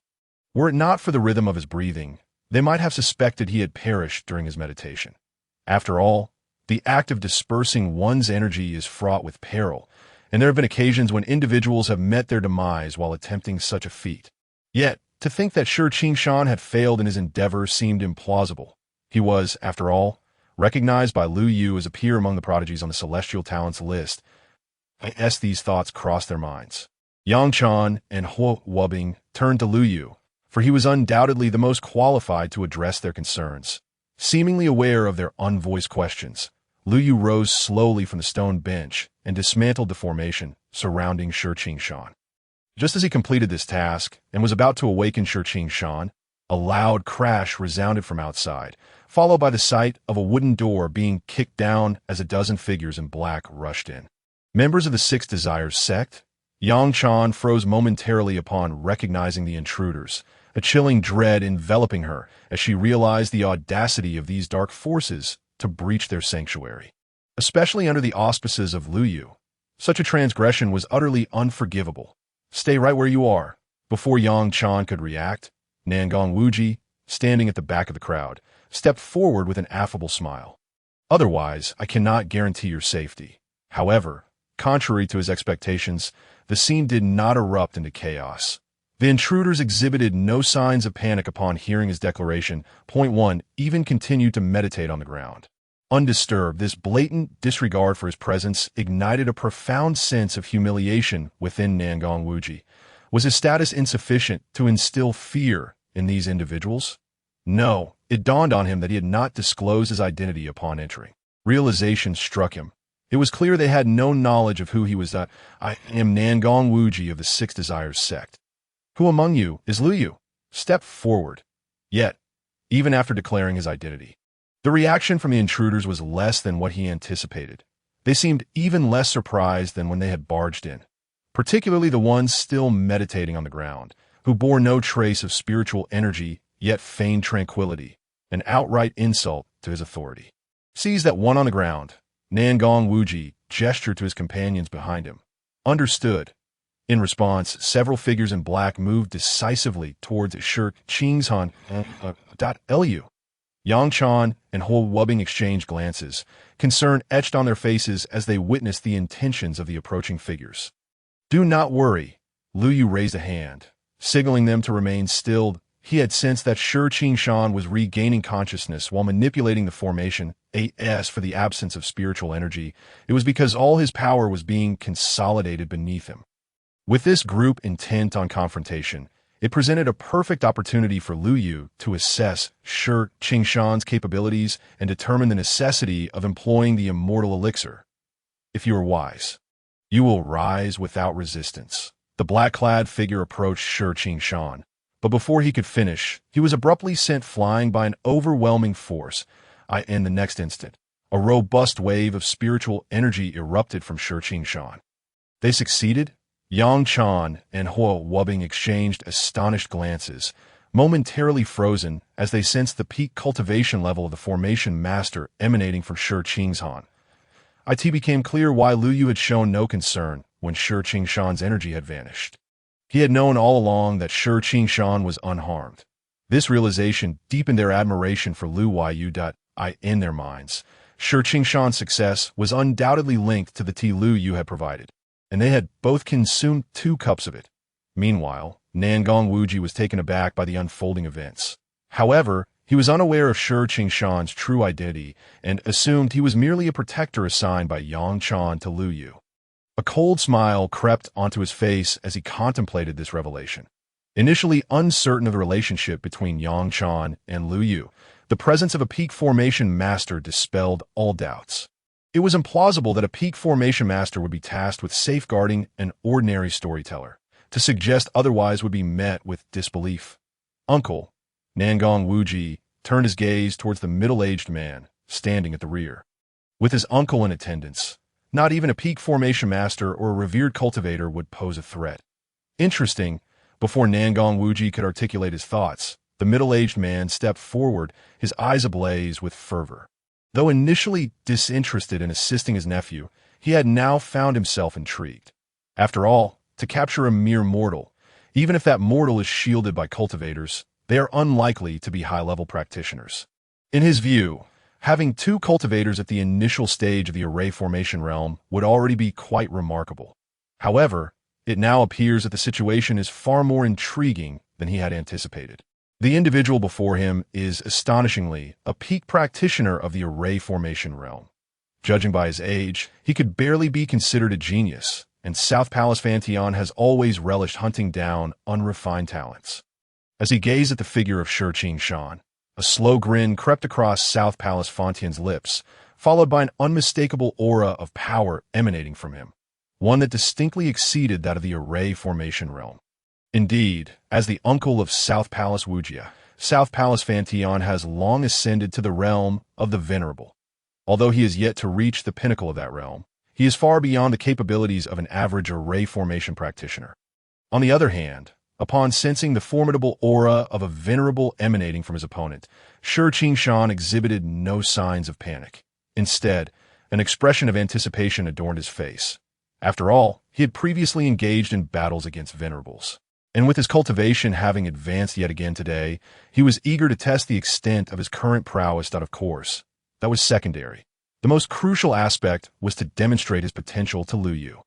As a rogue cultivator who had ascended from weakness to claim the 3rd position on the talented rankings, Shi Qingshan understood that assistance only comes to those who exhibit sufficient strength or potential.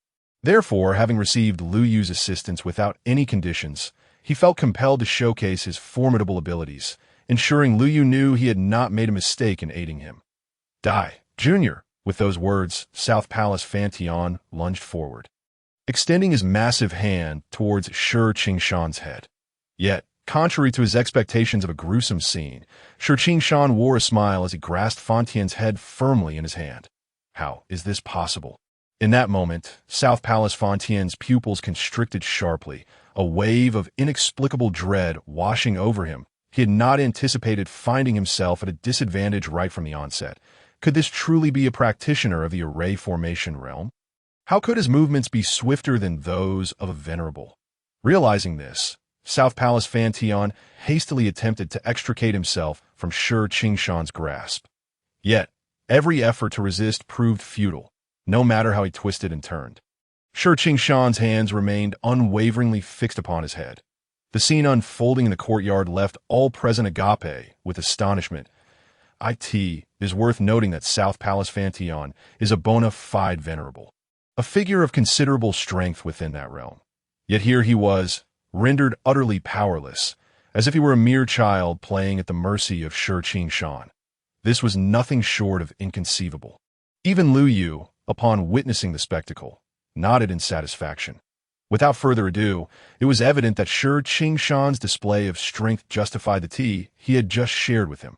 What are you all standing around for? Get moving. Meanwhile, on the other side, South Palace Wujia observed his uncle, brimming with confidence, only to see him effortlessly lifted as if he were a chick, beads of sweat instantly dotting his brow. After all, while others were oblivious to the true strength of his uncle, he was acutely aware. Otherwise, he would not have summoned his uncle for assistance. Little did he expect that his uncle would be subdued so easily.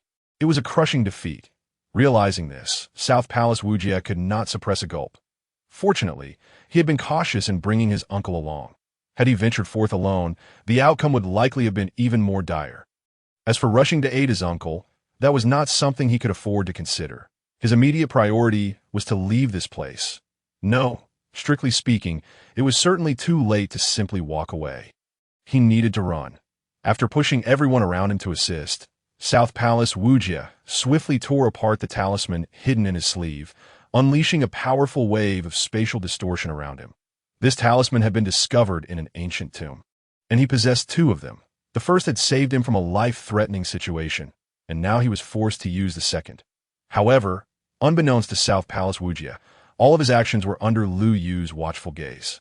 Upon witnessing Wujia retrieve the talisman, Lu Yu decisively activated the third killing formation.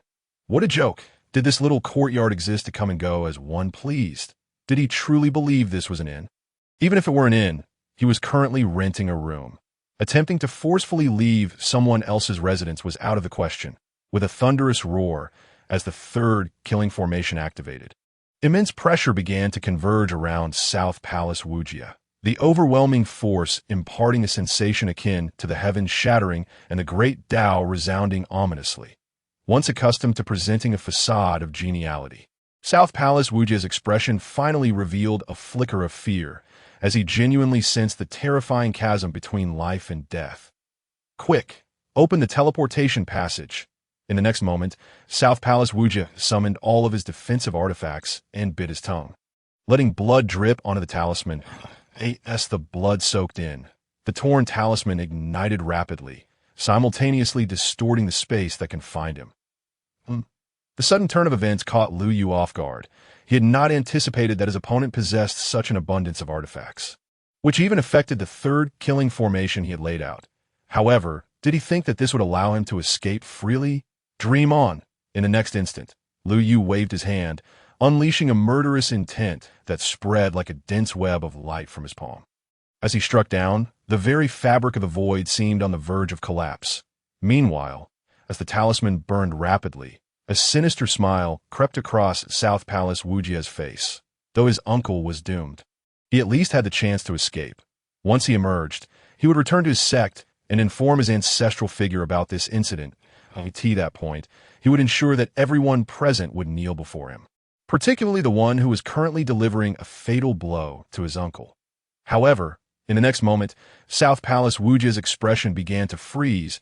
He witnessed a colossal hand seemingly break through the talisman's protection, descending upon him with an inescapable sense of oppression. Boom! In the next instant, a thunderous crash resounded throughout the courtyard, leaving a deep crater where South Palace Wujia had just stood, yet he himself vanished without a trace. Did he escape? Observing the deep pit, Lu Yu furrowed his brow. His strike had seemingly landed, but it had not proved fatal. No matter. I shall upgrade the formation with the rewards from the upcoming lottery. If anyone else dares to arrive, they shall not find the third killing formation to be merciful. With that thought, Lu Yu shifted his gaze toward Shi Qingshan. Boom! In a shadowy courtyard, space suddenly shattered, and a bloodied South Palace Wujia tumbled forth. Reflecting on the recent events, He trembled uncontrollably. He had narrowly avoided death beneath that mighty hand, though the talisman had saved him at the last moment. He bore a grievous wound, deep enough to reveal bone. Once I return to the sect, I will summon my ancestor to rend you all to pieces. Struggling to rise from the ground, South Palace Wujia surveyed his surroundings. The location of the teleportation was not fixed, and given the immense power of that previous strike, he had no inkling of where he had ended up. Yet, this place appeared oddly familiar as he surveyed the small courtyard. A sense of bewilderment washed over him. He felt as though he had seen this arrangement before. Just then, the door at the center of the courtyard creaked open, and a girl clad in a red dress stepped out slowly. "Who are you?" Upon seeing South Palace Wujia, bloodied and standing in her courtyard, the girl paused momentarily before inquiring that I am a wounded wanderer. The once nervous South Palace Wujia felt inexplicably relieved upon seeing the girl emerge alone. Fortunately, it was not a burly man, for in his current state, he could hardly withstand any combat. Should he be accidentally killed, it would be a death without closure, as for the girl before him. He believed he could easily deceive her. After all, he had far too much experience dealing with young maidens like her. With that thought, Nangong Wuji revealed a smile he believed to be warm. Indeed, young girls, particularly those who are naive and inexperienced, are the easiest to deceive. All he had to do was proclaim his identity as a wandering hero and spin some tales of chivalry and compassion. And he was certain the girl would fall into his trap. "You are a wandering hero." Upon hearing Nangong Wuji's words, the maiden's eyes sparkled, and she hastily approached him. "Indeed, I am a wandering hero." Seeing her reaction, Nangong Wuji chuckled, convinced that he had already won her over. "Please, assist me in the house that I am gravely injured and in need of rest. Rest assured, I shall repay your kindness in due time." After uttering these words, he feigned to collapse forward, confident that she would catch him in her embrace.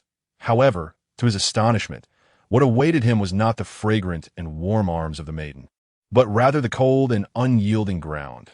The impact caused him to nearly lose consciousness, and fresh blood gushed from his chest, staining the earth a deep crimson. "Wait, who are you?" Initially intending to question the maiden for failing to catch him, Nangong Wuji was taken aback by her peculiar smile, a wave of foreboding washing over him.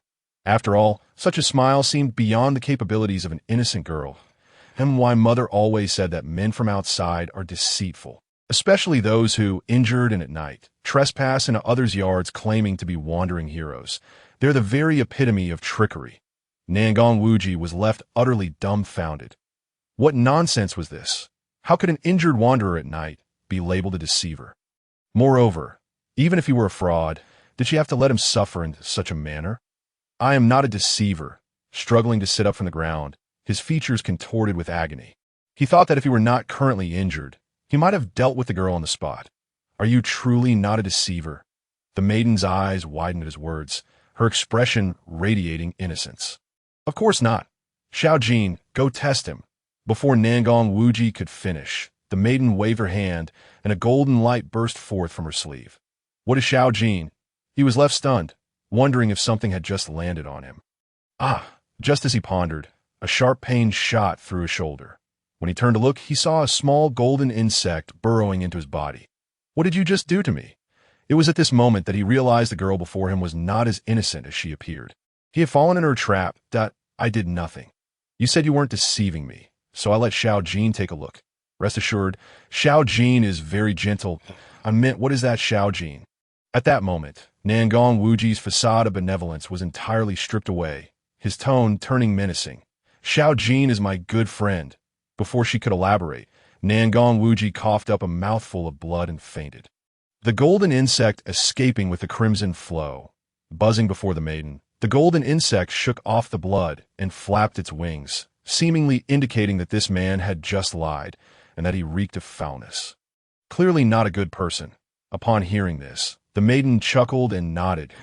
In the next moment, a swarm of tiny insects crawled out from her palm, scuttling toward Nangong Wuji. Before long, the severely injured Nangong Wuji rose once more, his eyes glimmering with a murky brown light. Meanwhile, not far from the maiden's courtyard, over a dozen disciples of the Six Desires sect knelt neatly on the ground, while Nangong Wuji's unfortunate uncle, Nangong Fan Tian lay sprawled before them. Utterly incapacitated, it was perhaps time to consider renaming him Nangong Fan Guy, as his head had been thoroughly flipped in a most orderly fashion. Mr. Liu, leave these matters to me. I will ensure you receive a satisfactory resolution, said Yang Chan, the saintess of the four holy palaces, with utmost seriousness, as she regarded the few Six Desires sect members before her. Very well. Liu Yu nodded in agreement. Even without Yang Chan's words, he intended to entrust her with the handling of these individuals, for he was merely an ordinary storyteller, lacking any experience in such affairs. As night deepened and the stars hung high above, the members of the Six Desires sect could never have anticipated that just a day prior they were exalted cultivators, and now they were mere prisoners. Yet, this was not entirely unacceptable. After all, compared to facing the fate of Elder Nangong Fan Tian, being a prisoner was far more favorable, especially since their own heads remained intact. Reflecting on this, some could not help but sigh, with Elder Nangong Fan Tian having been slain on the spot. Their own fates were all too predictable for escape. It was a laughable notion. If the Elder had been killed, to entertain thoughts of fleeing would be tantamount to seeking death. They now only hoped to endure less torment. And as for questioning them, there was no need. They would spill everything, unable to keep a single secret. Mr. Liu, it is getting late. We shall not intrude any longer. We will return another day. Outside the courtyard, Yang Chan, Huo Wubing, and Shi Qingshan respectfully clasped their hands together toward Liu Yu before turning to depart. The hour was indeed late, and the Six Desires individuals awaited their reckoning. Understood. Upon hearing their intent to leave, Liu Yu nodded earnestly, relieved that they were finally departing. Otherwise, he would soon need to prepare breakfast. Once the trio had departed, he returned to the courtyard, but this time he did not rush to his room for rest. Instead, he began to survey the area. Previously, he had regarded himself as an unremarkable storyteller, believing that a simple arrangement of a basic defensive formation would suffice. After all, this was not a cultivation holy ground, and he did not expect to encounter many troubles. However, the events of the day had sounded a heavy alarm. Who said an ordinary storyteller would not face challenges? Had trouble not knocked on his door today? Though nothing was lost in his courtyard and his adversaries had sustained injuries, what if the next group was even more formidable? What if they attempted to steal his prized Qilin immortal elixir before departing? With that thought, Liu Yu shook his head vigorously. He could not allow such a scenario to unfold. The Qilin immortal elixir was one of his most treasured possessions, and he could not afford any mishaps. If he lost it, it would not merely be a matter of regret. He would attract the attention of the entire cultivation world, leading to catastrophic consequences. Initially, he had hoped to accumulate more storytelling points for a high-level tenfold draw in the future. However, it now seemed that time was of the essence. He needed to conduct a draw immediately, at the very least to reinforce his defensive formation. If another group like today's arrived, he intended to eliminate them without hesitation. System, without delay. Liu Yu summoned the system. Given the fervent reactions from his storytelling yesterday, he anticipated that substantial rewards awaited him. Congratulations, host, for completing the daily storytelling task. Reward, 65,000 storytelling points. The talented rankings have been updated. Igniting the emotions of the crowd. Reward, 30,000 storytelling points. Recent changes have occurred in the talented rankings. Please check. The moment Liu Yu summoned the system, a torrent of information exploded before his eyes. Though he was somewhat prepared, the sheer volume of rewards left him grinning from ear to ear, for each piece of information represented a bounty of rewards. Particularly, some of these rewards are quite generous, with one single reward amounting to nearly 100,000 storytelling points. Who wouldn't be thrilled by such a sum? In the next moment, Liu Yu chose not to examine each reward individually, opting instead to withdraw them directly, as he was exceedingly eager to discover how many storytelling points he now possessed. Name: Liu Yu. Gender: male. Cultivation level: pinnacle of array formation. Current storytelling points: 525. 000.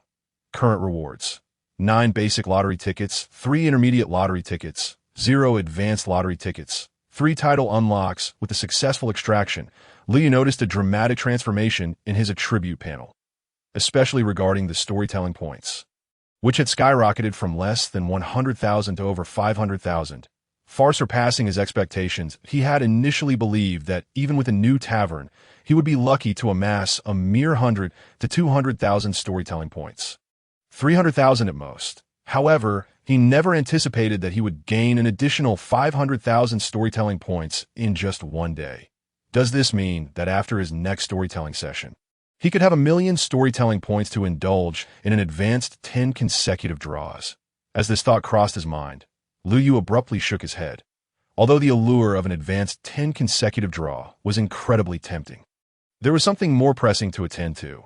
He needed to expedite the upgrade of his third killing formation. After all, he could not afford to bear any unforeseen consequences within the next 3 days. Nor did he wish to. Give me an intermediate 10 consecutive draw. Gazing at the interface in his mind, Lu Yu issued the command, and 10 cards shimmering with golden light materialized before him. Drawing from his previous experiences, Lu Yu expertly clicked to initiate the draw. Buzzing with energy, as Lu Yu commanded, the 10 cards began to spin rapidly. Ding! Congratulations, host! You have obtained the Divine Mountain River Seal. Ding! Congratulations, host! You have obtained the Demon Clan Inheritance, the Bolong Map. Ding! Congratulations, host! You have obtained 3,000 pounds of Fire Attribute Divine Source. Ding! Congratulations, host! You have obtained 3,000 pounds of Metal Attribute Divine Source. As the 10 golden cards came to a halt, a series of system notifications resonated in Lu Yu's mind. Apart from the initial divine abilities, the remaining rewards consisted of various attributes of divine sources. This delighted Lu Yu, who was intent on enhancing his third killing formation. His lips nearly stretched to his ears. It was as if his desires were manifesting before him, craving nourishment and receiving it, yearning for family and having them arrive, aspiring to expand his third killing formation, and suddenly acquiring such a bounty of divine sources.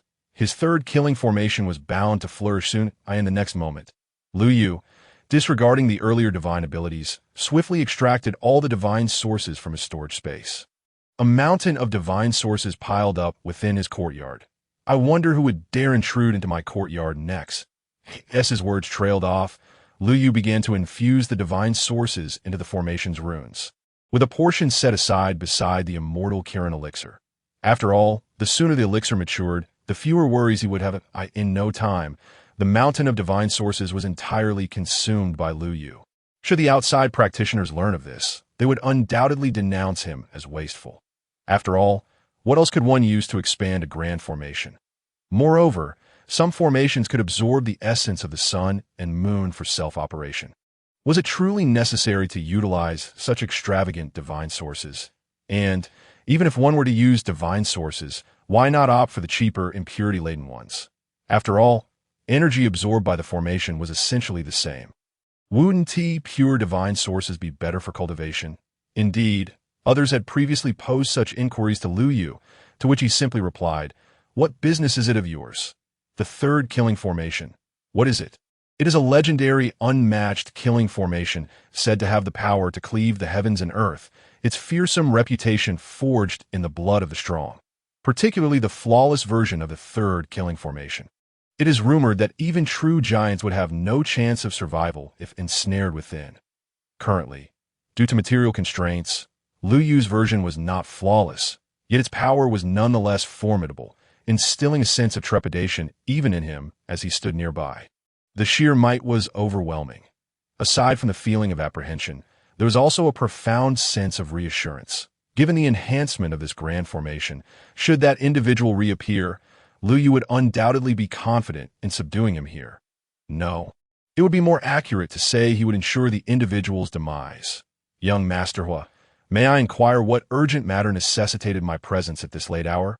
Meanwhile, in a secluded corner of the tavern's backyard, the Saintess Yangchan regarded the figure opposite her, Hua Wubbing, with a puzzled expression. Calling me young master Hua feels too formal. You may call me Xiao Hua or Wubbing, or even my full name if you prefer. We are allies now, after all. Upon hearing Yangchan address him as young master Hua, Hua Wubbing replied with a hint of exasperation. Very well, Xiao Wubbing. What is it that you wish to discuss? After a brief silence, Yangchan, appearing somewhat resigned, responded, That's more like it. Upon hearing her words, Hua Wubbing nodded earnestly before continuing. Are you not curious about that Shan? Yang Chan had initially thought Huo Wubbing summoned her for an important matter. But upon hearing this, a flurry of question marks appeared in her mind. Was she interested in Shan's strength? What kind of question was that? Are you not intrigued by Shan's prowess? It is noteworthy that on Mr. Liu's ranking list, both of us are positioned beneath him, with numerous individuals in between. Before Yang Chan could inquire further about the meaning behind his statement, Huo Wubbing eagerly interjected. Hearing Huo Wubbing's words, Yang Chan was momentarily taken aback. But soon her eyes sparkled with interest. To be honest, she was indeed curious about Shan's capabilities, especially given her recent surge in cultivation, which made her more eager to gauge the gap between herself and the third-rank prodigy on the heavenly ranking list. I knew you would be intrigued. Without needing Yang Chan to articulate her thoughts, Huo Wubbing could read her emotions in her gaze. That moment, both he and Yang Chan shared a keen interest in Shan's abilities. Had it not been for the three of them being in Mr. Liu's courtyard earlier, he would have proposed a public challenge to Shan. Now that they had exited Mr. Liu's domain, such thoughts no longer needed to be suppressed. They would need to test each other's strength directly. So, what do you propose? Upon hearing Huo Wubbing's question, Yang Chan's eyes glimmered with even greater excitement. Of course, we shall go challenge him. From my observations earlier, it appears that Huo Wubbing also resides within this tavern, and not far from us. After speaking, Huo Wubbing pointed toward a small house in the distance, clearly indicating that he had already gathered information regarding Shan's whereabouts.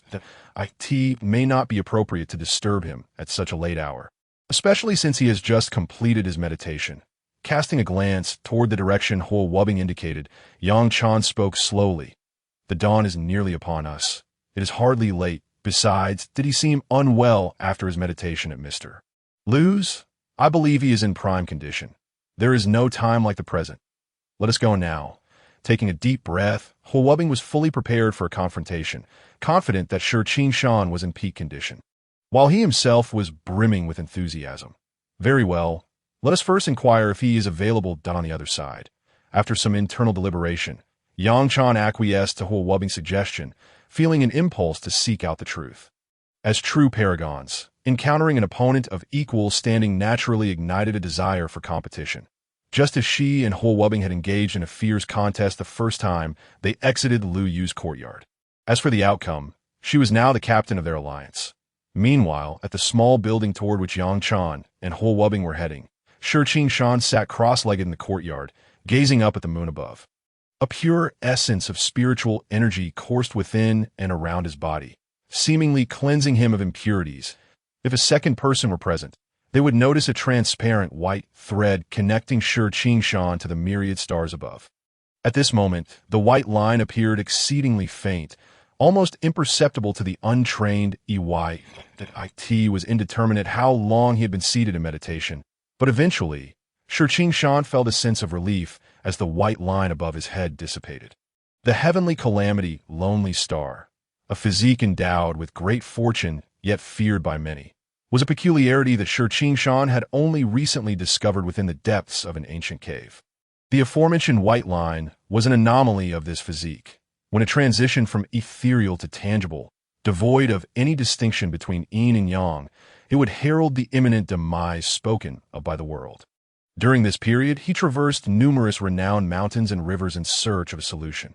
However, after half a year of fruitless endeavors, he noted that the white line had only grown more pronounced during his travels. Upon inadvertently hearing that Liu Yu was arranging a list of prodigies and detailing his circumstances, Shan had approached with a tentative hope. His astonishment, this attempt proved effective. After merely sipping a cup of tea with Liu Yu, he nearly broke through to the next realm, and the white line above him dimmed significantly. This instilled within him a glimmer of hope to break free from the curse of his physique. After all, the records he had perused in the cave indicated that once this white line manifested, reversal was impossible. Theoretically, to shatter this curse, one must discover and begin cultivating a unique technique during childhood, deceiving heaven and earth. Just as Shan celebrated his serendipitous encounter, a series of knocks echoed from outside. "Who is it?" he inquired solemnly upon hearing the sound. "It is I, Xiong, we met earlier in Mr. Lu's courtyard, came the voice of Huo Wubbing from beyond the door. Is that you? Upon recognizing the voice, Qingshan instantly recalled Huo Wubbing's visage. Coming, confirming the identity of his visitor, Qingshan hastened towards the small door. Although he remained uncertain about the relationship between Huo Wubbing and Lu Yu, it was evident that their connection was significant. Given that Huo Wubbing had dined with Lu Yu today as such, he resolved to treat him with the utmost respect. With a creak, the wooden door gradually opened. Xiong, I apologize for intruding at such a late hour. Not at all. Miss Yang has also come. Please, do come in, Qingshan exclaimed, hastily opening the door to make way for both Huo Wubbing and Yang Chan. The next day, as the sun climbed high in the sky, Lu Yu finally awoke from a night of slumber. What shall I eat? Indeed, Lu Yu's first thought upon waking was not to review the divine abilities granted by the system the previous day, nor to check on the operation of the third killing formation outside, but rather to contemplate what light fare he might enjoy at this midday hour. After indulging in 2 hearty meals of hot pot the day before, he yearned for something more delicate, perhaps a vegetarian dish. With this in mind, Lu Yu swiftly donned his garments and arose, while matters of cultivation and storytelling could afford him a moment's pause. The act of dining was non-negotiable. After all, a man is as strong as his sustenance. Skipping a meal would surely leave him famished, and he was beginning to feel the pangs of hunger. I recall there is a delightful vegetarian establishment nearby. After a brief change of appearance, Lu Yu quietly exited his small courtyard. Since he desired something light, vegetarian fare was his primary choice, and if memory served. There was a reputable vegetarian restaurant near the tavern, a place he frequented often. What would you like to eat, young master? Just 2 bowls of vegetarian noodles, please. Meanwhile, in a modest shop separated by a street from the old tavern, the disciple of the Buddhist order, Jianan, sat in the corner, beaming as he ordered 2 bowls of vegetarian noodles. The reason for 2 bowls was simple. The little squirrel also required a meal. After all, they had been cultivating together, and nourishment was essential. Besides, 1 bowl of noodles was hardly a burden on the purse. Squeak, squeak. Upon hearing Janan's order for 2 bowls, the little squirrel leapt from his embrace, seemingly voicing its desire for a change after having consumed 5 consecutive meals of noodles. Upon embarking on the path of cultivation, one must first master their heart. The craving for food is the foremost temptation on the road to enlightenment. As if understanding the little squirrel's grievances, Jianan placed his prayer beads on the table and softly inquired, Boss, are today's pine nuts fresh? Just then, a voice echoed from the entrance of the shop. Ah, is that you? It's been ages. Rest assured the pine nuts delivered last night are guaranteed fresh. Would you like the full vegetarian set? Yes, indeed, the full vegetarian set, and today let us add a portion of pine nuts and lotus root. And please steam the jade hand delicately. Fear not, we are old acquaintances. Please take a seat inside. I will brew you a pot of tea. Before the new arrival could finish speaking, the shopkeeper emerged from behind the counter with a smile. I shall take a seat inside then. Upon hearing this, the newcomer ceased further conversation and promptly sat at the table beside Jianan. Indeed, the visitor was Lu Yu, having donned a disguise, though he had not visited in quite some time. The vegetarian restaurant's owner recognized him at once. Since Lu Yu's prior visit, the shop had introduced numerous new dishes, many of which he had personally taught them, such as the steamed jade hand, which had become a signature dish highly praised by patrons. Squeak, squeak. Without comparison, there is no harm. The little squirrel, having previously maintained a simple diet, instantly broke its resolve upon hearing that Lu Yu had ordered such an abundance of dishes for himself. It too yearned for the full vegetarian banquet, including the pine nuts and that delectable jade hand. In comparison, its own solitary bowl of noodles suddenly seemed far less appealing.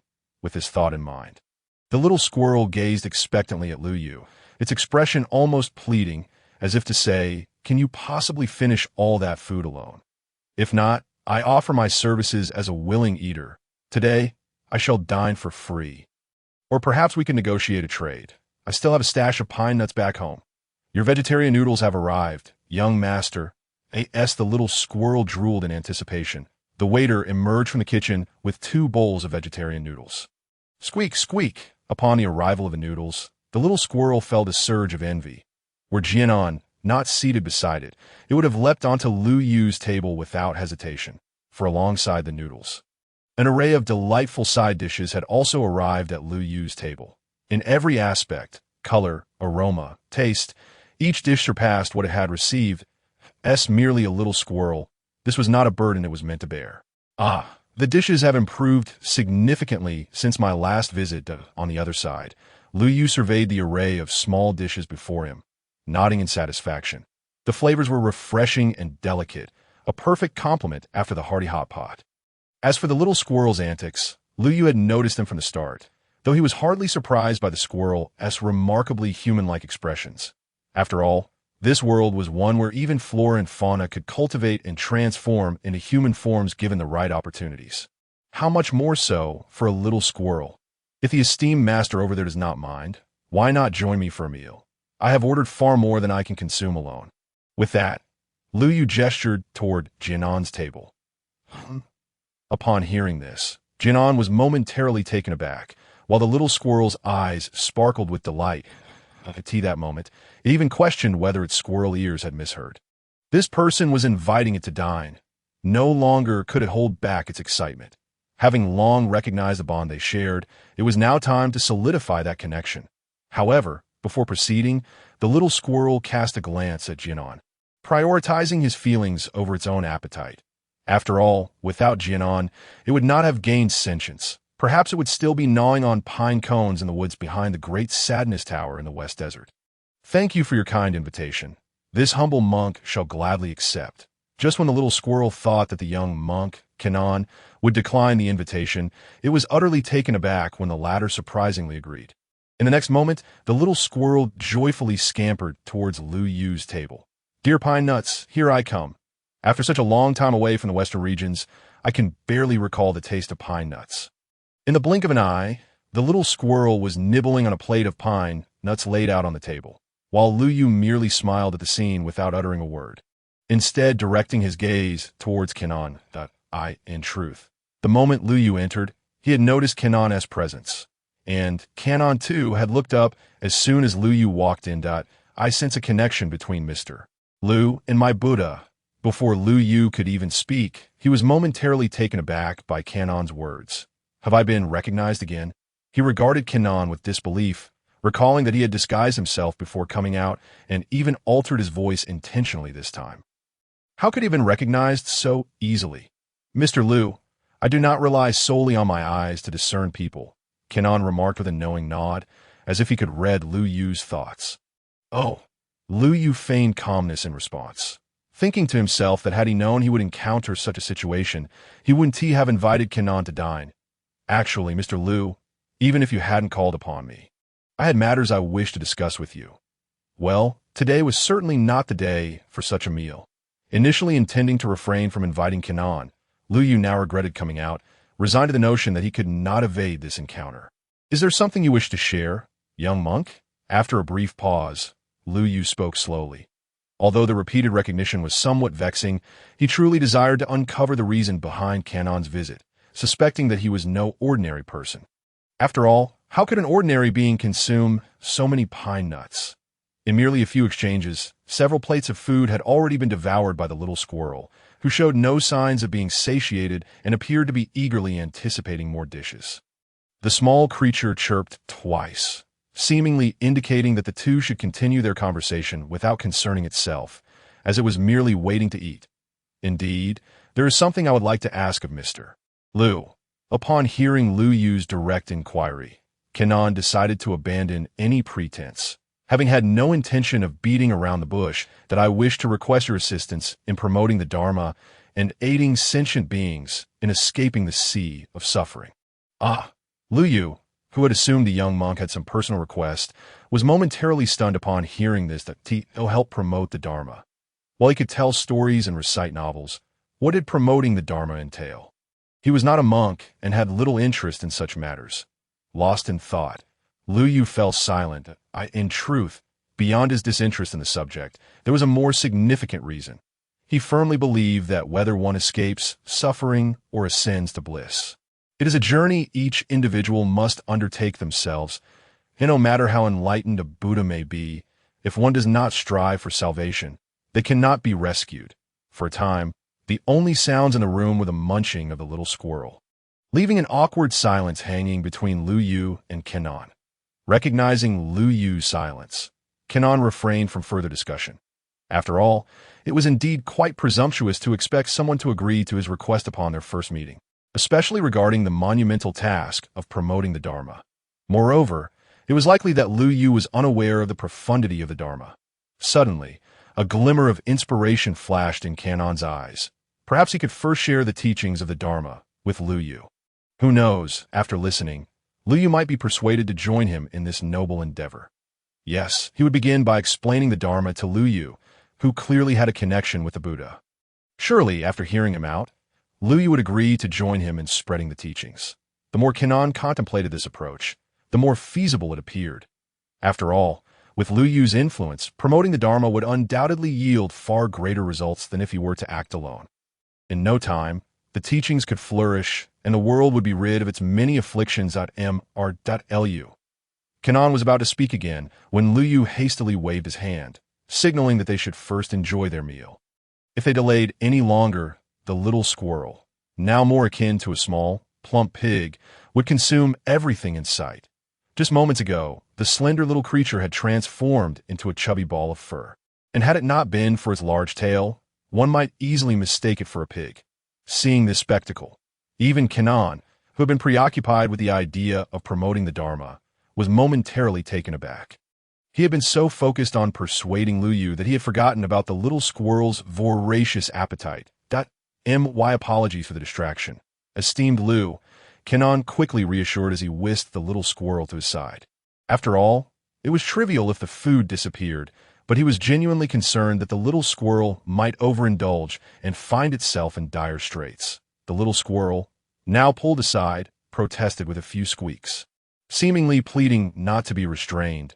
As the delectable flavors before it surpassed even the best noodles, it felt as though it were witnessing golden light descending from the heavens, dreaming of becoming the squirrel Buddha. Meanwhile, Lu Yu looked on with a smile, shaking his head in amusement, signaling that all was well. After all, he had ordered plenty of dishes, with many yet to arrive. As long as Kenan refrained from mentioning the promotion of the Dharma, everything would be just fine. Thus, the meal continued, with both Lu Yu and Kenan relishing their food, while the little squirrel remained a gluttonous observer, yearning for a taste of what it could not reach.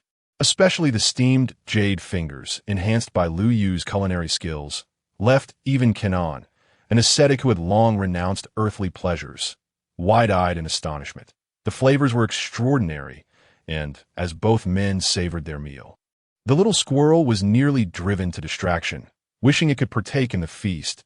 By the time the last dish was finished, both Lu Yu and Kenan were thoroughly satisfied, letting out a contented sigh. Mr. Lu, I perceive that you and my Buddha share a profound connection.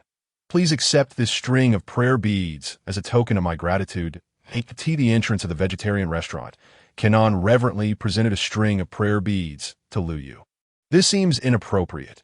Lu Yu was momentarily taken aback upon seeing the prayer beads. He had not agreed to assist Kenan in promoting the Dharma, and now he felt somewhat uncomfortable accepting the gift. He was well aware of the saying, "A short hand is no match for a long hand." Please, Mr. Lu, take them. If you find it difficult to accept, consider it my humble way of repaying your kindness for this meal. Kenan insisted. Perhaps you could join me for tea at my small courtyard? Lu Yu found himself inexplicably suggesting. Yet as soon as the words left his mouth, he regretted them. Excellent. Before Lu Yu could retract his invitation, Kenan eagerly nodded in agreement, thinking to himself that this was an opportune moment to enlighten Lu Yu about the benefits of promoting the Dharma. How foolish of me! Upon hearing Kenan's acceptance, Lu Yu nearly slapped himself in frustration, lamenting his own impulsiveness. After all, he had only just managed to extricate himself from the situation. Why had he invited Kenan to join him? Yet having spoken, he could not take back his words and was left to endure the consequences. Thus, the two made their way back to the old tavern, accompanied by the little squirrel, now a portly creature, who could not stop thinking about the second round of vegetarian dishes. Meanwhile, at the entrance of Lu Yu's courtyard, 3 young men and women exchanged glances, seemingly engaged in a discussion about some matter. Big brother, elder sister, The task of knocking on the door shall be entrusted to you both. After all, as the youngest, it would be disrespectful for me to disturb Mr. Liu. Outside the wooden door, Huobing quietly remarked to the man and woman before him. It was evident that the results of the duel with Shi Shan, which they had sought early this morning, had already been revealed. Through his impeccable skill and extensive combat experience, he now ranked third to AS for who was more formidable between Yang Chan and Shi Shan. Huobing was uncertain. He merely knew that when he awakened, the two were seated beside him, sipping tea. This sentiment was misguided. Huisan Di, being a scholar with a broad perspective and eloquent speech, was undoubtedly more suited to knock on doors than I. A mere loose cultivator, I second that. After a series of rigorous exchanges, Huobing gazed at the two before him with a look of melancholy. This was truly a case of the strong oppressing the weak. Especially Yang Chan, who had previously spoken of an alliance. How had she become the one being bullied? Furthermore, Shi Shan was a loose cultivator. While she was the saintess of the four sacred palace, the esteemed elder within could very well be an ancient figure from their sect. Yet here she was, being compelled to knock on doors. This was utterly outrageous. Nevertheless, he ultimately conceded to the majority. Taking a deep breath, Huobing slowly approached the entrance of Lu Yu's abode. This is the place. Just as he rapped on the wooden door, a familiar voice echoed from behind him. Upon hearing the voice, Huobing's eyes brightened. He recognized it well. Turning around, he indeed saw Lu Yu along with a gleaming bald head standing directly behind him. "Good morning, Mr. Liu. The three of us." Huobing was about to inform Lu Yu of their visit when he turned back to find that Yang Chan and Shi Shan had vanished. What on earth was happening? Staring at this scene, Huobing was rendered speechless. They had agreed to knock together, yet now two of them had disappeared upon Lu Yu's arrival. What a coincidence, Mr. Liu. I didn't expect to encounter you here. Just as Huobing pondered where his companions had gone, another voice emerged from the corner of the courtyard, revealing Yang Chan and Shi Shan. Hearing their greetings, Huobing was utterly dumbfounded, thinking to himself that they had all come together. So why did these two seem to have so many schemes? Was it truly fair for him, the third, to be the only one deceived? Meanwhile, upon seeing Yang Chan, Huobing, and Shi Shan, Lu Yu was equally taken aback, musing that he had merely stepped out for a moment, and now found himself besieged at the door. Wasn't this a bit excessive? Exhausted, he wished for the world to be obliterated at that moment. Lu Yu felt no inclination to speak. He merely desired the world to collapse swiftly, that he never anticipated that a simple meal of vegetarian fare would lead him to encounter so many people. Had he known, he would have preferred to stay at home and indulge in hot pot, or at the very least, skewered delicacies. However, having seen them, and being familiar faces at that, he could hardly drive them away. Thus, with a sense of resignation, Lu Yu remarked, "What a coincidence. Why not join me in the courtyard for a moment?" As soon as Lu Yu's words fell, a chorus of agreement echoed from the trio. The level of synchrony prompting Lu Yu to suspect that this was a premeditated arrangement among the three, with 1,000 thoughts racing through his mind. Lu Yu reluctantly opened the wooden door. Fortunately, the last time Mu Tianai and Jiang Yulo had visited, they had brought him a substantial amount of tea. If it were all brewed from the leaves of the immortal herb, he would have depleted his supply. "Please, make yourselves comfortable. I will prepare some tea for you." After uttering this, Lu Yu hastily turned and entered the central room of the courtyard, wishing to avoid the sight of these individuals. Had he known someone awaited him at the entrance, he would have taken the little monk on a longer stroll outside. Reflecting on this, Lu Yu couldn't help but feel a pang of regret, berating himself for his oversight. Meanwhile, within the courtyard, the top 10 prodigies from the prodigy rankings had gathered. Should the outside world become aware of this, it would surely incite a wave of astonishment. The prodigy rankings were not a mere marketplace, and these prodigies were not common vegetables. The individuals ranked in the top 10 under the age of 30 would undoubtedly become pivotal figures capable of altering the entire cultivation world. The fact that nearly half of them convened in Lu Yu's humble abode was indeed a monumental event that could send shockwaves through the realm of cultivation. I am Kenan, a disciple for the Great Compassion Pavilion of the Western regions. I extend my greetings to all present. In the courtyard, the Buddhist disciple Kenan addressed the assembly with utmost humility. Lu's cultivator, Shi Shan, Saintess Yang-chan of the Four Sacred Palace. Greetings to the Buddhist disciple. Huo-wubbing of the Dakian Academy. Master, what breed is that pig beside you? Its fur is remarkably lush. Squeak, squeak, squeak. Let me go, or I'll turn him into a pig. After a lively exchange, save for the slight restlessness of the little squirrel, the atmosphere among the group was remarkably harmonious. Particularly, Huo-wubbing and Kenan engaged in a spirited discussion, delving into topics of Confucianism, Taoism, and Buddhism that prompted profound contemplation between them. Naturally, none were taken aback by each other's identities, as it was evident that those who could arrive at Lu Yu's abode were far from ordinary. Tea is served. At that moment, Lu Yu's voice resonated from within the room.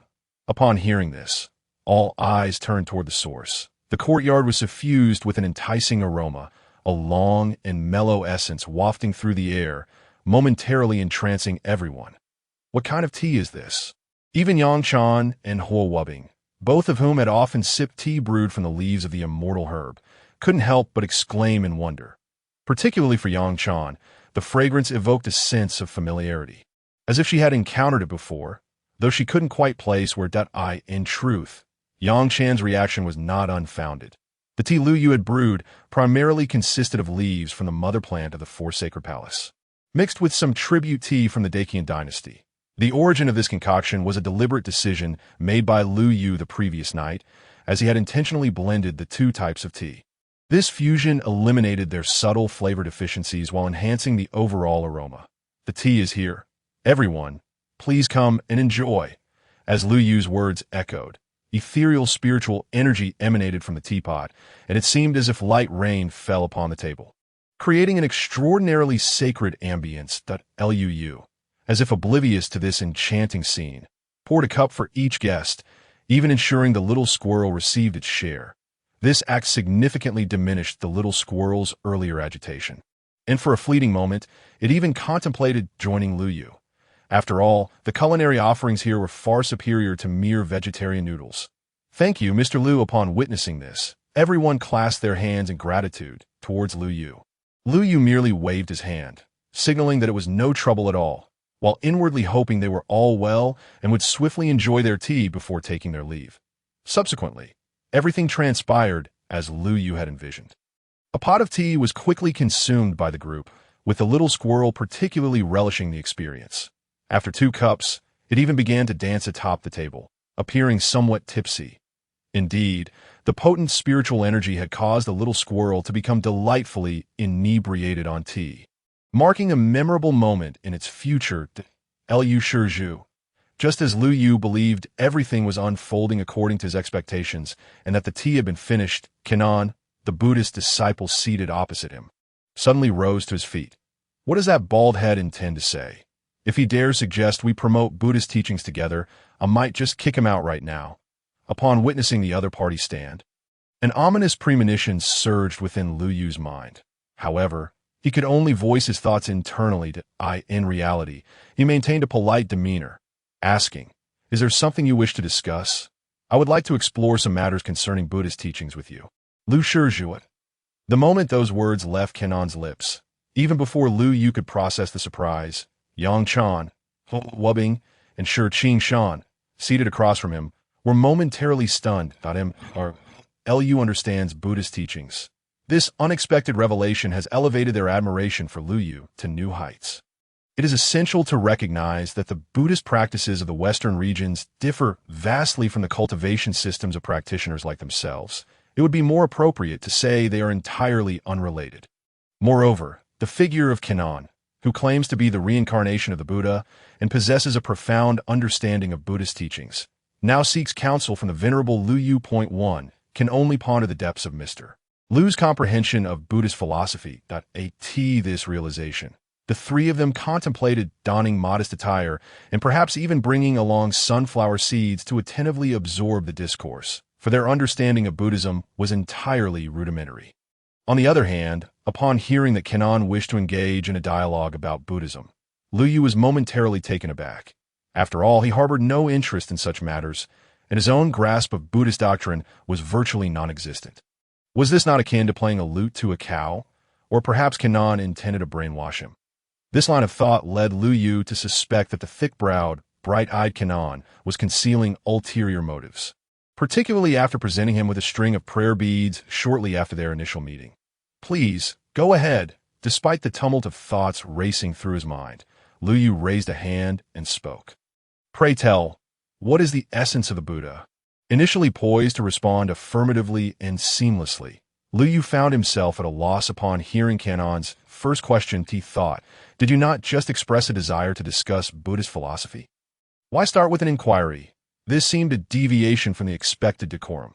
Meanwhile, not far away, Yang Chan, Huo Wubing, and Shi Qing Shan, who had been observing the unfolding scene, felt their eyes sparkle with excitement upon hearing Kanon's question. They mused that Kanon was indeed formidable, posing such profound inquiries right from the outset. They eagerly awaited Lu Yu's response, as such an exchange was a rare spectacle, especially considering that the one elucidating Buddhist doctrine was Lu Yu himself. In a public setting, the value of witnessing such a discussion could easily skyrocket, and the trio even contemplated contributing to the ticket price. Otherwise, they felt uneasy about merely listening to this discourse. "I know nothing of the Buddha. However, I do know of Buddha jumps over the wall. Speaking of which, I suddenly crave that dish. I wonder if old Wu can prepare it. Perhaps I shall visit him tonight for a culinary exploration."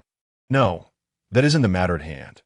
Amidst his meandering thoughts, Lu Yu's mind inexplicably wandered to the dish known as Buddha jumps over the wall.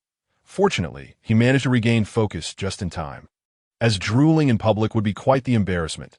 Buddha, after a moment of contemplation, Lu Yu slowly began, is all sentient beings. Though he lacked a deep understanding of Buddhist philosophy, he had perused numerous texts in his previous life, including various discourses on the nature of the Buddha, which sparked considerable debate.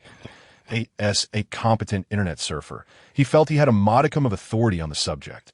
The Buddha is all sentient beings? Kanon furrowed his brow slightly at this assertion, as it was a perspective he had never encountered before.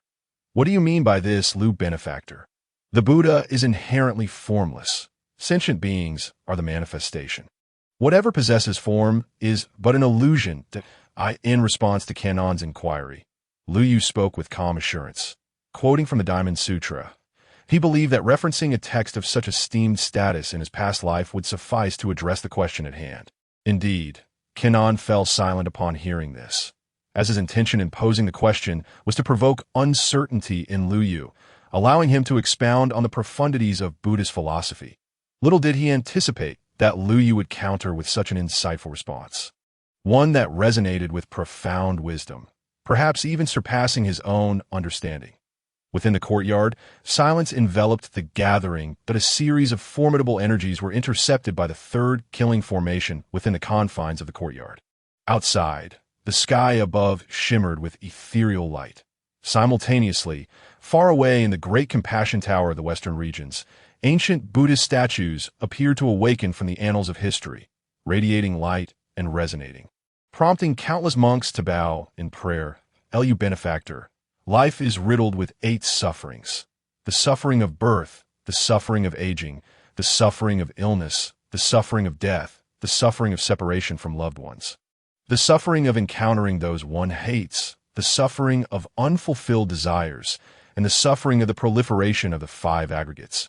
What wisdom do you offer to resolve these 8 sufferings?" This time, Kanon rose to his feet and performed a grand gesture of respect towards Lu Yu. Acknowledging the depth of the latter's previous statement, Kanon's inquiry was not merely a question. It was a genuine request for guidance, as even he possessed only a partial understanding of the 8 sufferings and lacked a solid solution. Should Lu Yu provide an answer, Kanon would be inclined to pose additional queries.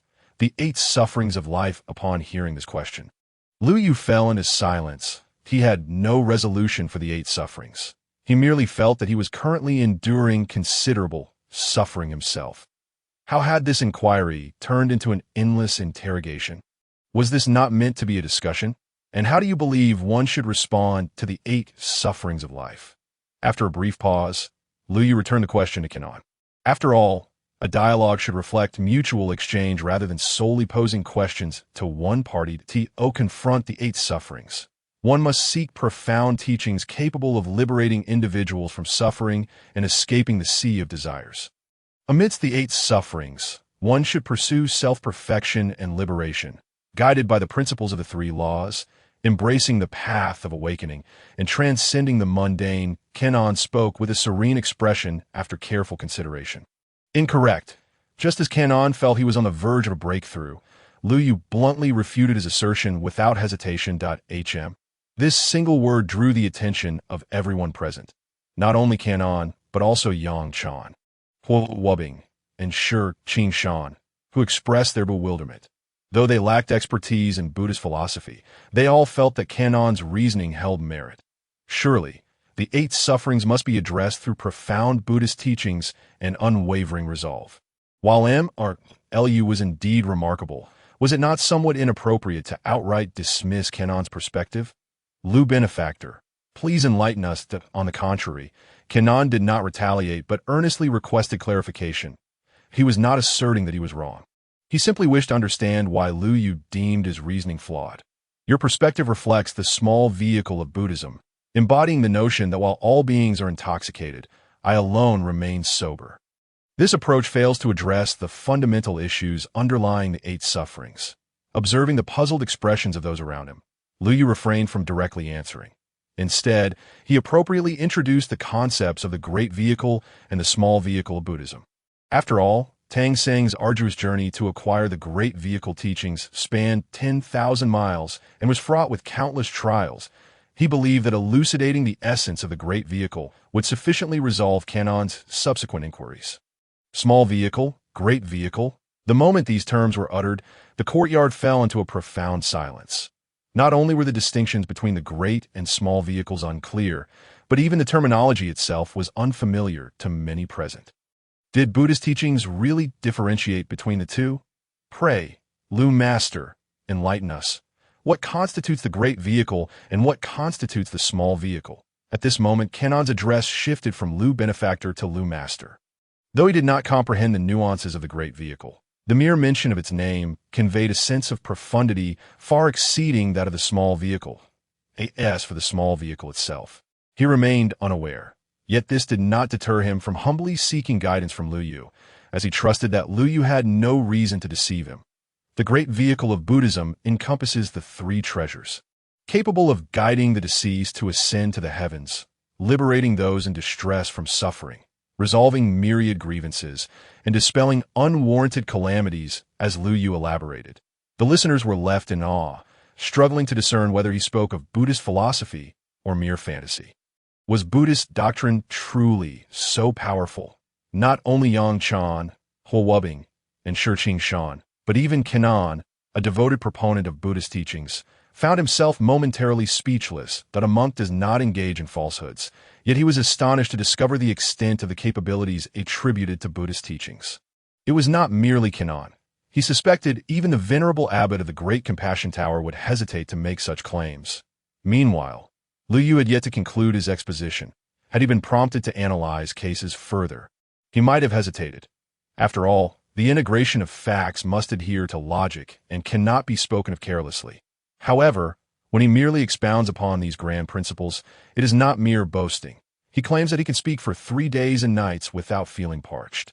His seemingly endless surfing of the internet in previous lifetimes has made him adept at these topics. Today, let alone Buddhism, he exuberantly asserts that Confucianism, Buddhism, and Taoism come together as one, that all conditioned phenomena are like dreams. Illusions, bubbles, and shadows, they're like dew and lightning. One should contemplate them in this way. The past mind cannot be grasped, the present mind cannot be grasped, the future mind cannot be grasped.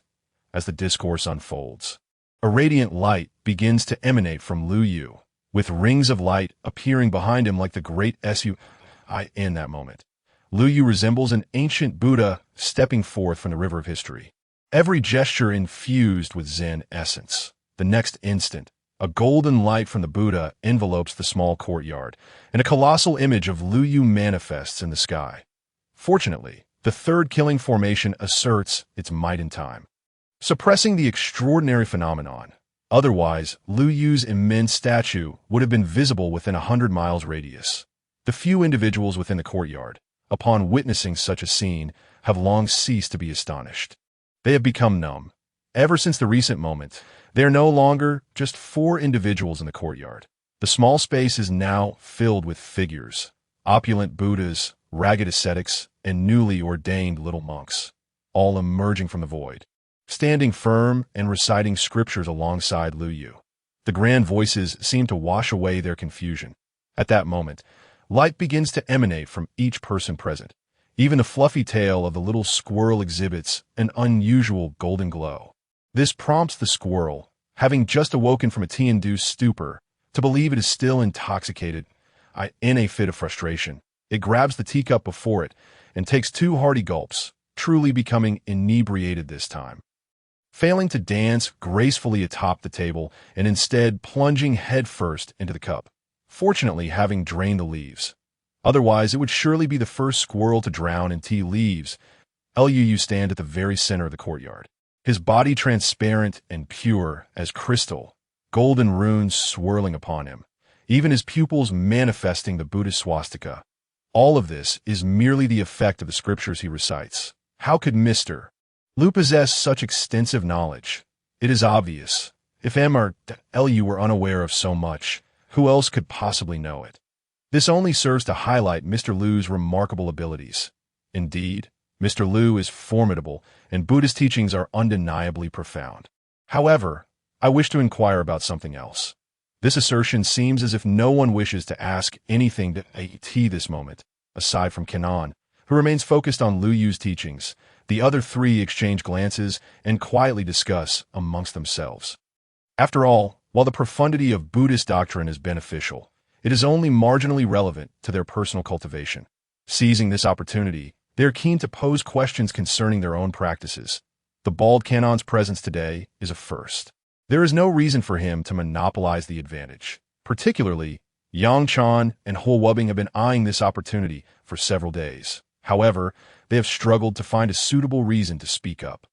Today, seeing Lu Yu's demeanor, which suggests he is willing to answer any inquiry, their previously subdued thoughts suddenly resurface.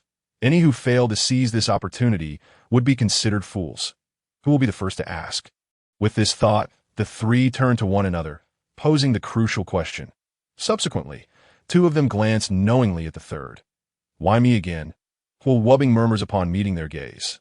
Indeed, the role of the vanguard, or the so-called sucker, has once again fallen upon him. Frustrated, Huo Wubbing wishes to curse. Were it not for his scholarly disposition and the inability to match the two before him in combat, he would insist on practicing alone. Is this not bullying the honest? Just then, Lu Yu's recitation halts abruptly. The reason is simple. He has chosen to say no more on Buddhist doctrine today, that do not question why. Simply accept that he has reached his limit. Intending to address the other two schools, Confucianism and Taoism, briefly later on, not addressing them would inadequately showcase his extensive knowledge as a seasoned surfer of information. The Tao that can be spoken of is not the eternal Tao. The moment he begins with such a classic phrase, the atmosphere shifts dramatically as the previously radiant Buddhist light transforms into an ethereal purple mist, rendering the assembled individuals speechless. Wait, I haven't even said anything yet. Huo Wubbing, who is about to speak, stutters in disbelief. However, upon reflection, he finds this turn of events advantageous. He need not utter a word, thus avoiding the embarrassment of being the only one left in ignorance when the other two feign understanding. The name that can be named is not the eternal name. The nameless is the beginning of heaven and earth. The named is the mother of myriad things. Therefore, always remain desireless to observe its wonders, and always have desires to observe its minutiae. These two emerge together, yet have different names. Both are called mysterious, and the mystery of mysteries is the gateway to all wonders, as the contents of the Tao De Jing unfold. The atmosphere in the courtyard transforms once more, with three enormous phantoms appearing behind Lu Yu, their powerful Taoist essence permeating the space. At this moment, Yang Chan finds herself entranced, as many previously incomprehensible aspects of her cultivation suddenly clarify. Had she not consciously suppressed her cultivation level before arriving, she feels as though she could instantly ascend to the realm of the venerable, and not just at an elementary level. Of course, Huo Wubbing and Shi Qingshan are equally enraptured. After all, Aside from the uniquely specialized nature of Buddhist cultivation theory, many other systems share significant commonalities, particularly the Tao Te Ching, with its concise yet profound 162 characters, encapsulates the essence of the Tao, making it entirely appropriate to refer to it as the pinnacle of Taoist teachings. The mysterious is the origin of nature and the great ancestor of myriad distinctions. It is profoundly subtle. Thus, it is called subtlety. Yet, Lu Yu's recitation of the Tao Te Ching does not satisfy him entirely. After all, in his past life, as a native practitioner of Taoism, he has extensively studied this subject. At this moment, he disregards whether the others can comprehend him and begins to expound upon the contents of the Biopuzi. This monumental text, compiled by Gu Hong during the Jin dynasty, consists of 8 volumes divided into inner and outer chapters. The inner chapters contain 20 essays discussing the arts of breathing, talismans, and cultivation, while the outer chapters encompass 50 essays exploring the gains and losses of the world, marking it as one of the paramount texts in Taoism. Many of the elixirs and formulas within are exceedingly precious, with legends suggesting that through ultimate refinement, one could even achieve immortality. Whether it is the influence of these 2 supreme texts, a wave of purple mist sweeps across the land. Now, as the leader of the Orthodox Alliance, the ancient tree atop the Four Saints Palace blossoms at this moment, extending the Taoist fortune an additional 30,000 miles, just when everyone in the courtyard assumes Lu Yu will conclude with this supreme Taoist scripture. He abruptly shifts gears. The purple mist dissipates, replaced by a surge of righteous energy, followed by a swift, refreshing breeze. Indeed, Lu Yu transitions to the text of Confucianism, the seamless change feeling as though it were meant to be. Heaven is represented by Qian. Earth is represented by Kuan. Water and thunder signify the initial stage. Mountain and water signify obscurity. In truth, long before Lu Yu had finished discussing the Biopuzi, he had already contemplated what he would address regarding Confucianism. Although Confucianism and Taoism are closely related, they are not as foreign as Buddhism. However, upon close examination, significant differences exist between the two. Any misstep could undermine his previous explanations and severely impact the subsequent content, an unforgivable mistake for a seasoned storyteller. Given the professional nature of this discourse, he cannot afford even a hint of error. Thus, after meticulous consideration, Lu Yu ultimately decides to commence his discussion of Confucianism with the I Ching, one of the 13 classics. These 13 texts are revered as the canonical works of Confucianism, often referred to as the sacred books. Among them, the I Ching is essential reading for Confucian scholars and hold an ineffable connection with Taoism. As a transitional scripture, it is perfectly suited for this purpose. Could it be that M.Lu is well-versed in the practices of Confucianism, Buddhism, and Taoism? This unexpected revelation causes Huo Wubing, who has been the unsuspecting sucker today, to brighten at the prospect of hearing about Confucianism, nearly leaping in excitement that, Mr. Jiang, you are missing out greatly by not being here today. In the serene courtyard, Huo Wubing attentively listened to Lu Yu as he elucidated the profound concepts of the Book of Changes, tears streaming down his face. However, he was not weeping. Rather, he was filled with an overwhelming joy. After all, the ideas being articulated by Lu Yu were so revolutionary that they would undoubtedly provoke fierce contention among the Confucian scholars outside. Mr. Jiang, who was not present, could only lament his ill fate. Regardless, Huo Wubing had the privilege of hearing these insights firsthand, and he could always convey them to his own teacher later, as Lu Yu had previously stated. A disciple need not be inferior to their master, nor must a master be wiser than their disciple. Knowledge is acquired at different paces, and each has their own area of expertise. With this thought, Huo Wubing could not suppress a smile. The sensation was delightful. When the young Mr. Jiang returned next, he would certainly share his newfound perspective with him. Meanwhile, Jiang Yulo, who was discreetly observing the sudden anomalies in the Confucian mountain from the Deqian Academy, could hardly fathom that his wayward disciple, having been absent for only a few days, was now preparing to usurp him as a teacher, his very first student being his own master. Such a reversal of roles was truly unprecedented. On the other hand, after concluding the final volume of the Book of Changes, Lu Yu instinctively reached for the wake-up wood to strike the table, only to realize that he was not in a public storytelling setting, but rather in his own courtyard. "Very well, we shall conclude our discussion here for today," he said with a chuckle, shaking his head. "It seems I've become too engrossed in my work. It is rare to find someone with such a passion for their craft." "Please, Mr. Liu, do share more," Wubbing interjected, nearly drawing Lu Yu back into the atmosphere of storytelling with his familiar phrase. The voice and content were all too recognizable. Was it not the same voice that had repeatedly clamored for him to give birth to a monkey in previous sessions?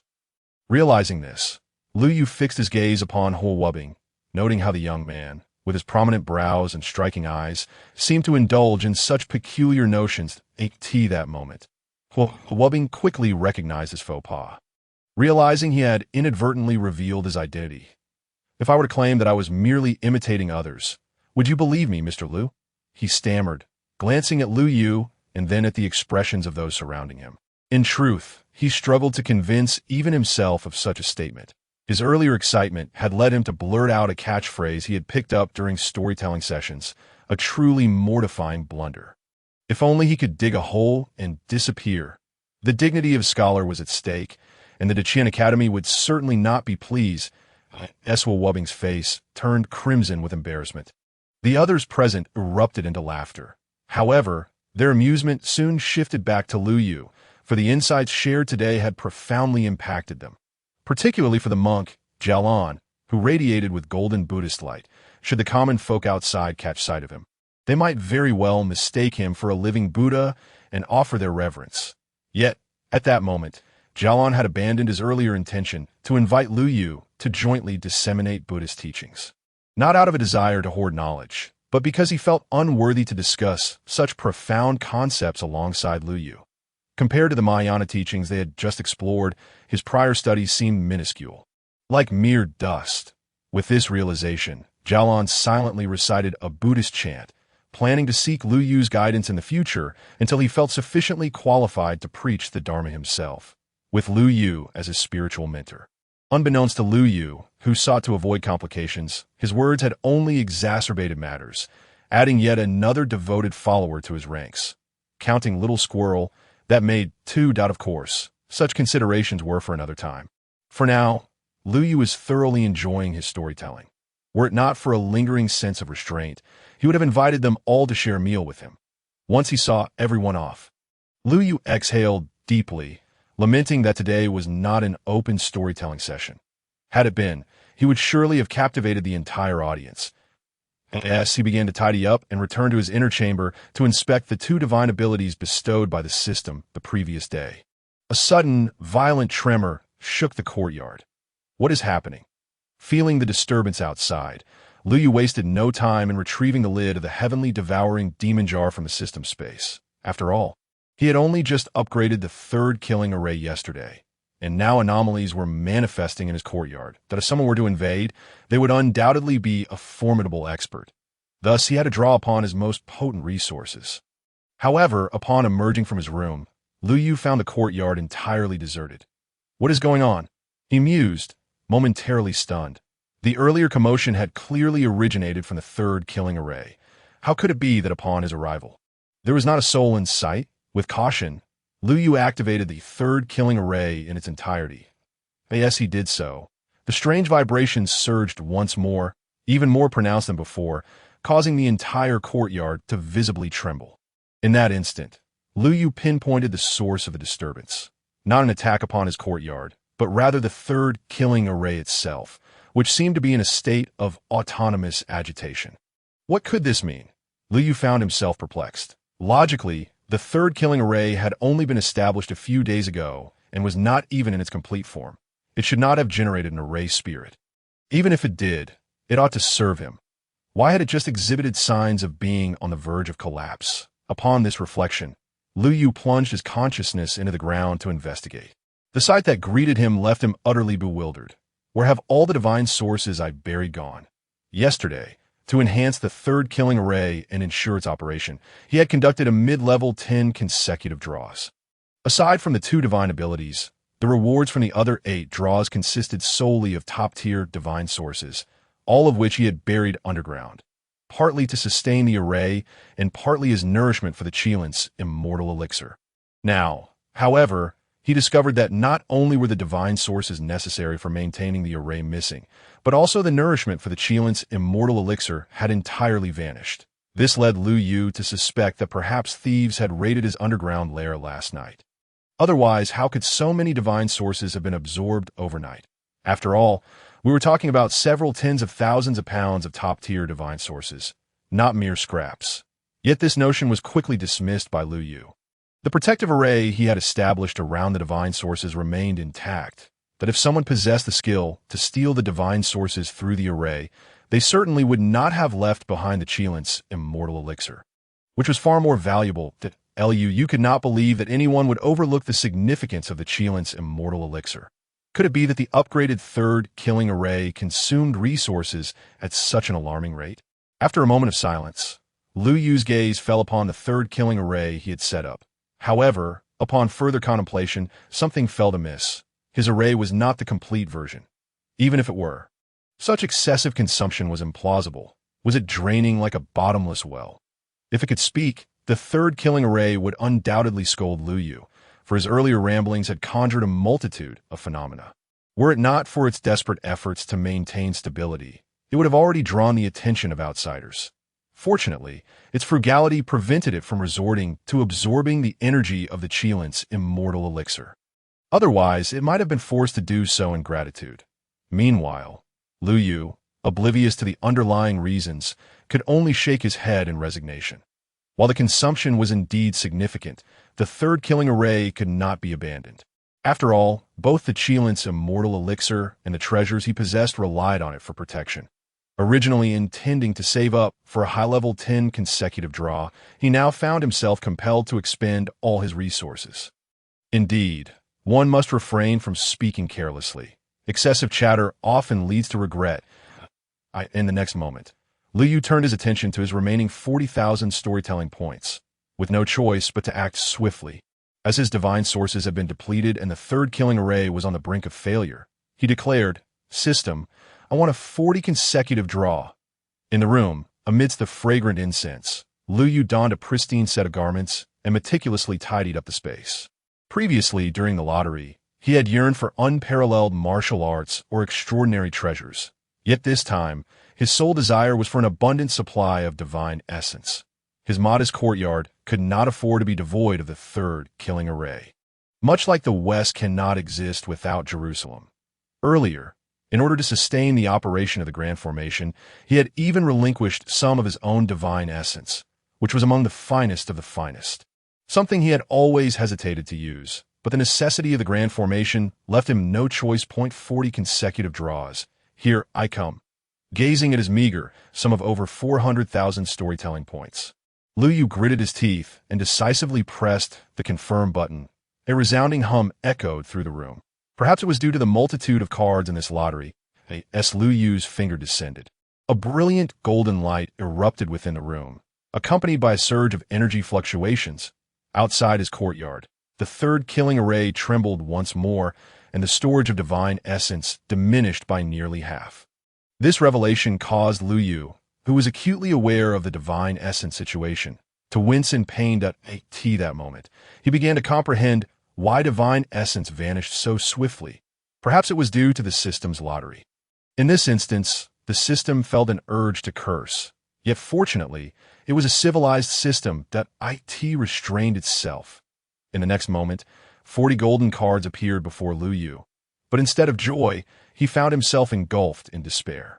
After all, these were the very savings he had painstakingly accumulated for a high-level 10 consecutive draw, and now they were to be expended. The sensation was utterly heart-wrenching. Open, after 2 seconds of silence. Lu Yu could remain silent no longer. The storytelling points had already been exchanged. It was too late for regrets. Ding! Congratulations, host! You have obtained 30 bottles of 100 herb liquid. Just as Lu Yu had been grappling with his anguish.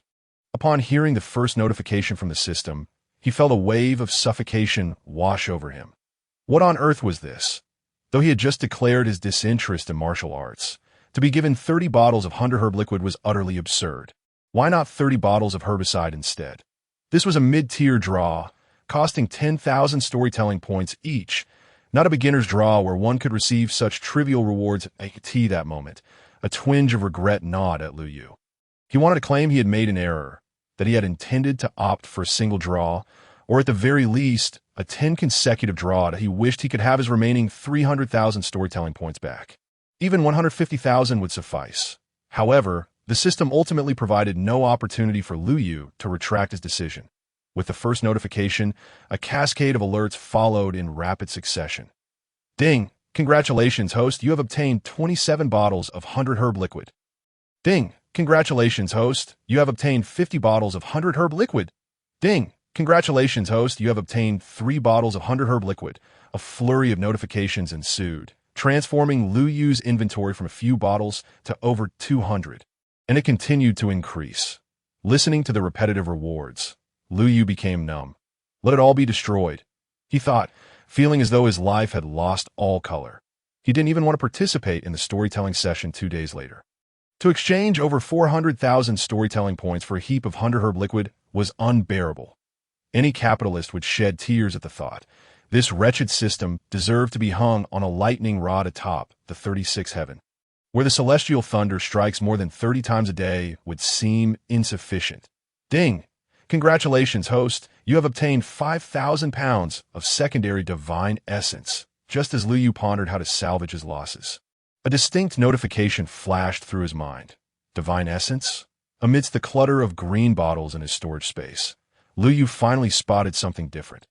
Although the aura emanating from these items was not particularly pure and their quantity was not substantial. After all, it was divine essence. Never had Lu Yu imagined he would feel such joy over divine essence laced with impurities. Indeed, without comparison, there is no harm.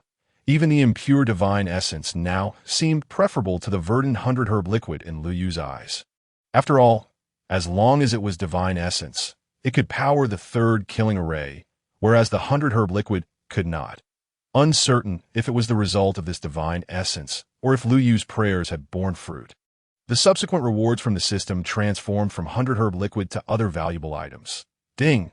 Congratulations, host, you have obtained 3,000 pounds of medium-quality divine essence. Ding! Congratulations, host, you have obtained the longevity talisman. Ding! Congratulations, host, you have obtained 500 pounds of high-quality divine essence. Ding! Congratulations, host, you have obtained 9,000 pounds of top-tier divine essence. Ding! Congratulations, host. Despite the earlier setbacks, the subsequent reward aligned perfectly with Lu Yu's desires. In no time, various sizes of divine essence had accumulated to nearly 500,000 pounds. With this bounty, Lu Yu believed that even if he were to fully deploy the third killing array, it would last him for many days of indulgence. Ding! Congratulations, host. You have unlocked the ancient path of the human race trial. Would you like to initiate it now? While Lu Yu reveled in the continuous influx of divine essence, the final message jolted him back to reality. The ancient path of the human race trial. Turning to the last notification, the words ancient path of the human race trial stood out before him, accompanied by a brief description of the path's significance. Ancient path of the human race trial. It is said that the endpoint of the ancient path is the ultimate realm, harboring the secrets to attaining enlightenment. Danger level. Extremely high. Though the introduction to the ancient path was scant, the mere sight of the term enlightenment ignited a spark in Lu Yu's eyes. After all, he understood all too well what it meant to attain enlightenment.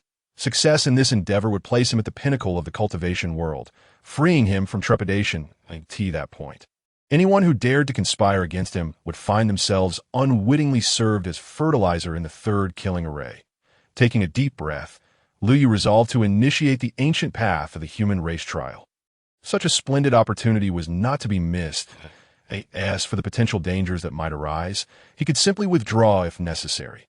After all, while he may not excel in other matters, he prided himself on his ability to retreat wisely, especially with a sufficient supply of boundary-breaking talismans at hand.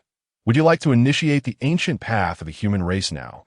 As Lu Yu clicked to begin, a synthesized voice resonated in his ears. Commence. After a moment of silence, Lu Yu nodded, eager to discover what the renowned ancient path of the human race trial had in store. With a click to start, a portal materialized before him in the void. Initially dim and unstable, the portal appeared as though it might vanish at any moment. However, as time progressed, the door solidified, and the world beyond gradually unveiled itself. Through the portal, Lu Yu beheld a towering peak shrouded in a delicate mist, obscuring the details of the mountain summit. After some hesitation, Lu Yu finally stepped through, discreetly gripping the lid of the sky-devouring demon jar and a boundary-breaking talisman in his hand, ready to respond to any unexpected circumstances. The moment he crossed the threshold, the world inverted, and when Lu Yu regained his senses, the portal had vanished, leaving only an expanse of endless forest and majestic mountains before him. This is not right. Upon witnessing this, Lu Yu was left dumbfounded. He had entered the portal to glimpse the world beyond, yet the moment he stepped inside, the door disappeared. This was not how it was supposed to unfold. With that thought, Lu Yu hastily summoned his system. System. Here. Fortunately, the system's functionalities remained operational, alleviating some of his concerns. Upon noticing the return button in the ancient path of the human race trial section, Lu Yu felt his heart settle. Since he could instantly exit the trial, what was there to worry about? No, he had nothing to worry about. Everyone knew that Lu Yu was renowned for his formidable strength and audacious spirit. With that in mind, Lu Yu raised his head to survey the world around him. He now stood at the foot of a majestic mountain, enveloped in gray mist, and the entire realm was silent, devoid of any other life forms aside from himself. Tightening his grip on the lid of the sky-devouring demon jar and donning the treasures bestowed upon him by Mu Tianai and Jiang Yulo, Lu Yu began to cautiously venture forward. Though he was known for his bravery, he understood the importance of precautionary measures. After all, bravery did not equate to recklessness. Lu Yu held life in high regard. Wasn't this supposed to be the ancient path of the human race trial? How could he wander for so long without encountering another soul? After half an hour of traversing a mere 200 meters, Lu Yu surveyed his surroundings, an ominous premonition settling over him. The utter silence of this place was decidedly eerie. Just then, a cacophony of hurried footsteps emerged from the thicket behind him. Something was lurking, shrouded in secrecy. Take this! Without a moment's hesitation, Lu Yu unleashed his most formidable attack. In such a bizarre locale, any hesitation would be an affront to his own life. He had always been resolute in such matters. As his words fell, a surge of chaotic energy erupted from the lid of the devouring demon jar, cascading toward the thicket across from him. The shadow lurking within the grass immediately sensed the danger and opted for flight. However, at such close range, coupled with the full force of Lu Yu's strike, the dark creature stood no chance, swiftly crushed by the chaotic energy emanating from the jar's lid. Its overwhelming might silencing any potential cries, erasing it from existence on the spot. Yet, Lu Yu did not relent after vanquishing the unknown creature. Instead, he commenced a widespread assault on all the nearby underbrush. After all, who could predict the presence of hidden threats? What if these thickets concealed more monstrosities? Safety was paramount, as expected. Under Lu Yu's relentless barrage, dozens of ferocious beasts were driven from the foliage, with some thickets yielding as many as 3 savage creatures with bared fangs and claws. Witnessing such a plethora of bizarre beasts concealed within the greenery, Lu Yu instinctively drew a sharp breath. He had initially believed his surroundings devoid of life, but now it was evident that they teemed with it. Fortunately, his caution had prevailed. Otherwise, he might have been devoured by these cunning fiends. The grotesque beasts, upon being struck by the chaotic energy from the devouring demon jar's lid, disintegrated mid-air, just as Lu Yu prepared to press the advantage and reduce the surrounding thickets and trees to dust. A voice resonated from a short distance away. "Senior, spare us." Upon hearing this utterance, Lu Yu furrowed his brow. Was there truly someone in this ghastly place? However, upon further reflection, it seemed only natural for individuals to appear within the human race's trial ancient road, if no one were present. That would be far more peculiar. Who dares to hide? Step forth. Gripping the lid of the devouring demon jar tightly, Lu Yu called out toward the source of the voice, wary of the beast he had just encountered. As his life was singular and precious, "Senior, please do not act rashly. We shall emerge." "Ah?" Initially assuming there was but a lone supplicant, Lu Yu was taken aback as a throng of individuals emerged from the forest. Upon witnessing the sheer number of them, a sense of trepidation washed over him. Facing so many while he stood alone was decidedly daunting. Should he seize the moment and crush them all with the devouring demon jar's lid? After a brief yet intense internal struggle, Lu Yu slowly raised the lid in his hand. After all, who would take refuge in the woods unless they had ulterior motives? And to find so many concealed together? Had he not unleashed his power, he might have been ensnared by this group of cunning individuals. The more he contemplated, the more he sensed something amiss, though one should harbor no ill will. One must remain vigilant against potential threats. This was his first venture into the human race's trial ancient road. Exercising caution was undoubtedly prudent. I sincerely apologize for the misunderstanding caused earlier. We had no knowledge of your presence and are willing to offer treasures as compensation to express our sincerity. What compensation could suffice against my might? As Lu Yu had already lifted the lid of the devouring demon jar, upon hearing the word compensation, he promptly lowered it again, not out of greed, but from a desire to avoid mistakenly harming innocent individuals. Who could forget that Lu Yu was renowned as a paragon of virtue? Such reckless behavior was beneath him. Moreover, the youth before him exuded an air of nobility and amiability. Perhaps there truly was a misunderstanding. However, to err on the side of caution, Lu Yu did not retract the devouring demon jar, opting instead to keep it in his grasp, ready to respond to any unforeseen peril. What exactly do you offer as compensation? And who are you? He inquired, a smile adorning his face as he regarded the group before him. Upon witnessing Lu Yu's smile, the youths instinctively trembled, for reasons unknown. A sense of foreboding loomed over them. Yet, they acknowledged their initial transgressions concerning the hidden beasts. They had not anticipated the presence of others in such a desolate locale. We are disciples of the Falling Petals sect from the third city of the Trial Ancient Road. In the stillness of the forest, Lu Yu observed as a pile of treasures amassed before him, forming a small mountain. The group continued to rummage through their belongings, eager to ensure that their offerings would meet Lu Yu's satisfaction. Fearing that any inadequacy could lead to dire consequences for each of them, they had witnessed the demise of those beasts and knew they were no match for Lu Yu's might. Lu Yu stood before them, his countenance radiant with joy. This trial ancient road was indeed fortuitous, as he had acquired such a bounty in a mere short while. While these treasures may not possess the potency of the devouring demon jar, they were undoubtedly impressive. This was a place he would frequent in the future. Do you believe these offerings are sufficient?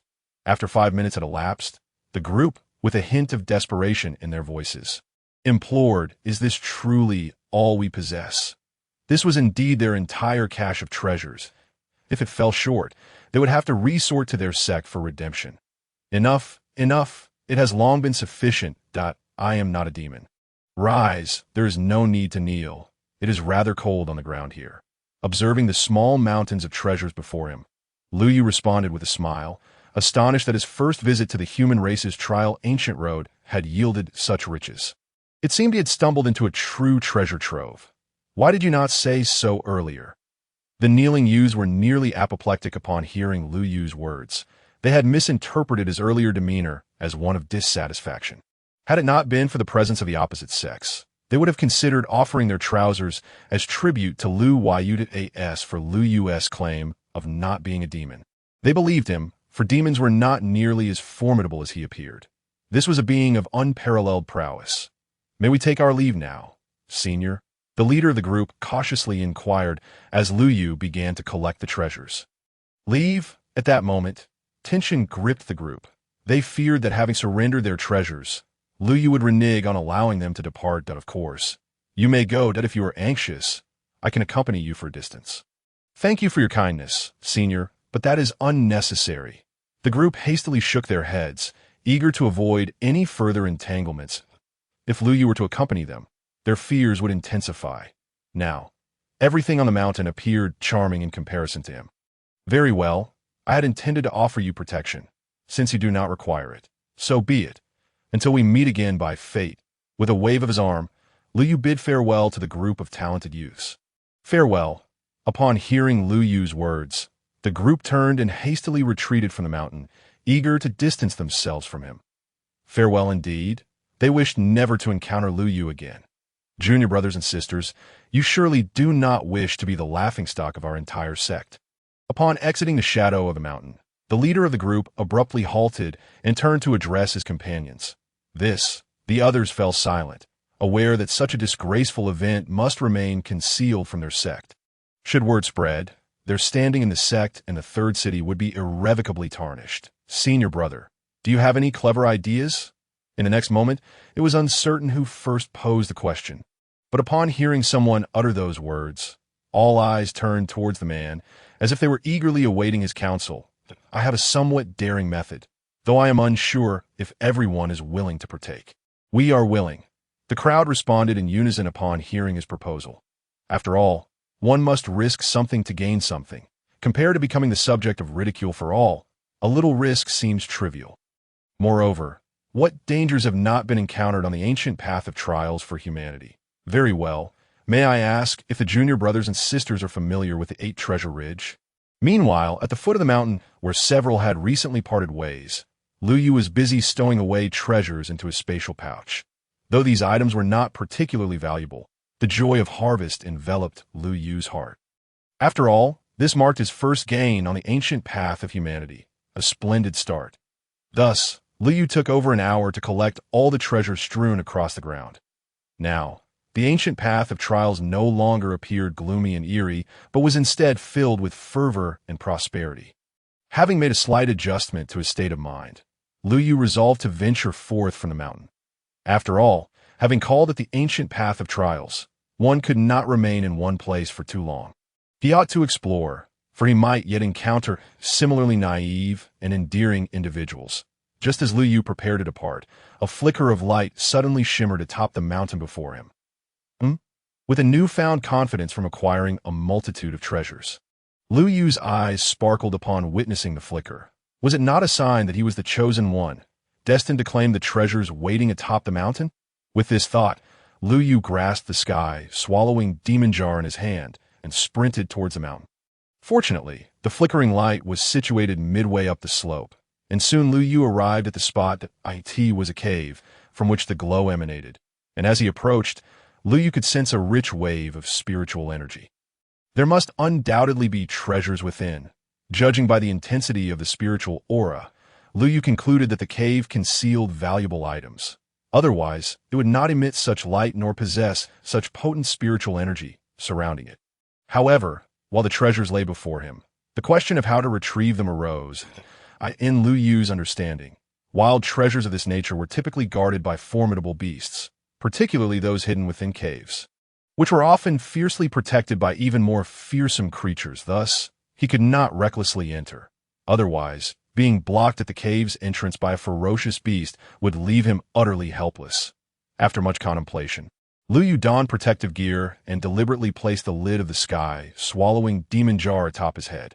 Then, he produced a fishing rod from seemingly nowhere and cast it into the cave's entrance. Indeed, he had no intention of entering. Instead, Lu Yu planned to fish out the treasures from within. As for why he wore the lid as a helmet while fishing. Who wouldn't he don a helmet while fishing? With a swift motion, the hook was cast into the cave, and Lu Yu found a spot to sit down. After all, fishing is a task that demands considerable stamina. Moreover, fishing for treasures requires an even greater commitment. So Lu Yu prepared himself for a protracted engagement. His astonishment. Just as he settled onto the ground, the fishing rod-like tool in his hand suddenly went taut, as if he had hooked something enormous within the cave. Had he not taken proper precautions, that tremendous force might have pulled him right into the cave. Soon. The rod strained like a full moon, and the cave's pull was so powerful that Lu Yu had to rise to his feet. Although he considered himself an adept angler, he had never contemplated the notion of baiting fish in such a manner, particularly in that dark, foreboding cave. Who knew what might happen if you were drawn inside? I refuse to believe I cannot catch you. After a series of tenacious tugs, frustration welled up within Lu Yu.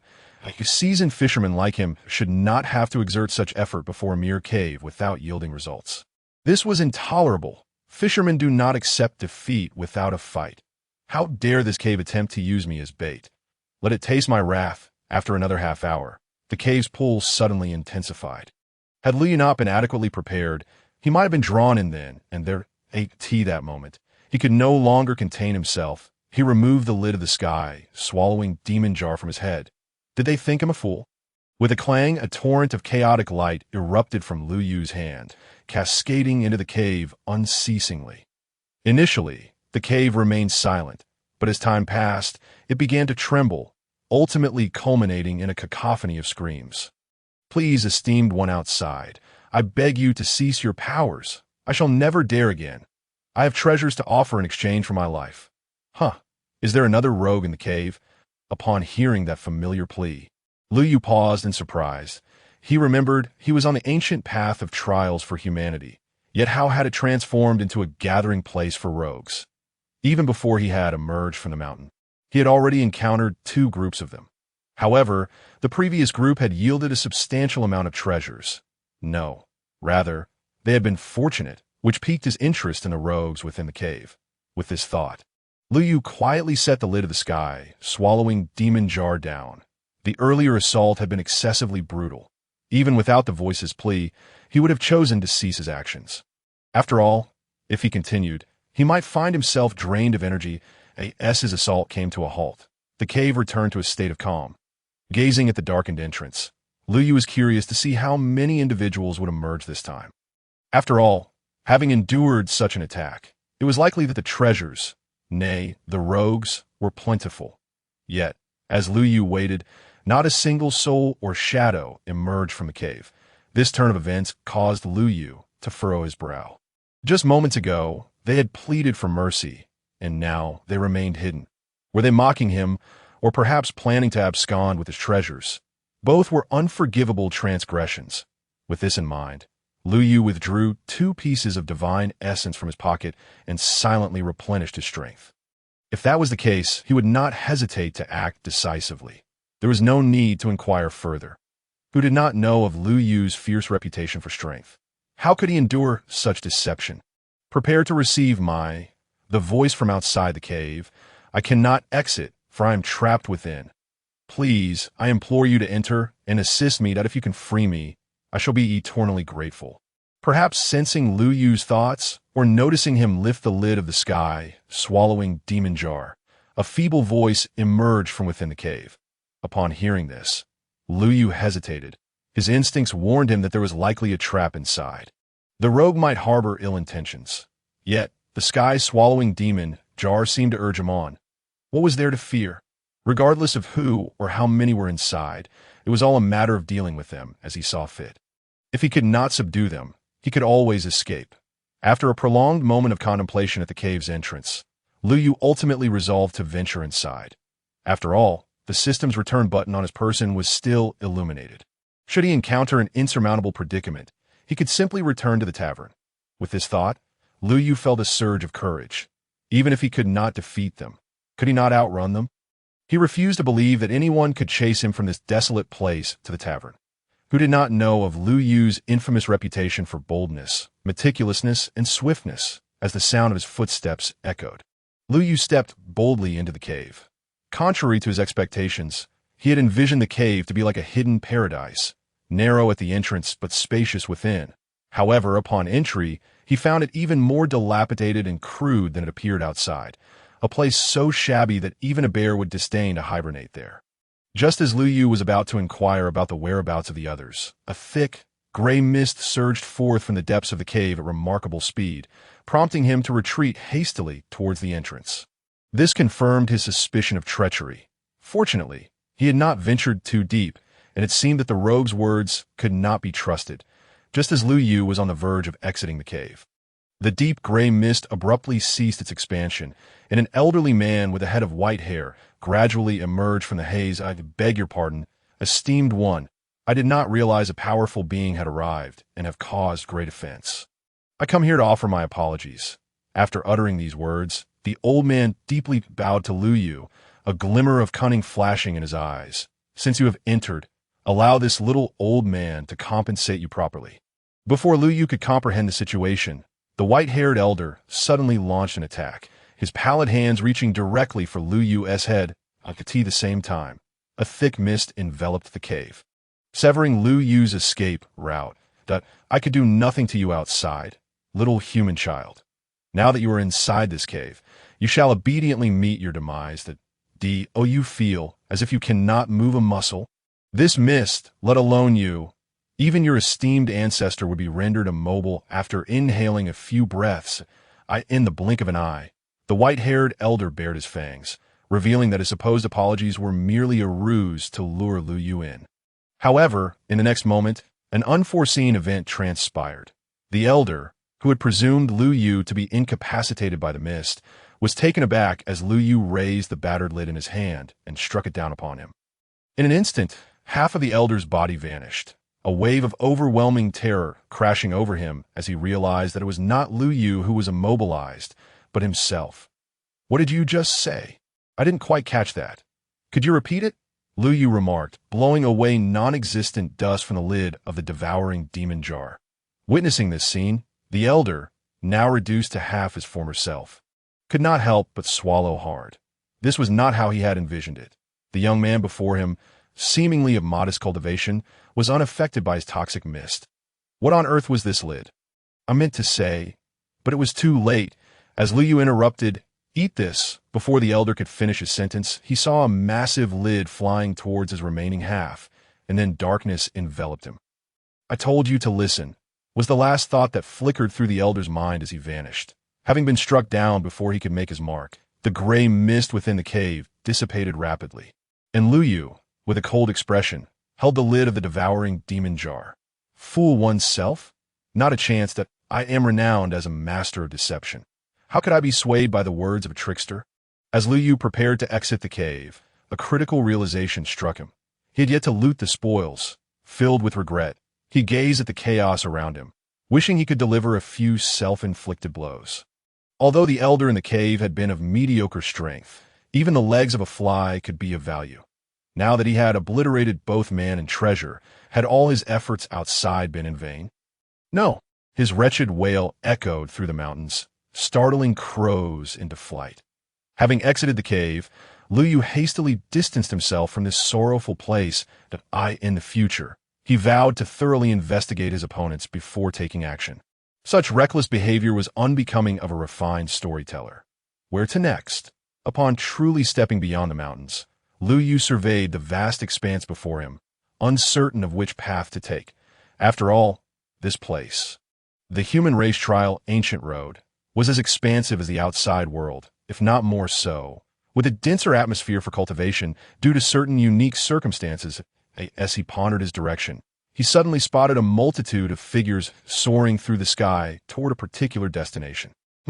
Intrigued by the sight, Lu Yu's interest was piqued. Although he was not yet well acquainted with the human race trial ancient road, he understood one thing. When so many individuals converge upon a single location, something significant must be occurring, perhaps even the emergence of a rare treasure. With this thought in mind, Lu Yu discreetly blended into the crowd. After all, how could he, Lu Yu, miss out on a place where treasures were revealed? As he leisurely followed the throng, a bald, muscular man zoomed past him, glancing back with a smirk. "Brother, why are you lagging so? If you dawdle, you might miss out on the feast, let alone the soup." Upon hearing this, Lu Yu hastily pursued the bald man, inquiring, "Brother, what treasure has appeared ahead?" Being new to the human race trial ancient road, Lu Yu deemed it essential to gather intelligence. Something at 8 Treasure Ridge just erupted for some reason. They say many treasures spewed forth from the mountain, that we must hurry. If we're late, they'll all be snatched away. The muscular man glanced back at Lu Yu, surprised to find him keeping pace. With renewed speed, he left Lu Yu behind once more. Treasure eruption? Lu Yu's eyes brightened at the mention. Such fortune was indeed within reach. Without a moment's hesitation, he surged forward, quickly outpacing the other cultivators, leaving even the bald man far behind. How could he miss out on such an opportunity? What was that? The bald man paused, momentarily bewildered by the flash of movement that had zipped past him. However, treasure was the priority, and he continued his flight toward 8 Treasure Ridge. By the time Lu Yu arrived at the foot of 8 Treasure Ridge, a considerable crowd had already gathered. Most of the treasures had been divided among them, with only a few scattered implements left behind, either discarded or deemed unworthy. Seeing this, Lu Yu pounded his chest in regret. Had he known it would come to this, he would have hastened his pace. Arriving late meant missing even a drop of soup, yet missing soup did not preclude the possibility of finding a gem. Glancing around, Liu noticed many individuals setting up small stalls, cluttered with various magical artifacts. These items were primarily remnants of the earlier eruption at 8 Treasure Ridge, comprising both treasures and useless trinkets, their value wholly dependent on the buyer's discerning eye and luck. While Liu could not boast of expertise in all matters, he was confident in his ability to discern treasures. What constituted a treasure? It was akin to the items stored in his spatial pouch. For instance, the gnarled wooden stake on the stall before him. After only a few steps, Liu found himself drawn to a small stall where, at its edge, lay a rotting wooden stump, which would be deemed worthless for firewood in the outside world. Yet its unique aura captivated Liu. He recognized this aura all too well. It was identical to that of the Chilean immortal medicine residing in his courtyard. You could hardly believe his luck in stumbling upon something as precious as the immortal medicine so soon after entering. "How much for this item, shopkeeper?" he asked, squatting down with a smile. "My friend, you truly have an eye for quality. This is my store's prized possession, the millennial thunderstruck wood." Upon seeing Liu crouched at his stall, the vendor's eyes lit up as he eagerly presented the decaying root. However, upon hearing the vendor's description, Liu's expression shifted. While it was indeed a treasure, the vendor clearly lacked knowledge of its true worth. Claiming it to be millennial thunderstruck wood was simply an attempt to deceive. Yet, whether a deception or not, even if he paid the price of millennial thunderstruck wood for this item, he would still consider it a bargain. With this thought in mind, Liu's eyes gleamed. He was determined to acquire this object today. "What's your asking price for this item, shopkeeper?" Without waiting for the vendor to finish his pitch, Liu waved his hand. As a storyteller, he was well aware that prolonged negotiations could lead to complications, especially if someone else decided to compete for the item. Thus, it was better to secure it quickly. "This customer is quite generous. Since you are so magnanimous, I won't take advantage of you." A flat price of 30,000 pounds of divine essence. Upon hearing the quoted price, Liu fell into silence. This was not due to his inability to produce 30,000 pounds of divine source, but rather because the vendor before him was treating him as a mere pig to be slaughtered. 30,000 pounds of divine source. One could purchase not merely the wooden stakes for the thunderstruck trees, but even a living thunderstruck tree itself. Glancing at the vendor and then at the wooden stake, Liu silently raised 2 fingers. 20,000 pounds of divine source. Such a bargaining tactic is excessively harsh. However, considering your willingness to be so straightforward, I shall treat you as a friend today and agree to sell it for 20,000 pounds of divine source, with payment and delivery occurring simultaneously. Upon uttering this, the vendor immediately began to wrap the wooden stake for Liu. "No, would you sell it for 200 pounds of divine source? If not, I shall take my leave." Without hesitation, Liu turned to walk away. Indeed, he was feigning indifference. From the vendor's earlier remarks, he discerned that the man had no genuine understanding of the stake's value. The exorbitant price was simply an attempt to take advantage of him. As expected, the moment Liu turned his back, the vendor sprang to his feet and called him back. "Young brother, I never said it was impossible, but your bargaining is rather ruthless. How about 2,000? For that, the wooden stake is yours, and you may also select another item from my stall in all of Baobao Ridge. You will find no better prices than mine. 200. Liu remained unmoved, reiterating his offer. "Not just 200. If necessary, I could also offer 1,000 pounds of divine source, and you may take everything I have here." With those words, the vendor hastily displayed a multitude of items before Liu. Upon hearing this, Liu's interest was piqued, not because of the trinkets on display, but because 1,000 pounds of divine source for the stake, which resembled an elixir of immortality, was indeed a fair trade. "Deal!" With that proclamation, Liu produced a Qian bag filled with a full 1,000 pounds of divine source. The vendor, upon receiving the divine source, swiftly stowed it away, seemingly fearful that Liu might change his mind. After all, he was acutely aware of the true worth of the items he was selling. The most expensive item on his stall was likely the ancestral black cloth beneath it. The rest were either scavenged or acquired at low prices from others. Ultimately, he had not even spent 100 pounds of divine source, and now, having sold them, he was profiting tremendously. How much for this? Just as the vendor was preparing to tidy up and head home for a well-deserved drink, a melodious voice rang out from behind Liu. "I apologize, miss, but you are too late. I've already sold all the items here to this gentleman. The vendor paused momentarily upon seeing another person inquiring about the price of a gnarled tree root. This dilapidated root was something he had merely picked up from the foot of the mountain, and he wondered why there were two inquiries about it today. Could it truly be some treasure? Shaking his head, he dismissed the thought. Even if it were a treasure, once sold, the transaction was complete, and he was not inclined to believe that a wretched piece of wood could be worth 1,000 pounds of divine source.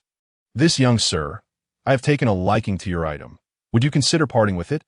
I am prepared to offer a generous price, upon learning that the stake had already been sold. The young woman gently tapped Lu Yu on the shoulder with a smile. Fear not. I am a disciple of the Falling Petals sect, and would never deceive you, did I assure you. I will offer you a satisfactory price for that stake. Meanwhile, Lu Yu, upon hearing the young woman's words, could not help but roll his eyes. What a clitch-plot twist! Why must I encounter such a melodramatic scenario right after making a purchase? Though he was a storyteller, there was no need for life to mirror the narrative so closely. Why was it that every time someone stumbled upon a treasure, others would appear as if summoned? Even Chow Chow would not move so swiftly. And the name of the Falling Petals sect struck a familiar chord within him. I'm sorry, but this wooden stake is destined for me and is not for sale. Perhaps you could check out other items. I have purchased everything here, so feel free to choose whatever you like. With that, Lu Yu turned away to is at you. Are you all here? Upon their gazes meeting, both parties momentarily froze, and it wasn't just the two of them. Even those standing behind the young woman paused upon recognizing Lu Yu. What a twist of fate. Indeed, these individuals were the very same ones Lu Yu had encountered previously, and oh wonder the name of the Falling Petals sect sounded so familiar. They were old acquaintances. Upon seeing Lu Yu, the individuals standing opposite him instinctively felt their legs weaken, realizing they had encountered him again. Could it be that they were being pursued for the treasures they had previously lost? The thought brought tears to the eyes of the younger disciples. It was truly unfair. However, upon reflection, they were not in the deep mountains. Lu Yu would not dare to harm them publicly, especially since they were disciples of the esteemed Falling Petals sect. No longer afraid, they were now determined to reclaim their previously stolen belongings. In that moment, a brilliant light flickered in their eyes. If you have nothing to say, I shall take my leave. Lu, observing the flickering expressions of the individuals before him, shook his head in resignation. After all, he was not a villain. Once they had given him something, he felt no need to take more, as his conscience would not allow it. Thus, Lu Yu gathered all the items from the stall into his storage space and turned to depart. The disciples of the Falling Petals sect were momentarily stunned as they watched Lu Yu's retreating figure. Was he truly going to leave so easily without their consent? Stop right there. In the next moment, one of the disciples shouted, That's right, you can't just run away. As they spoke, they were careful not to let anything slip. I apologize, senior brother. I was too excited and almost revealed our intentions. With one person breaking the ice, the others joined in, calling out to Lu Yu's back, confident that he would not dare to act outside the bounds of decorum in such a public setting. What is it? Lu Yu turned around, a smile gracing his face. What can I do for you? You must be hungry after your journey in Insher Mountain. We were hoping to invite you to a meal. Senior brother, what are you saying? This gentleman must certainly be famished after his travels in Insher Mountain. There's no need to question that I know of a city not far from Bao Bao Ridge where the food is delightful. Please allow us to take you there to savor it. Senior brother, senior sister, why are you so oblivious? If our senior is hungry, we should resolve that immediately. I happen to know of a fine establishment nearby.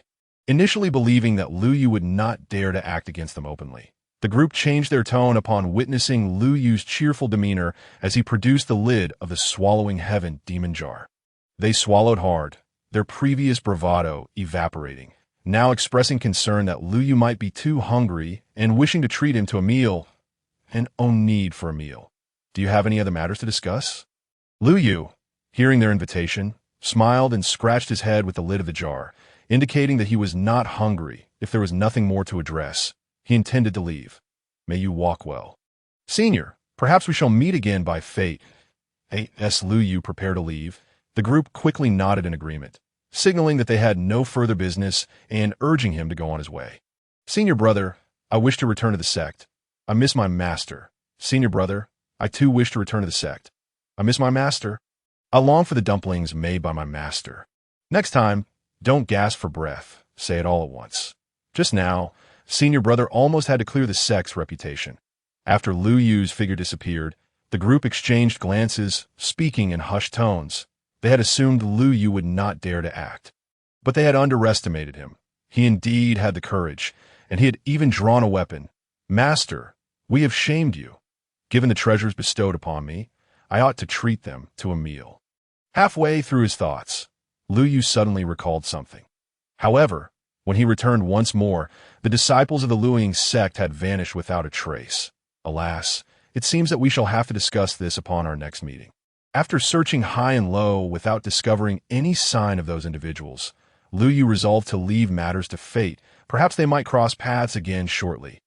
Achoo! At that very moment, several disciples of the Luoying sect, who had just departed the vicinity of Babeo Ridge, simultaneously sneezed.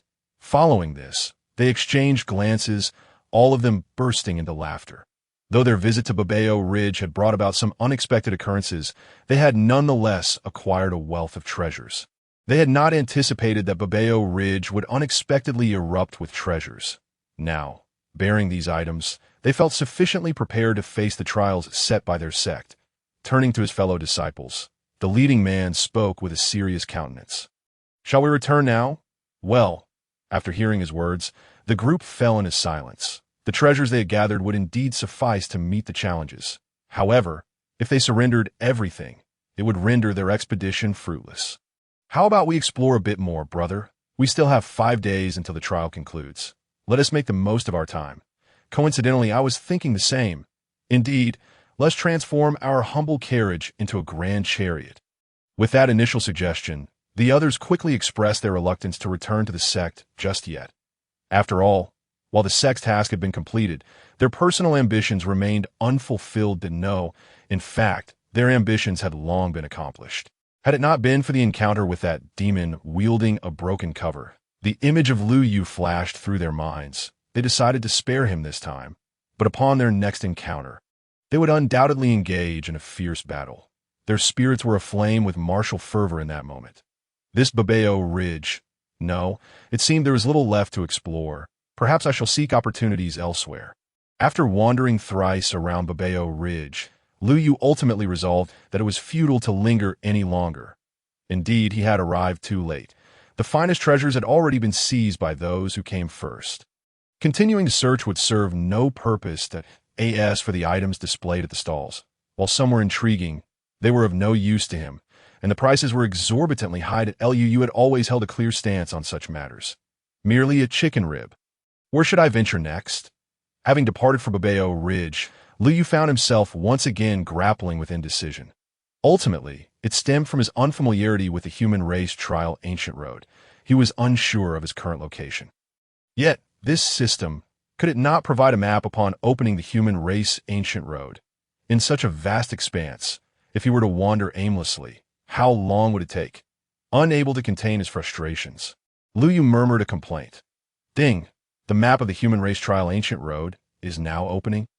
Just as he finished his complaint, Lu Yu was momentarily taken aback by the voice echoing in his mind. A map? If only you had mentioned it earlier, I wouldn't have wasted half a day wandering aimlessly. Were it not for the system's elusive nature, Lu Yu would have been tempted to unleash a barrage of electrical strikes. He had been meandering for quite some time. What had the system been doing all this while? With the aid of a somewhat vague map, Lu Yu finally discerned his whereabouts. He was situated at the junction of the 3rd and 4th cities within the human race trial ancient road, with the main district of the 3rd city not far from him. After considerable contemplation, Lu Yu resolved to visit this 3rd city. After all, while places abundant in treasures may not always be crowded, crowded places assuredly harbored treasures. That he had journeyed to the human race trial ancient road primarily in pursuit of treasure. The scenery along the way evoked a sense of awe within Lu Yu. While it was termed the human race trial ancient road, it felt more akin to an entirely new world, for it was simply immense. Along his path, he encountered numerous towering mountains, some shrouded in ethereal mist, others cloaked in ominous shadows. After a lengthy trek, he finally beheld the 3rd city of the human race trial ancient road. At a grand fortress loomed between heaven and earth, the ancient walls adorned with shards of weaponry. And from some areas, the sounds of battle and roars could still be heard. Upon witnessing such a scene, Lu Yu's expression shifted markedly. It appeared that the human race trial ancient road was far more perilous than he had anticipated. Realizing this, he hastily concealed his aura and any exposed treasures. After all, this was unfamiliar territory. Should he be mistaken for a plump target to be plundered, it would be entirely unwarranted. Primarily, he was a man of peace, averse to violence, even in taverns, who did not know that Lu Yu was a paragon of virtue. The city entrance fee was 10 divine sources that he felt an urge to commit acts of violence. Originally intending to remain low-key and amicable, Lu Yu suddenly felt an overwhelming desire to lash out upon arriving at the city gates, for he had done nothing, yet was required to pay 10 divine sources merely to enter. He suspected he had stumbled into a den of bandits rather than the third city. This was nothing short of extortion. After a futile round of haggling, Lu Yu could only reluctantly extract 10 divine sources from his pocket, his expression one of palpable discomfort. Although this sum was negligible for him, the requirement to pay such a fee merely to enter a city was entirely unexpected. If he did not manage to earn a substantial profit today, he would find it difficult to swallow his indignation. That said, the third city was undeniably vibrant. Through inquiry and observation, Lu Yu soon grasped the dynamics of the various factions within a city along the human race trial ancient road. Aside from the last city, which boasted 50 cities, the remaining 49 were ostensibly governed by the city lord's manor, and the third city was no exception in addition to the city lord's manor. Two other formidable factions were also present. Point one was the Wang family, the foremost family in the city. According to legend, the Wang family's ancestor possessed extraordinary talent in his youth, having traversed the human race ancient road, reaching as far as the 30th city. Ultimately, he returned to the third city after sustaining injuries in a great battle, and since then, the Wang family had focused on consolidating their power within the third city. The other faction was one Lu Yu was somewhat familiar with. The Luoying sect. It was said that this sect had once been a dominant force among the last few cities. But after failing in their bid for power, they had seen a drastic decline, ultimately relegating them to the third city. Nevertheless, even in their diminished state, they were not a force to be underestimated.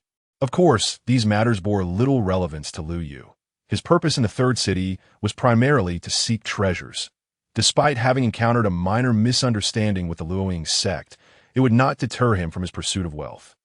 If he could not match them in strength, he could surely outpace them. It was not out of the question for him to exit the human race trial ancient road entirely. Having come to this conclusion, Lu Yu made his way toward the southern part of the city. As for the reasoning behind heading south, it was because the Luoying sect resided to the north. Brother, aren't we supposed to continue our treasure hunt? Why are we returning to the city now? Indeed, brother, we still have 5 days left. There are plenty of places we can explore. Exactly, brother.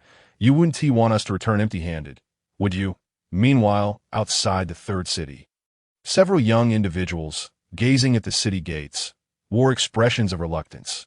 Had Lu Yu been present, he would have recognized them as the very disciples of the Luoying sect who had parted ways with him not long ago.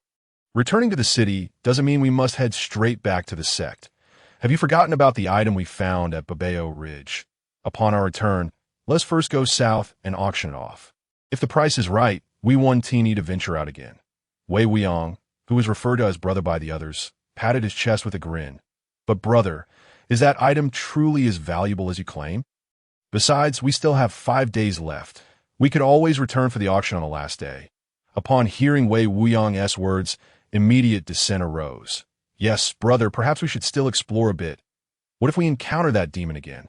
The moment Wei Wuiyang heard the rebuttal from his fellow disciples, a single statement silenced them all. That I believe my brother has a point. It is wiser to proceed with caution. That I said from the very beginning that we should heed my brother's advice. Me too. Recalling their encounter with Lu Yu at Babao Ridge, the group resolutely turned back toward the third city. After all, the reason they were able to discover such a wealth of treasures at Babao Ridge was entirely due to their fortunate timing, coinciding with the rare eruption that occurs only once every few years. Should they be plundered again, they could hardly guarantee such good fortune would smile upon them once more. Meanwhile, at the entrance of an auction house in the southern part of the city, Lu Yu was mingling among the crowd, making his way inside. Although the admission fee of 3 divine source units caused him considerable distress, every sacrifice was deemed worthwhile in pursuit of treasures. After all, one must not hesitate to invest if they wish to reap rewards. Especially upon learning that today marked the triennial auction event, Lu Yu steeled himself, preparing to seize an ample harvest within. According to common understanding, such auctions held every few years are typically graced with extraordinary treasures, and Lu Yu was confident in his discerning eye to identify these valuable items. Senior brother, I believe I just spotted a familiar silhouette. Just as Lu Yu squeezed into the throng, several disciples from the Falling Petal sect also arrived at the auction.